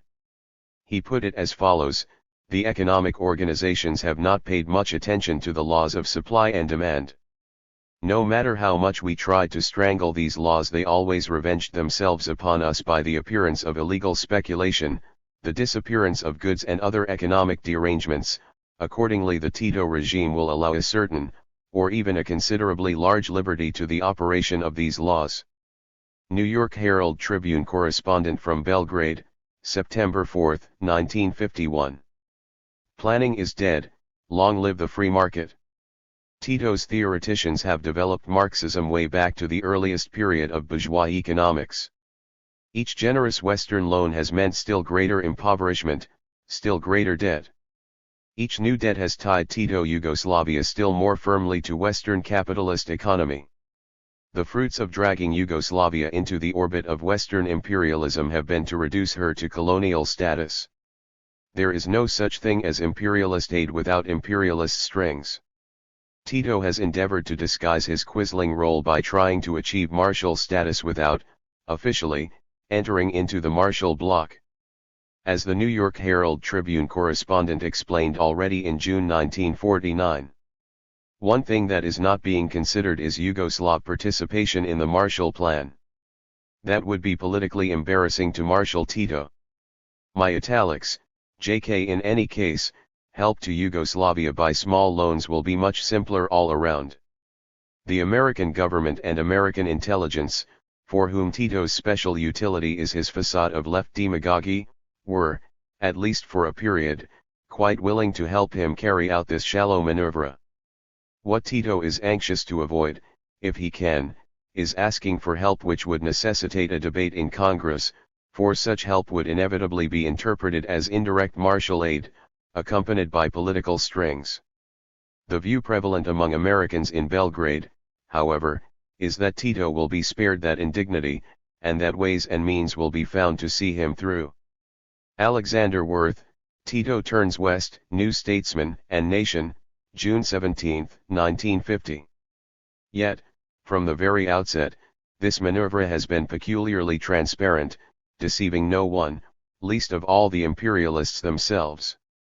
Reception of Western aid carries the same strings whether it is labeled Marshall or whether it is not, and formal membership of the Atlantic Pact is not necessary in order to carry out a foreign policy of capitulation to imperialism. The Spectator put it clearly enough, December 30, 1949. Yugoslav spokesmen have insisted with such emphasis that the trade and compensation agreements signed with the United Kingdom on Monday would have no influence on the home or foreign policy of Yugoslavia that they have almost convinced themselves that this is true. But how could it be true? The internal economic arrangements of Yugoslavia, as well as that country's foreign relations, are so bound up with Marshal Tito's quarrel with the Cominform, and with the steadily improving relations with the West which have followed it, that denials of a connection are hollow. Yugoslavia occupies such a crucial position between East and West that her economic policies cannot be isolated from the balance of powers, and it is useless to pretend that they can. As usual, still clearer and franker is the uninhibited voice of American big business. Read, for instance, the United States Business Week, April 12, 1950. For the United States in particular and the West in general, this encouragement of Tito has proved to be one of the cheapest ways yet of containing Russian communism. To date, the West's aid to Tito has come to $51.7 million. This is far less than the $1 billion or so that the United States has spent in Greece for the same purpose. Yugoslavia has had to settle for a Western credit policy based on these two principles. 1. Priority assistance for industries having the best potential for volume exports readily marketable in the West, minimum of aid for basic industries, just enough to meet security needs and to facilitate exports. 2. Extension of credit in installments. This would act as an incentive to the Yugoslavs to put their last efforts into foreign-aided projects. The better their efforts, the better their chances of getting favorable consideration on further dollar requests. What does this mean? It means that with each installment of aid the strings are pulled tighter, each small credit means more abject surrender. It means that of all the quislings, Tito is the cheapest Judas of them all. It means that Tito, the Tito clique, the whole Tito regime is a puppet of American imperialism. The country and the people have been put by the Titoites into the clutches of the great American trusts. The American Congresses, wrote Mr. Gaston Koblenz, Belgrade correspondent of the New York Herald Tribune, on November 29, 1950, has the fate of Marshal Tito in its hands. It means that Tito, who claims to have rescued Yugoslavia from red imperialism, has in fact broken off her friendly and mutually beneficial relationships with the countries of socialism and people's democracy, and placed her, hands tied, into the orbit of imperialist exploitation. The third part of the answer to the Titoite slander of red imperialism is that the Titoites, rejecting the friendship and generous aid and trade of the Soviet Union and the people's democracies, have transformed Yugoslavia into a colony of Western imperialism. Yugoslavia has been led back to her colonial status of between the wars, but with more avaricious imperialist masters than ever before. In the words of the November 1949 resolution of the Communist Information Bureau, the Yugoslav government is completely dependent on foreign imperialist circles and has become an instrument of their aggressive policy. The Tito, Rankovic clique has created wide possibilities for the penetration of foreign capital into the economy of the country, and has placed the economy under the control of capitalist monopolies. 4. The other road. But there is still a fourth part to the reply to the Titoite slanders of red imperialism. The Titoites proclaim that heroic little Yugoslavia resisting red imperialism has maintained her independence by turning to the West. But facts and figures speak a different language. They reveal that a group of traitors have sold their country to Western monopoly capitalism, and that Yugoslavia, dragged by the Titoites into the Western orbit, has returned to its semi-colonial status of between the wars, but knowing even a greater exploitation than before. The Titoites proclaim that the satellite Cominform states of Eastern Europe have allowed themselves to become the victims of Soviet imperialism. Yugoslavia, heroically led by Tito, has escaped from the red net, while the other countries of Eastern Europe groan under the Soviet yoke. The Soviet Union, proclaim the Titoites, tried to stop the industrialization of Yugoslavia and of the satellite states. Let us now turn the light of facts and figures onto the countries of people's democracy, which have remained in peace, friendship, and close economic relations with the USSR and with each other. We know what the Titoites claim, let us now seek the truth. The people's democracies of Eastern Europe, Poland, Czechoslovakia, Hungary, Bulgaria, Romania, Albania, existed in the 2 decades between the wars as semi-colonies of the Western capitalist states. They were deprived of heavy industry. They exported mainly foodstuffs and industrial raw materials. Their economies were unbalanced, lopsided, developed according to the needs of Western capitalism and not to the needs of their own people. Foreign capital dominated their economies. The masses of their people, workers, peasants, professional people, those who did the useful work, lived in the most dire poverty in countries of great potential wealth, but whose resources were either untapped and undeveloped or developed in the interests of the rich of the Western capitalist world. Theirs, in those years between the wars, was the same hard fate as that of the peoples of Yugoslavia. Western capitalism owned and controlled the material resources of these countries. In Poland, foreign capital, principally British, French, and German, invested in the different branches of industry, made up from 50 to 85% of the total invested capital according to the industry. More than half the industrial shares in Bulgaria were, before liberation in 1944, held by foreign capitalists. British, French, German, and American capital dominated the main industries of Czechoslovakia, Hungary and Romania. In Albania the whole financial and credit system was controlled by a few Italian, British and American monopolies. An enormous tribute was extracted every year from these lands.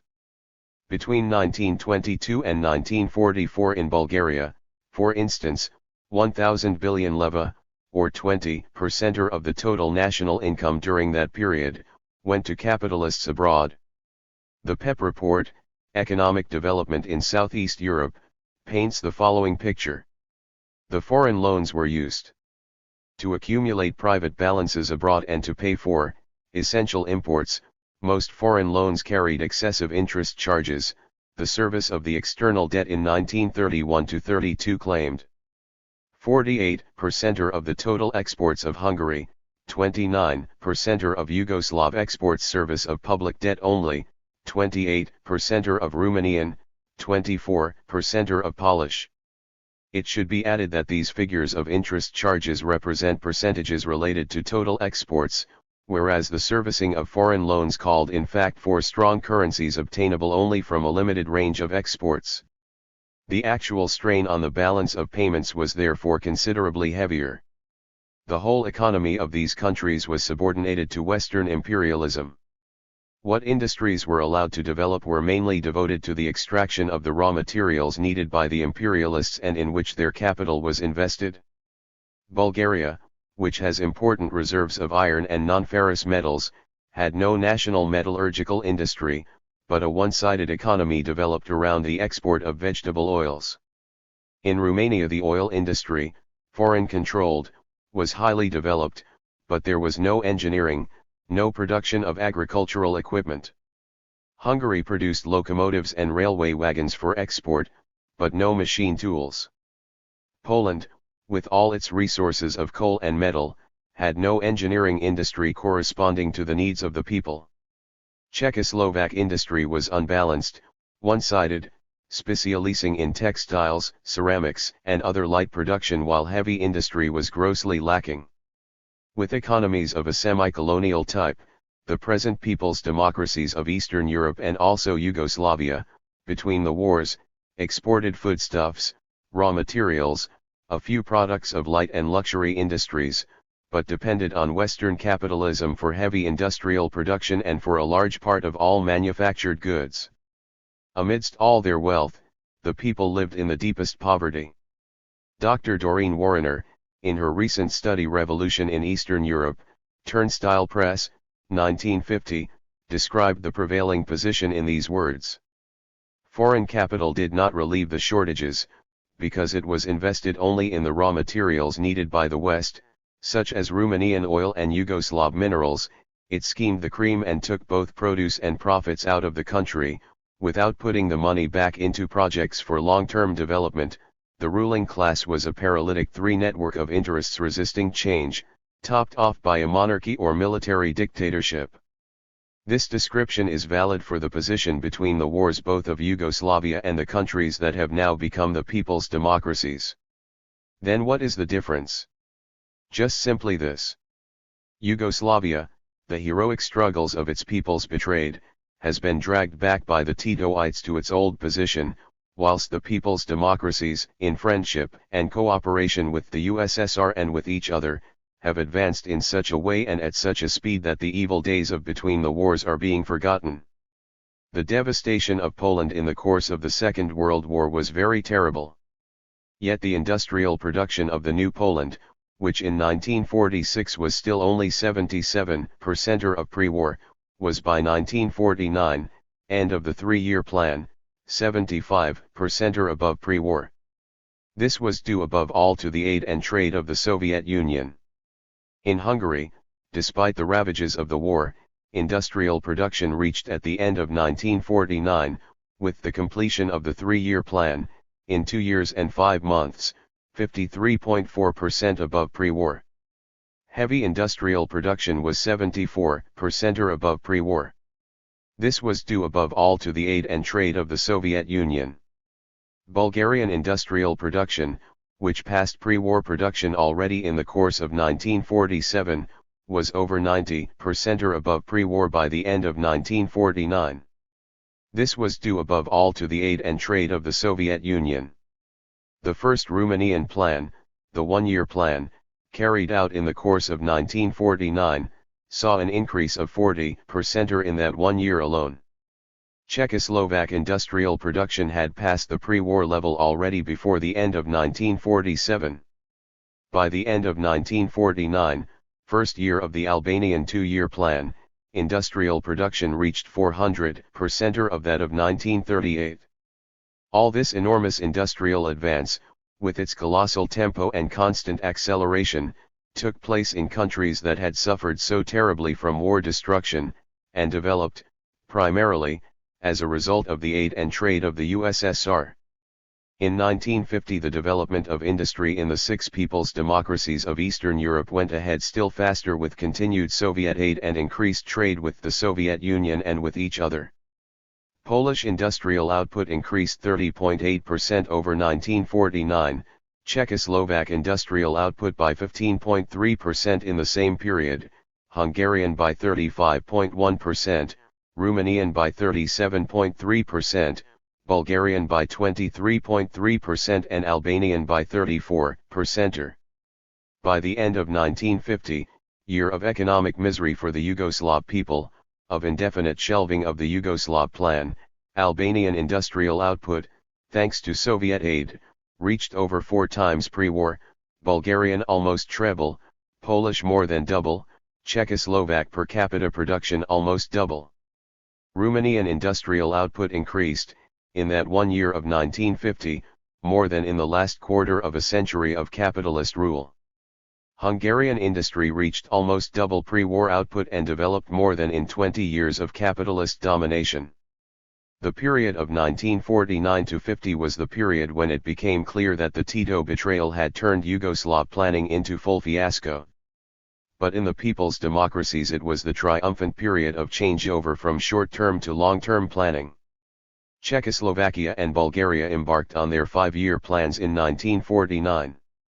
Poland started her 6-year plan and Hungary her 5-year plan in 1950. And, at the beginning of 1951, Romania and Albania began the first years of their 5-year plans. Whilst Yugoslavia was falling under colonial domination, new and undreamed of perspectives opened before the eyes of the people's democratic peoples. Now they could plan mutually. Their main trading relations, with the USSR and with one another, were themselves subject to planning, were of a type qualitatively new. Their economic relationships were based on equality, the strength of one planned economy enhanced and reinforced the strength of the other. Each could count ahead on expanding economies, unbroken by crises, with growing volumes of mutually exchanged complementary goods. The Polish 6-year plan, 1950-55, forecast an industrial production which, by the end of 1955, would be 2.5 times that of 1949 and over 4 times pre-war. Polish industry was to produce many heavy industrial machines for the first time, tractors, steam turbines, high-pressure crucibles, complex machine tools. The Czechoslovak 5-year plan, 1949-53, foreshadowed a 75% increase in industrial production. With the development of the coal, metallurgical, engineering and power industries, the unbalanced one-sided character of Czechoslovak industry was to be ended. But even this bold perspective was quickly outrun by history. In February 1951, the long-term perspectives were radically revised, upwards. The successes in the first 2 years of the Czechoslovak 5-year plan made it possible to envisage the completion of the original plan in 3.5 years and to put forward an altogether more far-reaching vista for the full 5-year plan. It was decided that industrial output as a whole would increase 98% or over 1948 in the course of the plan instead of the original 75% or that is, doubled in 5 years. Heavy industrial output was to reach by 1953, 2.3 times that of 1948. Delansky, chairman of the State Planning Administration, declared in February 1951. We are able to fulfill the original 5-year plan in 3.5 years. The guarantee of this is the tremendous labor enthusiasm of the broad masses of the people, the development of socialist emulation, The application of the advanced experience of the Soviet Union in industry and other branches of national economy, and the existence of great internal opportunities for this within Czechoslovakia. An important factor which helps to extend the tasks of our 5-year plan is the deepening and extension of economic cooperation between Czechoslovakia and the Soviet Union, which leads the camp of peace and socialism, and also the cooperation between Czechoslovakia and the people's democracies. The Bulgarian 5-year plan, 1949-53, will ensure a gigantic step forward in industrial development. In 1953, the volume of industrial production, excluding artisan production, will reach about 4 times that of pre-war. Romania, in the course of the 5-year plan, 1951-55, will not only surpass the highest pre-war production of oil, but develop vast new industries in the field of power and engineering. The Hungarian 5-year plan, 1950-54, was planned to bring about an 86% increase in industrial production over that of 1949 and an increase of heavy industrial production of 204% during the same period. In 5 years the production of means of production was planned to increase 17 times. Hungarian industry, aided by the Soviet Union, will produce for the first time diesel engines, complex machine tools and technically developed mining equipment. But, once again, history has run ahead of even the boldest of perspectives. The first year of the 5-year plan exceeded all prevision, and in the first months of 1951 the plan was radically revised, upwards. Matyas Rákosi, General Secretary of the Hungarian Working People's Party, explained the new and revised perspective when he addressed his party's Second Congress on February 25, 1951. What does the new, increased 5-year plan mean? First of all, that the new plan invests far more in heavy industry and within it, in the iron, steel, coal, and electrical energy production. In numerical terms, we wish to invest 37 to 38 milliards of forints into heavy industry, more than double the original plan. In 1949, we planned that our factory industry would increase by 86.4%. According to the new plan, factory industry production will increase by approximately threefold, nearly 200%, and within this, heavy industry by 4 times. Light industry, instead of the 72.9% of the original plan, will increase by 150%. Last year, the production of heavy industry was only 2.2% higher than that of light industry, but by the end of the 5-year plan the proportion of heavy industry in production will be 70%, or that of light industry 30%. Never has any anti-Soviet slander been more false than the Titoid, Wall Street cry that the Soviet Union tries to prevent the industrialization of the people's democracies of Eastern Europe. A study of the facts shows that exactly the reverse is true. The Titoid tactic, like that of Goebbels, is to turn truth on its head. For it is precisely the friendly economic aid and trade of the Soviet Union that has enabled the people's democracies, treading the opposite road to that of Tito Yugoslavia, to make so triumphant and rapid an industrial advance, despite all the devastation of the war, and all the boycott efforts of Western imperialism. The economic policy of the USSR is exactly the opposite of that of imperialism. The Soviet Union, which was the principal factor in the liberation of the people's democracies from Axis domination, and which, the war ended, protected them from Western imperialist military intervention, permitted them, through its unselfish socialist aid and trade, to rehabilitate their stricken economies and to advance rapidly on the road of socialist industrialization. Such an industrialization remained impossible under Western imperialist domination. Non-communist economists who honestly examine the post-war developments in Eastern Europe are bound to admit this. What Eastern Europe primarily needed was the Industrial Revolution, and without the shift in the European balance of power resulting from Soviet victory it would never have come. Western Europe, so far as it was interested in Eastern Europe at all, was interested in keeping it backward as a source of cheap food and cheap labor. Had the Western powers been able to influence the course of events after the Second World War, they would have put back into power the same kind of governments which existed before, and whose failure led to fascism. Dr. Doreen Warrener, lecturer at the London School of Slavonic Studies, Revolution in Eastern Europe, 1950. But it was only in Yugoslavia that, with the aid of the Titoid betrayal, the Western powers were able to influence the course of events and to keep it backward as a source of cheap food and cheap labor. Thanks to the USSR, the Western capitalist states have not been able to get their greedy hands on the six people's democracies. These countries had loyal communists, good patriots, at the heads of their governments: Dimitrov, Kolarov, Chervenkov, Birut, George Dage, Gottwald, Rakosi, Jero, and Enver Hoxha, and not Tito, Kardelj, Rankovic, Gilas, and Mosa Pijati.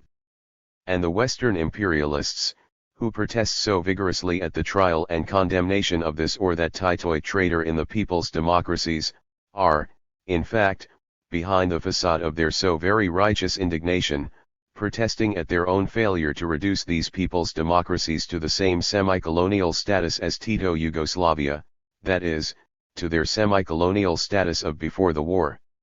Socialist aid and trade has no martial strings. It is based on mutual respect for national integrity and sovereignty, on equality, on mutual strengthening. This has been and remains the basis of Soviet aid and trade with the people's democracies. It is the Soviet Union that has supplied the heavy machinery, modern equipment, raw materials, that have permitted the so rapid industrialization of the people's democracies and the so rapid rise in the living standards of their peoples. It is the USSR that has sent them Soviet technicians, not to spy on them in the old Western tradition, not to take over their economies like the Nazi and American experts, but to help them to train their own advanced technicians in the most modern techniques perfected in the Socialist Soviet Union. It is Soviet aid and trade, based on socialist principles, that have enabled the people's democracies to develop their bold long-term plans, and to open up before their peoples such grandiose perspectives. Soviet long-term credits have been used by the people's democracies to obtain from the Soviet Union metallurgical, chemical, machine-building materials. The USSR has sent them whole large-scale modern industrial installations, machine tool factories, power plants, hydroelectric stations. With the help of Soviet equipment, the people's democracies are now able, themselves, to produce heavy and complex industrial goods previously imported, to manufacture many machines for the first time in their history, including the machines that will lay the basis for the development of socialist agriculture. These countries are no longer dependent on imperialism. They have shed, and forever, their semi-colonial status. It is Soviet aid and trade and friendship that has permitted them to develop independent of Western imperialism, and has allowed them to know, for the first time, the real meaning of independence, for which their peoples fought so long and so bitterly, made such sacrifice and shed so much of their blood. With Soviet aid and trade, the Polish people are now constructing the Nauhuda iron and steel works, which will double the capacity of that country's iron and steel industry. Industrial production in Poland in 1955 is destined to soar 85% or above 1949, or more than 4 times the output per head of population in the pre-war years. The new blast furnaces received from the Soviet Union are to make possible steel production twice as high as pre-war. Marguerite Higgins, in New York Herald Tribune, writing from Warsaw, January 12, 1950. The Soviet Union has supplied Poland with the plans and materials for a giant cement works which will be amongst the largest and most modern in Europe, and this is only one of the dozens of such installations delivered by the USSR to Poland. All the machinery was already on the site and assembly had begun by the beginning of 1951. The Vazbika cement works, unlike capitalist-built plants, will provide not only for the maximum mechanization, but for the best hygienic conditions for the workers. Work will be done in clean air and dust absorbers are no longer necessary. It will start production in 1952. Blocks of the most modern flats, schools, shops, cinemas, clinics, and creches, cultural centers, workers' clubs, Swimming pools and sports grounds are already under construction for the employees. On January 26, 1948, the Polish-Soviet long-term trade and credit agreement was signed. Since then, trade turnover between Poland and the USSR has constantly grown. If it is taken as 100 in 1947, it increased to 153 in 1948 and 212 in 1950, and will go on increasing. Poland has received and will receive manganese and chromium ore, liquid fuel, fertilizers and raw materials for their production, ball bearings, asbestos, tractors, agricultural machinery and whole completely equipped industrial installations of the type of the Nauhuda iron and steel plant. Patents have been supplied free by the USSR. The Soviet Union has helped and is helping in planning the buildings and in the assembly of these huge projects and has trained Polish engineers and specialist workers. The Bulgarian people, with Soviet aid and trade, are constructing industries never before dreamed of in Bulgaria, a nitrogen fertilizer plant, iron and steel works, automobile repair shops. Even hostile Western observers have had to admit this. With the exception of Romania, Bulgaria has adapted its policy most closely to that of the Soviet Union. Soviet exports to Bulgaria consist primarily of materials and goods of key importance for Bulgaria's industrialization and for modernization of its agriculture. Vernon Bartlett, east of the Iron Curtain. Thanks to Soviet cotton deliveries, Bulgaria was able to revive and extend her textile industry. Soviet supplies of metals, building materials, machines, and fittings permitted the development of a Bulgarian heavy industry. Without Soviet petrol and its derivatives, vehicles, road and rail transport, Bulgarian industry would not have been able to take on its new tempo of extension. Without Soviet tractors and other agricultural machinery, spare parts, fertilizers, and the material to make such equipment and materials inside Bulgaria, Bulgaria could not have made its triumphant advance along the road of socialist agriculture. Without the aid of Soviet experts, Bulgaria could never have tapped its mineral resources, not for export abroad, in the old imperialist manner, but for the achievement of her own industrialization. In the course of 1951, with Soviet aid, the giant Stalin nitrogen fertilizer plant, the Merit SA-3 and Republic thermoelectric power stations, an ultramarine dye plant, 2 steel furnaces, the Nikopol-Bulan irrigation scheme, oil extraction works and many others, will all have begun operation. A decree of the Bulgarian Council of Ministers and the Central Committee of the Bulgarian Communist Party was published early in 1951 for the development of rural economy, water supply and electrification of the Dobruja. The Dobruja, under capitalism, was a symbol of peasant poverty. In the last 50 to 60 years of capitalist rule, the forest areas were halved, the rivers dried up. Hot winds swept the treeless land in summer and, in the winter months, blew off the snow from the soil, exposing it to the frost. A few wells, 200 to 250 feet deep, were the only source of water, but even these were used for profit by kulaks and landowners. Now electrification and irrigation have begun, and by 1954 nature in the Dobruja will have been transformed. By 1956, all the villages will have water supply, drainage systems, and electricity, roads and railways. With Michurin methods, the former semi-desert will begin to bloom. To Romania, the USSR is sending metals, coke, cotton, machinery, automobiles, agricultural equipment of an advanced type. Using Soviet technique, the amount of coal mined in Romania in 1950 was 38% or above that of 1938. In 4 years, 1947 to 50, with Soviet aid, the network of natural gas pipes increased 4 times.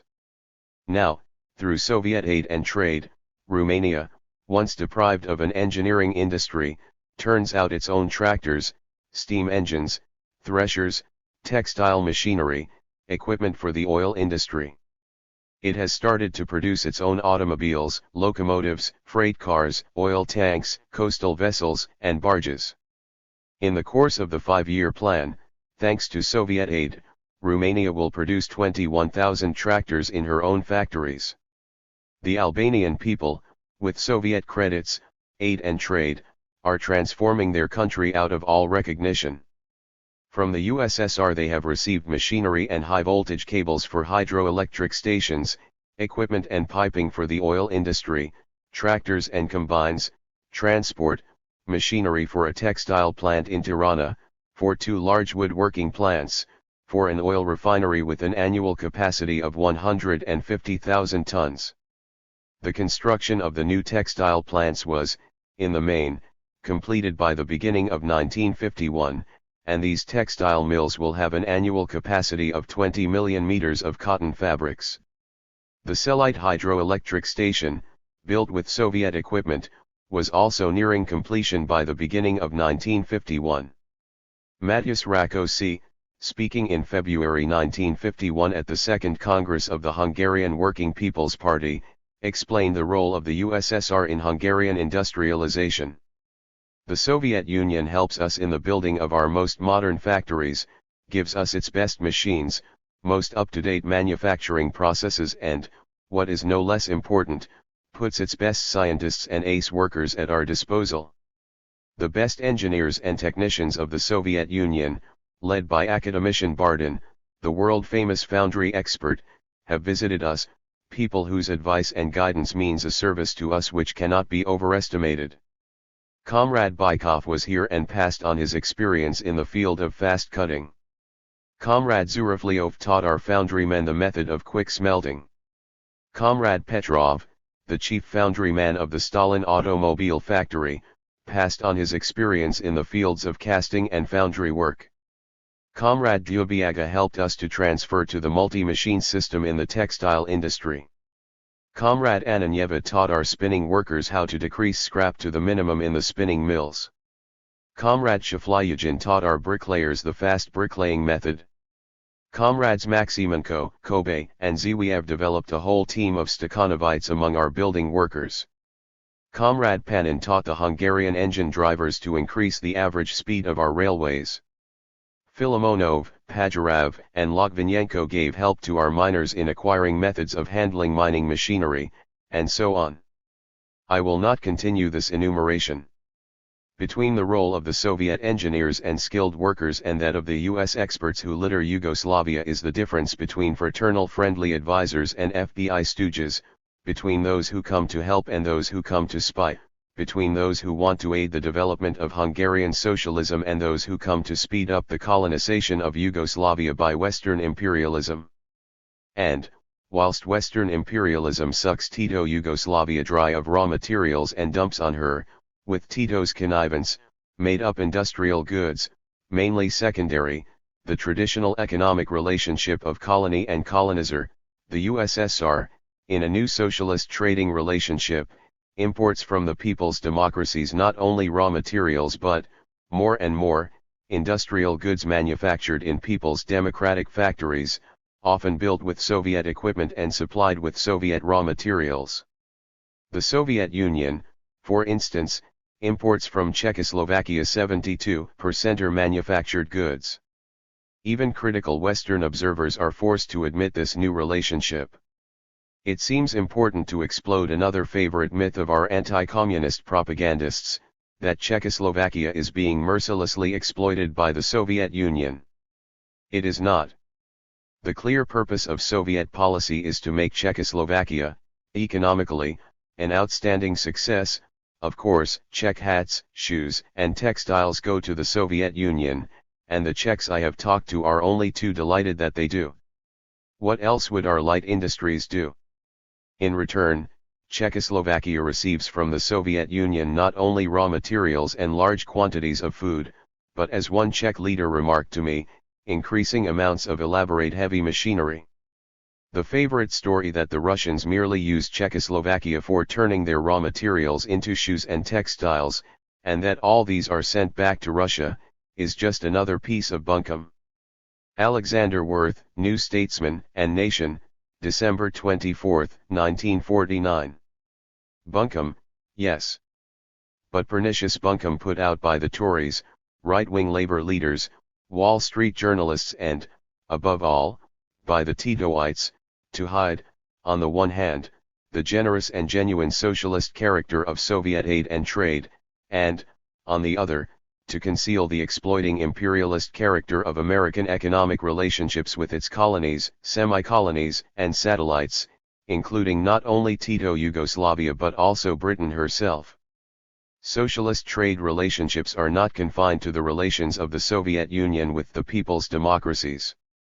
They are at the basis of the Council of Mutual Economic Assistance, formed in January 1949, of which the members, at the beginning of 1951 were the USSR, Poland, Czechoslovakia, Hungary, Romania, Bulgaria, Albania, and the German Democratic Republic.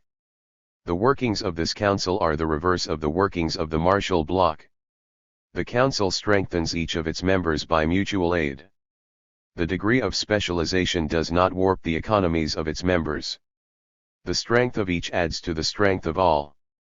The Marshall Bloc, which now, unofficially, includes Tito Yugoslavia, weakens the weaker members to the advantage of the stronger, above all to the advantage of the USA.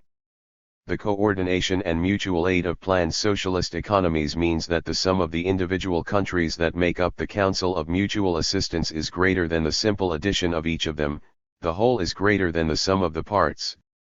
With the Marshall Bloc, greater production in the USA means greater curtailment of production in its satellites, the whole is less than the sum of the parts. A new tractor plant in the USA means death to the tractor industry in one of the Western satellites. A new tractor plant in the USSR means new advance to socialist development throughout the countries of the Council. The difference is the simple but complete difference between capitalism and socialism at work. The tremendous tempo of economic advance, of industrialization, in the people's democracies, has brought about a corresponding rise in the living standards of their peoples. Whilst the peoples of Tito Yugoslavia have seen each of the last few years bring higher prices, reduced real wages, greater hunger and greater hardship, those of the people's democracies have known constantly rising wages, falling prices, increased consumption, and developing social services. In Poland, in 1950 output of pork was 44% or above that of 1949, of cotton textiles 7%, woolen fabrics 13% or leather footwear 13%. In Hungary, output of sugar in 1950 was 15% or above the previous year, cotton textiles 8%, footwear 50%. In Romania, in the same period, sugar output increased by 24% or bakery products by 42%. In Bulgaria 1950 was marked by a 27% increase in the manufacture of cotton textiles, 37.3% of woolen fabrics and 127.6% of footwear. In Czechoslovakia, in the first half of 1950, there was a 15% increase in output of cotton goods, 17% or more butter, 12% or more synthetic fats. Consumption of meat increased 45% and of fat 100%. In all these countries there has been a consistent fall of prices contrasting in all sharpness with the steep price rise and increasing shortages of Tito Yugoslavia. In Czechoslovakia, since the establishment of special commercial shops with controlled prices, prices of foodstuffs have dropped 10 to 50% or textiles 39 to 61% or shoes 58%.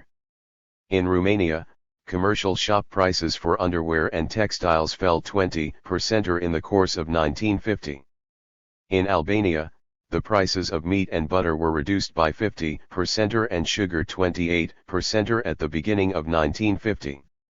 In Poland a further series of price reductions were announced at the end of 1950, including a drop of 10% or in the price of sausages, pork, fats and laundry soap and 5 to 20% or in footwear.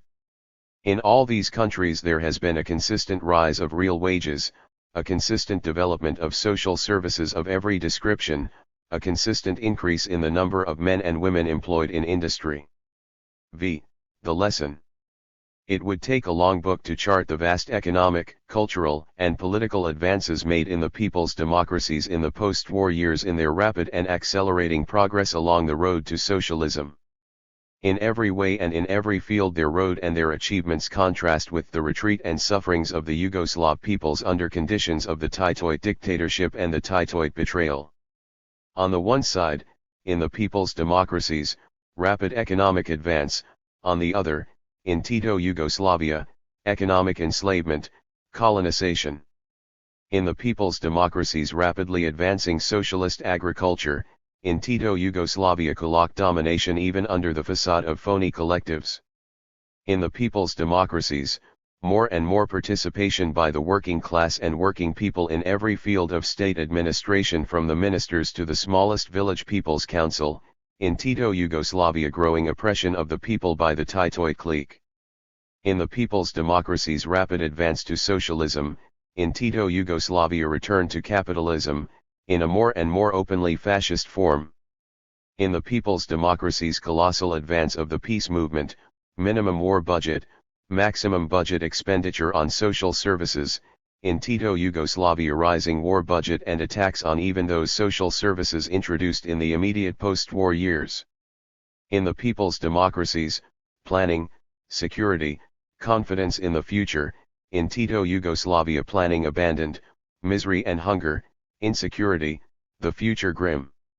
In the people's democracies, cultural advance in giant strides, national in form and socialist in content, in Tito Yugoslavia, cultural decay and Hollywood films. In the people's democracies, independence, political and economic, in Tito Yugoslavia colonization, a return, on a lower level, to the semi-colonial status of between the wars.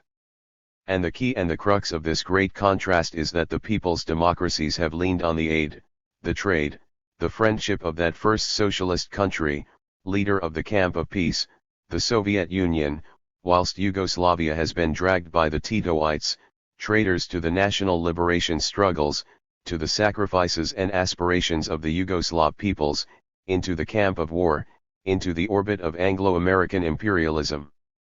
The moral was eloquently drawn in the words of Georgy Dimitrov when he declared, "Sincere friendship with the Soviet Union is as important for the national independence and prosperity of the Bulgarian people as are sunlight and air for every living being.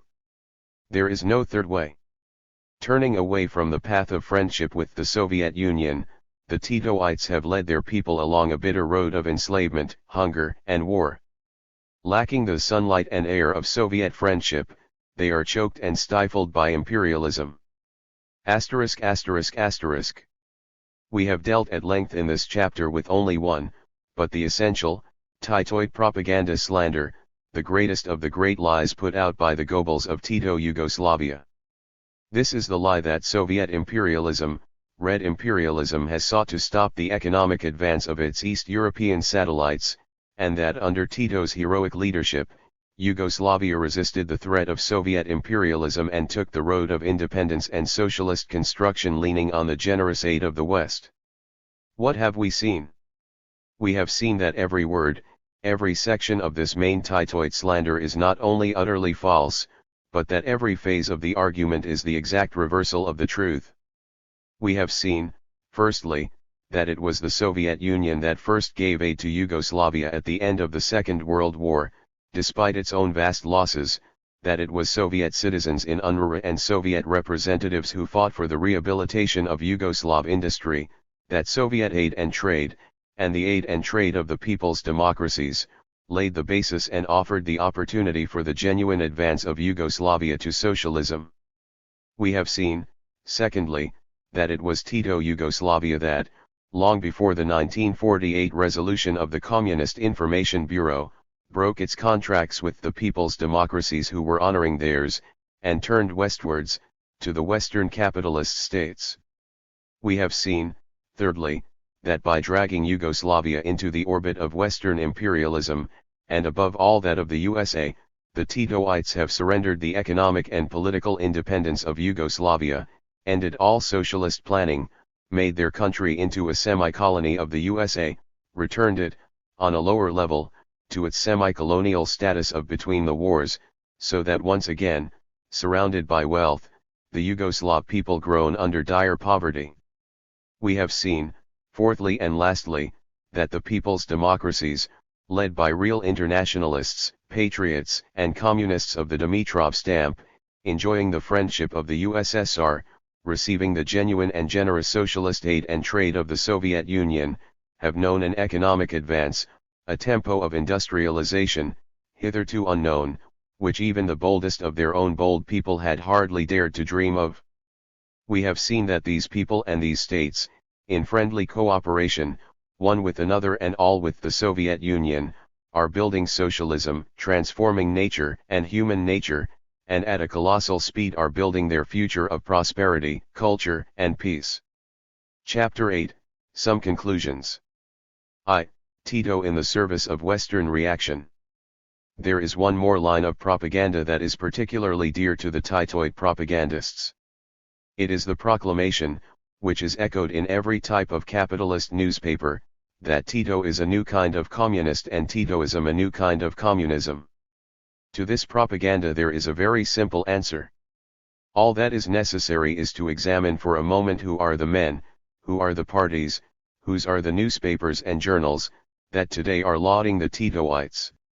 Already by the end of 1949, Britain's leading Tories were paying homage to their stooges. Lord Vansittart on October 18, 1949 spoke of Tito as the origin of a crack throughout the communist empire and added, "It should be the business of our diplomacy to widen that crack by every possible means." Manchester Guardian, October 19, 1949. Mr. Churchill himself, speaking in the House of Commons on November 15, 1949, rejoiced that Tito Yugoslavia, instead of Czechoslovakia, had been elected, under U.S. pressure, onto the Security Council of the United Nations. On December 12, 1949, the Daily Telegraph published an article by Mr. Eden declaring that Tito's example and influence can decisively change the course of events in Central and Eastern Europe. It is, indeed, a very new sort of communism that enlists the support of Messrs. Churchill, Eden, and Vansittart. On the American side, as usual, the same sentiments were echoed with even greater frankness. The New York Herald Tribune wrote, September 2, 1949. Meanwhile, the U.S. Department of Commerce records showed yesterday that permits to ship goods to Yugoslavia have climbed sharply during the last 10 months as Marshal Tito's resistance to Russia increased. The Washington Star proclaimed, October 8, 1949. In terms of the Cold War between East and West, Yugoslavia today is one of the most important countries in the world. The London Times, explaining how Tito had to conceal his surrender to the West, wrote that, July 14, 1949. Instead of making concessions in return for loans, Yugoslavia makes them in advance. All the organs of the most openly reactionary of Wall Street satellites rallied to the support of the Marshal. The West German business organ published in Stuttgart declared, October 29, 1949. The Belgrade Marshal is on the way to becoming the favorite of the Western states engaged in the Cold War. They fell over each other in their efforts to give him further political and economic help, and perhaps even to prepare for the dispatch of arms. The American diplomats who recently met in London and Paris thoroughly discussed the possibilities of how Tito's opposition to Moscow could help American policy towards the Soviet Union.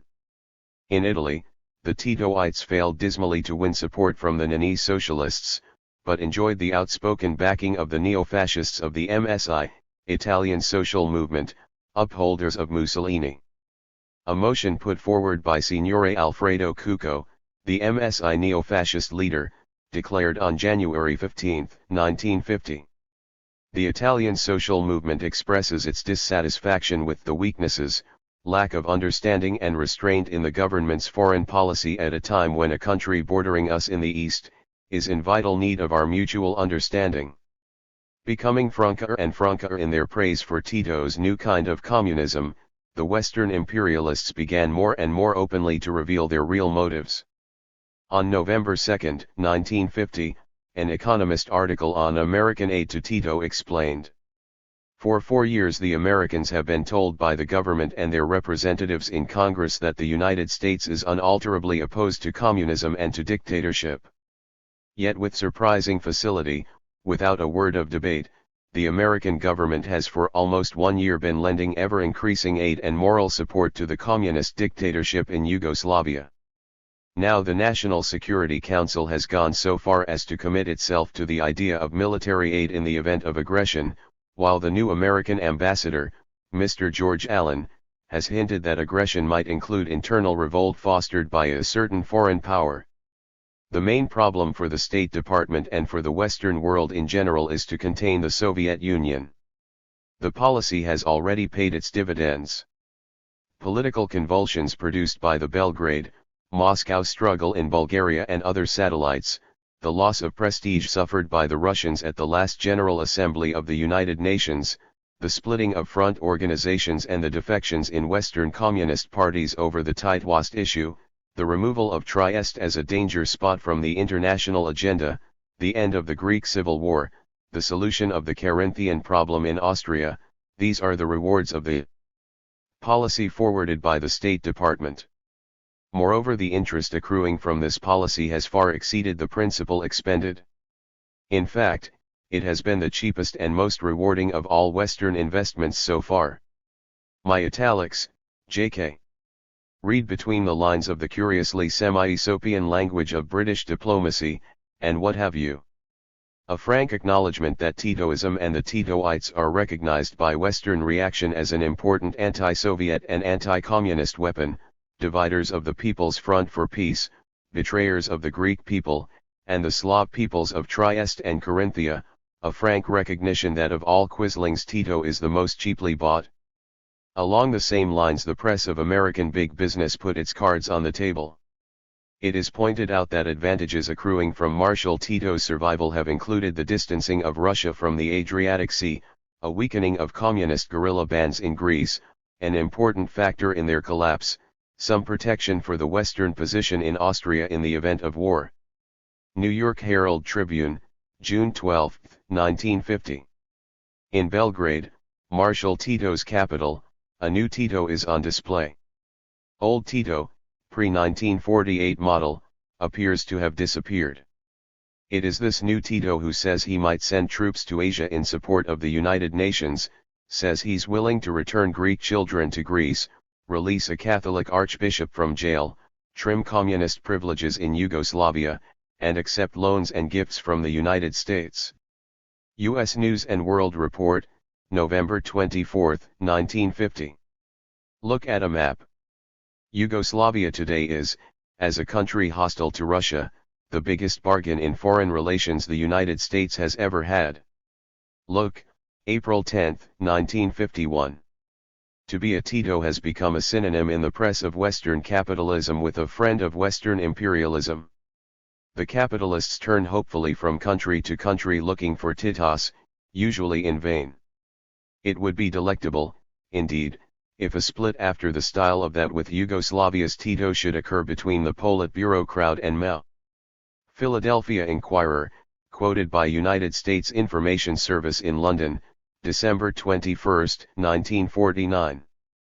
Since the Chinese Communists came to power, the hope has been openly expressed in the West, particularly in the United States, that Mao Zedong would become the Tito of Asia. The bait has been offered almost openly. If Mao will act the Tito, the West will not refuse economic aid. World Today, organ of Chatham House, June 1950. They hope in vain, but they make themselves clear. To be a Tito means to surrender to imperialism and to become an enemy of the USSR, the communists, socialists, working class, and of all those who stand for progress and for peace. All these quotations, and 10,000 more, make it abundantly clear what is the true nature of what some of the capitalist and right-wing labor propagandists call a new kind of communism. Imperialism needs Tito dressed up as a communist. Titoism remains a force, however, only so long as Marshal Tito can claim to be a communist. The Times, September 13, 1949. But imperialism openly recognizes that beneath the communist facade they have a cheap, obedient tool, ready to carry out their war policy directed against the Soviet Union, people's democracies, and the working people everywhere. There are two kinds of communism, they proclaim. But is it not rather strange that there is only one sort of communism that captivates the capitalists, that Churchill lauds, Truman supports, the right-wing labor leaders admire, that the Red Baiters acknowledge as their friend, the Greek monarchists and Italian fascists and German monopolists recognize as their ally? No. It is not so strange. Because there is only one sort of communism, one sort of Marxism-Leninism, one genuine sort of socialism, and because Tito's communism has as much in common with real communism as Hitler's National Socialism had with a true socialist outlook. 2. Tito and the right-wing labor leaders. Tito's communism is as communist as Hitler's socialism was socialist. But the particular value of the Titoites to imperialism, like the Trotskyites before them and along with them, is that they carry the utterly imperialist outlook and actions concealed under a thin veneer of ultra-revolutionary pseudo-Marxist phrases. That is their utility, and that is the use that has been made of them by imperialism in Britain, too.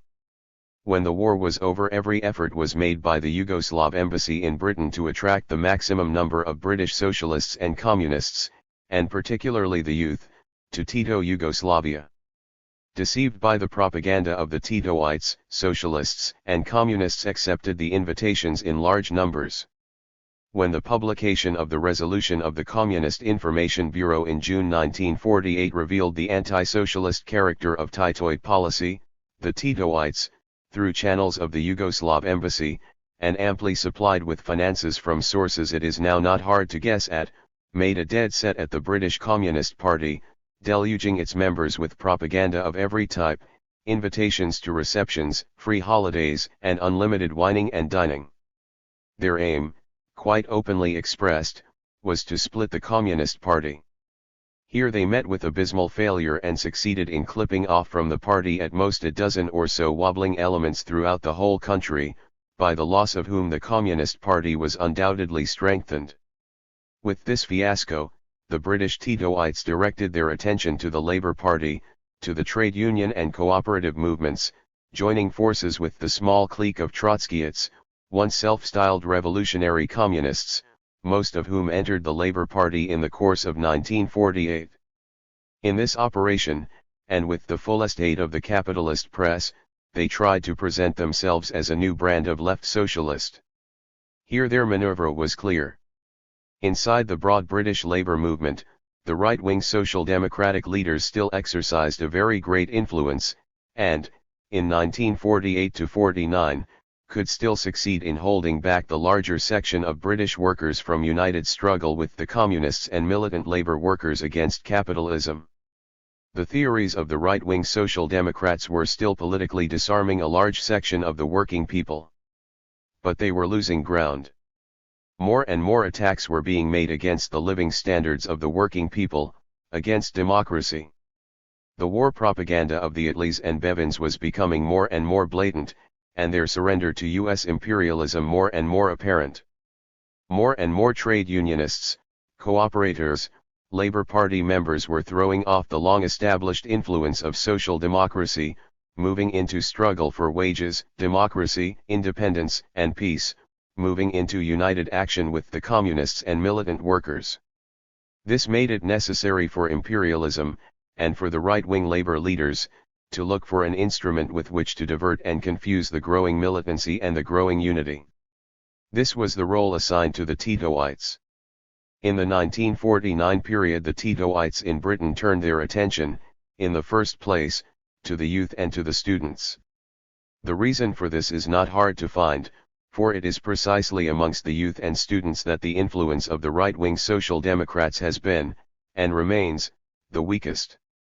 The youth, by nature fighters, prompt to rebel against persecution and bad conditions, ardently desirous for peace, have continuously found themselves opposed in their struggles, not only by Tories, but by the right-wing Labour leaders. Time and again the Labour Party leadership has stepped in to disband or to discipline the Labour League of Youth, to stop them from united struggle with the other sections of the youth, including their comrades in the Young Communist League.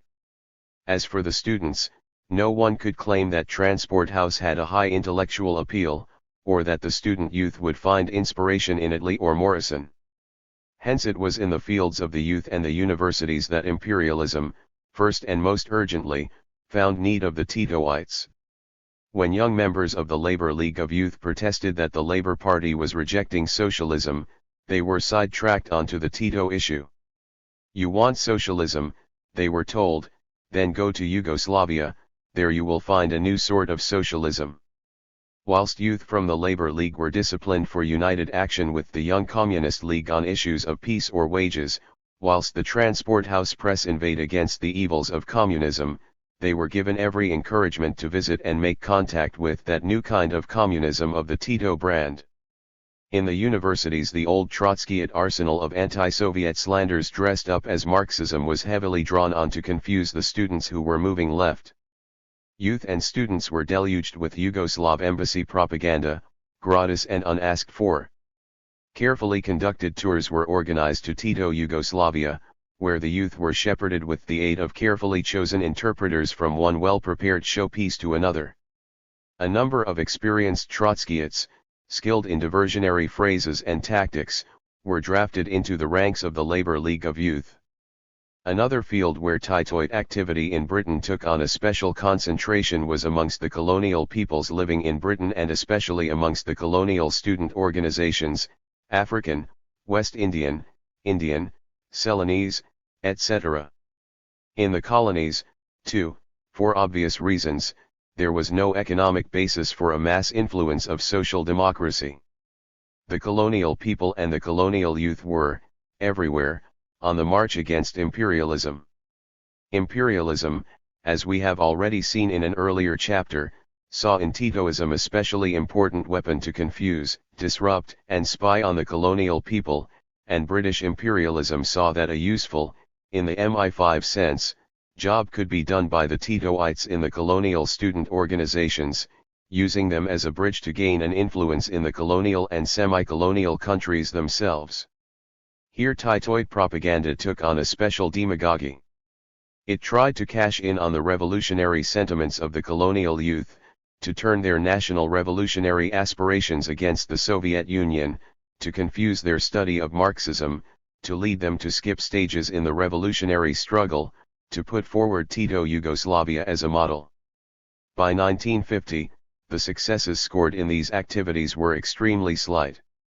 A few initial successes were quickly repelled when the progressive youth and students saw the need to expose the true character of Titoism, and when, each month, history itself made clearer and clearer the road of disaster, hunger, and subjection to imperialism along which the Titoites were leading the Yugoslav people.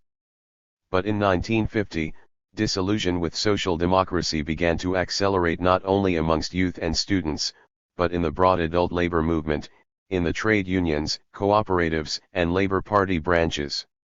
In the course of 1950, therefore, and still more in 1951, the right-wing labor leaders, themselves, began to make direct personal contact with the Titoites, to take the pro-Tito campaign out of the hands of the phony left, into their own hands.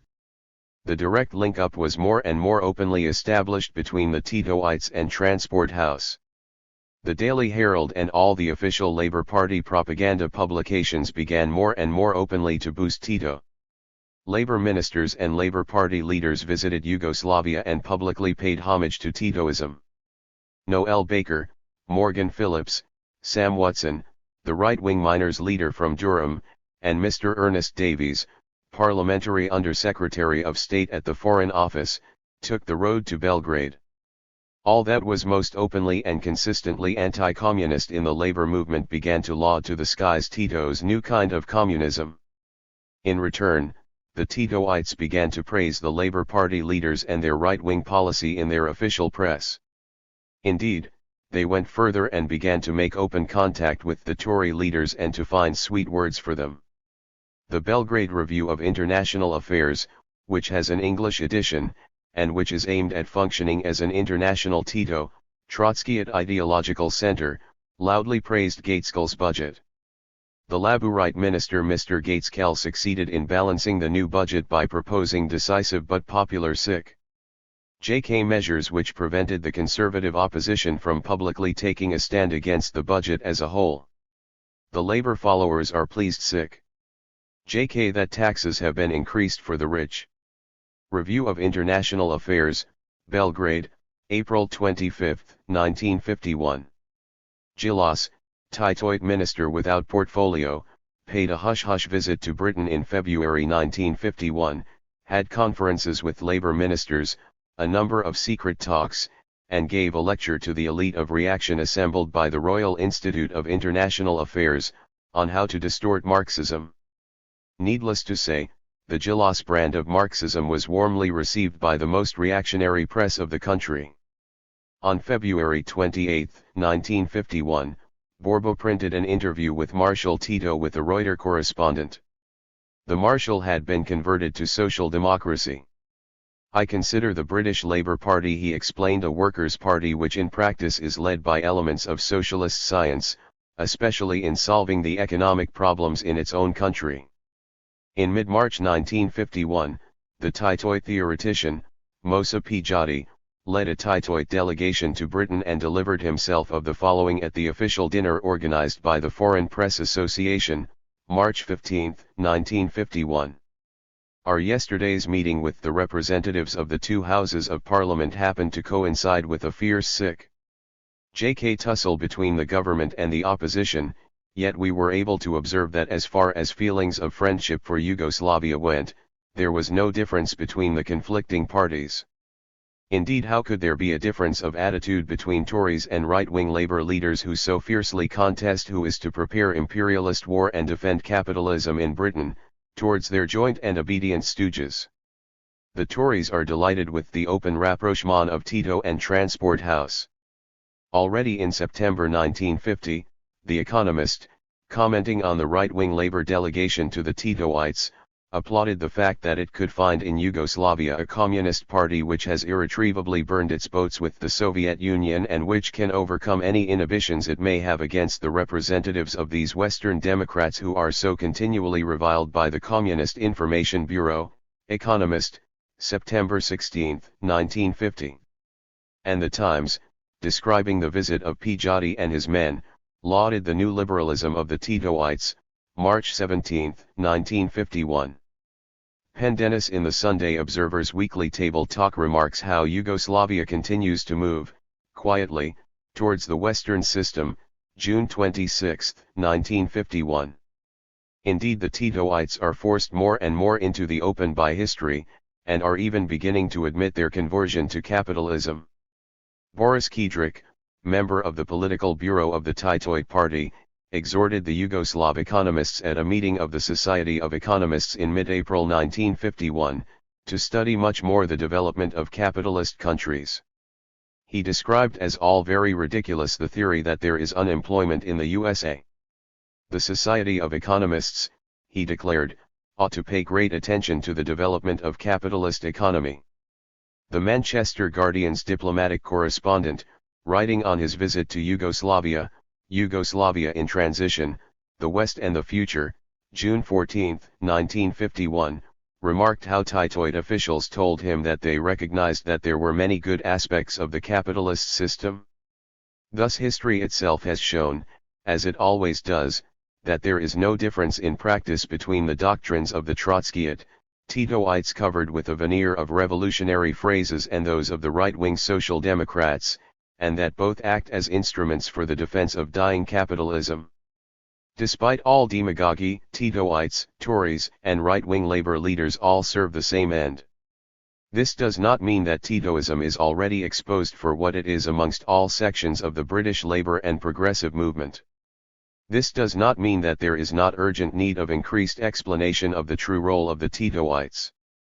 For as the mass movement for peace, democracy, independence, and living standards swings into motion, as the unity of the labor and progressive movement against capitalism is forged in action, as the Marxist explanations of the causes of the growing misery of the people, of the menace of war, and Marxist indications of the way out of crisis, of the way forward for the British people towards independence, peace, and socialism, fall on ever more fertile ground, imperialism looks for weapons to divert this movement, to split it and confuse it, and more as the masses of the people turn away from the right-wing Social Democrats, reaction will turn to Titoism and all brands of pseudo-left demagoguery as its main weapon of disruption.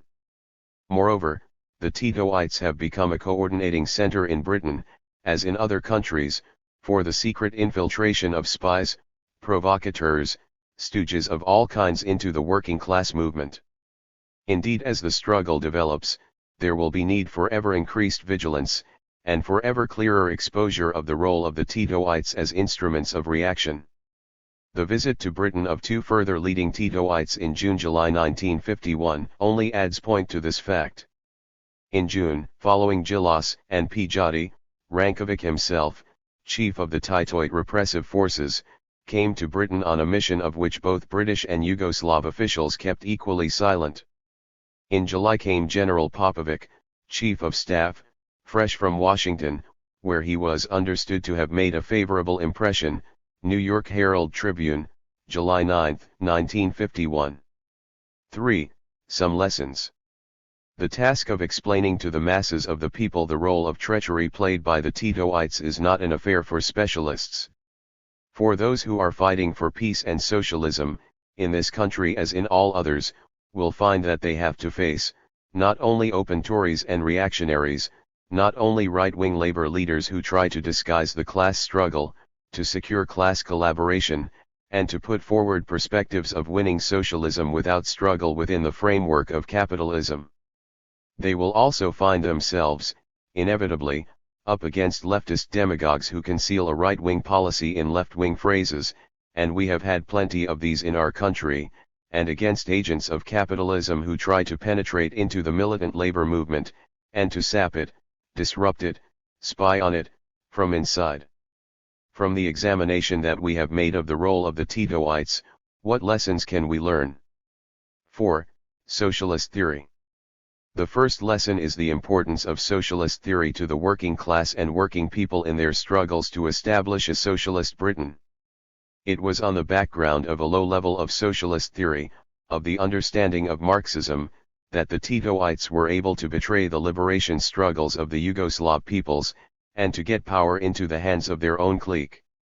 Wherever Titoites through their secret work have been able to gain leading positions in the working class movement of this or that country, it has been by trading on weaknesses of political understanding, bourgeois nationalism, abstract doctrinaire approaches, lack of political education and discussion.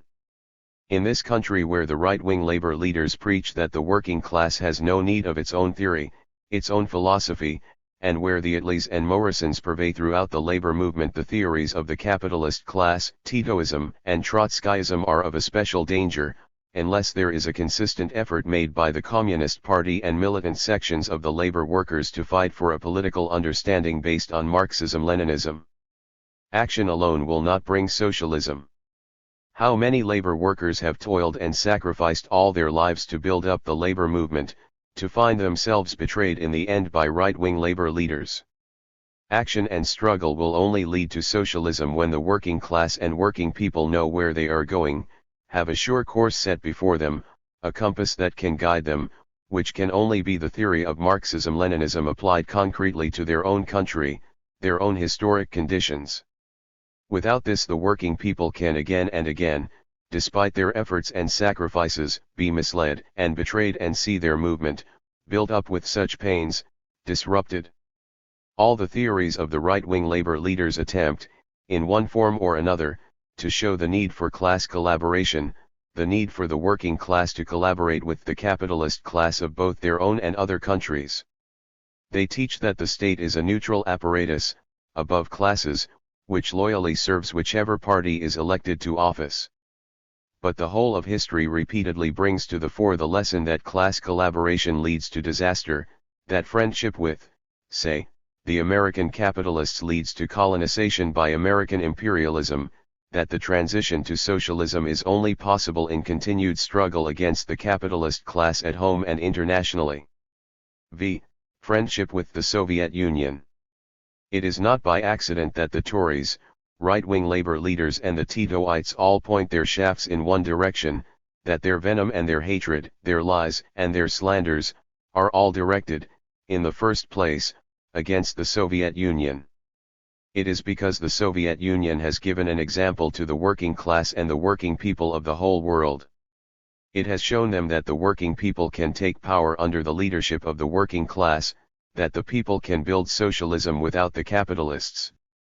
It is because the very existence of the Soviet Union and its enormous achievements in all spheres of life, inspire the working people in all capitalist and in colonial countries, to follow the example of the Soviet people, to end the rule of the capitalists and landowners, and build their own new free and prosperous lives in a country which belongs to them. It is because it is the Soviet Union that leads the world's struggle for peace, which has become today the greatest dread of the monopolists. The imperialists see war as the only solution of their problems, and they hate most those who the most strongly and the most consistently fight for peace. The imperialists hate the Communist Party of the Soviet Union and its leader Stalin, because it is the most experienced and clear-sighted of all working-class parties in the world, the greatest enemy of dying capitalism. When the tricks and cunning of the Titoites were misleading the working class of all countries, when they had succeeded in concealing their real aims and intentions, it was the CPSU, with its great experience, that first gave warning of the betrayal of Tito and his confederates, that first unmasked their departure from Marxist theory, that first exposed the Titoid conspiracies. Those of us, like myself, who in the early stage were deceived by the maneuvers of the Titoites, can well understand the gratitude that we owe, and that, indeed, the peoples of all countries owe, to the wisdom of the warnings given by the Communist Party of the Soviet Union. Indeed, we only have to think what might have happened if the Communist Information Bureau, on Soviet initiative, had not warned and had not unmasked the plots of the Tito gang, to understand the debt of all progressive people to the Soviet Communists. And therefore a second task that emerges from an examination of the role of Titoism is the appreciation of the need ceaselessly to fight in the labor and progressive movement to make known and understood by the people the vanguard role of the USSR in the world fight for peace and socialism, and ceaselessly to fight for friendship and trade with the Soviet people. 6. Unity. Combating social democracy and combating Tito, Trotskyism is not simply a question of explanation and education. These are essential. But, at the same time, it is in the course of struggle that the people learn the most quickly, and it is in the course of the struggle against capitalism, for peace, independence, living standards, democracy, for socialism, that the explanations and education fall on really fertile soil. When the struggle is weak, when politics is divorced from action, then the Titoites can thrive. And, therefore, we learn from our examination of the role of the Titoites the need for unity, for an ever-growing unity of the working people and of the working class, which will help the people, in the course of their struggle, to throw out the betrayers of their movement, which will divide the demagogues from those who genuinely are prepared to struggle, which will strengthen the bonds between the most militant class-conscious and far-sighted workers with the masses of the working people. 7. Vigilance. The British bourgeoisie is the most experienced capitalist class in the whole world. No group of capitalists in any country has learned better how to combine ruthless repression with cunning bribery and corruption. No ruling class has acquired the same skill at maneuvering, retreating where necessary, disguising its real aims. Over a long period, British imperialism has used a small portion of the super profits that it has drawn from the colonial people, to draw over to class collaboration, often without their being conscious of it, a section of the working class. Now that British imperialism has entered into deep crisis, that it can no longer give the sops and concessions of yore, it is still aided and abetted by a group of right-wing labor leaders, who try by every means to conceal the facts of exploitation, and the truth of the dictatorship exercised, under a labor government, by the monopoly capitalists, through the capitalist state. The right-wing Social Democrats teach that the state is neutral, above classes, that the generals, and police chiefs, colonial officials, ambassadors, spies, MI5 agents, and foreign office leaders, under a labor government serve the interests of the labor movement. They try by every method to disarm the working class and the working people, to make them relax their vigilance. but the British ruling class and its state apparatus are experienced in all forms of exercising class rule. As we have seen, it was the British capitalists who first, alongside their open, overt instruments of class rule, their parties, army, police, and law courts, set up the network of police spies and provocateurs to spy on and disrupt the working class movement from within.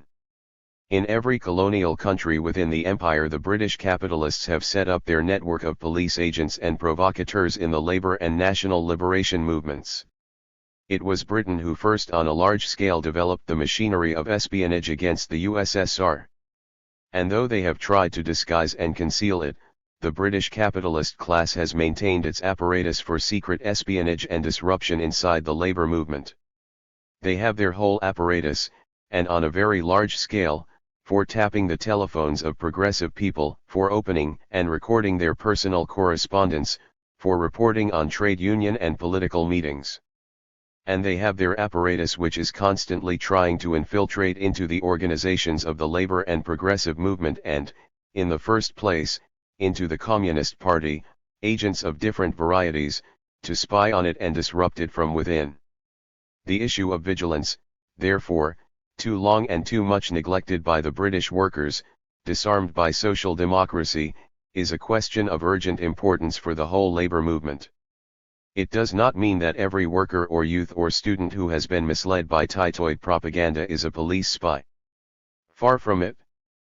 But it does mean that the workers and their people have to be on their guard against individuals sent by the police or intelligence, including Trotskyites and Titoites amongst the first, trying to make their way into the organizations of the working people and to capture leading positions. 8. Solidarity with the Yugoslav people. Throughout their history, the peoples of Yugoslavia carried out with untold heroism the struggle against foreign rule and domination. It was indeed a tragedy that their struggles and sacrifices in the partisan war against the Axis should have ended in so deep a betrayal. But the Yugoslav peoples have known other defeats and they have known other traitors. Not all the repressions and ruthlessness of Rankovic will succeed in holding them in servitude. And stage by stage, as they grow conscious of the character of the betrayal, their resistance will grow stronger, better organized, until the rule of the Titoid clique is shattered and the Yugoslav people can return to the road of people's democracy and socialism. But we cannot stand by, watching their difficult struggle, in a mood of passivity. Every step taken to make the British people conscious of the real role of the Titoites and the real character of Titoism helps the Yugoslav people in ending their domination by the Titoites and their imperialist masters. In the interests of the international solidarity of the working people, of peace and of socialism, the combating of Titoism, instrument of imperialist rule, is an urgent and honorable task.